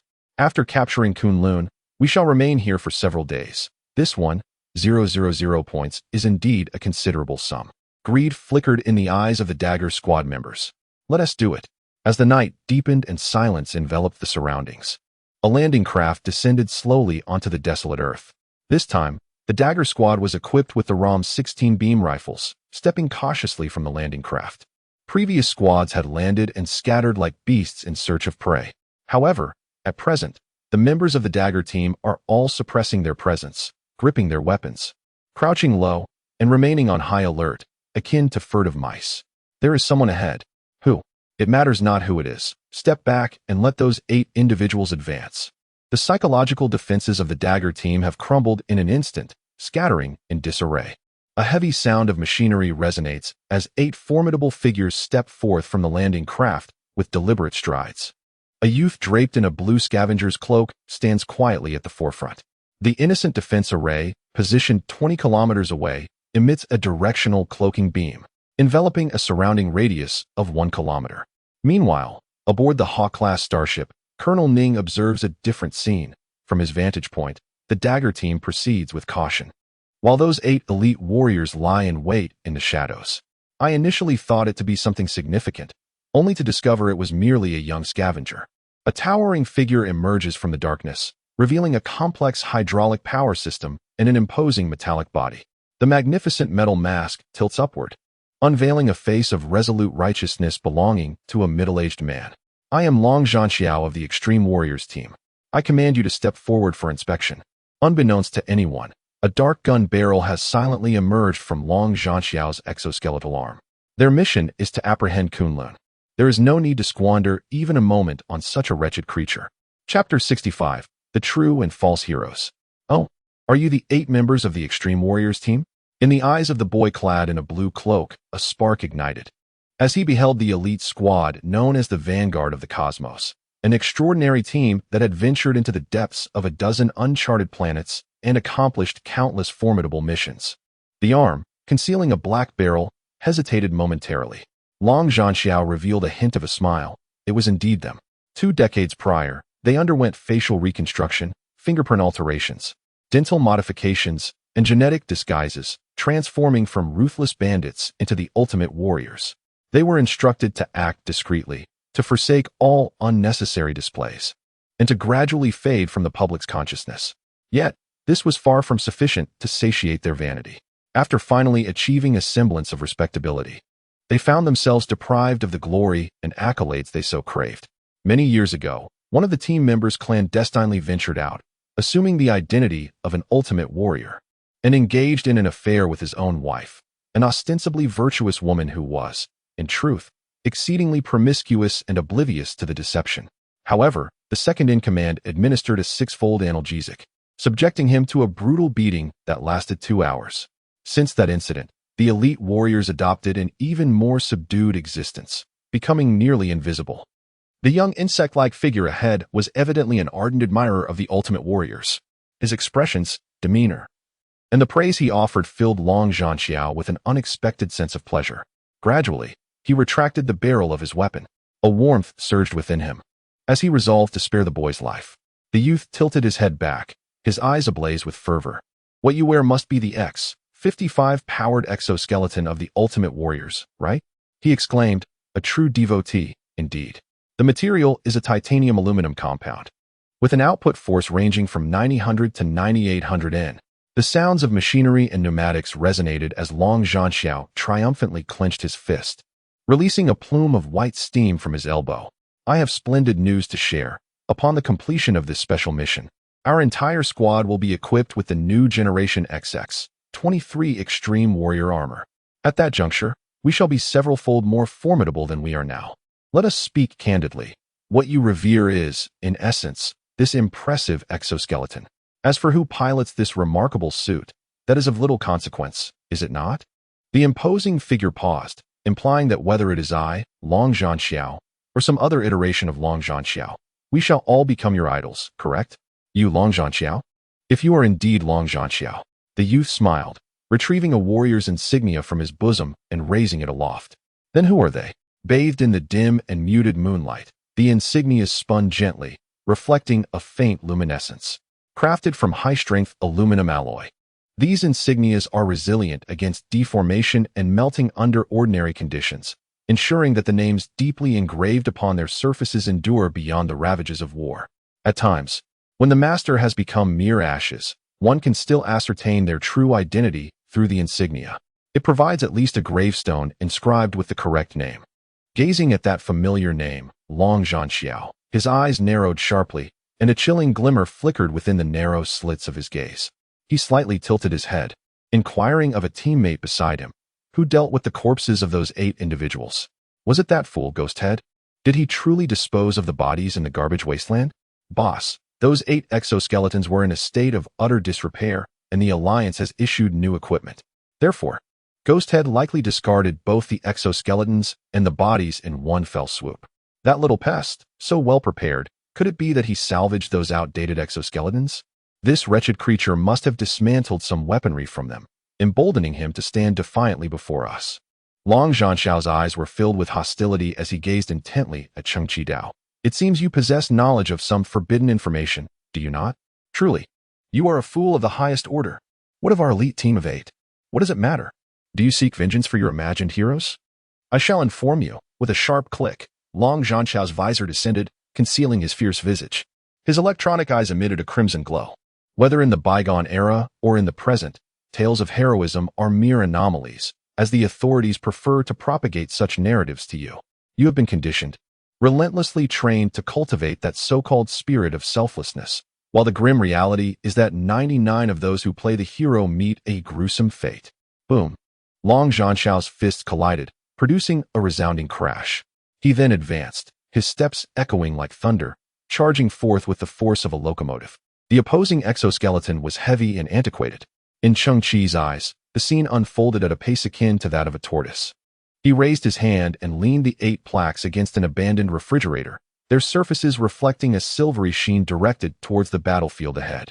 Witnessing this, Long Zhanxiao was greatly agitated, emitting a low and frenzied roar. For reasons unknown, the light refracted from those small plaques seemed capable of penetrating his protective visor, piercing his eyes with a painful glare. He took several strides forward, arriving before Cheng Qi. Extending his mechanical hand, larger than that of an ordinary man by threefold, to grasp Cheng Qi's head directly. Yet, Cheng Qi remained unfazed, extending his right hand and abruptly swinging it. From his sleeve, a metallic substance resembling liquid silver suddenly unfurled, instantly coalescing into countless diamond-shaped fragments. These modular units swiftly enveloped his fist, forming a lightweight and agile armor. The 7 extreme warriors in the distance were momentarily taken aback. What was that? It bore a striking resemblance to the memory metal armor of the extreme warriors. Could it possibly be a conceptual device from the Scientific Alliance?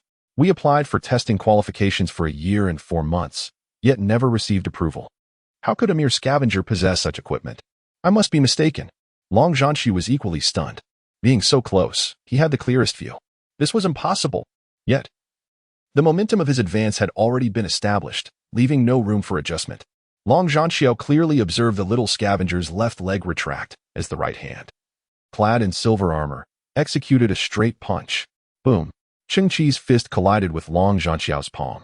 In the preceding battle, Cheng Qi had yet to unleash the full power of the ultimate warrior armor. At this moment, he held nothing back. The striking force of 130,000 newtons can be likened to the instantaneous impact generated by a 30-ton heavy truck traveling at a velocity of 100 kilometers per hour. However, if the area of force is condensed to the size of a fist, then this impact would increase geometrically. Long Zhanxiao witnessed his exoskeleton fist disintegrating in an instant, with shattered components propelled outward. Subsequently, his entire arm became twisted and collapsed, and the armor at his shoulder also fractured in that brief moment. Cheng Qi's punch was devoid of embellishment, yet utterly unstoppable. A wave of excruciating pain surged through him, leaving Long Zhanxiao momentarily blinded. What followed was an even more resounding cacophony of shattering and the sound of bones fracturing. All of this transpired in the blink of an eye. Ultimately, Long Zhanxiao felt a fierce gust sweep past his right side, causing him to sway but not fall. When his vision returned and he glanced at his right side, he discovered that his entire arm, both the exoskeleton and the flesh within, had vanished entirely, leaving only a gaping, blood-soaked wound at his shoulder. Behind him lay shattered remnants and bloodied flesh, scattered like a bouquet of blossoms that had burst open. His mind was a blank slate, utterly incredulous. In the next moment, a crackling sound of electricity. Long Zhanxiao observed a youth ascending with great alacrity, his eyes ablaze with fury, as he brandished his fist, delivering a forceful blow towards his face. Pow! Wham! Long Zhanxiao's features contorted violently, his massive frame succumbing to the impact, collapsing supine onto the earth. Cheng Qi's fist followed in rapid succession, piercing through the helmet of the exoskeleton. The blow penetrating through to the rear of the skull, causing the ground to tremble. In the subsequent moment, crimson blood mingled with cerebral matter oozed from the helmet of the exoskeleton. Long Zhanxiao's legs twitched convulsively due to neural reflexes. Thereafter, his entire body relaxed, becoming completely inert. Chapter 66, None Shall Be Left Behind. Boom. An incandescent white flame engulfed Cheng Qi's figure. In the distance, an extreme warrior exoskeleton unleashed a high-temperature conflagration. Concurrently, several others brandished beam machine guns, their oval-shaped beam projectiles tearing through the air, raining down in a torrential barrage. All firepower was concentrated on Cheng Qi. The remaining members of the extreme warrior squad were seized with terror, yet their minds conjured an image of the insignificant insect reduced to charred remains, riddled with bullet holes. It is said that those who pull the trigger in a state of panic often envision similar scenarios. However, this was merely a figment of their imagination. Emerging from the white conflagration, a figure clad in silver armor materialized. Every inch of his skin appeared to be covered in rhombic metallic scales, which shifted and expanded with his movements, providing both flexibility and impenetrable defense. His visage was obscured by a silver facial armor, his eyes gleaming with a dark blue luminescence. Ding! The remaining members of the Ultimate Warrior squad were utterly astounded. Was that truly the memory metal Ultimate Warrior armor? It appeared even more refined than the conceptual machines. How could this be possible? A low, somber voice emerged from Cheng Qi. Are you envious? Allow me to inform you that soon.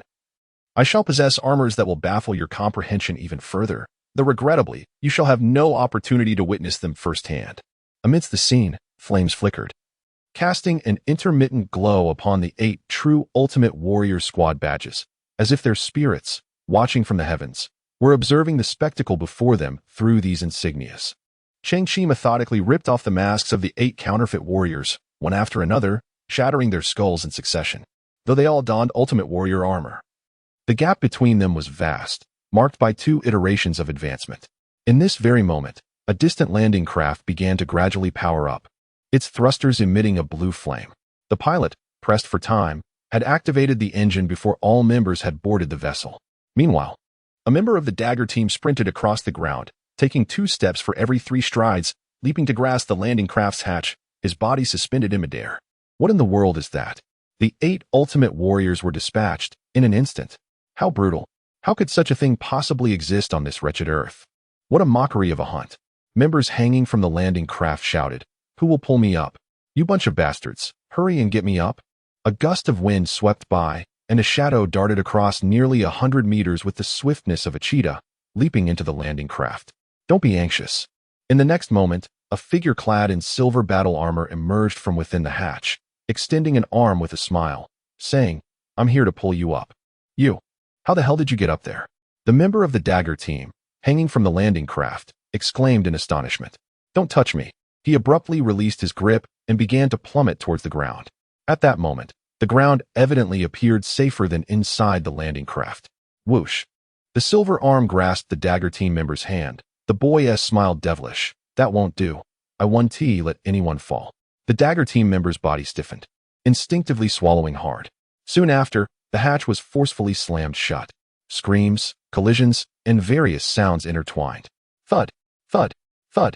The hull of the landing craft was struck from within, causing multiple bulges to form. 5 minutes later, the landing craft crashed. At 144 seconds, Cheng Qi shook his arm and slowly stepped out of the landing craft. Behind him, blood continuously seeped from the hatch, accumulating more and more. He had once again acquired a plethora of equipment, including the standard 12 particle cutting daggers, 12 small signal jammers, and 12. Cheng Qi glanced at the 2 colossal vessels looming in the sky, uncertain if there would be a second wave tonight. However, before that, he resolved to complete a series of syntheses. Rubbing his hands together in anticipation, he decided to start with an appetizer.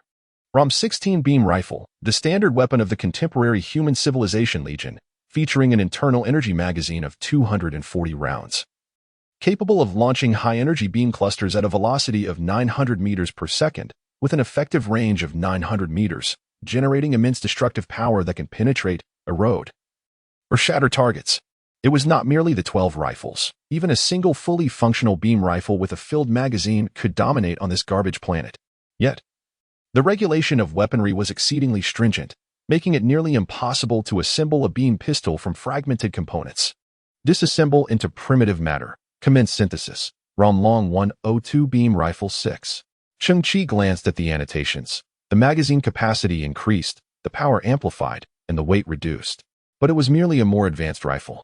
Disassemble into primitive matter. Commence synthesis. Intelligent High-Energy Particle Cluster Rifle 3. This firearm transformed beam ammunition into high-energy particle clusters, enhancing its lethality nearly 9-fold, capable of penetrating various heavy armored vehicles and large mechs.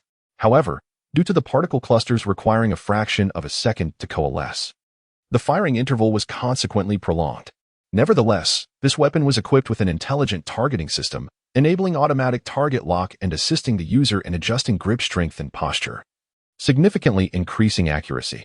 Cheng Qi shook his head, dispersing into primitive matter. Commencing synthesis. Particle Cluster Tracking Rifle 1. A lightweight handheld weapon capable of launching tracking particle clusters. With a condensed activation time reduced by 370.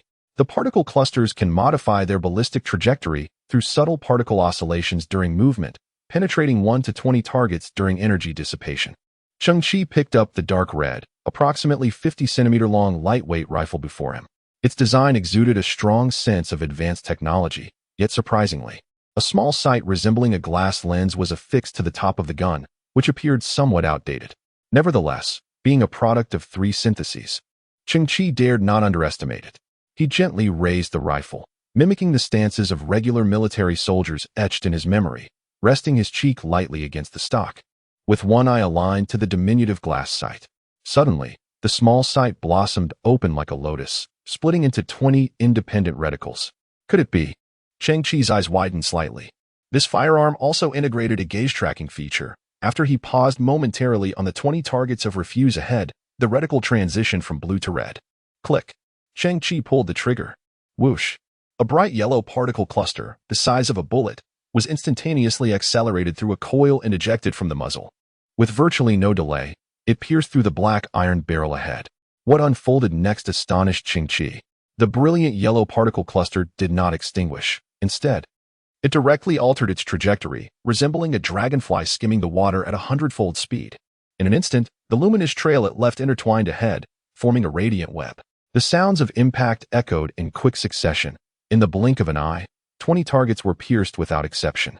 In the profound night sky, the intricate web of light shattered into countless particles. It is almost unimaginable that this was the trajectory of a bullet, crafted in a mere moment. It could even execute a 90-degree turn mid-flight, striking the next target with precision. Moreover, in the final moment before its energy dissipated, it managed to penetrate a steel plate a staggering 3 centimeters thick. In disbelief, Cheng Qi glanced at the firearm. At this moment, the explosion effect of the particle cluster was merely a preset value, a mere 26. Yet, the first iron barrel that was struck bore a hole the size of a soccer ball. The advantage of this weapon lies in close infantry combat. A single gun, a single bullet, capable of instantly eliminating 20 foes, and without the worry of overheating, it could fire continuously. What an extraordinary advantage this weapon presents. Cheng Qi gently set the dark red rifle aside. It is often said that everyone possesses a fondness for talent and beauty. Indeed, a love for objects is also inherent in all. The weapon bestowed upon Cheng Qi brought him immense surprise. Its lethality may not be the strongest, yet in terms of practicality, it undoubtedly stands at the pinnacle.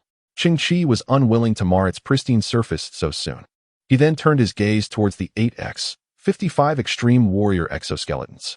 In comparison to the beam rifles, these were far more scarce. Had it not been for the counterfeit goods being delivered from afar, Cheng Qi would never have had the opportunity to acquire them. The minor battle damage sustained earlier posed no concern. Each synthesis conducted by the STC would rejuvenate and upgrade the equipment. Disassembling into raw material, commencing synthesis, Cheng Qi's visage was illuminated by the azure beams of the STC, his eyes brimming with anticipation and excitement. XX-23 Extreme Warrior Armor 4. XXX-01 Memory Metal Extreme Warrior Power Armor 2. Cheng Qi's pupils quivered slightly. Before him were 2 suits of dark silver armor, identical to his own, representing the conceptual machines of the Interstellar Scientific Alliance. Should he continue synthesizing, what would emerge could only be conceived as the creations of a higher civilization, beyond the imagination of even the Interstellar Scientific Alliance. Disassembling into raw material. Commencing synthesis, one of the memory metal armors gradually transformed into white particles, merging with the other. Cheng Qi nervously rubbed his fingers together. Synthesis successful. Type 1 Bioarmor 1. The inductive exoskeleton armor relies on biological neural sensing to perceive human movement trends, uses bioelectromagnetic signals to receive commands, enhances the host's physical capabilities through biological muscle fibers, and increases biological energy limits through nourishment. Please note, it is, in essence, a living organism. What? Cheng Qi was somewhat taken aback. It is a living being? He had originally envisioned that the memory metal armor would evolve into a more formidable technological creation, possessing a more dazzling exterior and greater combat prowess.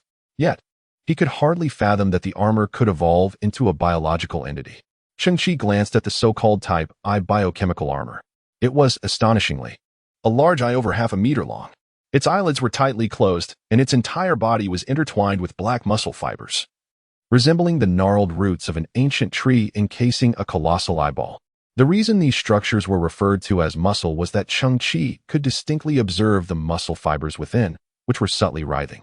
The eye maintained its position in midair, supported by 3 tentacles formed from muscle that extended downward, resembling a tripod resting on the ground. The corners of Cheng Qi's eyes twitched. STC, you dare to call this contraption armor? The so-called Type I biochemical armor is, in fact, derived from the inhabitants of a Level 3 biological civilization. Inhabitants? Cheng Qi's tone rose several octaves, his expression becoming increasingly incredulous. Let me clarify. This means this entity is not a piece of equipment from a superior civilization, but rather a being from an advanced civilization. I shall reiterate. It is a civilization of advanced biological nature. They do not categorize civilization levels based on technological advancements or creations. For them, the essence of civilization lies in adaptability to the environment, the iterative nature of species, evolutionary progress, and the continuity of future generations. Should the day arrive when you venture into the cosmos and behold a planet adorned with valleys and lush vegetation, where life forms still manifest in animalistic shapes, reliant on sustenance and water, it does not signify their inferiority in terms of civilization. The universe is wondrous, teeming with diversity. Cheng Qi's eyes widened in enlightenment. The beings before you hail from the distant Triangulum galaxy, a realm that harbors billions of stars and nurtures various civilizations.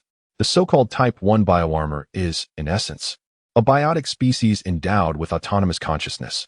Certain civilizations of level 6 or higher in the cosmos capture such beings during their early stages, subjecting them to rigorous training and modification, resulting in auxiliary bioarmors. The one before you is a testament to this practice. Please be aware that it currently stands as the sole Type I bioarmor within the entire Milky Way galaxy. The only one in the galaxy? It is no wonder, as the predominant species in the Milky Way is humanity, which undoubtedly lacks the capability to capture such armors. Cheng Qi gazed at the Type I bioarmor, nervously considering the prospect of donning such a creation. After 3 full minutes of hesitation, he resolved with determination, steeling himself to proceed. For this armor is undeniably a rarity of the highest order. He slowly extended his arms, the first step being the removal of his memory metal extreme warrior armor. Delicate diamond-shaped metal plates shimmered on his chest as the entire suit transitioned to a state of disassembly, gradually retreating behind him to form a silvery, humanoid figure. Standing silently at his side, Cheng Qi found himself unclothed. The earlier imposter extreme warriors had unleashed searing flames that reduced his ordinary garments to ashes. His only remaining attire was the former memory metal extreme battle armor, now discarded, leaving him exposed beneath the moonlight. With a deep breath, Cheng Qi realized that such trivialities were insignificant. The aspiration of a true man undoubtedly lies in donning the mightiest of armors. At that moment, a shadow flitted through the distant mound of refuse, resembling a specter. Its speed was astonishing, and in an instant, it appeared behind Cheng Qi, its pair of crimson eyes glimmering ominously within the darkness, a damp tongue hanging limply from the corner of its mouth.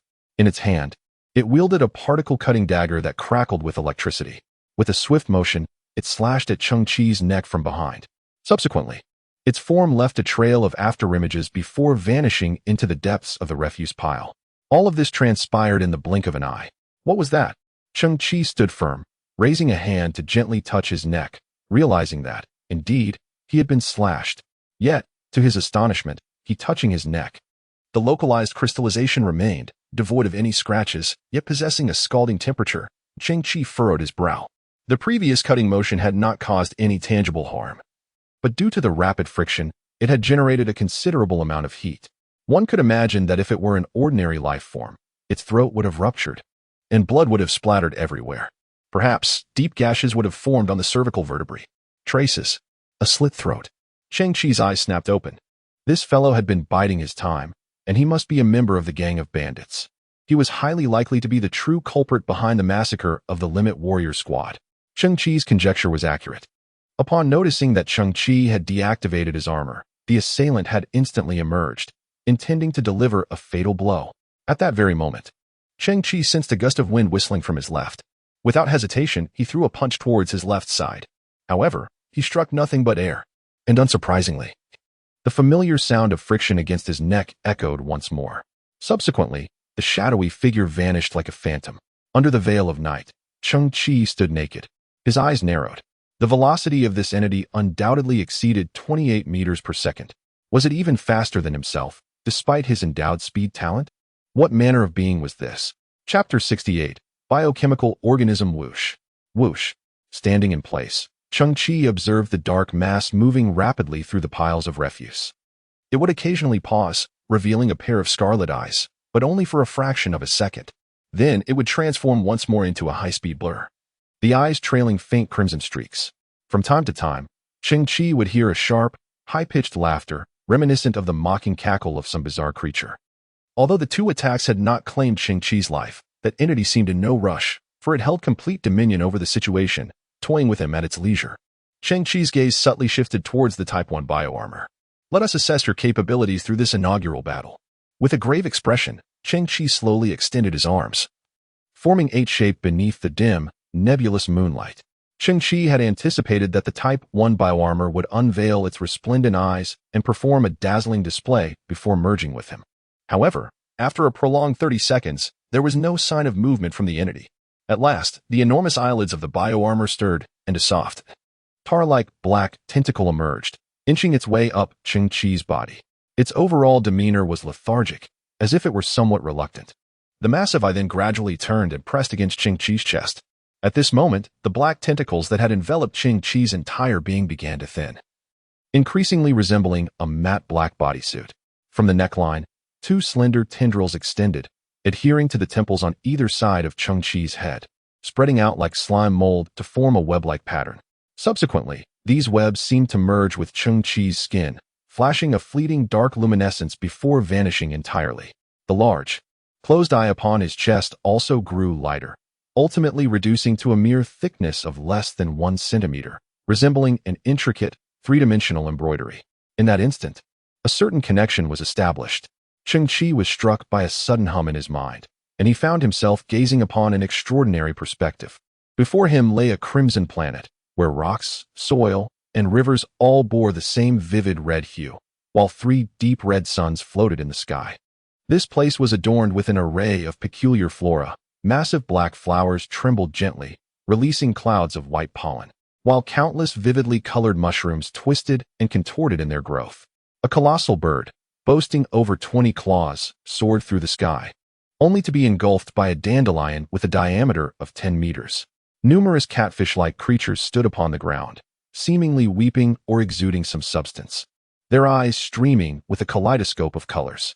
The being possessing this perspective appeared to be of a diminutive stature, encircled by 7 or 8 enormous creatures endowed with large black eyes, who were vying for the luminescent food resembling glowing insect eggs that the perspective holder clutched. They lashed out with their tentacles, striking at the perspective's owner, who could only relinquish the food and cower in a corner, trembling. The 7 or 8 enormous eyes emitted a series of bizarre sounds, akin to Zelu. Zelu. It remained unclear whether this was a form of crude expletive or the name of the perspective's owner. Suddenly, a dazzling light flashed across the distant crimson terrain, heralding the emergence of a colossal plant that appeared out of thin air. Towering several thousand meters high, its branches extended in a perfectly symmetrical manner, and in an instant, an abundance of flower buds sprouted from its limbs.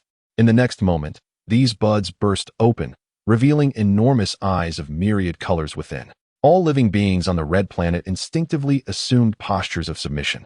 Certain creatures, both flora and fauna, with legs, immediately knelt upon the ground, repeatedly bowing in reverence. The master of the perspective did likewise, hastily prostrating before the colossal plant. Cheng Qi suddenly sensed a flicker of emotion emanating from within it. It was only during these moments of pilgrimage that the diminutive being would be spared from torment and bullying, granted a fleeting chance to breathe. The scene shifted, seemingly to another time. A mysterious and magnificent starship suddenly appeared above the Crimson Planet, commencing its pursuit of the life forms inhabiting it. Meanwhile, the master of the perspective was illuminated by a beam of blue light, his form gradually levitating. He too was captured, thus departing from his homeland. Cheng Qi shook his head vigorously. The bizarre imagery dissipated, revealing before him the dim, refuse-laden earth, alongside a rapidly moving figure in the distance. He lowered his gaze, scrutinizing his own body. At that moment, he appeared to be clad in a black, form-fitting suit, while the enormous eye had transformed into the totem emblazoned upon his chest. Was everything he had just witnessed a scene from the triangular star system? Was this the home planet of the biochemical battle armor he now wore? STC had mentioned that the so-called Type 1 biochemical battle armor was a captured organism. Was that perspective just now representative of it? Was it a small armor, bullied and somewhat reclusive? Cheng Qi's eyes flickered as he attempted to vocalize the sound, Zelu. In the next instant, a torrent of overwhelming emotions surged within his mind. The information chaotic yet distilled into a singular notion: hunger. Suddenly, the large eye upon Cheng Qi's chest burst wide open, revealing a crimson iris. The two eyelids appeared to transform into a gaping maw, extending a full 2 meters, and with a resounding howl, it devoured Cheng Qi's memory metal extreme battle armor, which stood nearby. The sound of crunching echoed as the colossal eyelids closed, rhythmically grinding its contents, producing a crisp noise. My God, my armor! Cheng Qi's mind went blank. The large eye on his chest resembled a mouth stuffed with food, despite the formidable hardness of the memory metal. It chewed it as if it were mere peanuts. This, Cheng Qi was utterly bewildered. An eyeball capable of consuming matter. Did it possess some organ akin to a digestive system? How could it absorb the material? Was it somehow being swallowed into the pupil? Nevertheless, since it was a creature of a superior biological civilization, it must possess its own peculiarities. Cheng Qi reassured himself, though a pang of sorrow stirred within him. The memory metal armor was exceedingly precious. He had originally intended to keep it as a backup. After all, the ability of memory metal to transform into a weapon at any moment was remarkably practical. Now, the eye on his chest gradually diminished, and within a mere instant, the memory metal armor was digested. Cheng Qi's face reflected his anguish. He was utterly at a loss as to where the memory metal armor had gone, what form it had taken, or whether any remnants remained. It was at this juncture that Cheng Qi felt an unusual sensation in his palm. He slowly raised his hand, observing that the surface was enveloped in Type 1 biochemical battle armor, akin to wearing a glove of black silk. Suddenly, the black silk glove underwent a transformation, instantly coalescing into a pitch-black dagger. Cheng Qi was taken aback. From a distance, it appeared as though he grasped a dagger in his hand. Yet, in reality, the hilt of the dagger was seamlessly connected to his skin. In the next moment, the dagger transformed into a cleaver, and then swiftly morphed into a long spear. Following this, it resembled a revolving lantern, continuously shifting into various weapons. There were at least 100 types that Cheng Qi had either encountered or not. Ones he could wield, and those he could not. Simultaneously, black spikes began to sprout from Cheng Qi's back and the soles of his feet, deeply embedding themselves into the ground like colossal spider legs, their purpose being to assist Cheng Qi in stabilizing his body against the tremendous recoil. Cheng Qi's eyes widened slightly. This was the functionality of the memory metal battle armor. He suddenly realized that the Type 1 biochemical battle armor, having assimilated the memory metal's ultimate armor, had acquired capabilities akin to that of memory metal. The myriad of weapons flashing before his eyes evidently served as a form of testing. The Type 1 biochemical battle armor was adapting to its newfound abilities. Chapter 69. The Swift Assassin. So, what are the true extents of your enhancements? Cheng Qi's eyes narrowed as he began to scan the heaps of refuse, searching for that elusive specter. In that instant, he locked onto his target. The opponent's crimson eyes peered from behind a pile of debris, stealthily observing him. Cheng Qi slightly bent forward, retracting his right foot by 20 centimeters, deeply embedding it into the ground. With a thunderous sound, the power in his leg erupted. Unbeknownst to him, the surface of the Type 1 biochemical battle armor on his leg suddenly bulged with muscle fibers, resembling thick steel cables twisted together. The fibers contracted and expanded, revealing a series of small blue squares that emanated a dim azure glow, distinctly reminiscent of an extraterrestrial entity. Cheng Qi transformed into a blur, instantly propelling himself forward over 100 meters. During this process, he acutely sensed the previous sensation of energy overflow dissipating. Due to the enhancement of his genes, he had once surpassed the speed limit set by the memory metal armor, indicating that a portion of his speed was being squandered. However, at this very moment, he experienced an entirely different sensation. He felt that this Type 1 biochemical armor had no limitations whatsoever. It represented a wholly different mode of assistance. The experience provided by the memory metal armor was akin to donning a suit of iron, although it reacted swiftly with almost no latency. There lingered a sense of being constrained. In contrast, the Type 1 biochemical armor felt less like clothing and more like a form of comprehensive support from the external world. For instance, as Cheng Qi ran, the instant he lifted his leg and released his power, the Type 1 biochemical armor simultaneously unleashed an additional force, akin to a pair of all-encompassing hands giving him a further push. The magnitude of this assistance Cheng Qi contemplated with great care. If he exerted 3 parts of his strength, the Type 1 biochemical armor would amplify it to 6 parts. Should he employ 10 parts of his strength, it would ultimately translate to 20 parts. This was the essence of his conclusion. It knew no bounds and would only augment Cheng Qi's capabilities. It was a feeling akin to soaring freely in the vast sky or leaping through the expansive sea, embodying the essence of freedom and boundless possibilities. As for whether this Type 1 biochemical battle armor possesses a striking force of 130,000 newtons, Cheng Qi has already reached a conclusion in his heart. If all goes as anticipated, the memory metal armor that was consumed has likely transferred this formidable power to the biochemical armor, and it is highly probable that it has been further enhanced. Cheng Qi discreetly estimated his speed, which should have doubled compared to before, now reaching an astonishing 56 ms. This velocity is akin to that of a powerful typhoon, comparable to 1/5 the speed of a bullet fired from a handgun. At such a pace, a sense of visual disarray emerges as distant objects materialize into proximity almost instantaneously. In the blink of an eye, Cheng Qi found himself at the rear of a refuse heap. The enigmatic assassin, entirely unprepared for Cheng Qi's sudden burst of speed, stood frozen in astonishment. It was then that Cheng Qi finally beheld the true visage of his adversary. To his surprise, the assassin was a frail old man. His silver hair disheveled like a bird's nest, his complexion sallow and gaunt, with murky eyes. As Cheng Qi brushed past the elderly killer, both were momentarily stunned. Cheng Qi, having just experienced a sudden surge in power and utilizing the Type 1 biochemical battle armor for the first time, felt a distinct unfamiliarity in his command over the situation. Suddenly, with a thunderous crash, he overshot his trajectory, tumbling head over heels multiple times before colliding with a mound of refuse, a cascade of debris burying him beneath it. Is the shift over? The corner of the assassin's mouth twitched. He deduced that the young man must have activated some propulsion mechanism, yet was unable to control the immense thrust, resulting in his unfortunate fall. He was undoubtedly aware that such force would not be sufficient to endanger Cheng Qi's life. His eyes flickered momentarily before his figure transformed into a fleeting shadow, shifting his hiding place as he prepared to seek further opportunities for assassination.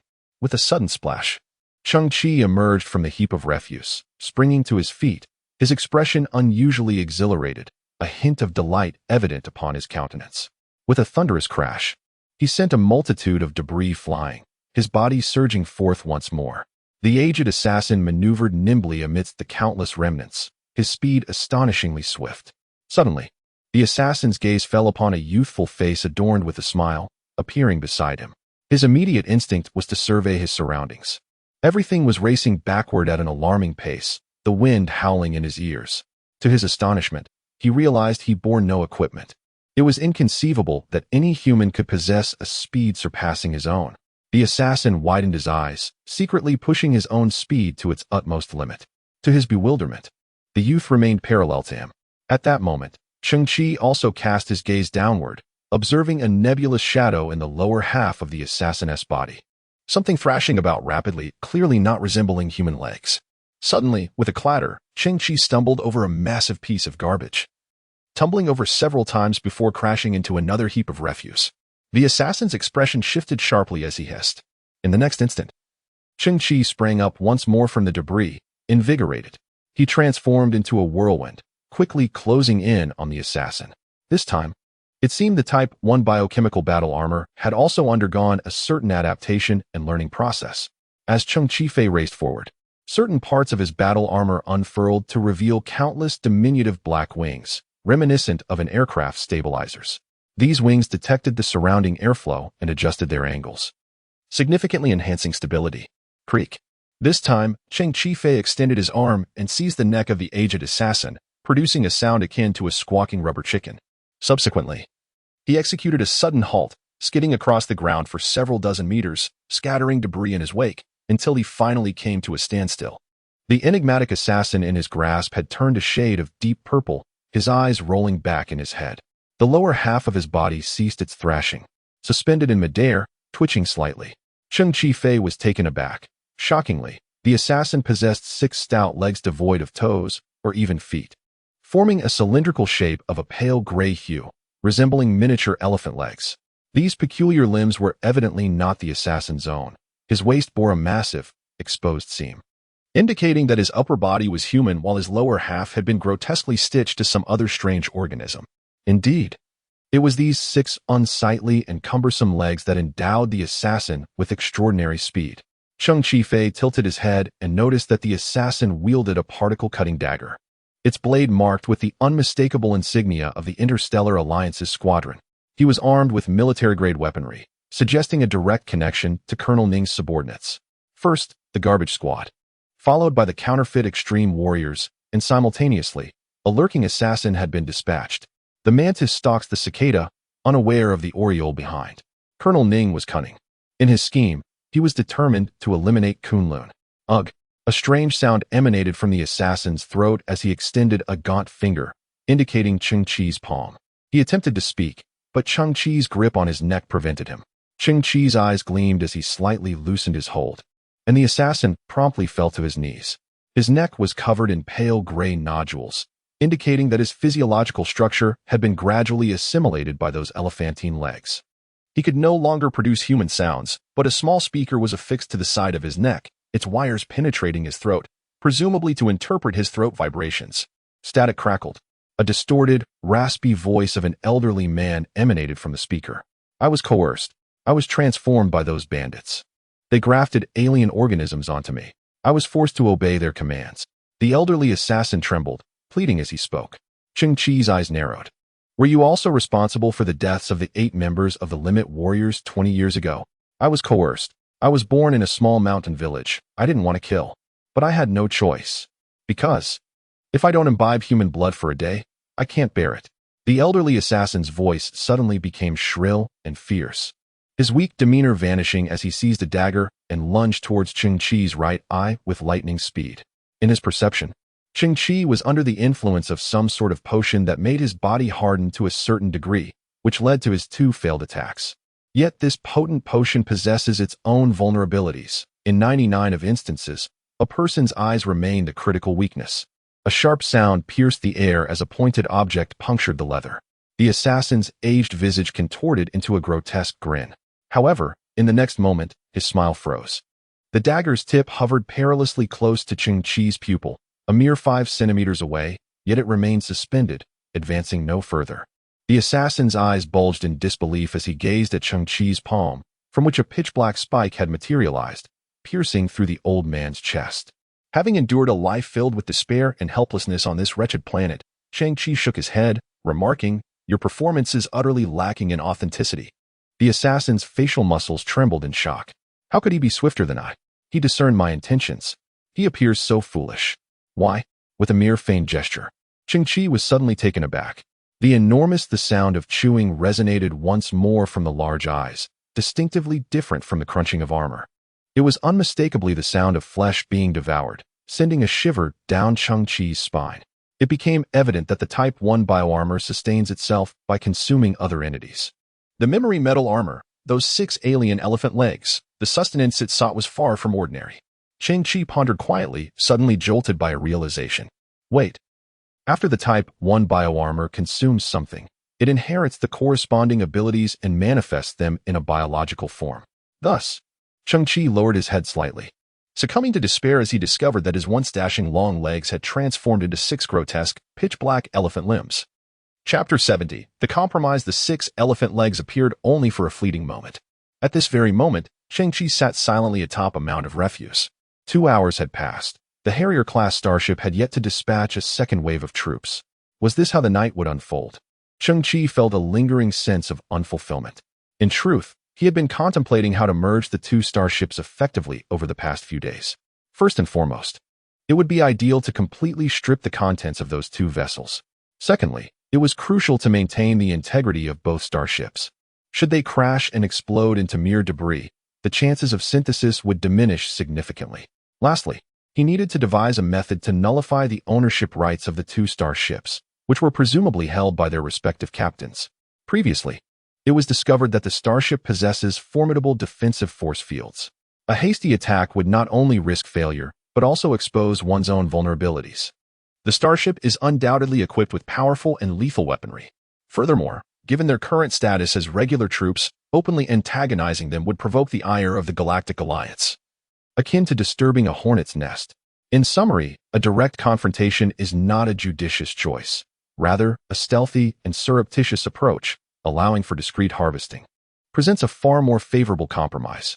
Moreover, Cheng Qi was contemplating another plan. After waiting for 3 more hours, there was still no sign of activity. Cheng Qi summoned 90 of the thousand-eyed flies to take position directly beneath the starship, so that he would be the first to know of any disturbances. Simultaneously, he retrieved his turbojet-powered shoes and anti-gravity gloves, preparing to take a stroll on the derelict Earth. However, in truth, his concerns were unfounded. The shoes and gloves did not attract the attention of the Type 1 bioarmor, perhaps due to their inferior technological level, which rendered them devoid of the desire to assimilate. When Cheng Qi donned the gloves and slipped into the shoes, a peculiar scene unfolded. The Type 1 bioarmor surged forth with black tendrils, enveloping the gloves and shoes, resulting in some form of fusion, or perhaps the armor itself possessed remarkable compatibility. The encased turbojet shoes appeared to melt, shrinking significantly in size, becoming more slender, akin to a pair of stockings. The once bulky gravity gloves, which still bore some exposed wiring, were now completely integrated, transformed into black silk gloves. The surveillance system of the thousand-eyed fly, which is essentially the invisible lens worn by Cheng Qi, has now been assimilated by the Type 1 biochemical battle armor. It has entirely shed the notion of traditional lenses, transforming instead into a transparent neural mesh that adheres seamlessly to Cheng Qi's eyeball, facilitating an uninterrupted manipulation of surveillance perspectives. Cheng Qi mused in astonishment. This innovation greatly simplified matters. Yet, he also felt a twinge of discomfort, as his current appearance resembled that of a deviant. A grown man clad in a form-fitting black suit, adorned with black stockings and gloved hands. The exterior of the Type 1 biochemical battle armor. He had chosen to straddle the line between monstrosity and humanity, oscillating between normalcy and aberration.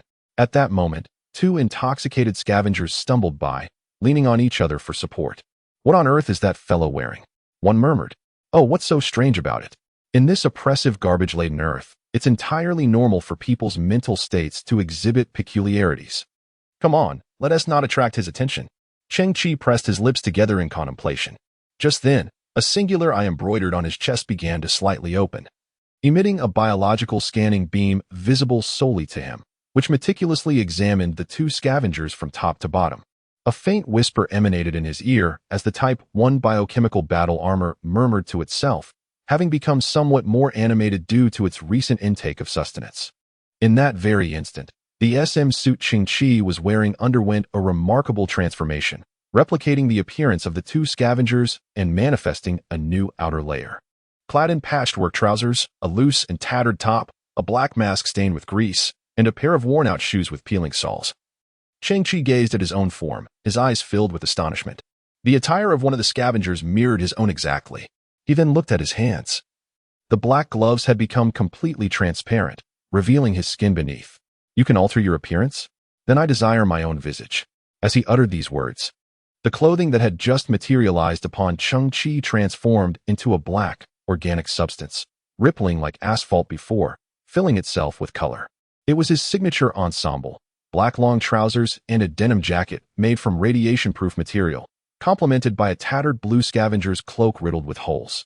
When Cheng Qi opened his eyes, they sparkled with delight and fulfillment. He felt at ease. The cool breeze whispered through the night of garbage-laden Earth, where darkness was accompanied by an indefinable dimness.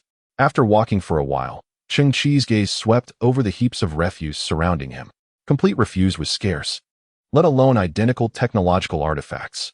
Suddenly, he spotted a faint glow in the distance, illuminating a small patch of the sky. Several unsteady scavengers were bustling in and out of that area. It was the Pentagon of the old European era, now transformed into a bustling bar street. The only location with a semblance of life on the garbage-ridden earth at midnight. Cheng Qi slowly stepped into the scene, discovering that the bar he had previously destroyed during a rampage had been rebuilt, and it was filled with patrons. As he entered the bar, his eyes scanned the interior. In a corner, he stumbled upon a peculiar presence, a woman of extraordinary ugliness. Before her stood a colossal glass of inferior beer, which she consumed alone. Cheng Qi approached and took a seat opposite her, sharing the same table. The woman, her eyes slightly glazed from inebriation, bore a massive scar upon her face, oozing with decay and repulsiveness. Despite the alluring curves concealed beneath her gray cloak, her visage was enough to repel any man. The Type 1 biochemical armor had assimilated Cheng Qi's contact lenses, allowing it to provide unexpected information through visual imaging.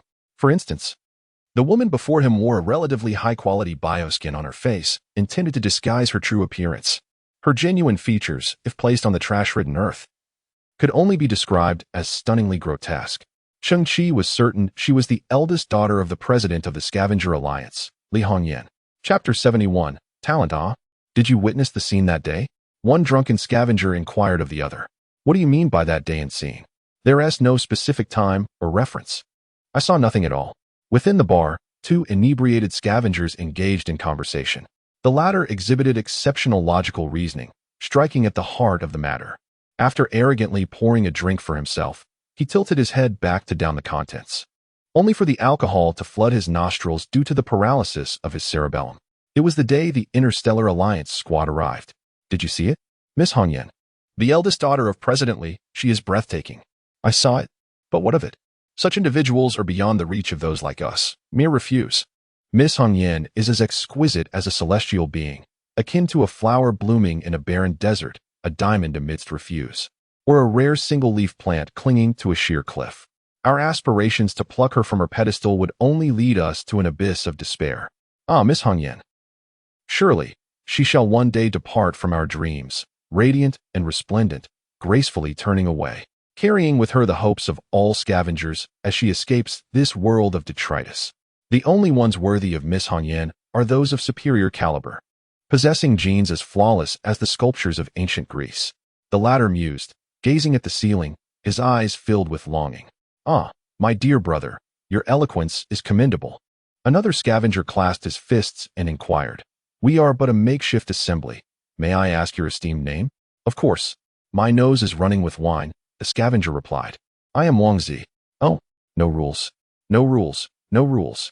Brother, given your name, tonight's libations are on me. Oh, we are all but gatherers of scraps.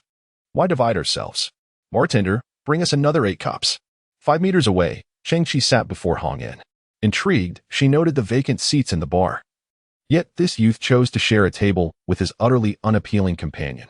With a hint of inebriation, she leaned forward, squinting as she regarded Cheng Qi. This movement caused her gray cloak to tighten, revealing her graceful contours. Beneath her slender waist, her firm and pert posterior resembled a ripe peach, while her crossed legs were equally long and elegant. However, her face evoked a sense of revulsion. Cheng Qi paused momentarily, only to hear a soft sizzling sound beside his ear. The biological imaging system concealed within his eyes instantly erased Hong Yan's facial biological disguise, unveiling her true visage before Cheng Qi. Her face was stunningly beautiful, with skin akin to white jade, radiating a pristine glow under the light. At that moment, she appeared slightly intoxicated, a delicate blush gracing her cheeks. Her gaze a mix of dreamy allure and curiosity. Her face was close to Cheng Qi's, her breath fragrant like orchids, tinged with a subtle hint of alcohol, creating an intimate ambience. This woman was extraordinarily beautiful. For a fleeting moment, Cheng Qi felt his composure waver. Thanks to the Type 1 biomechanical battle armor, he beheld the true Hongyan.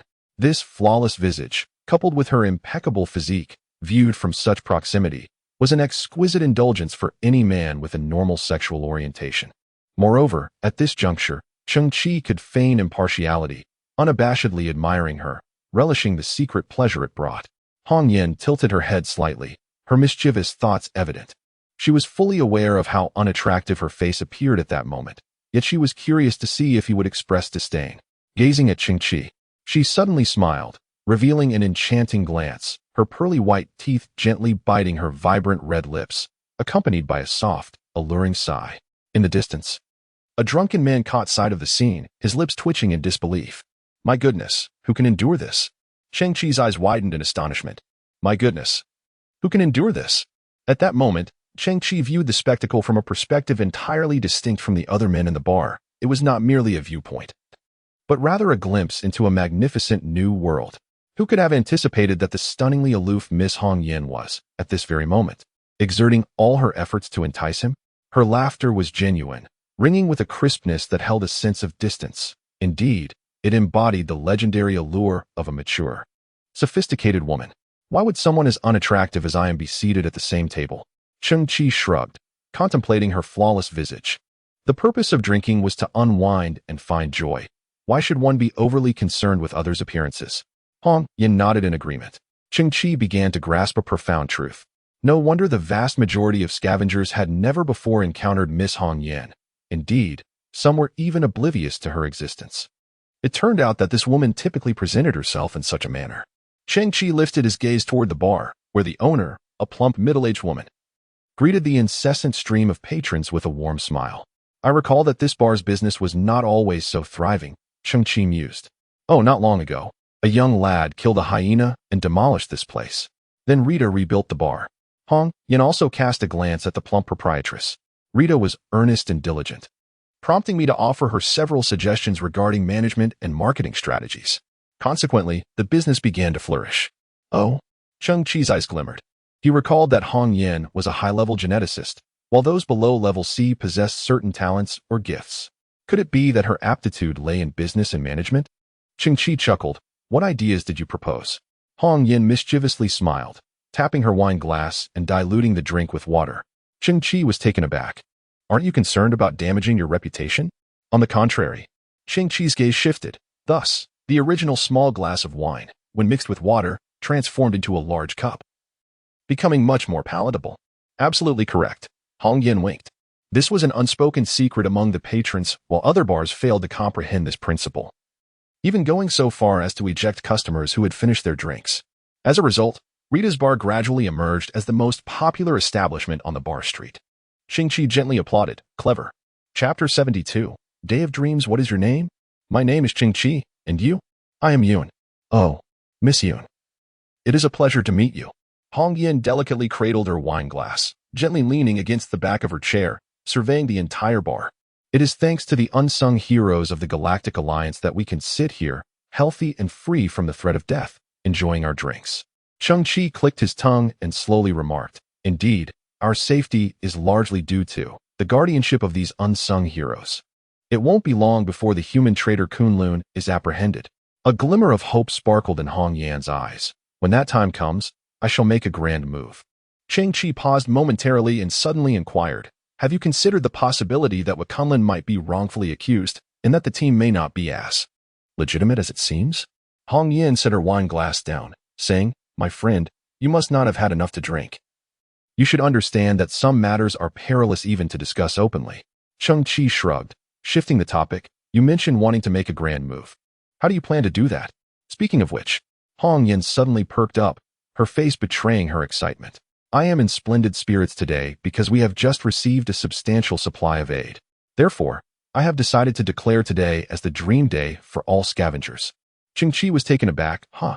Just then, Hong Yan lifted her garment, stepped onto the table, and raised her wine glass high. Listen up, everyone. I hereby announce that today is dream day for all of us. The patrons in the bar were left in a state of bewilderment. They gazed at the girl standing on the table, grotesquely unattractive, her body swaying unsteadily, clearly intoxicated. What is dream day? This girl is quite tipsy. It's a miracle we're still alive. What dreams could we possibly have? Yet, Hong Yan paid no heed, gracefully spinning 360 degrees atop the table, silencing everyone. Let me speak. Tonight, the entire expenditure will be covered by me. What? The patrons could hardly believe their ears. However, when they observed Rita, the bar owner, wiping her hands with a towel while chuckling, All right, whatever Miss Yun says goes, their disbelief transformed into astonishment. No way. Is this real? Miss Yun is incredibly generous. Long live Miss Yun. With a beaming smile, Hong Yin swayed slightly, extending a finger and declaring, but today, each person must voice their dreams. And they must shout them out loud. For today is the dream day of the scavengers. No problem. My dream is to marry Hong Yin. My dream is to save up 20,000 credit points. My dream is to evolve into an E-grade gene. My dream is that I am not dreaming right now. My dream is to acquire a brand new second arm. Cheng Qi was momentarily taken aback, then glanced towards the corner of the bar, where he spotted his subordinate, Xiongzi, also drinking and evidently dazed, failing to recognize Cheng Qi. He wiped his mechanical arm and clarified, "Don't get me wrong. My second arm is an actual arm. I, the Lady of Clouds, beheld Hong Yin raising her wine glass, proclaiming, 'My dream is to govern the entire garbage-ridden earth. I aspire to establish a just commercial system and a rigorous judicial framework. I shall recruit talented individuals, delve into the research of new energy sources, and explore agricultural cultivation techniques.'" Her words resonated, leaving all the scavengers momentarily stunned. Each person quietly gazed at the girl, swaying atop the table, her intoxication evident. "Do you know?" Hong Yin lifted her glass high, her gaze fixed upon the ceiling as if her eyes could pierce through the somber atmosphere, catching sight of the brightest sun. "We are born here, we grow here. This is an unchangeable truth. This place is backward, desolate, deemed unworthy by the advanced humans.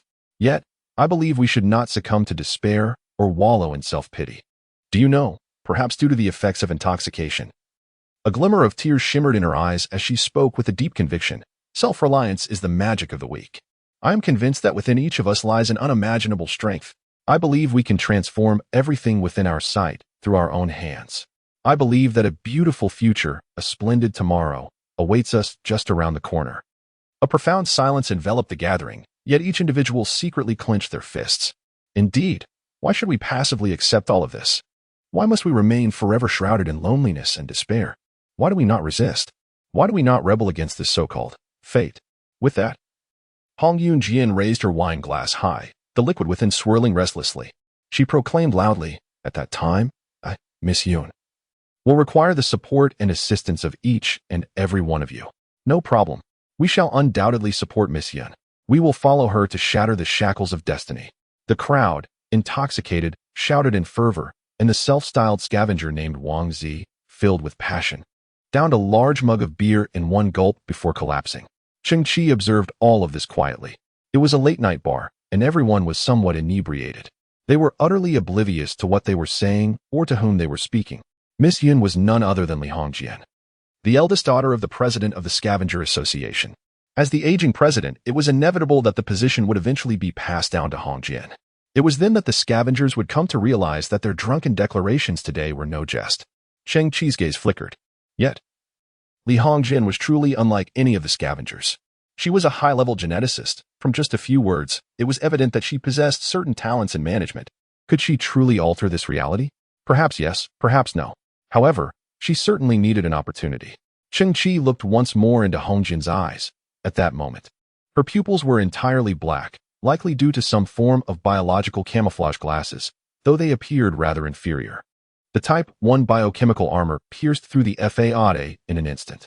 In her eyes, there was only a single halo, indicative of a basic E-level geneticist. On that day, what she presented before Major Ning was but an illusion. It was a frenzied and reckless act. Alas, Cheng Qi. Suddenly, Hong Yin, standing on the table, lowered her head and asked, "What is your dream?" Everyone turned to look. "Hee, my dream." Cheng Qi chuckled softly, then rose to his feet. "My dream pales in comparison to everyone else's, and it is difficult to articulate. Oh dear, today is dream day. Speak your mind without hesitation. No one will mock you for what you say." The crowd erupted in excitement, the atmosphere lively and spirited. Cheng Qi, swept up by this infectious energy, placed one foot on the stool and proclaimed, "Then I shall say it. My name is Cheng Qi, with Qi meaning beggar. My dream is to become the king of trash on this entire planet." Ha ha, goodness. This lad has had too much to drink. Nevertheless, he has ambition. Ha ha. Hong Yin laughed uncontrollably, her body swaying with mirth. "Cheng Qi, your dream sounds even more unattainable than mine." Cheng Qi smirked, Isn't that what you said? Self-improvement is the magic of the weak. Haha, indeed. We all possess magic. The genuine emotions of Hong Yin shone through. Lita, pour drinks for everyone. The plump Lita, with a cheerful expression, served glass after glass of beverages. She also placed a large mug of beer before Cheng Qi, just as he was about to lift his cup. Suddenly, a warning from the thousand-eyed fly reached them. Colonel Ning dispatched 3 additional teams. These individuals were slender, clad in nocturnal garb, and moved with remarkable agility. Resembling a type of scouts, Colonel Ning, perhaps anxious from the waiting, decided to reinforce the reconnaissance efforts. Cheng Qi took a deep breath and said to Miss Yun, unexpectedly, "Some work has come up, and I must take my leave." Hong Yin turned to look at him, her expression tinged with disappointment. However, Cheng Qi smiled and added, "You treated me to a drink, so in the spirit of reciprocity, allow me to offer you one as well." With that, he produced a test tube containing a pale blue liquid from his pocket and gently placed it on the table. Subsequently, he waved his hand and stepped into the dim embrace of the night. Chapter 73. The magical bar. The bar was filled with a cacophony of revelry. Yet due to the unlimited supply of alcohol, patrons quickly succumbed to inebriation. Alone in a corner, Hong Yin found herself increasingly sober. Have you ever considered that Wakunlin might be wrongfully accused, and that team may not be as formal as it seems? Strangely compelled, Hong Yin suddenly rose and plunged into the night.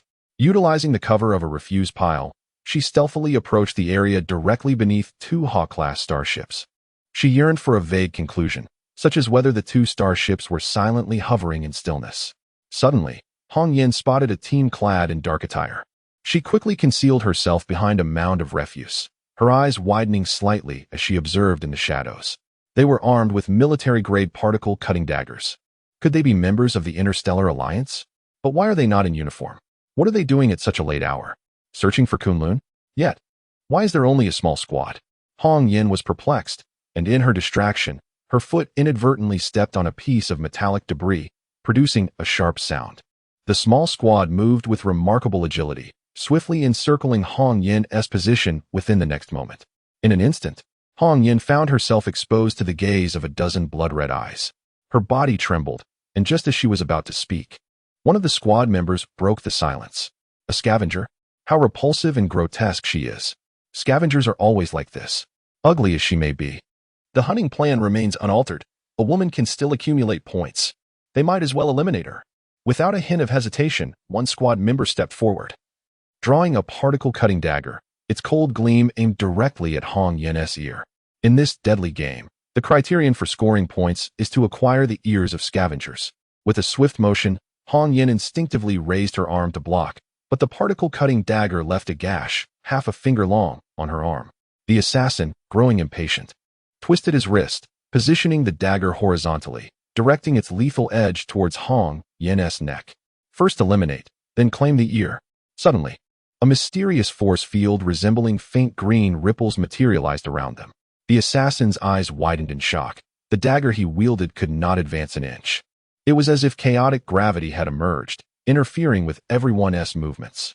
The squad members quickly realized that someone nearby was obstructing them. Once again, a tumultuous wave of gravity surged forth, propelling the small team into the air, tumbling several meters away. Hong Yin was taken aback, as she alone remained unaffected. At that moment, a figure descended slowly from the sky, its feet emanating a dark green bioluminescent flame. Hong Yin widened her eyes in astonishment. Unfortunately, her position placed her directly behind the figure, and the darkness of the night obscured her view of its face. All she could discern was that the figure appeared to don a tattered scavenger's cloak, extending its palm, from which ripples of a faint green hue radiated, crashing in waves against the fallen team. A sense of dread enveloped Hong Yin as she pondered the nature of this equipment, something she had never encountered before. Moreover, the individual had descended from the heavens. On this desolate earth, where a no-fly order was in place, acquiring flying apparatus was impossible. Furthermore, such equipment was hardly something one could casually stumble upon. The newcomer was none other than Cheng Qi, who had just dealt with another scout team. His performance had seen an enhancement of nearly 50. As Cheng Qi wielded the equipment, it felt as if he had mastered it, granting him an even greater sense of control than before. The green ripples emitted from his gloves intensified, and the gravitational field grew ever stronger. The scout team ahead could only lie sprawled on the ground, their faces contorted in agony, As they barely had a moment to discern the identity of their assailant before being utterly annihilated in an instant. Cheng Qi waved his hand. The signal jammer carried by this small team, along with the particle-cutting dagger, was enveloped in a green ripple and began to levitate slowly. Subsequently, the biological turbine jet shoes beneath Cheng Qi ignited, releasing a green flame. With his hands clasped behind his back, he ascended gracefully into the air. The equipment, as if manipulated by an unseen force, also floated upwards, trailing closely behind him. In a fleeting moment, both he and his array of gear vanished into the night sky. For a third reconnaissance team awaited Cheng Qi's harvesting. As for the posture of having his hands behind his back, it was entirely unnecessary. Cheng Qi merely found the stance to be striking, reminiscent of an ancient immortal. Hong Yin witnessed the entire scene, her eyes wide in astonishment. Rendered as still as a statue. Who was he? What was the level of his technology? He should not be from Earth, yet he donned the cloak of a scavenger. The effects of his equipment appeared almost fantastical, akin to magic. In the next instant, Hong Yin shook her head vigorously, the intoxicating haze within her transforming into a cold sweat. The Interstellar Alliance team was indeed problematic. Aboard the No. 2 Hawk-class starship, in the cargo bay, the atmosphere was somber. The over 600 imposter soldiers here had yet to participate in the hunting game when news from the No. 1 starship reached them. Had Hua Kunlun truly repaired herself? A shroud of terrifying uncertainty loomed over their hearts, and the thought of that indomitable female warrior sent shivers down their spines. Oppression, suffocation, and the unknown. This is exceedingly distressing, particularly given the current command to remain confined within the starship, with nowhere to venture. The sound of clattering echoed. A few counterfeit soldiers exchanged glances, their expressions shifting towards a nearby transport crate. To play the role of regular troops, they had requisitioned several energy blocks, and these crates were intended for their transport. However, an unexpected noise emanated from within the crate. Thud, thud. Someone was knocking from inside. The group of imposter soldiers immediately seized their weapons and encircled the crate. A bold individual stepped forward, his fingers trembling slightly as he unlatched the lock, flinging open the door, and instantly raised his firearm, aiming it towards the interior of the crate. In the next moment, the counterfeit soldiers were collectively taken aback. Inside the crate stood a beautiful woman clad in a flowing red dress. Her hands trembled slightly as she adjusted her long hair. "Hello, everyone. My name is Hannah." The imposter soldiers were momentarily stunned. Was she a scavenger? "I sincerely apologize," Hannah continued, pressing her lips together. "I was hiding in the crate, having entered here with the transport vessel. Please don't worry. I merely wish to meet your Colonel Ning. I have been here for 2 days and have found no opportunity to slip away. Right now, I could use some food and water." With a playful tilt of her shoulder, she attempted to present a charming smile and added, "Could you take me to see Colonel Ning?"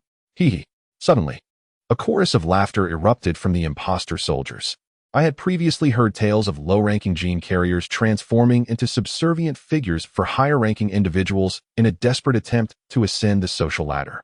I initially dismissed these stories as mere rumors, but it seems such practices are also prevalent on this forsaken planet. Observe, she is merely an E-grade gene carrier. Pray tell, have any of you gentlemen ever had the pleasure of experiencing a woman of such inferior genetic stock? These past few days have been particularly trying, and we find ourselves in dire need of catharsis. A flicker of terror crossed Hannah's countenance. What are you implying? You are soldiers, are you not?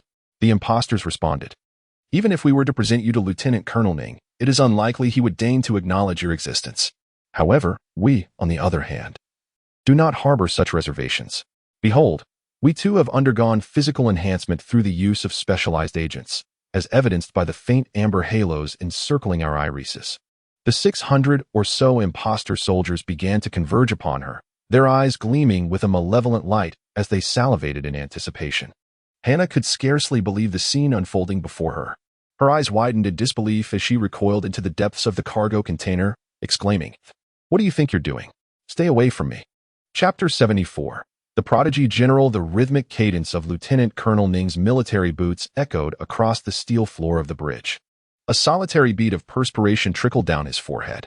With a mere 12 hours remaining to apprehend Kunlun, the general had unexpectedly summoned him. Traversing the elongated suspension bridge, he arrived at the central circular platform. Lieutenant Colonel Ning came to a halt, offering a crisp salute to the figure shrouded in shadow before him. According to common sense, One would expect a bustling bridge aboard a large starship like the Hawk to be teeming with activity. However, at this moment, an unusual tranquility enveloped the space, devoid of any personnel. Yet, the starship continued to operate flawlessly. Suddenly, a modest light flickered to life on the platform, gradually revealing the visage of the general. He was a robust man in his 50s, adorned in a black captain's uniform, exuding an air of authority as he sat regally upon a massive metallic seat. His face was characteristically square, with a complexion dark as night. However, a prominent flaw marred his appearance. He was born with a cleft lip, a congenital genetic anomaly that caused a fissure in his upper lip, extending towards the sides. The general tilted his head slightly, casting his gaze upon Major Ning, and spoke in a deep, resonant voice. "Remove that hideous mask." Major Ning furrowed his brow, but complied, raising his hand to peel away the remarkably lifelike biological mask from his face. In the dim light, his true identity was unveiled. He was no longer the handsome figure he had once presented. Like the general, he bore a square face and a dark complexion. And he too possessed the congenital defect of a cleft lip. Major Ning lowered his head slightly, his eyes averted, and murmured, "Brother." The general, still looking upward, replied, "Fourth brother." At this moment, the striking resemblance between the two faces became evident. Major Ning and the general shared nearly 90 similarity, with the general being the elder and Major Ning slightly younger. With his head bowed, Major Ning reflected. He drew upon decades of combat experience against the Galactic Alliance to educate us, teaching us to arm ourselves. However, my father ultimately perished beneath the bombardment of the Galactic Alliance, leaving behind not even a trace of his ashes. The general sighed slowly, his tone imbued with the gravity of a wise elder, and remarked, "From that moment, I grasped a profound truth. In direct confrontation, we shall never prevail against the Galactic Alliance. Yet, if we were to adopt a contrarian approach and infiltrate the Galactic Alliance under false identities, we could not only secure legitimate standings, but also gradually undermine this colossal entity from within." At that time, none of you supported my thoughts. I was compelled to pursue my path alone, enlisting in the military and becoming a starship soldier. Although we were born as E-class genes, we lacked individual talents. However, due to our quadruplet nature, our genetic essence was classified as symbiotic genes within the special gene directory. This bestowed upon us a formidable collective ability. We shared telepathic connections and coordinated movements, such that one's experiences could be fully comprehended by another. After years of toil and struggle in the military, I finally ascended to the rank of captain of a small attack vessel. It was during this period that the advantages of my brothers and I became evident. Our father bestowed upon us melodious names: wind, rain, mountain, and river. I am Ningfeng, while your given name is Ningchuan. Meanwhile, Ningyu and Ningshan made significant sacrifices to pave the way for me. The general's physique leaned slightly forward, and it was then that I noticed a colossal helmet adorning his head. At the rear of this helmet, a labyrinth of metallic circuits intertwined, resembling a cascade of dreadlocks fashioned by an African woman. These intricate lines stretched forth, connecting to the main control console of the Falcon-class starship. Within this console lay a transparent glass compartment housing a fully exposed pink brain. Beneath it, specialized tubes supplied essential nutrients, while thousands of slender silver needles embedded in the brain's surface served as signal sensors. That was my second brother, Ningyu.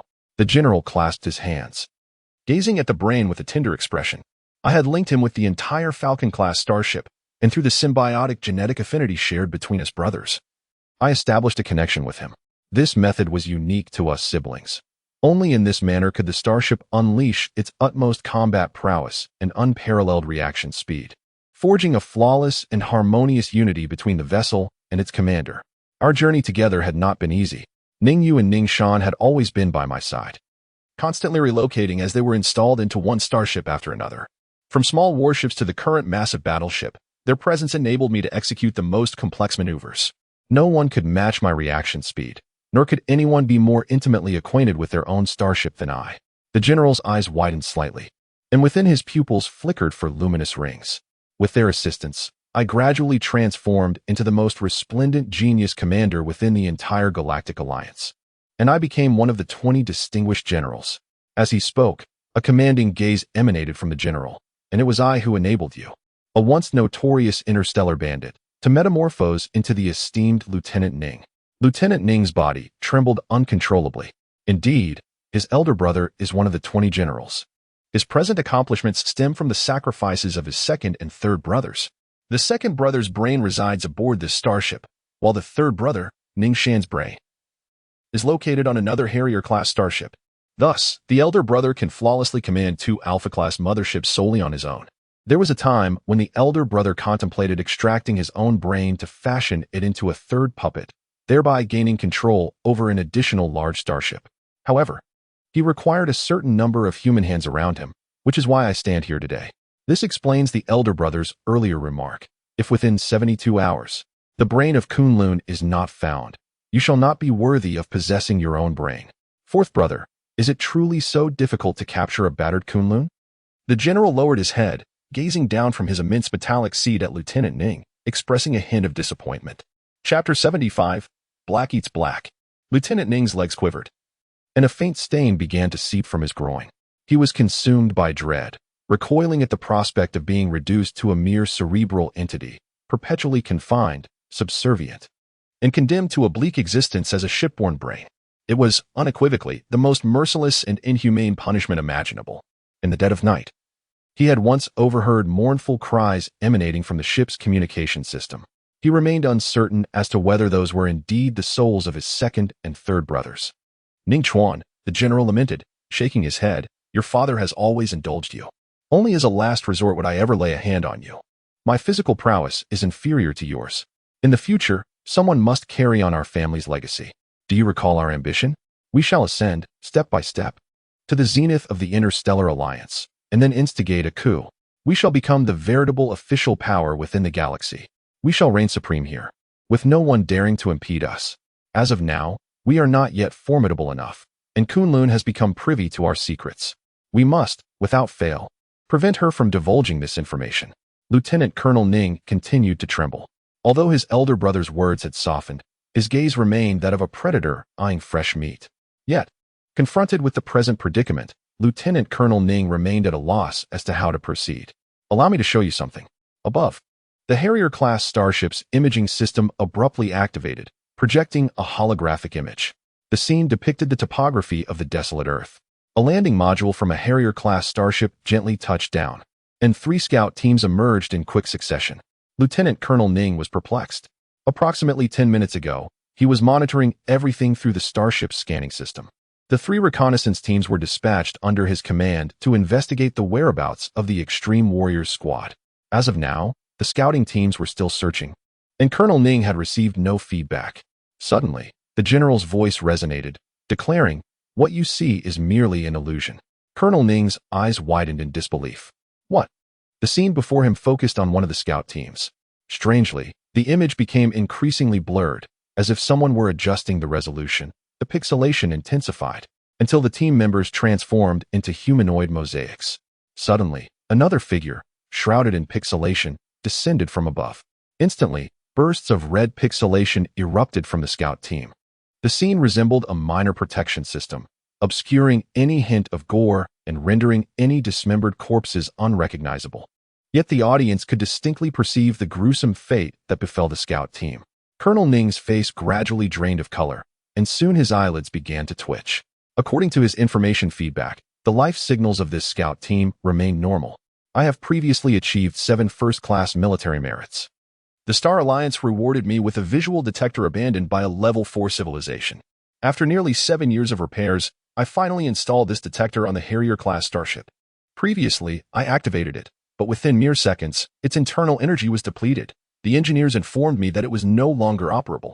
The general's gaze glinted coldly. The opposing signal barrier was formidable. Had it not been for that detector, we would not have been able to perceive these images at all. Colonel Ning's face wore an expression of horror.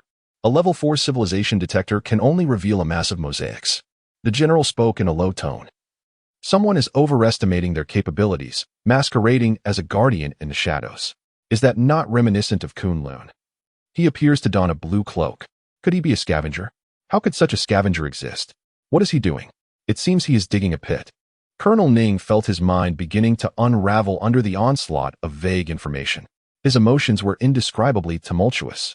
To them, Earth represented a decaying, foul heap of refuse, inhabited by those who struggled on the precipice of life and death. The scene before them resembled a maggot that had emerged from dung. suddenly standing upright and toppling a robust bull. Colonel Ning pondered, still somewhat at a loss for words. How could this be possible? It was evident. The general continued in a somber tone.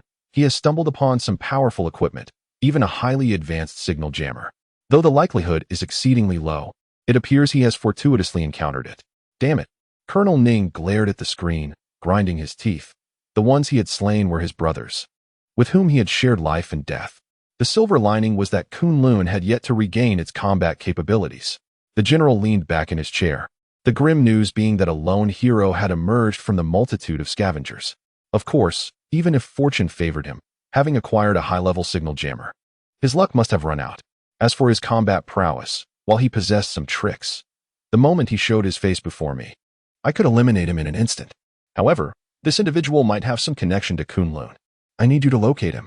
As for the method, the general's eyes narrowed, and next, you must unjustly accuse those scavengers within reasonable bounds, then conduct mass arrests. Should there be any resistance, execute on the spot. And that figure in the blue cloak, does he not wish to be a hero? He will undoubtedly reveal himself. Rest assured, I will become your most capable assistant. I shall prove to be as crucial as the ship's brain. I will not let you down again. Major Ning fixed his gaze on the ethereal projection, his chest rising and falling slightly. Perfectly executing his elder brother's orders, being a useful person was his only path to survival. Meanwhile, the figure in the blue cloak stood on the ground, gazing up at the two Harrier-class starships in the sky, with the scattered lights of the scavengers flickering behind him. A hero? He was merely a mantis attempting to stop a chariot. Major Ning clenched his teeth, the sound echoing. No one could obstruct his elder brother's path. Major Ning walked briskly within the Harrier-class starship, his brow furrowed. The adjutant followed in his footsteps. Master, you mentioned placing charges against those scavengers. That seems rather challenging. Challenging. Colonel Ning once again donned his handsome facade, yet his eyes were shrouded in gloom. Do you recall the eldest daughter of Chairman Li? The woman named Hong Yan. The adjutant nodded, recalling her appealing appearance, a D-grade gene. I have a vivid impression of her. D-grade? Colonel Ning chuckled softly. I have consumed gene serums multiple times, enduring numerous failures. My current D-grade gene is indeed hard won, whereas that woman, I discerned something amiss that very day. Her condition is clearly indicative of a failed gene enhancement. The adjutant was taken aback. Then why did you obstruct us from conducting a gene test? If she is indeed D-grade, her data would synchronize with the Galactic Alliance headquarters during the examination. The emergence of a superior gene bearer on the garbage planet would undoubtedly attract attention from above.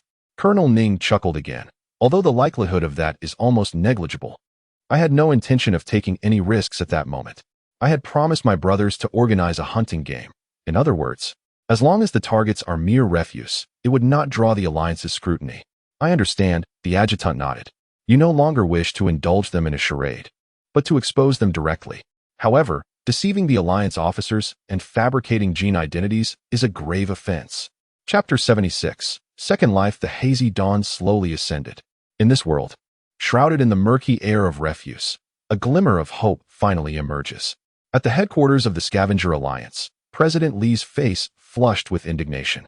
Hong Yan, are you aware of what you are insinuating? I am quite aware, Hong Yan replied, raising her arm to reveal a charred wound. A mark only inflicted by the particle-cutting dagger standard among the Interstellar Alliance squads. Li's eyes widened in alarm. But what if it is some bandits who have come into possession of such a dagger? Hong Yan tilted her head defiantly. And what if the Interstellar Alliance squad itself is composed of bandits? You. President Li trembled, his fury concealing a profound fear. Where did these dreadful thoughts originate? Hong Yan stood her ground. A scavenger named Cheng Qi brought this to my attention. Cheng Qi? A scavenger?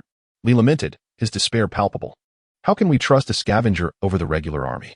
Hong Yan, have you lost your senses? Do you not realize that we have been surviving in the margins?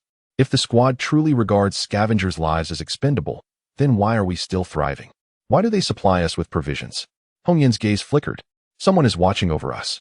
Li's eyes narrowed. Who? Hong Yan furrowed her brow. I cannot say for certain, but he is also a scavenger, and it is possible he is Cheng Qi. Not Cheng Qi again. President Li lamented further, exasperated. My daughter, open your eyes and see the truth. The place we find ourselves in is merely a dump. Is it possible for a scavenger to emerge from here, one capable of opposing the Interstellar Alliance squad? Our vast scavenger coalition possesses merely 7 makeshift beam pistols. with a total of only 110 rounds combined. Under such dire circumstances, can an ordinary scavenger truly confront an Interstellar Alliance squad? Can he secretly obstruct them? You nearly led me astray. The Interstellar Alliance squad would never harm us. President Lee emphasized each word with increasing intensity. What you speak of is beyond my belief, and I cannot accept it. At that moment, a member of the scavenger coalition burst into the room. President, Colonel Ning has suddenly arrived. What? President Lee's expression shifted sharply as he hurriedly adjusted his attire, urging Hong Yan to stand and prepare for the reception. Where has that girl Hina run off to? Never mind, never mind. Prepare the finest filtered water and bring out my treasured tea leaves. Just as President Lee was filled with trepidation, Colonel Ning entered the room accompanied by a squad of soldiers. President Lee, there's no need for such formality, Colonel Ning smiled. This conversation will be quite brief. And is the tea you cherish even fit for human consumption?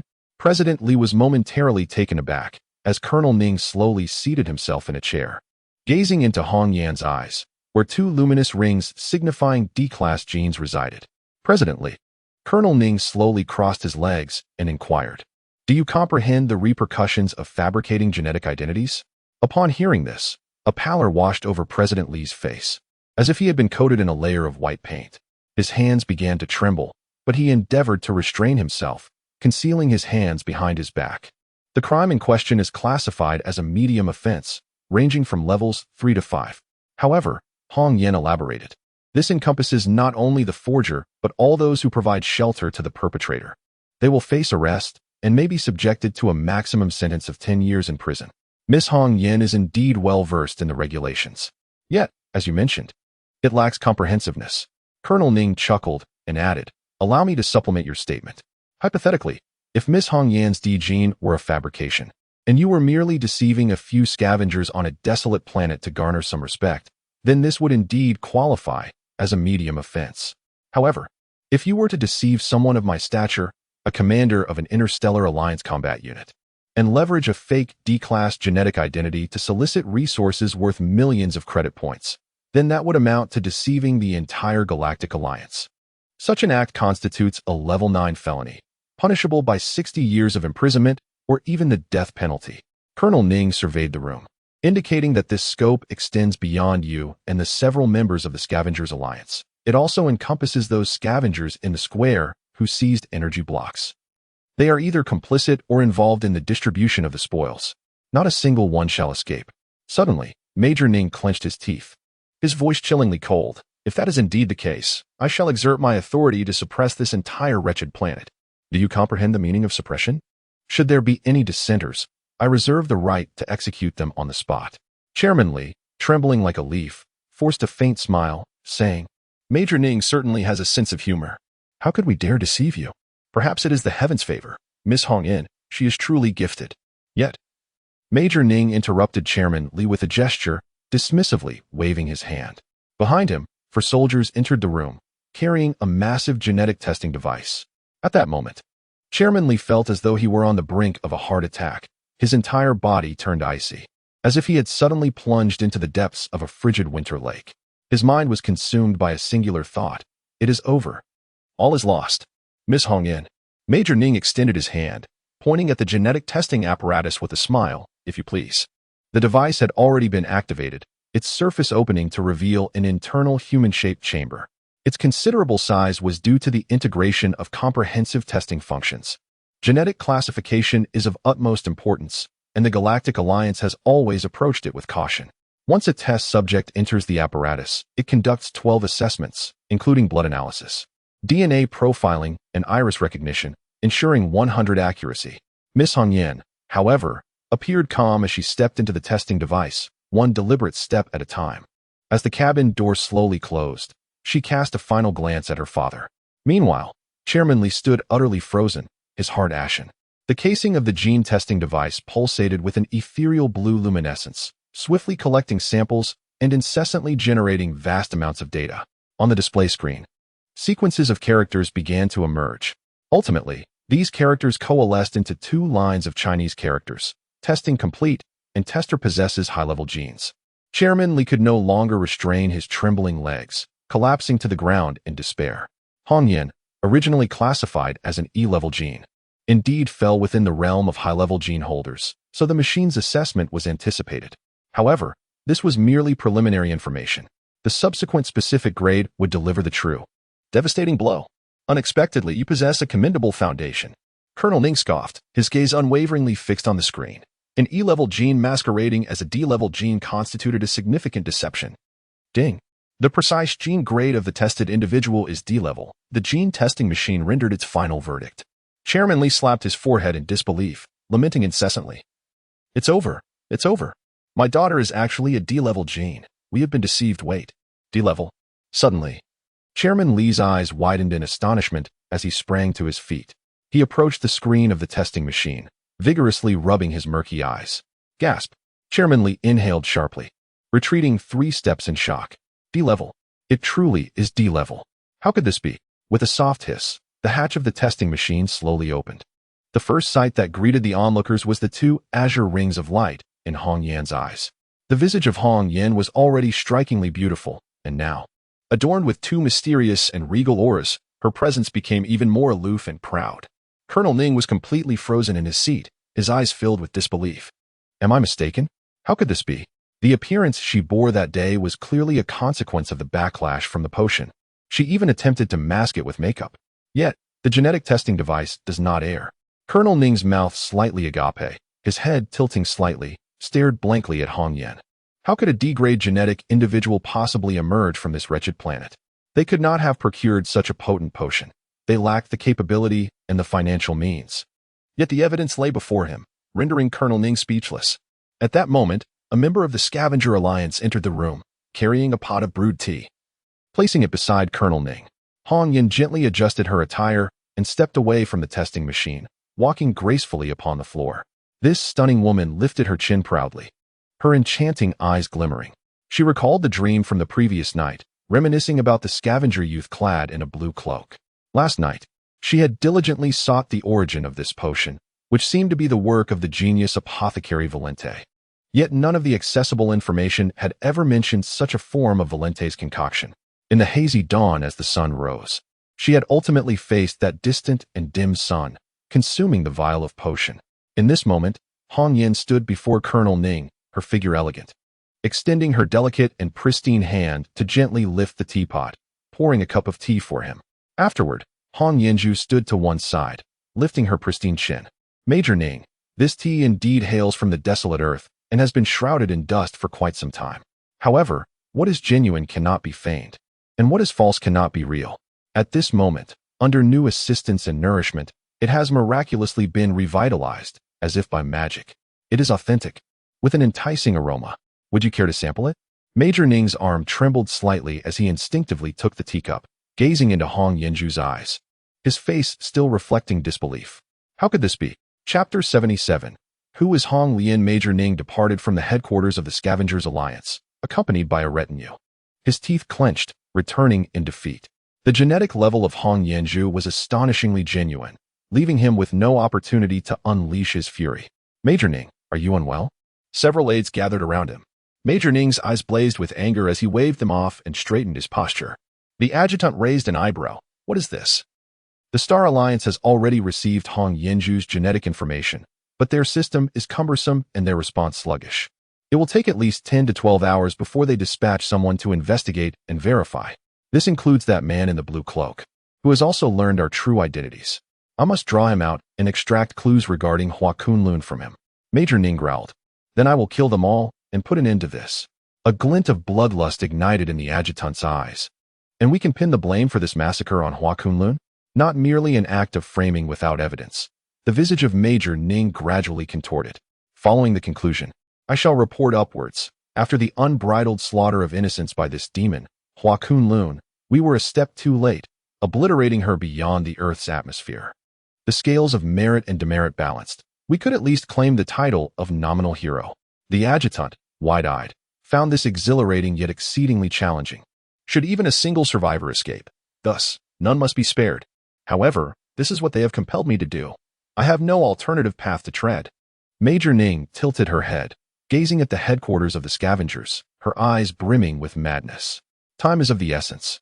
Summon the brothers to inventory the equipment. Instruct the physician to prepare the painless anesthetic and have the mechanics service the gear. 3 hours hence, the army shall descend, commencing the most thrilling hunt. Cheng Qi stood before his makeshift shelter, shrugging as he anticipated that Major Ning would instigate a brazen controversy under the pretext of falsifying Hong Yan's genes. Upon the initial synthesis of the genetic serum, the first batch of Valente fantasy serums amounted to precisely 5. Consequently, he bestowed the remaining odd serum, the Valente fantasy serum, upon Hong Yan. The success rate of the Valente fantasy serum is an impressive 99.9, essentially a blind box. The enhancement of genes hinges on the user's innate talent. Yet, Hong Yan possesses an inherent E-grade gene, a brilliant gem on this wretched planet. Her original aptitude could hardly be lacking. It appears she has succeeded, and moreover, following the elevation of her genetic level, her management aptitude should also be significantly enhanced. A vial of Valente's elixir, for Cheng Qi, is hardly of consequence. Yet for Hong Yan, for the entire scavenger alliance, and indeed for all scavengers, it may herald the dawn of a new beginning.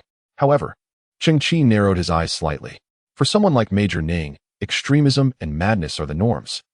Especially after encountering repeated setbacks, the primal instincts within him become increasingly uncontrollable. Like a bomb with its fuse lit, he is unlikely to exhibit any hesitation henceforth. The final battle is surely approaching. Let us engage. Cheng Qi's eyes shimmered with determination. Behind him, the gates of the underground sanctuary creaked open. The young man stepped inside, ready to prepare his own strategic resources. In the workshop, Cheng Qi laid out the equipment he had recently acquired upon the floor. By dismantling 3 scout teams, he had amassed 36 small signal jammers and 36 particle cutting daggers. Combined with his previous stockpile, the military-grade particle cutting daggers had reached a total of 84. Organizing his thoughts, Cheng Qi first merged the small signal jammers into a second innocence defense array. Subsequently, he turned his attention to the 84 military particle cutting daggers. This weaponry, a fusion of modern technology and traditional arms, had never before been synthesized by him. His purpose in accumulating such a quantity was to achieve a seamless synthesis. Similar technological creation detected. Commencing synthesis, Cheng Qi raised his arm, and the STC on his wrist emitted a brilliant blue fan-shaped scanning beam. Dispersing into primitive matter. Synthesis successful. Military particle saber 42. Military light blade longsword 21. Observing the military light blade longsword before him, its form had undergone a complete transformation. Shifting from a dagger to a longsword, elongated in size and amplified in power. Yet, Cheng Qi did not pause. He sought the ultimate answer. Dispersing into primitive matter. Military quantum oscillation sword 10. Military force field shield sword 5. Why does each bear the prefix military? Cheng Qi pondered momentarily. Could it be that the upgrade path for these weapons is exclusively locked to military equipment? He gently picked up a military force field shield sword. The blade, imbued with a sense of advanced technology, exhibited no signs of activation, appearing dim and lifeless. Such technological weaponry necessitates activation to reveal its full capabilities. At that moment, a line of red text suddenly appeared on the holographic screen located at the hilt. Military personnel file not found. Device cannot be activated. Cheng Qi nodded in realization. These weapons were indeed locked. They were high-grade military equipment, and even if they inadvertently fell into civilian hands, their lack of corresponding file permissions would render them unusable. However, these weapons were merely transitional. Cheng Qi still had 2 synthesis opportunities remaining. Dispersing into primitive matter. Military gravitational war spear 2. Dispersing into primitive matter. Exclusive military weapon. Scarlet Lotus War Deity 1. This weapon hails from the timeless legend of eternity. A technological marvel crafted by humanity's legion after a span of 120 years, transcending the current era to embody a uniquely customized armament of the future. It is equipped with a biometric recognition system, a protective force field, a gravitational flight system, a particle oscillation penetration mechanism, an antimatter flame system, and a holographic Scarlet Lotus totem. This weapon integrates multiple technological advancements of civilizations rated between 2.9 and 4.0. Although in the age of celestial exploration, close combat weapons may seem to have lost their efficacy, this particular spear symbolizes the indomitable spirit of the warrior deity, resonating as an eternal drumbeat in the hearts of countless soldiers. Cheng Qi's eyes widened in astonishment as he beheld a crimson spear, its body entwined with golden patterns. It automatically activated its built-in force field, standing majestically upon the ground. Measuring an impressive 2 meters in length, it towered over Cheng Qi. At a mere glance, the spear exuded an unparalleled aura of lethal intent.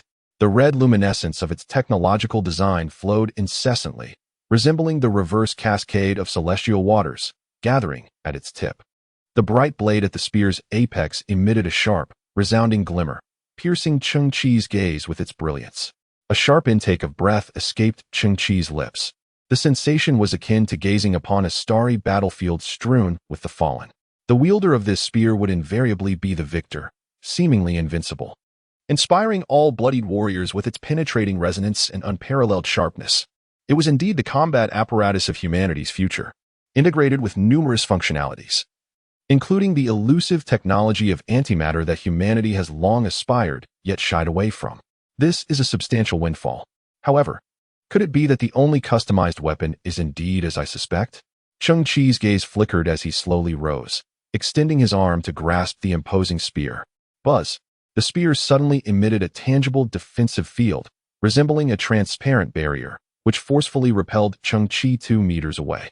This weapon can only recognize the Crimson Lotus War God, whose creator is a legendary genius mechanic.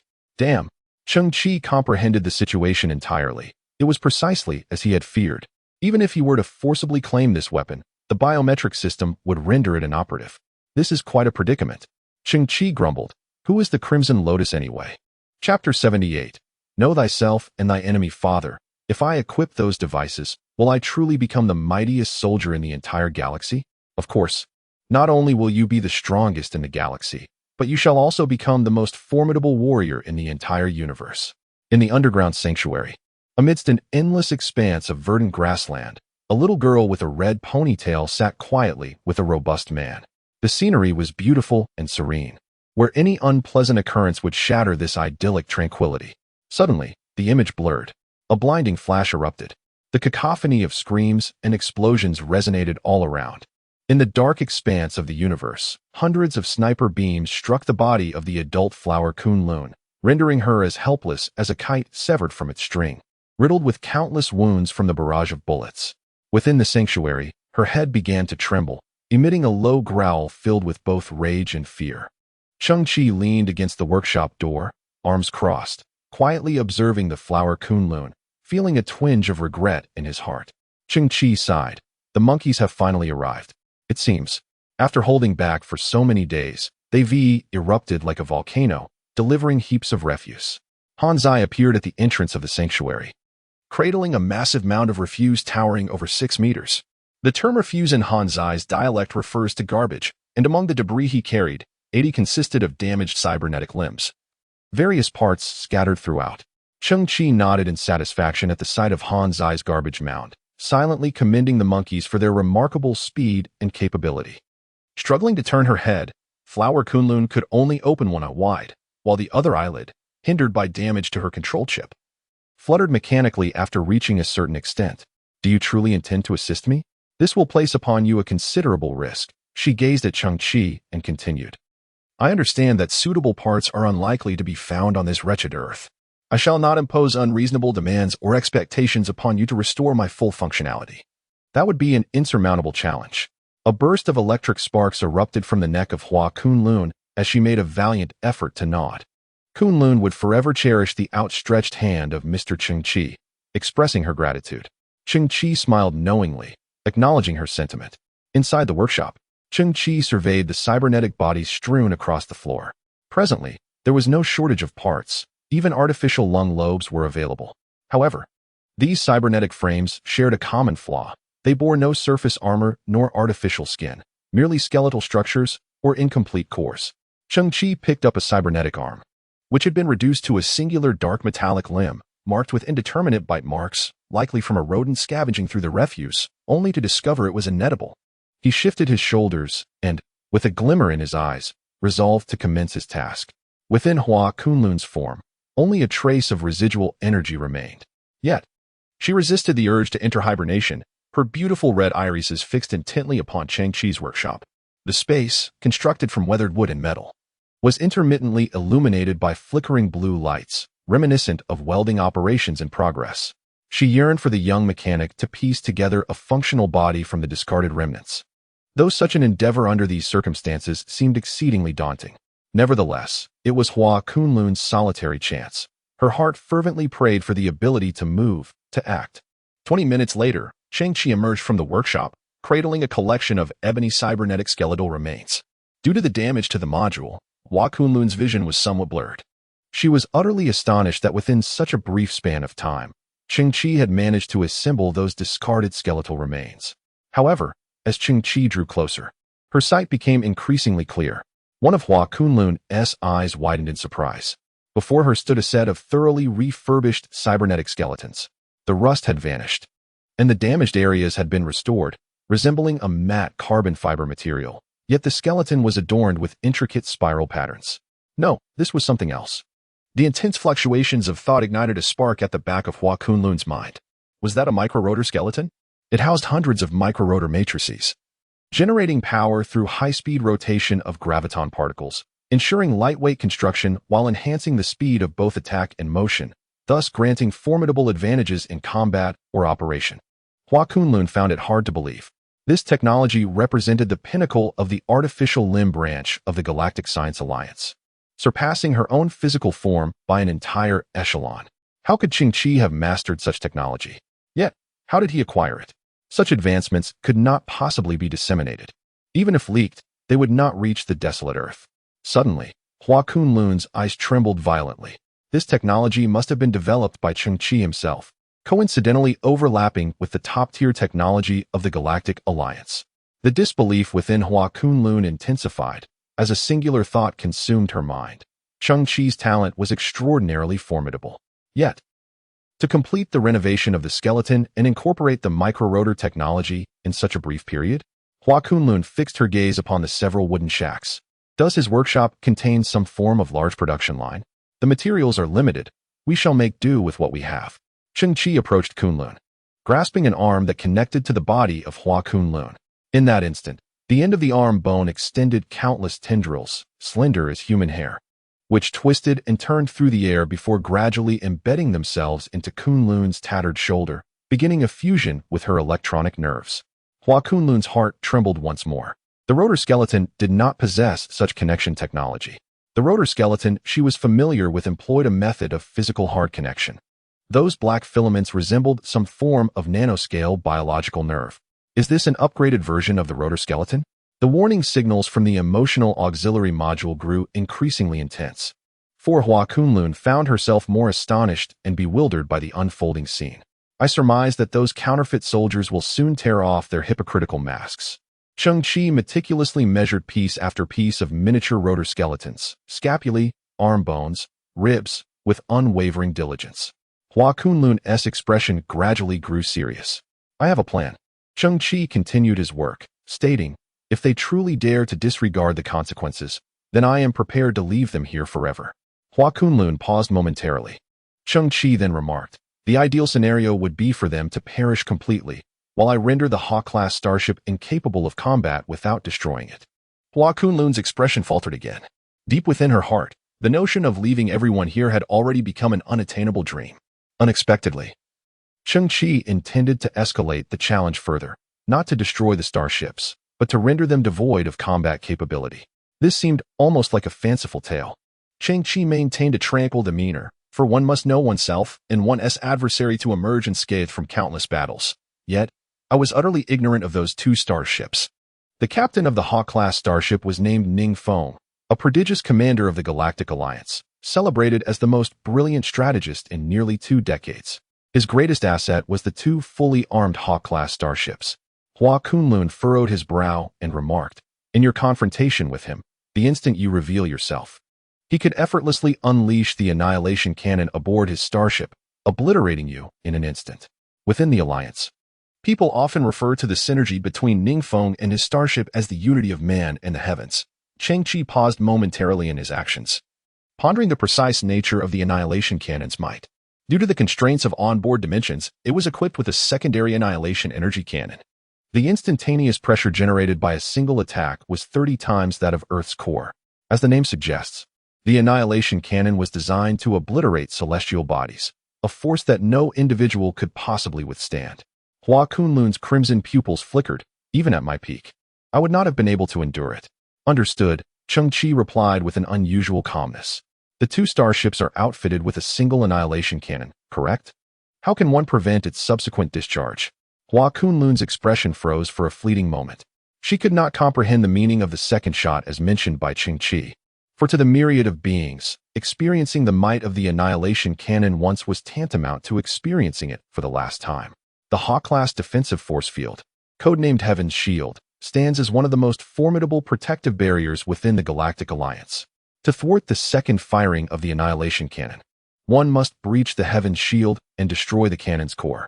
The sole method to penetrate this shield lies in concentrating a high-energy, high-density light beam on one of its rhomboid units. If the striking force proves sufficient, localized damage may occur, manifesting as a small breach. However, the Heaven's Shield consists of 7 layers. Even if all 7 layers were to be breached in an instant, the entirety of the shield would rotate like a Rubik's Cube, causing the 7 breaches to shift instantaneously, transforming the area into a vast labyrinth. In 30 seconds, the annihilation cannon would unleash its second assault. No one would be able to penetrate it. Hua Kunlun's expression grew complex. To think that a single individual could hope to breach the Heaven's Shield was rather unrealistic. Understood, Cheng Qi replied, his eyes glimmering with a certain intensity. Hua Kunlun, perplexed, had just elucidated Ning Feng's formidable strength, yet the war-preparing Cheng Qi only responded with a languid, "Understood? If I restore you," Cheng Qi suddenly posited, "will you assist me in my battle against the counterfeit army?" Without a moment's hesitation, Hua Kunlun affirmed, "I will help." Hua Kunlun fell into a moment of silence. "Firstly, you have granted me a second chance at life, and I must express my gratitude. Secondly, the scavengers are also inhabitants of the Interstellar Alliance, and as a soldier, if I were to remain indifferent knowing they are about to be slaughtered, it would haunt my conscience. I must take action." Cheng Qi pouted and nodded. "In truth, this pitch-black, skinless skeletal structure hardly befits my reputation as the great genius Cheng." At that moment, Hua Kunlun suddenly realized that throughout their conversation, Cheng Qi had merely laid the micro-rotor skeleton on the ground before him without installing it for himself. Cheng Qi then began to gather the skeletal components, a smile gracing his lips as he said, "Please wait a moment." Chapter 79, Cyber Civilization, Dispersed into Primitive Matter. Commencing synthesis. Within the workshop, Cheng Qi's visage was bathed in a blue glow of technological brilliance. Having discerned Hua Kunlun's true intentions, he resolved to grant her a greater opportunity. The previous micro-rotor skeleton was merely a preliminary test. In reality, Cheng Qi had only utilized half of a discarded prosthetic. With the introduction of new materials, the final creation could transcend 2 levels. Synthesis successful. Carbon-24 magnetic cybernetic skeleton. Arm bones, 2. Carbon-24 magnetic cybernetic skeleton. Scapula, 2. Carbon-24 magnetic cybernetic skeleton. Ribs, 2. As if the creator had descended, the STC initiated another grand synthesis. Before me lies a plethora of dilapidated and worthless equipment, a transformation from 8 to 4, then from 4 to 2, all bathed in a miraculous radiance, revitalized. The entirely new bionic skeleton is comprehensive, encompassing all its components. Carbon-24. This represents a novel form of carbon, seemingly transcending human technology. Cheng Qi gazes upon the annotations of this skeleton, marveling at its extreme lightness. Not only has the miniature rotor technology been upgraded, but it also incorporates magnetic control technology, resulting in a combat data enhancement exceeding 3-fold. Yet, this remains excessive. Cheng Qi's anticipation swells within him, his vitality surging, as he dissipates it into primal matter, continuing the synthesis. STC, this is a statement I must make. Your words bear no weight. Very well, it is your turn. Dissipating into primal matter. Initiating synthesis, based on the synthesis materials. Predicting the user's synthesis objectives and trends, activating the holistic plan synthesis module. Cheng Qi pauses, a holistic plan. Synthesis successful. 3. 5-level cyber civilization core structure. 1. Also known as the 7-level cyber warfare skeleton. 6 centuries hence, human civilization persists within the cosmos, undeterred by extinction. One of the means through which humanity sustains its existence is through universal cybernetic augmentation, thereby giving rise to an entirely new civilization, the cyber civilization. In this cyber civilization, only the human brain is preserved, while all other organs are replaced by cybernetic technology. However, due to the rampant proliferation of electronic narcotics, a majority of cybernetic beings experience profound psychological distortions, leading to a schism between the orthodox cyber civilization and the cyber underworld. This division gradually escalates into a century-long conflict known as the Cyber War. The 7-level cyber warfare skeleton represents the pinnacle of the cyber underworld's combat capabilities. Equipped with a proprietary red warm mode that lasts precisely 2 minutes and 0.1 seconds. When activated, its combat prowess ranks just beneath that of the Cyber Emperor 8. This technology amalgamates all existing cybernetic bionic skeletal advancements, encompassing, but not limited to, iterative nanoneurotechnology, ultramicro rotor matrices, cybernetic power packs, and the strength and lightweight properties of carbon-24-2 fibers.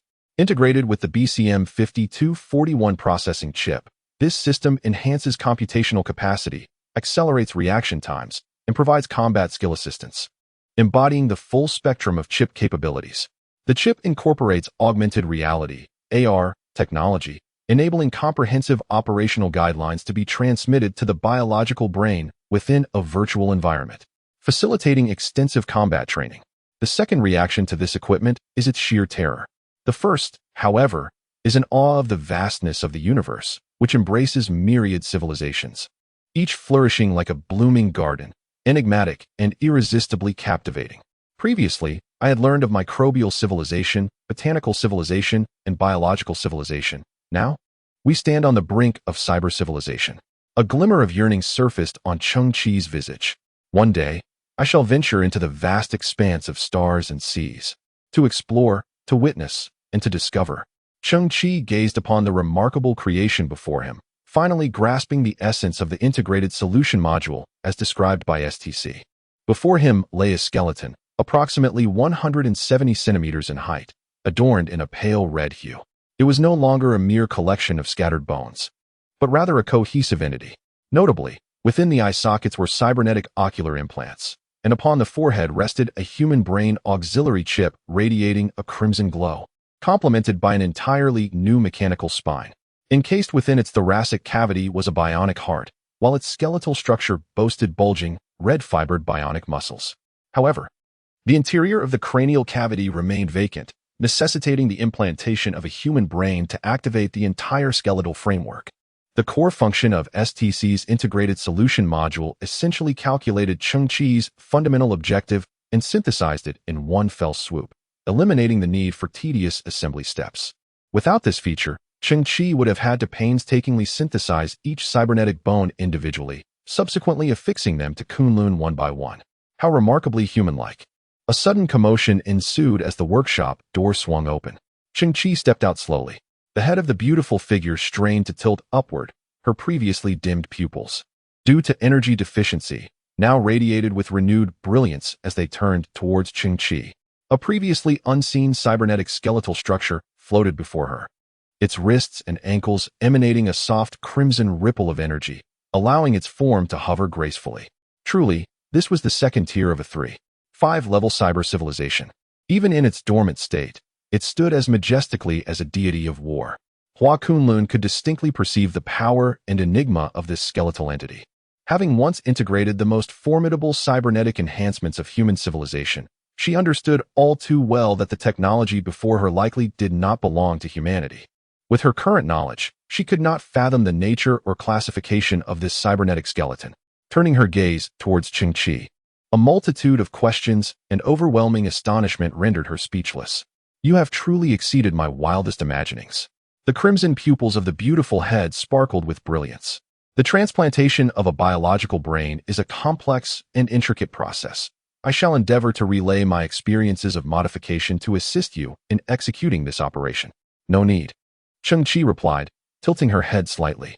Suddenly, one side of the KP-03 Quantum Intelligent Repair Cluster activated. Hundreds of thousands of nanorepair robots, resembling a billowing cloud of black smoke, drifted toward her. They delicately settled upon the head of the robotic beauty, gradually analyzing her neural connection system and instantly formulating a secure transplantation plan. In the next moment, tiny, Intricate arcs of electricity flickered within Hua Kunlun's mind. The quantum repair cluster had commenced its task. Hua Kunlun's eyes widened in astonishment. The passive safety system informed her that the ongoing transplantation operation within her brain was executed with a precision far surpassing that of the Galactic Scientific Alliance. Cast aside all those outdated chips from your mind, Cheng Qi's voice resonated. Hua Kunlun paused, slowly turning his gaze towards the pale red cybernetic skeleton standing beside him. At its forehead, a chip pulsated with a flickering red light, seemingly beckoning Hua Kunlun with an enigmatic, fateful call. Yet, it still felt lacking. The upgrade path for this equipment ultimately pointed towards the internal skeleton. Cheng Qi stroked his chin, furrowing his brow. It appeared that the external armor of cybernetic life and the internal skeleton constituted two distinct systems. To speak candidly, the current Kunlun resembled a crimson technological skeleton, an appearance that might frighten a young girl. Hua Kunlun struggled to conceal his astonishment.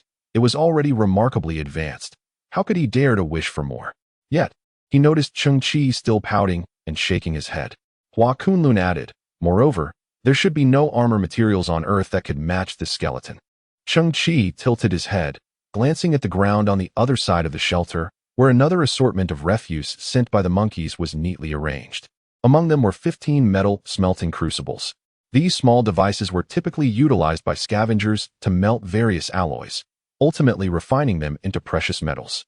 Gathering a pile of crucibles, Cheng Qi once more plunged into the workshop, dispersing into primitive matter. Commencing synthesis, high-energy molecular crucible, 7.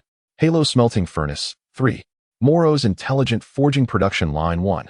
The ability to forge 223 distinct rare alloys, combined with the lifetime mastery of the renowned forger Moros, encapsulates the essence of forging, design, and coding.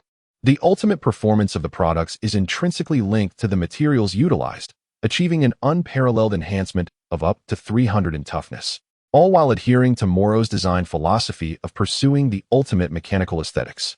Each item produced by this production line inevitably becomes a coveted treasure within the interstellar collectibles market. Gazing upon his masterpiece, Cheng Qi nodded with a smile. It was indeed the creation he had envisioned, even surpassing his expectations. He turned and opened the wooden door to his workshop, leaning against the frame as he cast a distant glance at the exquisite head of a beauty. Oh, General Hua Kunlun, how fortunate you are to encounter me. Surely, in your past life, you must have saved the galaxy. From afar, Hua Kunlun furrowed his brow in confusion. I do not quite grasp your meaning, and if I may be candid, I have only saved the galaxy twice in my lifetime. Cheng Qi was taken aback. All right. You win. Chapter 80. The faceless demon Lord Cheng Qi immersed himself in his work for another 20 minutes. Just as he settled into his seat, wiping the sweat from his forehead, he picked up a vibrant red apple and took a hearty bite. The joy of continuous synthesis mirrored his enthusiasm for both mechanical research and crafting, igniting an insatiable thirst for innovation. Warning! The small Saturn on the ceiling, part of the Innocence defense array, suddenly flickered with crimson light, emitting an alert signal. Cheng Qi paused, his brow slightly furrowing as a scene of the surface materialized in his view.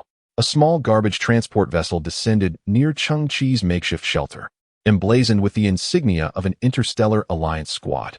Upon investigation, Cheng Qi discovered that this modest craft originated from a Harrier-class starship. What could this mean? How could they have tracked me down? As he slowly rose to his feet, his gaze remained fixed on the garbage transport. The vessel's hatch gradually creaked open, revealing a man clad in a white lab coat, approximately 60 years of age, with shifty eyes. He stood before Cheng Qi's shelter, waving his hands frantically and whispering, Don't shoot, we're on the same side. Cheng Qi was momentarily taken aback. This felt reminiscent of an unwelcome intrusion, who claimed to be on his side. I've made my entrance. Please do not attack me. The man in the lab coat then raised his hand and lifted the flap of Cheng Qi's tent, only to be met with surprise as he found the interior dilapidated and devoid of any presence. At that moment, Cheng Qi, draped in a tattered blue scavenger's cloak, emerged slowly from behind a nearby pile of refuse. Are you Mr. Cheng Qi? The lab-coated man exclaimed, dashing forward. I've been sent by Boss Missouri. M.O.? Cheng Qi was taken aback, glancing between the garbage transport and the Harrier-class starship above. Humph. The man nodded eagerly, a broad smile gracing his face. I am known as the Faceless Demon, currently employed by Boss Missouri, who instructed me to come here for a delivery. Faceless demon. Cheng Qi's eyelid twitched.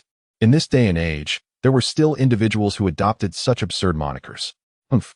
Rest assured, I am not affiliated with the Interstellar Alliance. I merely secured one of their logistics team members in advance and donned an entire set of biological camouflage masks. 2 days ago, I infiltrated one of their Harrier-class starships along with their supplies. The gentleman in the white coat smiled, revealing my mission: to retrieve your goods and make a hasty retreat. Hee. Cheng Qi appeared somewhat dazed. Is this truly feasible? Indeed. Mo had previously mentioned that he would discover a method to procure the more than 10,000 units of high-entropy alloy. At that time, Cheng Qi was somewhat intrigued. Now that Earth is under the control of the Interstellar Alliance team, what means could he possibly employ? Little did he expect that he would leverage their strength against them by embedding himself within the Interstellar Alliance team. Mr. Cheng, the Interstellar Alliance team is brewing a significant operation and turmoil reigns within. It was only through the opportunity of discarding medical waste that I managed to slip away. The self-proclaimed Lord of 1,000 Faces chuckled.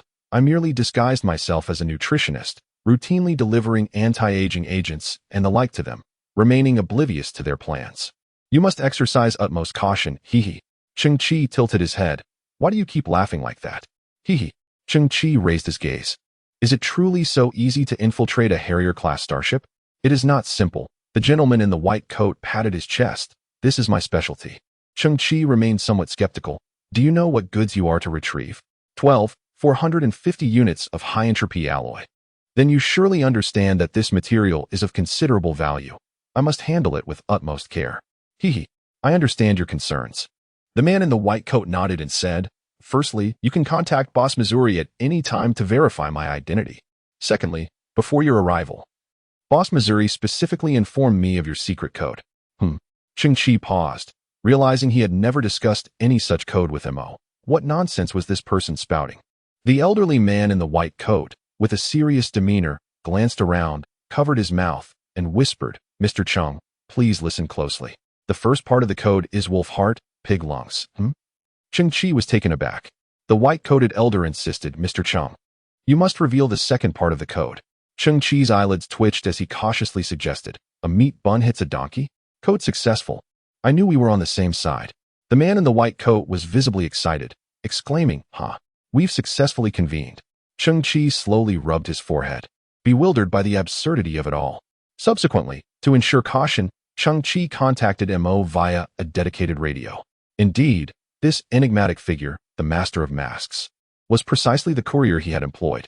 Furthermore, Mo affirmed that this individual possessed exceptional skills, with a stellar reputation and credibility throughout the interstellar black market. His capabilities were among the finest, and high-entropy alloy could be entrusted to him without hesitation. Mr. Cheng, the quantity of this item is incorrect. At that moment, the Master of Masks furrowed his brow. Boss Missouri had been very clear. The total was 450 units, yet there was a shortfall of 450 units. Cheng Qi's expression remained serene. Just moments ago, I had utilized a certain device. Qian Mian Mo Jun paused, pondering what could necessitate such an expenditure of high-entropy alloys. Cheng Qi smiled gently, asserting that he had the right to maintain confidentiality. Naturally, Qian Mian Mo Jun acknowledged, but I will report truthfully to Boss Missouri, and the remaining payment will naturally be adjusted accordingly. Qian Mian Mo Jun, non-committal, remarked, the interstellar team is disseminating something beyond the atmosphere. I will seize this opportunity to pilot the transport ship, ensuring that I deliver the cargo to Boss Missouri promptly. May I request a favor? Cheng Qi slowly produced a metallic device the size of a playing card. Please assist me in placing this within the Harrier-class starship. Hiss. Qian Mian Mo Jun hesitated momentarily, considering the request. It is certainly feasible, but it would increase the risk, necessitating additional compensation. Cheng Qi suddenly smiled. As for the extra fees, you may request them from Boss Missouri, stating that it was a favor on my behalf. He will cover it. However, Qian Mian Mo Jun refrained from taking the device and added, I must inform you in advance that this device evidently possesses long-range communication capabilities. The sensors within the Harrier-class starship are highly sensitive. Once activated, even with a weak signal, it will undoubtedly be detected by the captain within 60 seconds. 60 seconds of operational time? Cheng Qi's eyes glimmered. That will suffice. Qian Mian Mo Jun, perplexed, inquired further, Where do you intend to place it?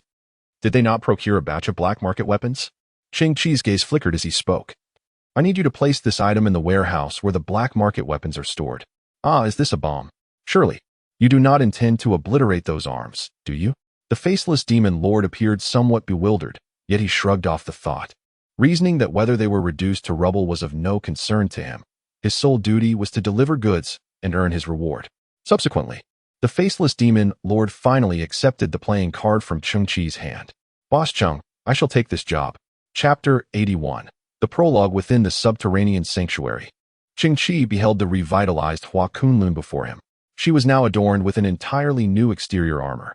Her exquisite synthetic skin and cascading crimson locks flawlessly transplanted onto a new skeletal structure by a quantum repair cluster. Cheng Qi could not help but marvel at the sight. At that moment, Hua Kunlun epitomized the essence of ultimate mechanical aesthetics. Her eyes were gently closed, seemingly entrapped in slumber. In reality, she was immersed in the enhanced reality technology of Level 7 cybernetics.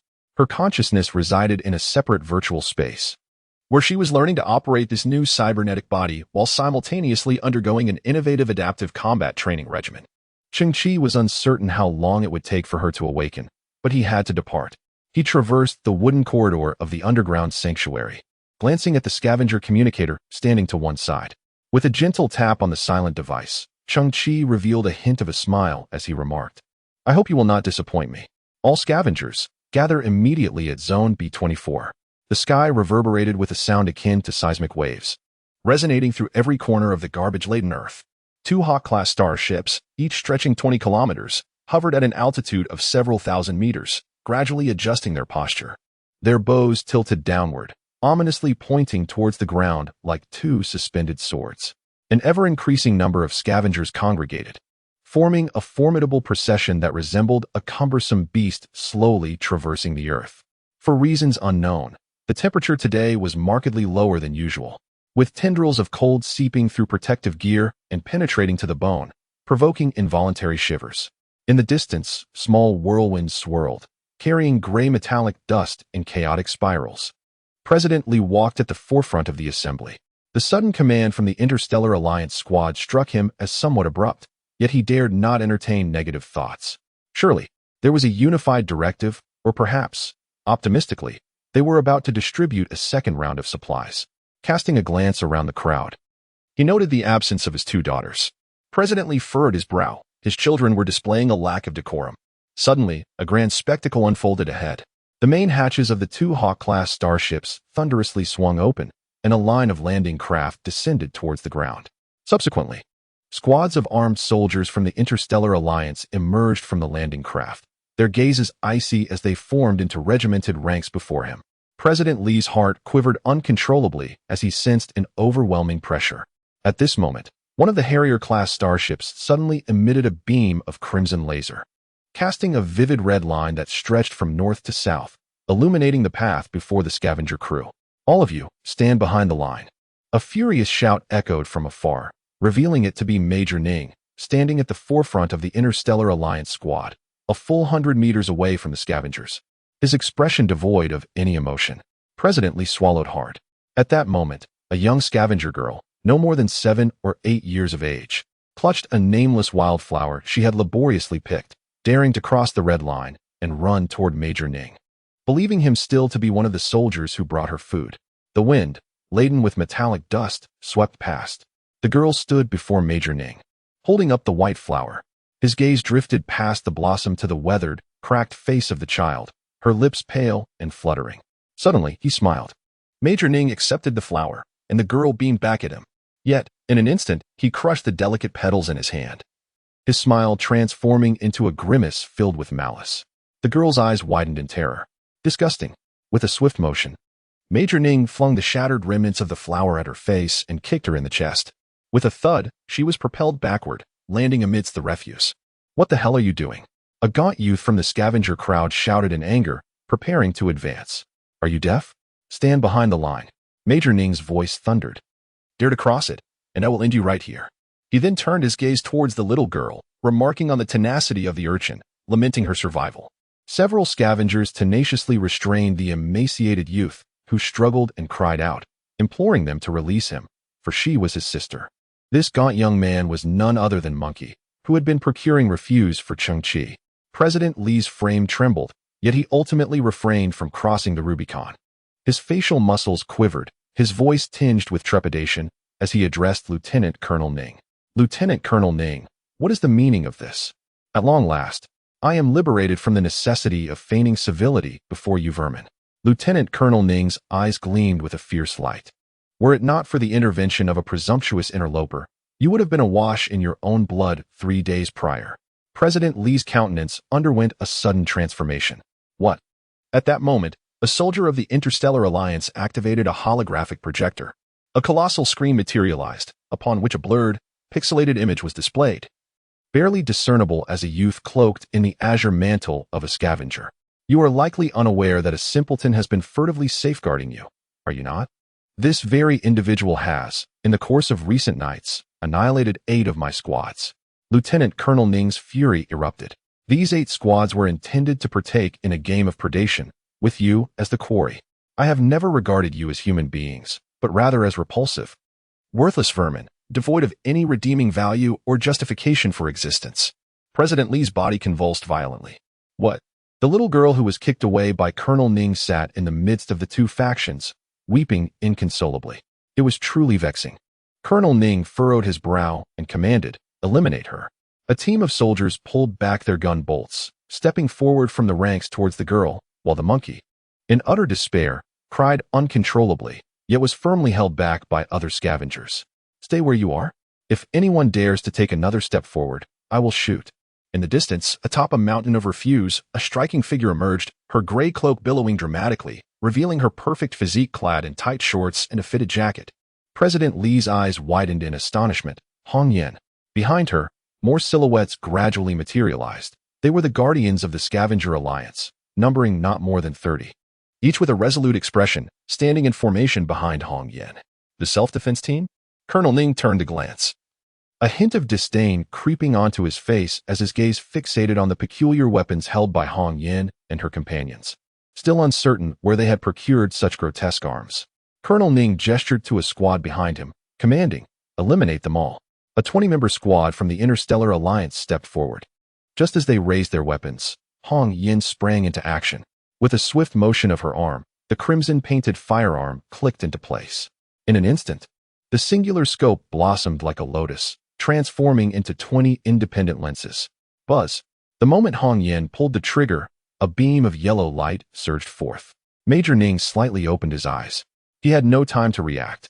All he could see was an elliptical beam bullet hurtling towards his face. In an astonishing turn of events, at the very moment the beam struck his visage, it suddenly veered at a 90-degree angle, swiftly grazing his cheek and leaving behind a searing burn. The sound of bullets piercing through flesh echoed, 20 times, almost overlapping. A trickle of blood emerged from the abrasion on Major Ning's face, just before it could fall to the ground. Simultaneously, the 20 members of the Galactic Alliance team erupted in a spray of crimson. Thud! They all collapsed at once. Major Ning's expression froze as he beheld a yellow light net slowly dissipating before him. A bullet trajectory that can change direction? In disbelief, he gazed at the weapon in Hong Yan's hand. At the same time, he was met with an even more shocking sight. Behind Hong Yan, every member of the Scavenger self-defense team wielded a similar weapon, not to mention that Major Ning had never encountered such armament before.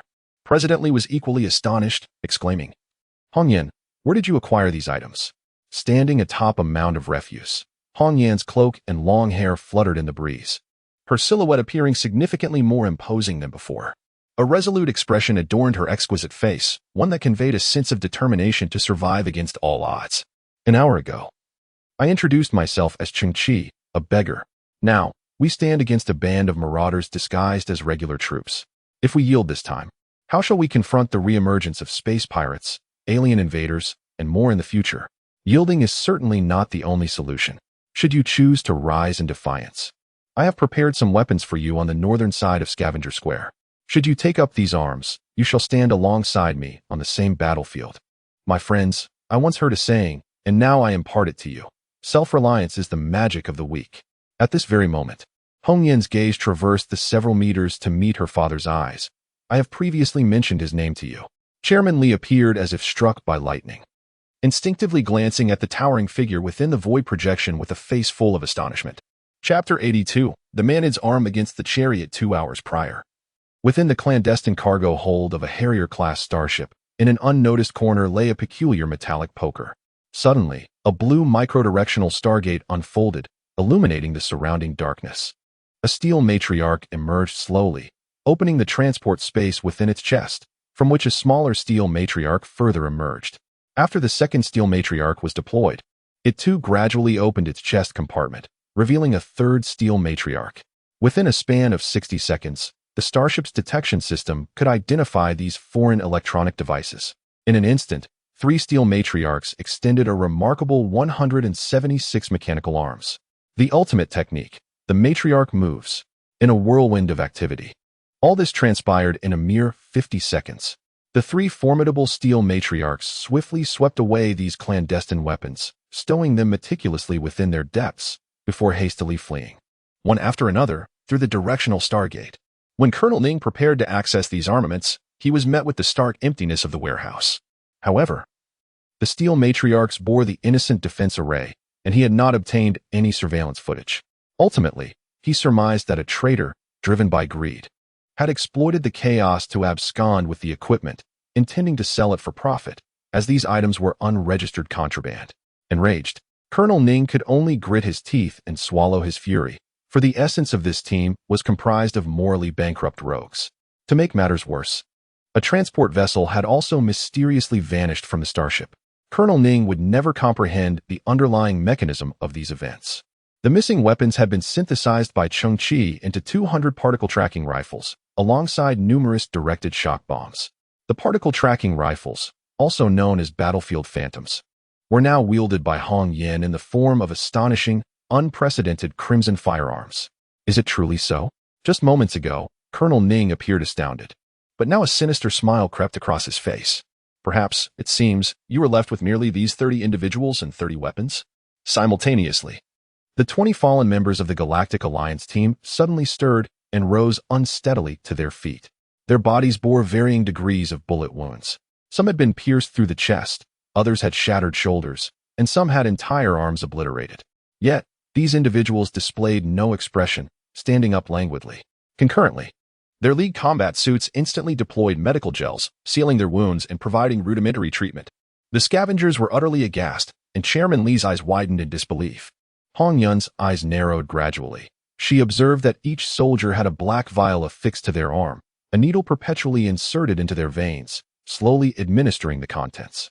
The dosage intensified dramatically as they rose, injecting the entire vial of black fluid directly into their systems. An analgesic agent.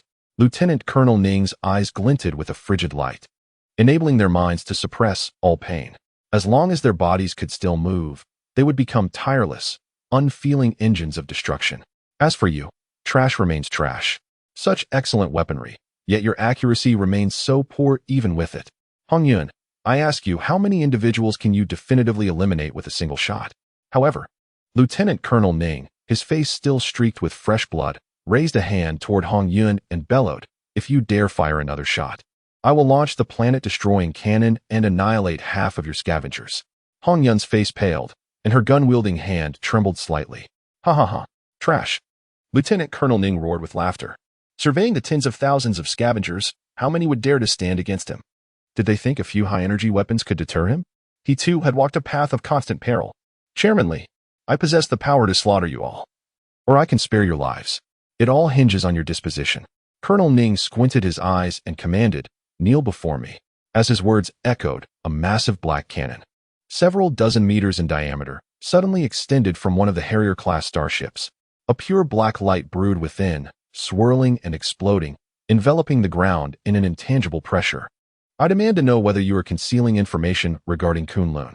I also seek all information pertaining to the figure in the blue cloak. Colonel Ning furrowed his brow but insisted, I require you to speak to me while kneeling. President Li trembled uncontrollably, adhering to the doctrine of moderation. His timid disposition led him to acquiesce to any form of authority, even if it meant enduring humiliation without limit, all in the pursuit of a false sense of peace. Hong Yan, lower your weapon, President Li implored, his hands drooping helplessly, knees involuntarily buckling. He recognized that against the entire Interstellar Alliance squad, their few firearms were as futile as a mantis attempting to stop a chariot. He believed that if he bowed his head and complied, it might afford the scavengers a glimmer of hope. "Father, do not kneel," Hong Yin shouted. "Do you truly believe they will spare us?" President Li's gaze trembled. "You do not understand." Haha. Colonel Ning continued to laugh maniacally. "Look at them. They are so pitiful, so fragile. After struggling to muster a bit of spirit, they crumble instantaneously." In the distance, landing pods continued to descend, and the Interstellar Alliance squad was still growing in strength. Suddenly, a crimson figure was ejected from a lander suspended in midair. The red dress billowed as its wearer plummeted, seemingly incapable of any movement, and crashed straight into a nearby mountain of refuse. The impact sent a cloud of dust billowing into the air. President Li's clouded eyes focused, and he exclaimed in horror, "Hannah." Hannah lay askew on a metal sheet, her red dress shredded beyond recognition, her chest and breasts exposed. Her fair skin was marred by livid bruises. Blood trickled from the corner of her mouth as she gazed vacantly at the Harrier starship overhead, the wind no longer able to stir her matted hair. "Hannah." President Li was heartbroken. "What have you done to her?" Hong Yun froze, her eyes fixed in disbelief. "Heh." Lieutenant Colonel Ning chuckled nonchalantly. "She offered herself willingly. So I turned a blind eye and allowed my soldiers to enjoy her company. Only a few hundred of them, nothing excessive." He narrowed his eyes. A woman of such low status should feel honored to serve such a purpose. President Li was reeling from the successive blows, his vision darkening. "Kneel. I command you to kneel. Kneel before me, and I might spare your life." Lieutenant Colonel Ning's expression twisted into a manic grin, the mask of composure shattered, the artificial skin peeling away from the wound on his face, hanging precariously. Chapter 83. Defensive Array. President Li remained in a half-bent posture, frozen in place. Memories of a lifetime of compromising flashed through his mind. At last, he recognized the true nature of the individuals before him, beasts in human guise, devoid of any semblance of humanity. Perhaps, once, his subservience had granted him a fleeting reprieve from the jaws of death. Yet this time, even if he were to shatter his spine and bury his knees in the earth, bowing until his forehead bled, the outcome would likely remain unchanged. A wrinkled arm pressed against the ground, stirring up a cloud of dust. It was President Li, supporting himself. Tears streamed down his aged face as he gritted his teeth. Casting a glance at the distant, uncertain fate of Hina, and then at Hong Yin, who stood armed and resolute. "I will not kneel." The elderly President Li trembled as he uttered those 3 words. Then, using his palm to brace against the earth, he slowly rose to his feet. He finally straightened his chest, though tears continued to flow. He bellowed, "You are nothing but beasts. I will not bow to beasts. If it comes to death, so be it. I will not kneel." Is it too late for an awakening of thought?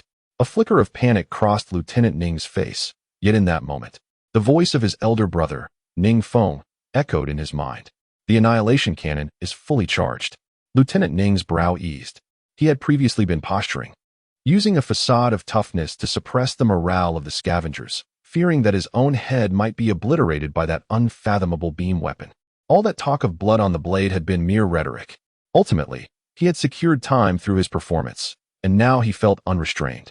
With a swift turn, Commandant Ning pointed towards Hong Yun and Chairman Li, his voice laced with venom. "Perish."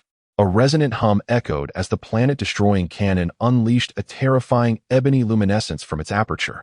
In that instant, a pall of darkness descended, eclipsing half the firmament. A cataclysmic surge of annihilating energy erupted, forming a descending obsidian beam that cleaved through the void with unimaginable force. The cannon's target, the 300-meter radius of ground zero, centered on Chairman Li and Hong Yun. This zone, situated just beyond the red line, was densely packed with nearly 1,000 scavengers. Should the beam strike, none would survive. "Beast," Chairman Li uttered as his final sentiment, resigning himself to fate as he closed his eyes. A flicker of mania crossed Commandant Ning's countenance. "Eliminate these troublemakers, and the rest will undoubtedly submit. They are mere refuse. Spineless wretches. None shall impede our brother's ascendance. As for the blue-caped crusader, does he aspire to heroism? If he remains absent, I shall execute 1,000 souls every 2 minutes." Suddenly, from the far eastern flank of the scene, a figure materialized with such velocity that it seemed to warp the very fabric of space and time. Commandant Ning was taken aback. "What is that?" The figure positioned itself between Chairman Li and Hong Yun. executing a motion as if raising an object high above its head. A resonant hum emanated, followed by the instantaneous blossoming of a vivid amber spherical shield, radiating with unparalleled brilliance, enveloping a 500-meter radius. Then, a thunderous roar. In but a fleeting moment, a deafening collision erupted, causing the earth to shudder. While torrents of air howled violently, an intensely bright light pierced the surroundings, rendering all unable to open their eyes. And even the distant scavengers were momentarily tossed about by the force. Darkness enveloped the sky and earth, as sand and stones danced chaotically. Two colossal energies collided, consumed, and ultimately extinguished. As tranquility gradually returned, the temperature in the vicinity inexplicably surged by nearly 10 degrees. Major Ning and his companions staggered backward, their eyes wide with astonishment as they gazed ahead. The energy of the annihilation cannon had been nearly depleted, yet the resplendent yellow shield remained intact. At the core of this protective barrier was a small, luminous sphere reminiscent of Saturn, quietly floating beside a youth clad in a blue cloak. This was the Innocence Defense Array, a creation of third-level civilization, equipped with an ionized plasma defense system, capable of passive activation once. With a maximum resistance of 20 million MPa. At that moment, Cheng Qi recognized its significance. It was an extraordinary life-saving technique. Major Ning's eyes widened in realization. Suddenly, his pupils constricted in recognition. It's you. Not only Major Ning, but all the scavengers, including President Li and Hong Yin, were equally stunned. Their gazes fixed upon the boy. President Li had collapsed to the ground, his murky eyes barely open. It's him. Now, two silhouettes began to merge in his mind, identical in every way, cloaks billowing gently. The youth always gave the impression of standing resolute amidst a tempest, unwavering. He had warned me long ago. President Li clenched his fists, his expression heavy with remorse. Hong Wan gazed at the silhouette of the young man, her fear gradually dissipating, as a glimmer of light began to emerge in her eyes. President Li's body trembled, lightning flashing through his mind. It was he who had aided Hong Wan in enhancing her genes. It was also he who covertly thwarted the Interstellar Alliance squad. What was his name again? A figure wielding a defensive shield that could withstand a star-destroying cannon. Colonel Ning's eyes widened in disbelief. Throughout his life as a bandit and soldier, he had never encountered such advanced technology. He could not comprehend what lay before him. Who on earth are you? At that moment, the monkey's eyes brimmed with tears. Chiga. The young man smiled faintly, then turned to Colonel Ning and said, I am Cheng Qi, the Qi of Beggar, a true scavenger. Hiss. Colonel Ning instinctively took a step back, inhaling sharply. Suddenly, he seemed to realize something. His gaze fixated on Cheng Qi's shoulder, the little Saturn. The brilliance of that equipment faded. Having consumed an immense amount of energy, it could not endure a second time. Colonel Ning suddenly shouted to the sky, Brother, initiate the second attack immediately. Chapter 84. Minor issues. The star-destroying cannon consumed a colossal amount of energy, necessitating a second recharge between shots. However, under preheating conditions, its charging time was remarkably brief, requiring only 55 seconds at maximum capacity. Visibly, within the enormous cannon's mouth, that terrifying black light began to gather once more. You truly exceed my expectations. But I take great pleasure in witnessing those so-called heroes, only to discover that they are, in fact, humble and insignificant as mere ants. Their expressions revealing the realization of their triviality in the face of true power, which renders them less than a speck of dust. Colonel Ning, brimming with arrogance, finds himself amidst a swarm of ants without his protective shield under the onslaught of the annihilation cannon. In the next instant, the disoriented scavengers were suddenly taken aback, as they beheld Cheng Qi slightly bending his legs, launching himself into the air with a thunderous leap. At that moment, emerald-hued biological flames erupted from beneath his feet, lifting him several dozen meters higher. The scavengers were astounded. Did he possess flying apparatus? Evade. Colonel Ning tilted his head back, his expression fierce. The annihilation cannon is locked on. It is futile. Yet, Cheng Qi swiftly rotated his wrist, revealing a device resembling a crystal flashlight. Without a moment's hesitation, he pointed skyward, and an invisible tremor surged forth, a slender thread of white energy silently slicing through the heavens. Buzz. In that very instant, the exterior of the Hawk-class starship unveiled its true form of the celestial shield defense field. A cascade of blue light materialized, as countless shimmering blue diamond-shaped modular units interconnected, forming layer upon layer of energy shields. From a distance, it appeared as if 7 translucent spheres enveloped the starship, wrapping it in concentric layers at its core. Did he intend to destroy the annihilation cannon? Colonel Ning surmised Cheng Qi's objective, yet he clenched his teeth, declaring, "What a fanciful notion. He cannot breach this celestial shield." In that moment, an unbearable ringing filled everyone's ears, akin to a needle piercing through the eardrum. Cheng Qi has successfully catalyzed the initial device of the muon, pushing it to a state of 100% release. The power equivalent of 1010 has been condensed into strands as fine as hair, with energy density increased by hundreds of times, reaching a terrifying extent. The slender white beam unleashed from Cheng Qi's hand appeared unstoppable, piercing through the 7 layers of the celestial shield in an instant. Correspondingly, the 7 diamond-shaped force fields were riddled with cracks before shattering into fragments in the blink of an eye. Unfortunately, the energy of the muon, traveling at the speed of light, was exhausted upon breaching the final layer of the celestial shield. Colonel Ning stumbled, struck as if by a thunderous blow. What kind of technology could contain such immense energy within such a diminutive form? At that moment, the celestial shield's force field activated its ultimate mechanism. The 7 layers of spherical energy shields suddenly began to spin chaotically, resembling the intricate core of a precision clock. The gap that had formed a straight line instantaneously transformed into a dizzying array, vanishing amidst the multitude of diamond-shaped fragments. Colonel Ning felt as though he had traversed the gates of death. Though he could not enter, the gaps would automatically mend within mere seconds.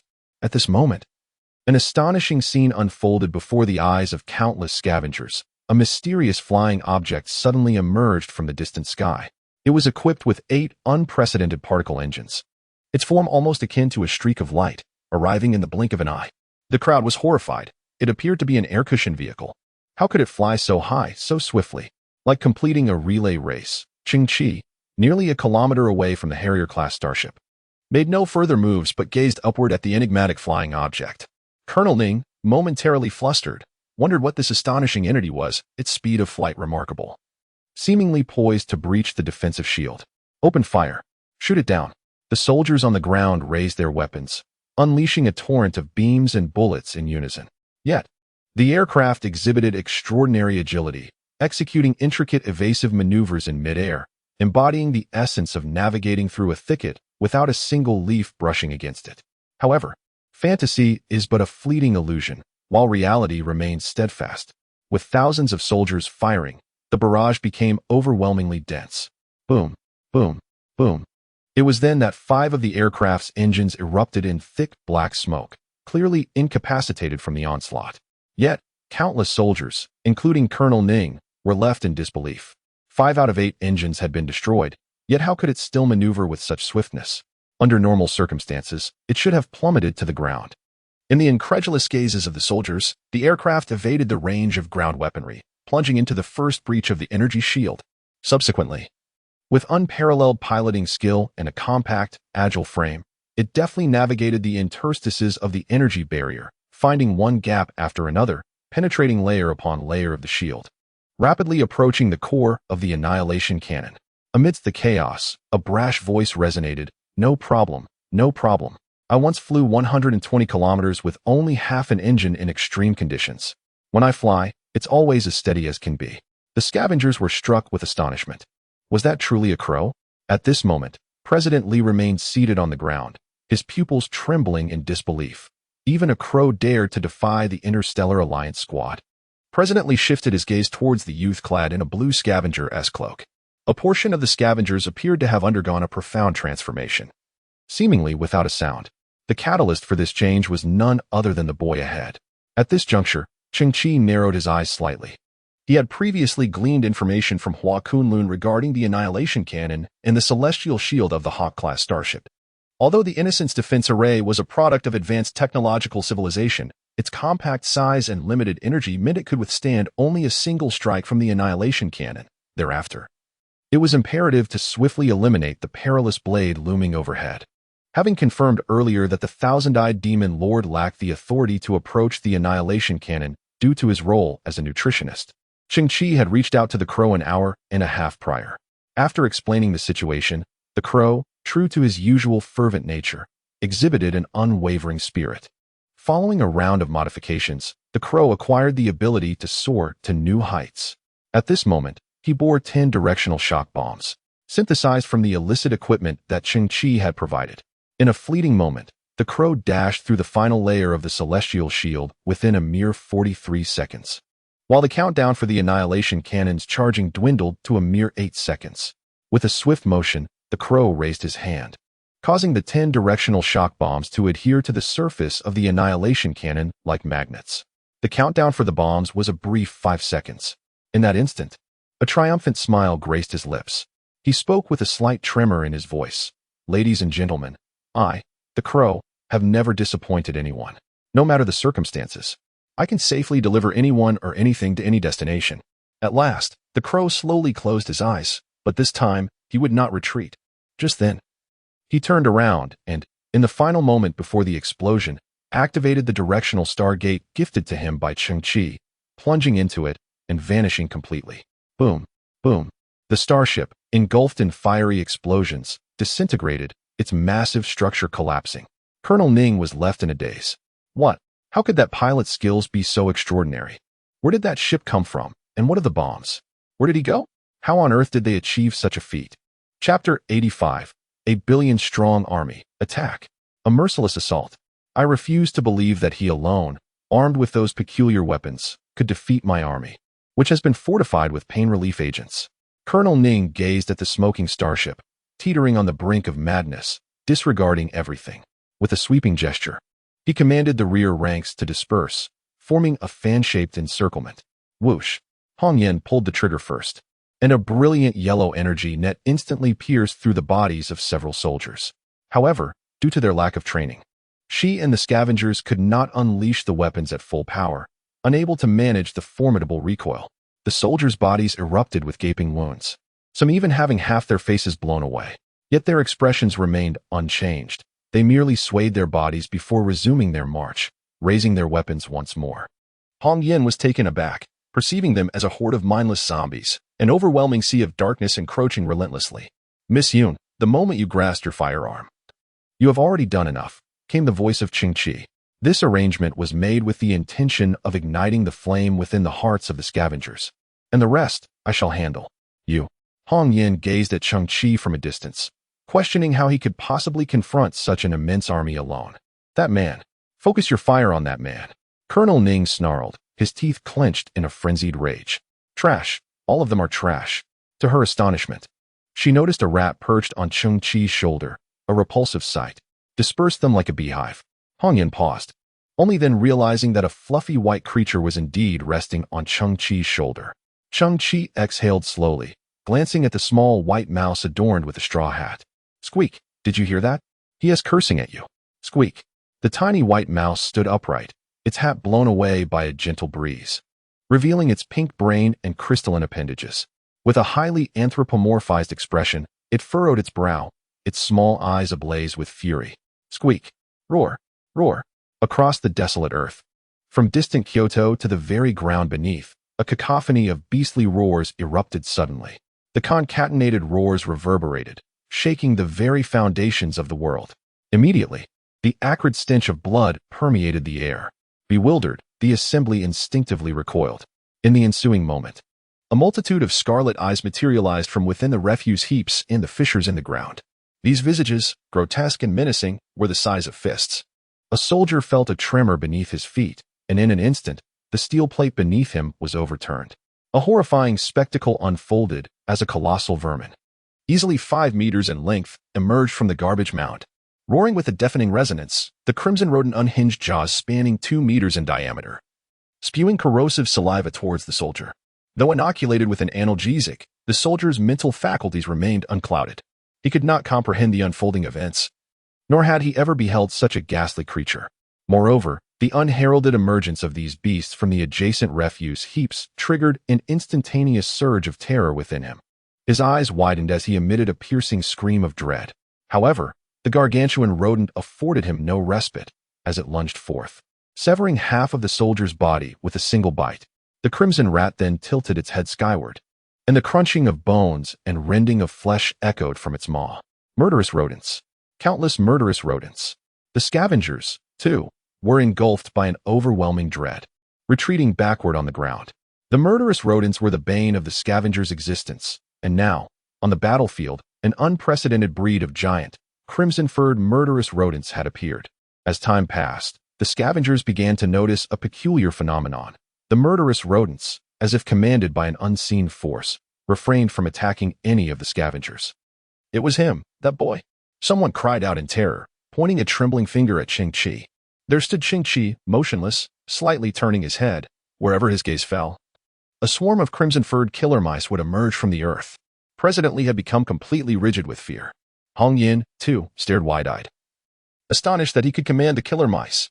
The air was filled with a cacophony of anguished screams as the soldiers were plunged into a state of sheer terror and hysteria. In the blink of an eye, the number of killer mice surged to 10, 20, 50, even 100 times that of the Interstellar Alliance squad. Each soldier found himself besieged by at least 3 or 4 of these rodents, greedily gnawing at their flesh. Though they felt no pain, death was merely postponed. They could vividly witness their bodies being torn apart, their entrails dragged behind them, a gruesome spectacle as the mice devoured them whole. In their final moments, they were subjected to the cruelest psychological torment of their lives. Colonel Ning had been deliberately left behind. The biological mask had peeled away from his face, leaving him trembling on the ground, his pants soaked with his own urine. Cheng Qi raised his head and spoke slowly. I must confess, I find great pleasure in witnessing elder brother. What are you waiting for? Why do you hesitate to act? Will you simply stand idly by as my comrades perish one by one? A deep, resonant voice echoed from within a Harrier-class starship. I have long desired to eliminate this band of brigands. They pose an unmitigated risk and offer no benefit to my future endeavors. It is time this farce came to an end. Chapter 86. Black Cybernetic Body General, you must escape. My brothers, and I will hold them back at all costs. In the vast expanse of space, a relentless barrage of explosions and conflagrations continued unabated. On the bridge of a warship, a young lieutenant, his face streaked with blood but his eyes resolute, declared, Our vessel is surrounded.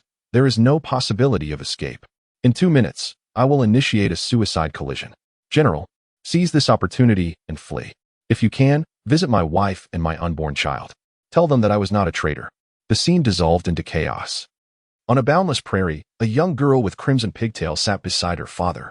Father, my right hand has also been replaced with metal. Am I now the strongest warrior in the galaxy? My child, not yet. When will I be? Indeed, it is a protracted odyssey, and as technology burgeons and you mature, your cybernetic augmentations shall undergo ceaseless replacement.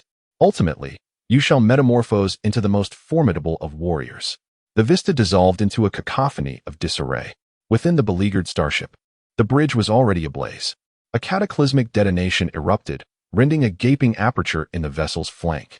A tenebrous and towering silhouette materialized within the breach, defying the ferocious exhalation of atmospheric pressure with sheer corporeal fortitude, advancing deliberately into the ship's bowels. It was, unequivocally, a cyborg of profound augmentation, devoid of any vestige of organic epidermis. Its entire form was comprised of sable metal, its visage akin to a malevolent specter, with 4 prodigious metallic fangs gleaming menacingly. In its grasp, it brandished a colossal axe crackling with electrical discharge. It surveyed the scene, discerning the youthful lieutenant in the throes of executing collision directives. A tempestuous flurry of air currents arose, accompanied by an unearthly ululation, as the ebony cyborg executed an instantaneous translocation, raising its gargantuan axe to cleave the lieutenant in twain. Instantly, the Perspective's proprietor surged forth, interposing a silver lance to parry the descending axe. The sable cyborg emitted a guttural roar, unleashing a cataclysmic force from its grasp, as the axe scintillated with untamed electrical energy. A sharp, shattering report echoed as the silver lance was severed asunder. In despair and fury, the Perspective's holder extended a cybernetic limb, discharging a burst of explosive conflagration from its palm, leveraging the recoil to execute a swift withdrawal, breaching the vessel's rupture and plunging into the profound expanse of the cosmos. A surge of concentrated energy struck her, bisecting her form, her lower extremities erupting into a cataclysm of fragments.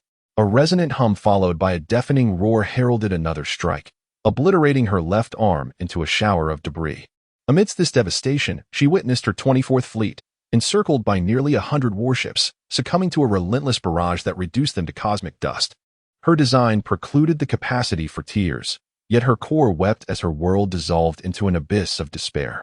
The concussive force of the impacts propelled her mangled remains into a perpetual descent, her consciousness waning, her visual apparatus failing. The final image imprinted upon her fading senses was that of a desolate, ashen planet. Upon regaining awareness, she found herself amidst a refuse-strewn landscape. Through a haze, she discerned a youth cloaked in a cerulean cape, resolute against the tempest. The vision wavered once more. "Father, my designation is distinctly Hong Lian. Why then Kunlun?" It resonates as a masculine appellation. The robust man chuckled. "Hong Lian is too delicate, whereas Kunlun, lofty and unyielding, signifies fortitude." "Ah, I comprehend. Then, when I have transcended my fragility, I shall ensure they know my true name, Hong Lian." Within the subterranean sanctuary, a pair of resplendent eyes snapped open. Crimson irises radiating an unparalleled brilliance. These eyes burned with fury, resentment, and an indomitable spirit of battle. Beneath the artificial skin, the crimson chip upon her head flickered with a radiant glow, casting the silhouette of a blooming lotus. Xiaoqiong recoiled in fright, for at that moment, she was diligently wiping the woman's cheek with a cloth. "Thank you," the formidable woman remarked, tilting her head slightly, accompanied by a soft hum of movement as she gradually straightened her posture. "You're welcome." Xiaoqiong clutched the rag tightly, her eyes wide with astonishment, reflecting an exquisitely perfect physique. Suddenly, a crisp sound of metallic collision resonated through the air.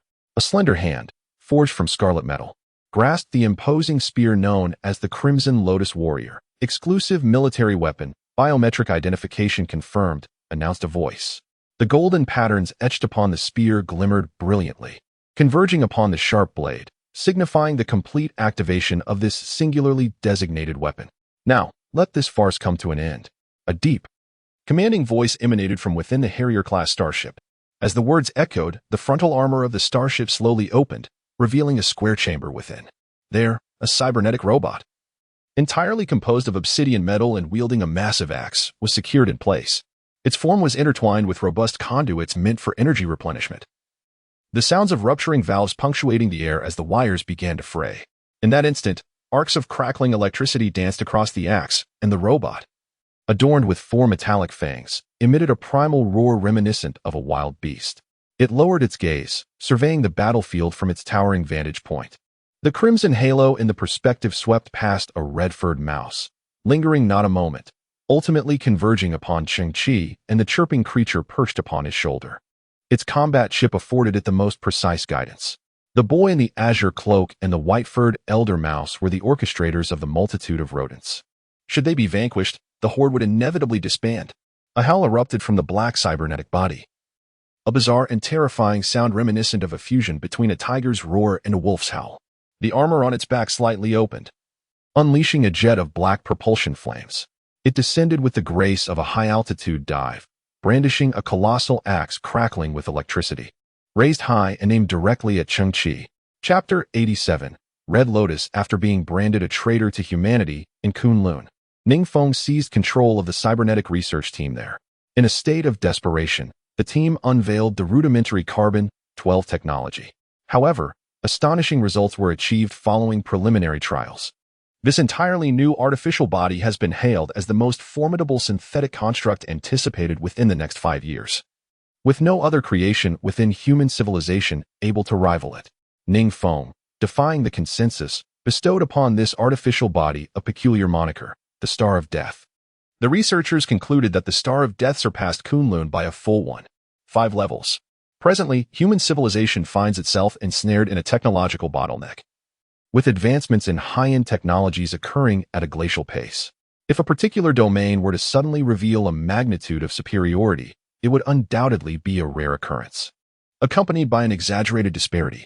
Dr. Zheng Tian, the former chief mechanic of Kunlun, took his own life on the night the Demon Star was officially named, leaving behind but a single poignant message. Once basked in glory, he now succumbed to regret, declaring he could no longer serve the Demon Star.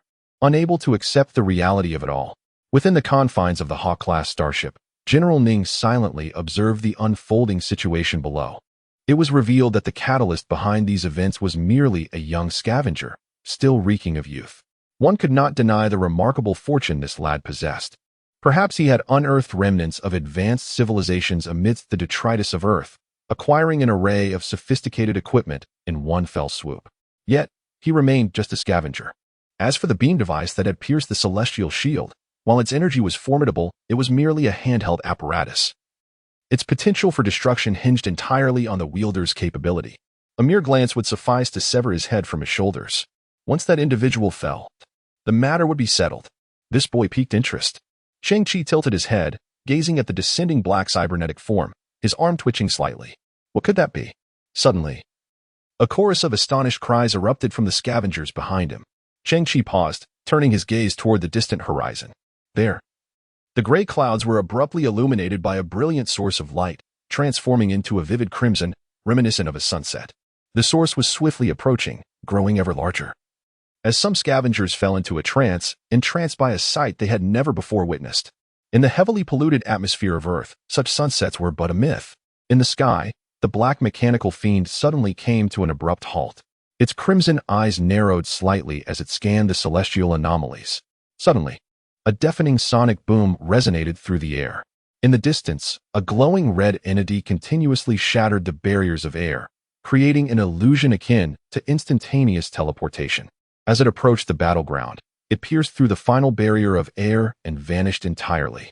The fiend's eyes narrowed further, a heightened state of alertness taking hold as its reconnaissance chip emitted warnings of an unseen enemy. However, to its astonishment, the fiend swung its axe into the void, staring in disbelief at the emptiness ahead. Its reconnaissance technology, the pinnacle of human civilization, had never erred before. Suddenly, a chilling gust of wind swept over its head. The fiend looked up sharply to see a red figure plummeting from the sky. At that moment, the fiend, in a forward lunge with its axe raised, found itself exploited. The red figure deftly landed upon its back. An immense force, heavy as a mountain, surged through.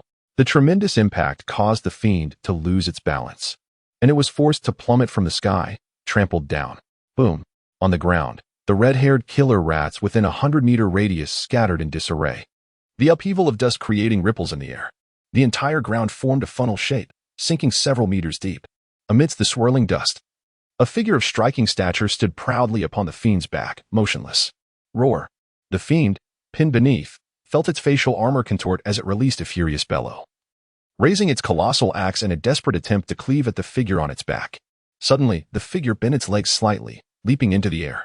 The tremendous recoil produced a thunderous sound, causing the ground to sink once more by 2 meters. The calamity was not only left empty-handed from a failed strike, but also suffered a severe blow, becoming buried under a mountain of debris. Meanwhile, the red silhouette twisted gracefully in midair, transforming into a streak of crimson light that descended beside Cheng Qi. The scene fell into a profound silence for a full 10 seconds, with everyone wide-eyed in astonishment. Before them stood a being that could only be described as a flawless cybernetic entity. Its skin, crafted from a semi-transparent metal, emanated a fiery red glow reminiscent of agate, while streams of golden light danced fluidly across its form. Clad in nothing but its own allure, the entity's sensuous female physique was laid bare: long, elegant legs, a beautifully contoured rear, a slender waist, and a full, firm bosom. The smooth lines of its body appeared as if sculpted by a master artist, with every curve and angle perfectly balanced, achieving an unparalleled sense of proportion.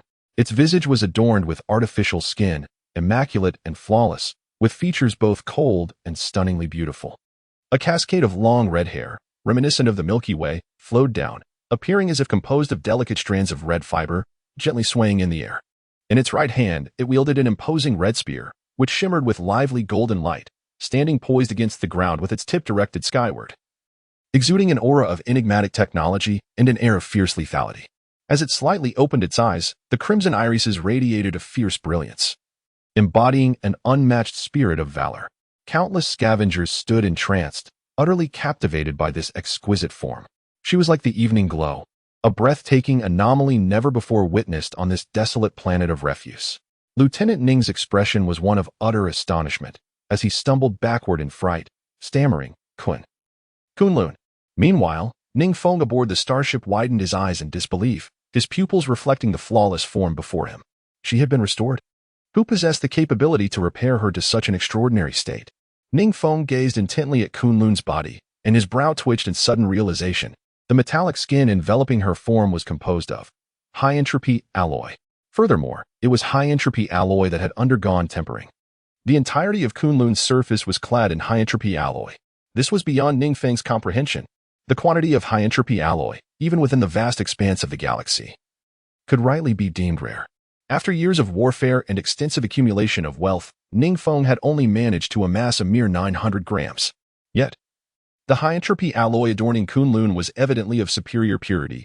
To fully envelop an adult female form, how much high-entropy alloy would have been required? 5 kilograms? 10 kilograms? 20 kilograms?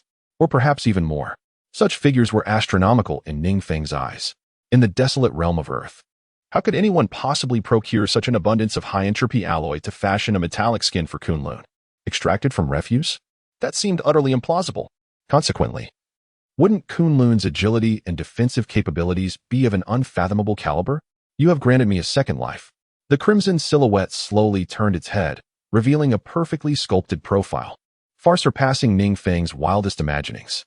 Should I refer to you as Kunlun, or should it be Honglian? Cheng Qi gazed at the figure before him, then glanced at the crimson spear she held, a smile gracing his lips. For I have invested significantly in you. The enchanting red eyes of the scarlet figure flickered. And once all is concluded, I shall repay you. Cheng Qi smiled once more. The reason why the high-entropy alloy taken by the faceless demon lord was reduced by 450 pieces was that it had been utilized for the creation of the Red Lotus, having undergone the forging process of the Moro's intelligent manufacturing line. It had not only been refined and purified, but had also evolved into a mechanical aesthetic that rivaled that of exquisite art. The hearts of Hong Yin, President Li, and the nearby scavengers were overwhelmed with indescribable astonishment. A mere scavenger had managed to fabricate a cybernetic body of such caliber. The dialogue between Cheng Qi and Hua Kunlun was simultaneously captured by the scanning devices of the Hawk-class starship, relaying the information into Ningfeng's ears. He was even more astonished. It was that very scavenger who had repaired Kunlun. How could he possibly achieve all this? A deafening roar echoed across the skies, debris flying as the black cybernetic body abruptly rose from the ground. Its back armor was damaged, sparking with fine currents of electricity. Yet, the ferocious aura it exuded remained truly terrifying. Defeated foe, I shall see you dead. Its blood-red eyes fixed on Kunlun, emitting a bizarre roar from between its fangs. As it raised its axe with its left hand and clenched its right fist, striking the axe with a resounding metallic clang before spreading its arms wide, howling towards the heavens. It was indeed a signature move of my father. Upon witnessing this scene, Colonel Ning's pupils suddenly constricted, and he turned his gaze toward the Hawk-class starship. Brother, the brain within the malevolent star, it is father. Did you not claim he had been reduced to ashes by the Galactic Alliance? The voice of Ningfeng echoed in Colonel Ning's mind, merely a benevolent falsehood. Many years ago, he sustained grave injuries and escaped the encirclement. It was I who ultimately ended his life and extracted his brain. It has now been transformed into the malevolent star. As the saying goes, father and son share a bond, and we possess a form of telepathy. Otherwise, how could I possibly control it from such a distance? A profound fear enveloped Colonel Ning's eyes. What do I do? Father even advises me to abandon my resistance against the Galactic Alliance. Have you forgotten? No one can obstruct my path. Chapter 88. Wrath. I am Hua Kunlun, the fourth general of the Galactic Alliance. A fierce roar erupted once again from the distant black cybernetic entity. Suddenly, the energy core within its chest erupted with black electricity, coursing throughout its entire being in an instant. The current expanded, enveloping it in a spherical magnetic field, a form of personal force field that combined both offense and defense. The air around it began to subtly distort as it entered an extreme state, fueled by the combustion of energy. Of course, Hua Kunlun tilted his head back, his gaze seemingly penetrating the atmosphere, surveying the countless corpses scattered beyond the Earth in the wreckage of starships. I could also choose to execute justice on the spot. In commemoration of the celestial souls of the 24th Fleet of the Galactic Alliance, comprising 455 crew members. At that moment, a crimson lotus blossomed at the center of Hua Kunlun's brow, swiftly enveloped by a surging flame. Simultaneously, a tangible ripple of force emanated from within Hua Kunlun's being, causing his aura to surge exponentially. In the next instant, Hua Kunlun activated the red warm mode of the 7-level cyber warfare skeleton. Boom! His form shot forth like a cannonball. Spear aimed resolutely forward as the holographic red lotus emblem within the spear suddenly burst into bloom, casting a colossal red lotus several hundred meters high behind him. A breathtaking spectacle. Cheng Qi narrowed his eyes, recalling the introduction of the STC. Although close combat weapons have lost their efficacy in the era of the Starry Seas, this weapon embodies the spirit of the war god, a ceaseless drumbeat in the hearts of countless soldiers. This was the symbol of the Red Lotus war god. 120 years hence, would Hua Kunlun still be alive then? Or would this weapon have been passed on to another? At that moment, a thunderous roar erupted from Hua Kunlun, as the malevolent star raised its colossal battle axe, crackling with electricity, surging forth from the pit. Boom! The instant the two figures collided, the red spear pierced through the malevolent star's dark force field, and under the explosion of golden light from the spear, the black force field shattered instantaneously. Suddenly, two weapons clashed, and the dark axe of the malevolent star shattered into countless fragments in the mere span of 1/10 of a second. The disparity between their levels was as vast as the chasm between heaven and earth. Crack! In the next moment, Wakunlun's spear pierced through the head of the black cybernetic body, thrusting through its fangs and emerging from the back of its skull. Tiny black shards and crimson brain matter erupted forth. The malevolent star's crimson eyes widened in shock. Inside the starship, Ningfeng felt an agonizing ping resonate in his mind. A relentless pain. Yet life persisted. In the red-hot mode, Wakunlun roared, shaking the heavens. A torrent of immense energy surged from within her body, converging into the Red Lotus war god in her grasp. The tip of the Red Lotus war god erupted instantly, unleashing a scarlet beam of light with a diameter of over 100 meters and a length spanning several hundred kilometers. It combined a particle shockwave capable of tearing everything asunder with an antimatter flame that could incinerate all, exploding in an instant. The malevolent star retained a final flicker of aggression, swinging the axe handle devoid of its blade toward Kunlun. However, during this process, the powerful energy beam engulfed it, transforming it into a pitch-black afterimage, which, under the relentless onslaught of energy, disintegrated into fine ashes. The scarlet beam struck the heavens directly. The residual force created a circular breach in the atmosphere with a diameter of several dozen kilometers. The violent airflow swept past the two Hawk-class starships, causing even their colossal 20-kilometer frames to sway precariously, akin to a solitary boat amidst a torrential storm. Witnessing this scene, Major Ning's complexion turned as pale as a ghost, rendering him utterly petrified. The initial reaction of countless scavengers was to raise their heads and bury them deeply into the heaps of refuse. Meanwhile, Ningfeng aboard the Hawk-class starship was engulfed in tremendous turbulence, his panic compounded by excruciating pain in his head, causing him to tumble from his metallic seat. This was not the former Hua Kunlun. The boy from the garbage dump had somehow conjured such a terrifying creation. Through the breach in the atmosphere, Hua Kunlun beheld the remnants of the 24th Legion alongside the frost-covered bodies, rigid and quietly adrift in the dark expanse of the universe. Supporting herself with her Red Lotus war deity, she gradually knelt upon the ground. Gazing at the debris and corpses from a distance, she bore no tears. Only the flickering lights danced within her crimson cybernetic eye, flickering in and out of brilliance. "You are not traitors." Hua Kunlun slowly lowered her head, the red lotus upon her forehead flickering momentarily before gradually extinguishing. With the cessation of the crimson warmth mode, she was enveloped in silence. Cheng Qi let out a gentle sigh. The direct activation of crimson warmth mode was warranted. After all, Hua Kunlun's heart was laden with an abundance of resentment, injustice, and fury. She was ultimately a human brain. At times, intense emotions would shatter all restraint. Bastard! Bastard! The disheveled Ningfeng found blood seeping from the corner of his mouth. Yet, upon seeing the stillness of Kunlun, he recognized that this was his one and only opportunity. In that instant, a remarkable mechanical transformation occurred upon the bridge. Surrounding metal components lifted, enveloping the metallic seat in layers, and in the blink of an eye, it morphed into an impregnable metal cube. Then, a metallic door gradually opened on the ship's hull, revealing a floating metallic cube before the onlookers. Chapter 89. The times have changed, scavengers of Earth. I am General Ningfeng of the Galactic Interstellar Alliance, 12th in command. Suddenly, defensive energy fields illuminated around the metallic cube, revealing a small heavenly shield. Concurrently, a transparent inspection window opened on the front of the cube. Within, a man sat with his eyes slightly open, and 4 azure rings of light flashed abruptly within his pupils. This scene was magnified hundreds of times by a nearby void projection, causing the scavengers to gasp in astonishment. B-grade genes. He is truly a high-ranking official of the Interstellar Alliance. President Li was equally astonished to discover such a significant figure aboard the starship. However, the next words sent chills through the crowd.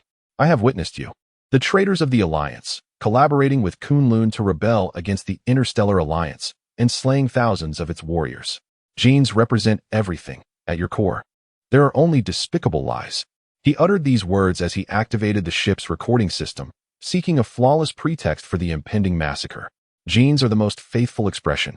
You have not even received your ancestors' acknowledgement. Thus, as Ningfeng spoke, his expression suddenly shifted in shock. He noticed a young boy in a blue cloak on the ground, who suddenly straightened his chest, his eyes widening, as 3 azure rings flickered ceaselessly in his pupils. Ningfeng was taken aback.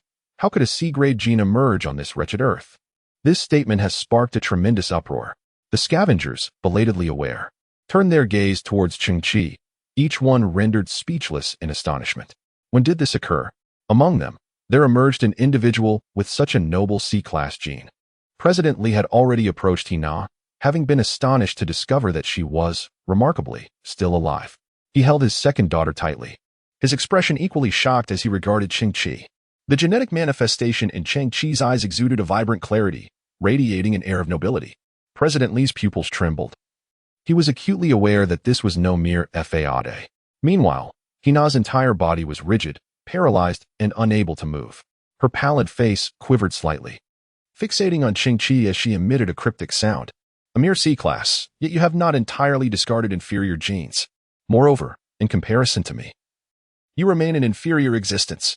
Subsequently, the circuitry on Ningfeng's head began to flicker wildly. A deafening roar reverberated through the air. 2 colossal Harrier-class starships suddenly executed an exceptionally difficult maneuver, their hulls flipping in midair at a low speed.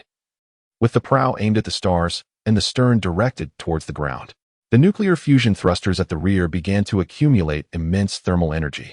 6 enormous nozzles, each with a diameter of 7 kilometers, resembling dark volcanic craters, released waves of heat that distorted the surrounding space. Brother, have you lost your mind? You intend to incinerate the Earth with the ship's thrusters. Lieutenant Ning exclaimed in a state of despair, shouting anxiously, I am still here. No one can obstruct my path forward. You are inadequate. Kunlun is inadequate. That blue-cloaked scavenger is also inadequate. No one can survive at the extreme temperature of 13,000 degrees. Boom. The starship's flamejet engine roared to life. Flames surged from small to immense, transitioning from yellow to blue, and ultimately to pure white, momentarily engulfing the sky. Reminiscent of divine wrath.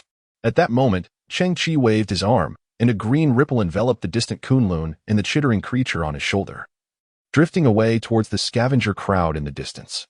The colossal flames converged into a needle-like shape spanning 100 meters as the massive vessel adjusted its position, designating Cheng Qi in the blue cloak as the first to be reduced to ashes. Jialu, the Type 1 biological battle armor, emitted a sound, unable to withstand such an outrageous temperature. Boom.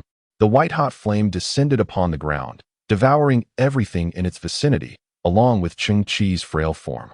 The surrounding refuse melted instantaneously, erupting into clusters of relatively cooler yellow flames, releasing an acrid, burnt odor. Ha! Ningfeng laughed heartily. Throughout history, I am the most brilliant commander, and only I can execute such a formidable operation. Boom. The jet flames refocused, intensifying further, with the core temperature surging to a staggering 13,000 degrees Celsius. 60 seconds. A full 60 seconds of scorching. No living organism could endure such heat. At this moment, Ningfeng, driven to madness, began to search for Kunlun's whereabouts, the ship roaring as the immense white flames began to slowly shift. In that instant, Ningfeng was drenched in cold sweat. In the midst of the flickering white flames, he beheld an indomitable figure. In the next instant, that silhouette stepped forth from the surrounding waves of heat rising and distorting, even the metallic debris beneath his feet instantly liquefying into molten iron upon his descent. This, it turned out, was the energy replenishment method of silicon-based life forms. Cheng Qi raised his head, his form now resembling a resplendent diamond, dazzling and radiant. The Type 1 biological battle armor had contracted into a verdant eye pendant, concealed beneath the crystalline layer of his skin. How could your body transform in such a manner? Ningfeng was frozen in disbelief. How could you possibly withstand such temperatures? Suddenly, Cheng Qi's eyes widened, revealing not only 3 azure rings, but also a spectrum of diamond-like colors within his pupils. What is that? What level of gene are you? Ningfeng was equally astounded, pondering why he had never encountered such a genetic manifestation before, realizing that Cheng Qi possessed a genetic level beyond his comprehension. From a distance, Hona observed the scene with clarity, her gaze fixated on Cheng Qi's eyes, filled with an indescribable blend of sorrow and infatuation. She reached out, yearning to touch him, but her strength waned, causing her arm to fall heavily to the ground. At that moment, her head tilted, and a layer of ashen despair began to cloud her pupils. Hona! Chairman Li cried out in anguish, shaking his daughter's body fervently. Wake up, please don't leave me. Cheng Qi frowned slightly, his legs bending slightly as the sound of crystal friction emanated from within the silicon-based lifeform. He could distinctly sense the unimaginable, violent power coursing through this newly energized body. Replenished by extreme heat, the ground trembled, and the earth, buried beneath layers of debris, cracked inch by inch. Cheng Qi leapt several hundred meters into the air with only his physical strength, instantaneously reaching the altitude where Ningfeng resided. Meanwhile, Ningfeng, hidden within a metallic enclosure, gazed in disbelief at the unfolding spectacle. In midair, Cheng Qi's eyes shimmered with an otherworldly light, and his arms, resembling diamonds, bent at the elbows, sprouting sharp crystalline spikes that descended with formidable force. Boom! Crack! The 7-layered celestial shield surrounding the metallic cube was obliterated in an instant. It was unfathomable that such power emanated from a biological form. Ningfeng's eyes widened in sheer astonishment as he clearly observed Cheng Qi's elbow drawing ever closer to his face. No one can obstruct your path? Cheng Qi's voice echoed, soft yet profound. My lord, the era has changed. Chapter 90. The true king of trash. The metallic cube plummeted to the ground, billowing thick black smoke. Its surface was deeply dented and fractured, revealing Ningfeng's form. Only a gaping mouth, frozen in terror, remained atop his head, now completely shattered, transforming into a splatter of flesh against the surrounding walls. It lay amidst a heap of refuse, morphing into yet another piece of litter. Cheng Qi stood on the ground, casting a glance at the 2 Hawk-class starships in the sky, with blue ribbons fluttering in the air. He realized that the barrier separating him from those vessels had vanished. His gaze flickered with a newfound awareness. Originally, Ningfeng employed a certain method to directly manipulate 2 starships via his cerebral cortex. Now that Ningfeng's brain has been reduced to pulp, the 2 starships have become derelict. Excellent, excellent. What do you think you're doing? I am a lieutenant colonel in the Interstellar Alliance Squadron. Who dares to lay a hand on me? The sole survivor, Lieutenant Colonel Ning, retreated incessantly as a multitude of scavengers encircled him. Chairman Li emerged from the throng, brandishing a metal pipe, his eyes brimming with tears. Beast! With a resounding thud, Chairman Li brought the pipe down upon Lieutenant Colonel Ning's cranium. A shriek erupted as blood gushed from the Lieutenant Colonel's forehead, his face contorted in terror. Subsequently, a horde of scavengers swarmed upon him, and Lieutenant Colonel Ning was utterly submerged within the throng, his screams gradually diminishing. Shortly thereafter, the scavengers converged upon Cheng Qi. Abruptly, they prostrated themselves en masse, with Chairman Li at the forefront, incessantly kowtowing toward Cheng Qi. My lord. Cheng Qi slowly pivoted, his eyes glittering with 3 azure halos, emblematic of his C-grade genes, as well as a single iridescent diamond halo. In that instant, Cheng Qi's diamond-like skin receded, and the eye-shaped biochemical armor upon his chest expanded, reforming into Cheng Qi's black leather attire and the perforated blue scavenger cloak. This spectacle, in the eyes of all present, was akin to a divine manifestation. The multitude continued to kowtow, chanting, My lord! My lord! Cheng Qi understood that the appellation My Lord stemmed from his prior demonstrations of power and the disparity in their genetic makeup. I was born on the garbage planet Earth, and I was raised here. This is my home. No one desires their homeland to be a place of despair, rife with mutual slaughter and the gnawing of bones. Overcoming this counterfeit army need not be so intricate. My intention in doing so is to awaken certain sentiments within your hearts. If we continue to drift aimlessly, devoid of any external force, the scavengers will ultimately perish. Only through self-awareness can we alter this fate. Only through self-reliance can we forge a beautiful home of our own. Cheng Qi spoke, casting a glance at Hong Yan, who stood at a distance, weapon in hand. He then turned his attention to the kneeling Chairman Li. Chairman Li, you have aged. From this day forth, the Scavengers' Alliance shall be entrusted to Hong Yan.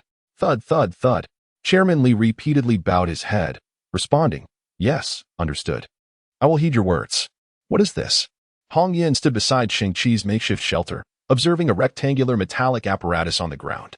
One end of the device was continuously decomposing refuse, while the other emitted a viscous gel. Simultaneously, an artificial sun ascended, radiating warm, golden light that illuminated the desolate surroundings. This is known as the SN-11 Ecological Recycling Platform. Cheng Qi gazed at the gel's forefront, where a gently swaying blue sunflower thrived. It possessed the ability to dissolve inorganic materials, transforming them into energy and accelerating plant growth at an astonishing rate. In the midst of their conversation, tiny green shoots had already begun to sprout within the ecological gel. Cheng Qi had previously acquired over 6,000 soilless cultivation capsules and synthesized the first such device within an underground shelter.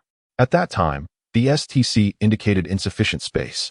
Yet if he were to synthesize them all, Cheng Qi could possess more than 400 of these devices. Hong Yan's eyes widened in astonishment. In an instant, a vivid vision of her dreams unfurled within her mind. Scavengers alleviating famine, relying on their own hands to construct their homes.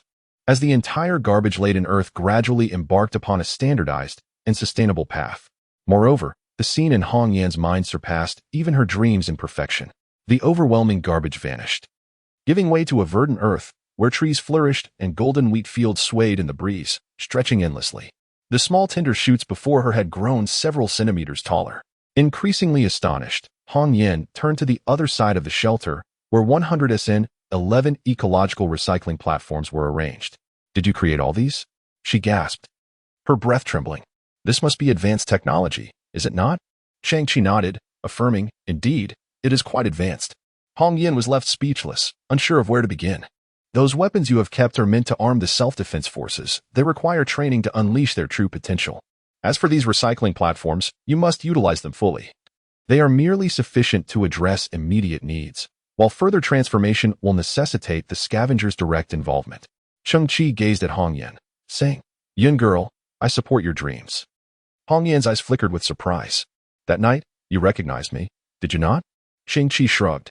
"Even if I cannot penetrate your biological disguise, the essence that emanates from you is distinctly different from that of other scavengers." Hong Yan's body momentarily froze. Cheng Qi then revealed a faint smile and said, "President Li, I hope to witness a more comforting Earth in the near future." Tears glistened in Hong Yan's eyes, as the despair from genetic hierarchies and living conditions clashed with her yearning for outer space. The confinement of Hona's existence culminated in such a tragic fate. "I shall not permit a similar tragedy to unfold again." Cheng Qi nodded, gazing into the desolate surroundings, remaining silent for a considerable time. After a moment, he suddenly remarked, "Throughout the entire process of Earth's transformation, all discovered technological debris of a similar nature should be entrusted to the monkeys." Hong Yan's eyes flickered. "I am Cheng Qi, the beggar's beggar.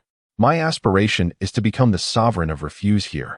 With ease, he could produce high-grade genetic serums, defy prohibitions, and restore Kunlun, conjuring one astonishing technological marvel after another, along with the enigmatic genetic hierarchies and the breathtaking ecological recycling platform. All of this was a miracle wrought by Cheng Qi through the refuse resources of Earth. Hong Yan's heart surged with unbounded inspiration. He had already ascended to the throne of refuse on Earth. Ultimately, Hong Yan said little more, expressing her respect with a nod, affirming, "Indeed,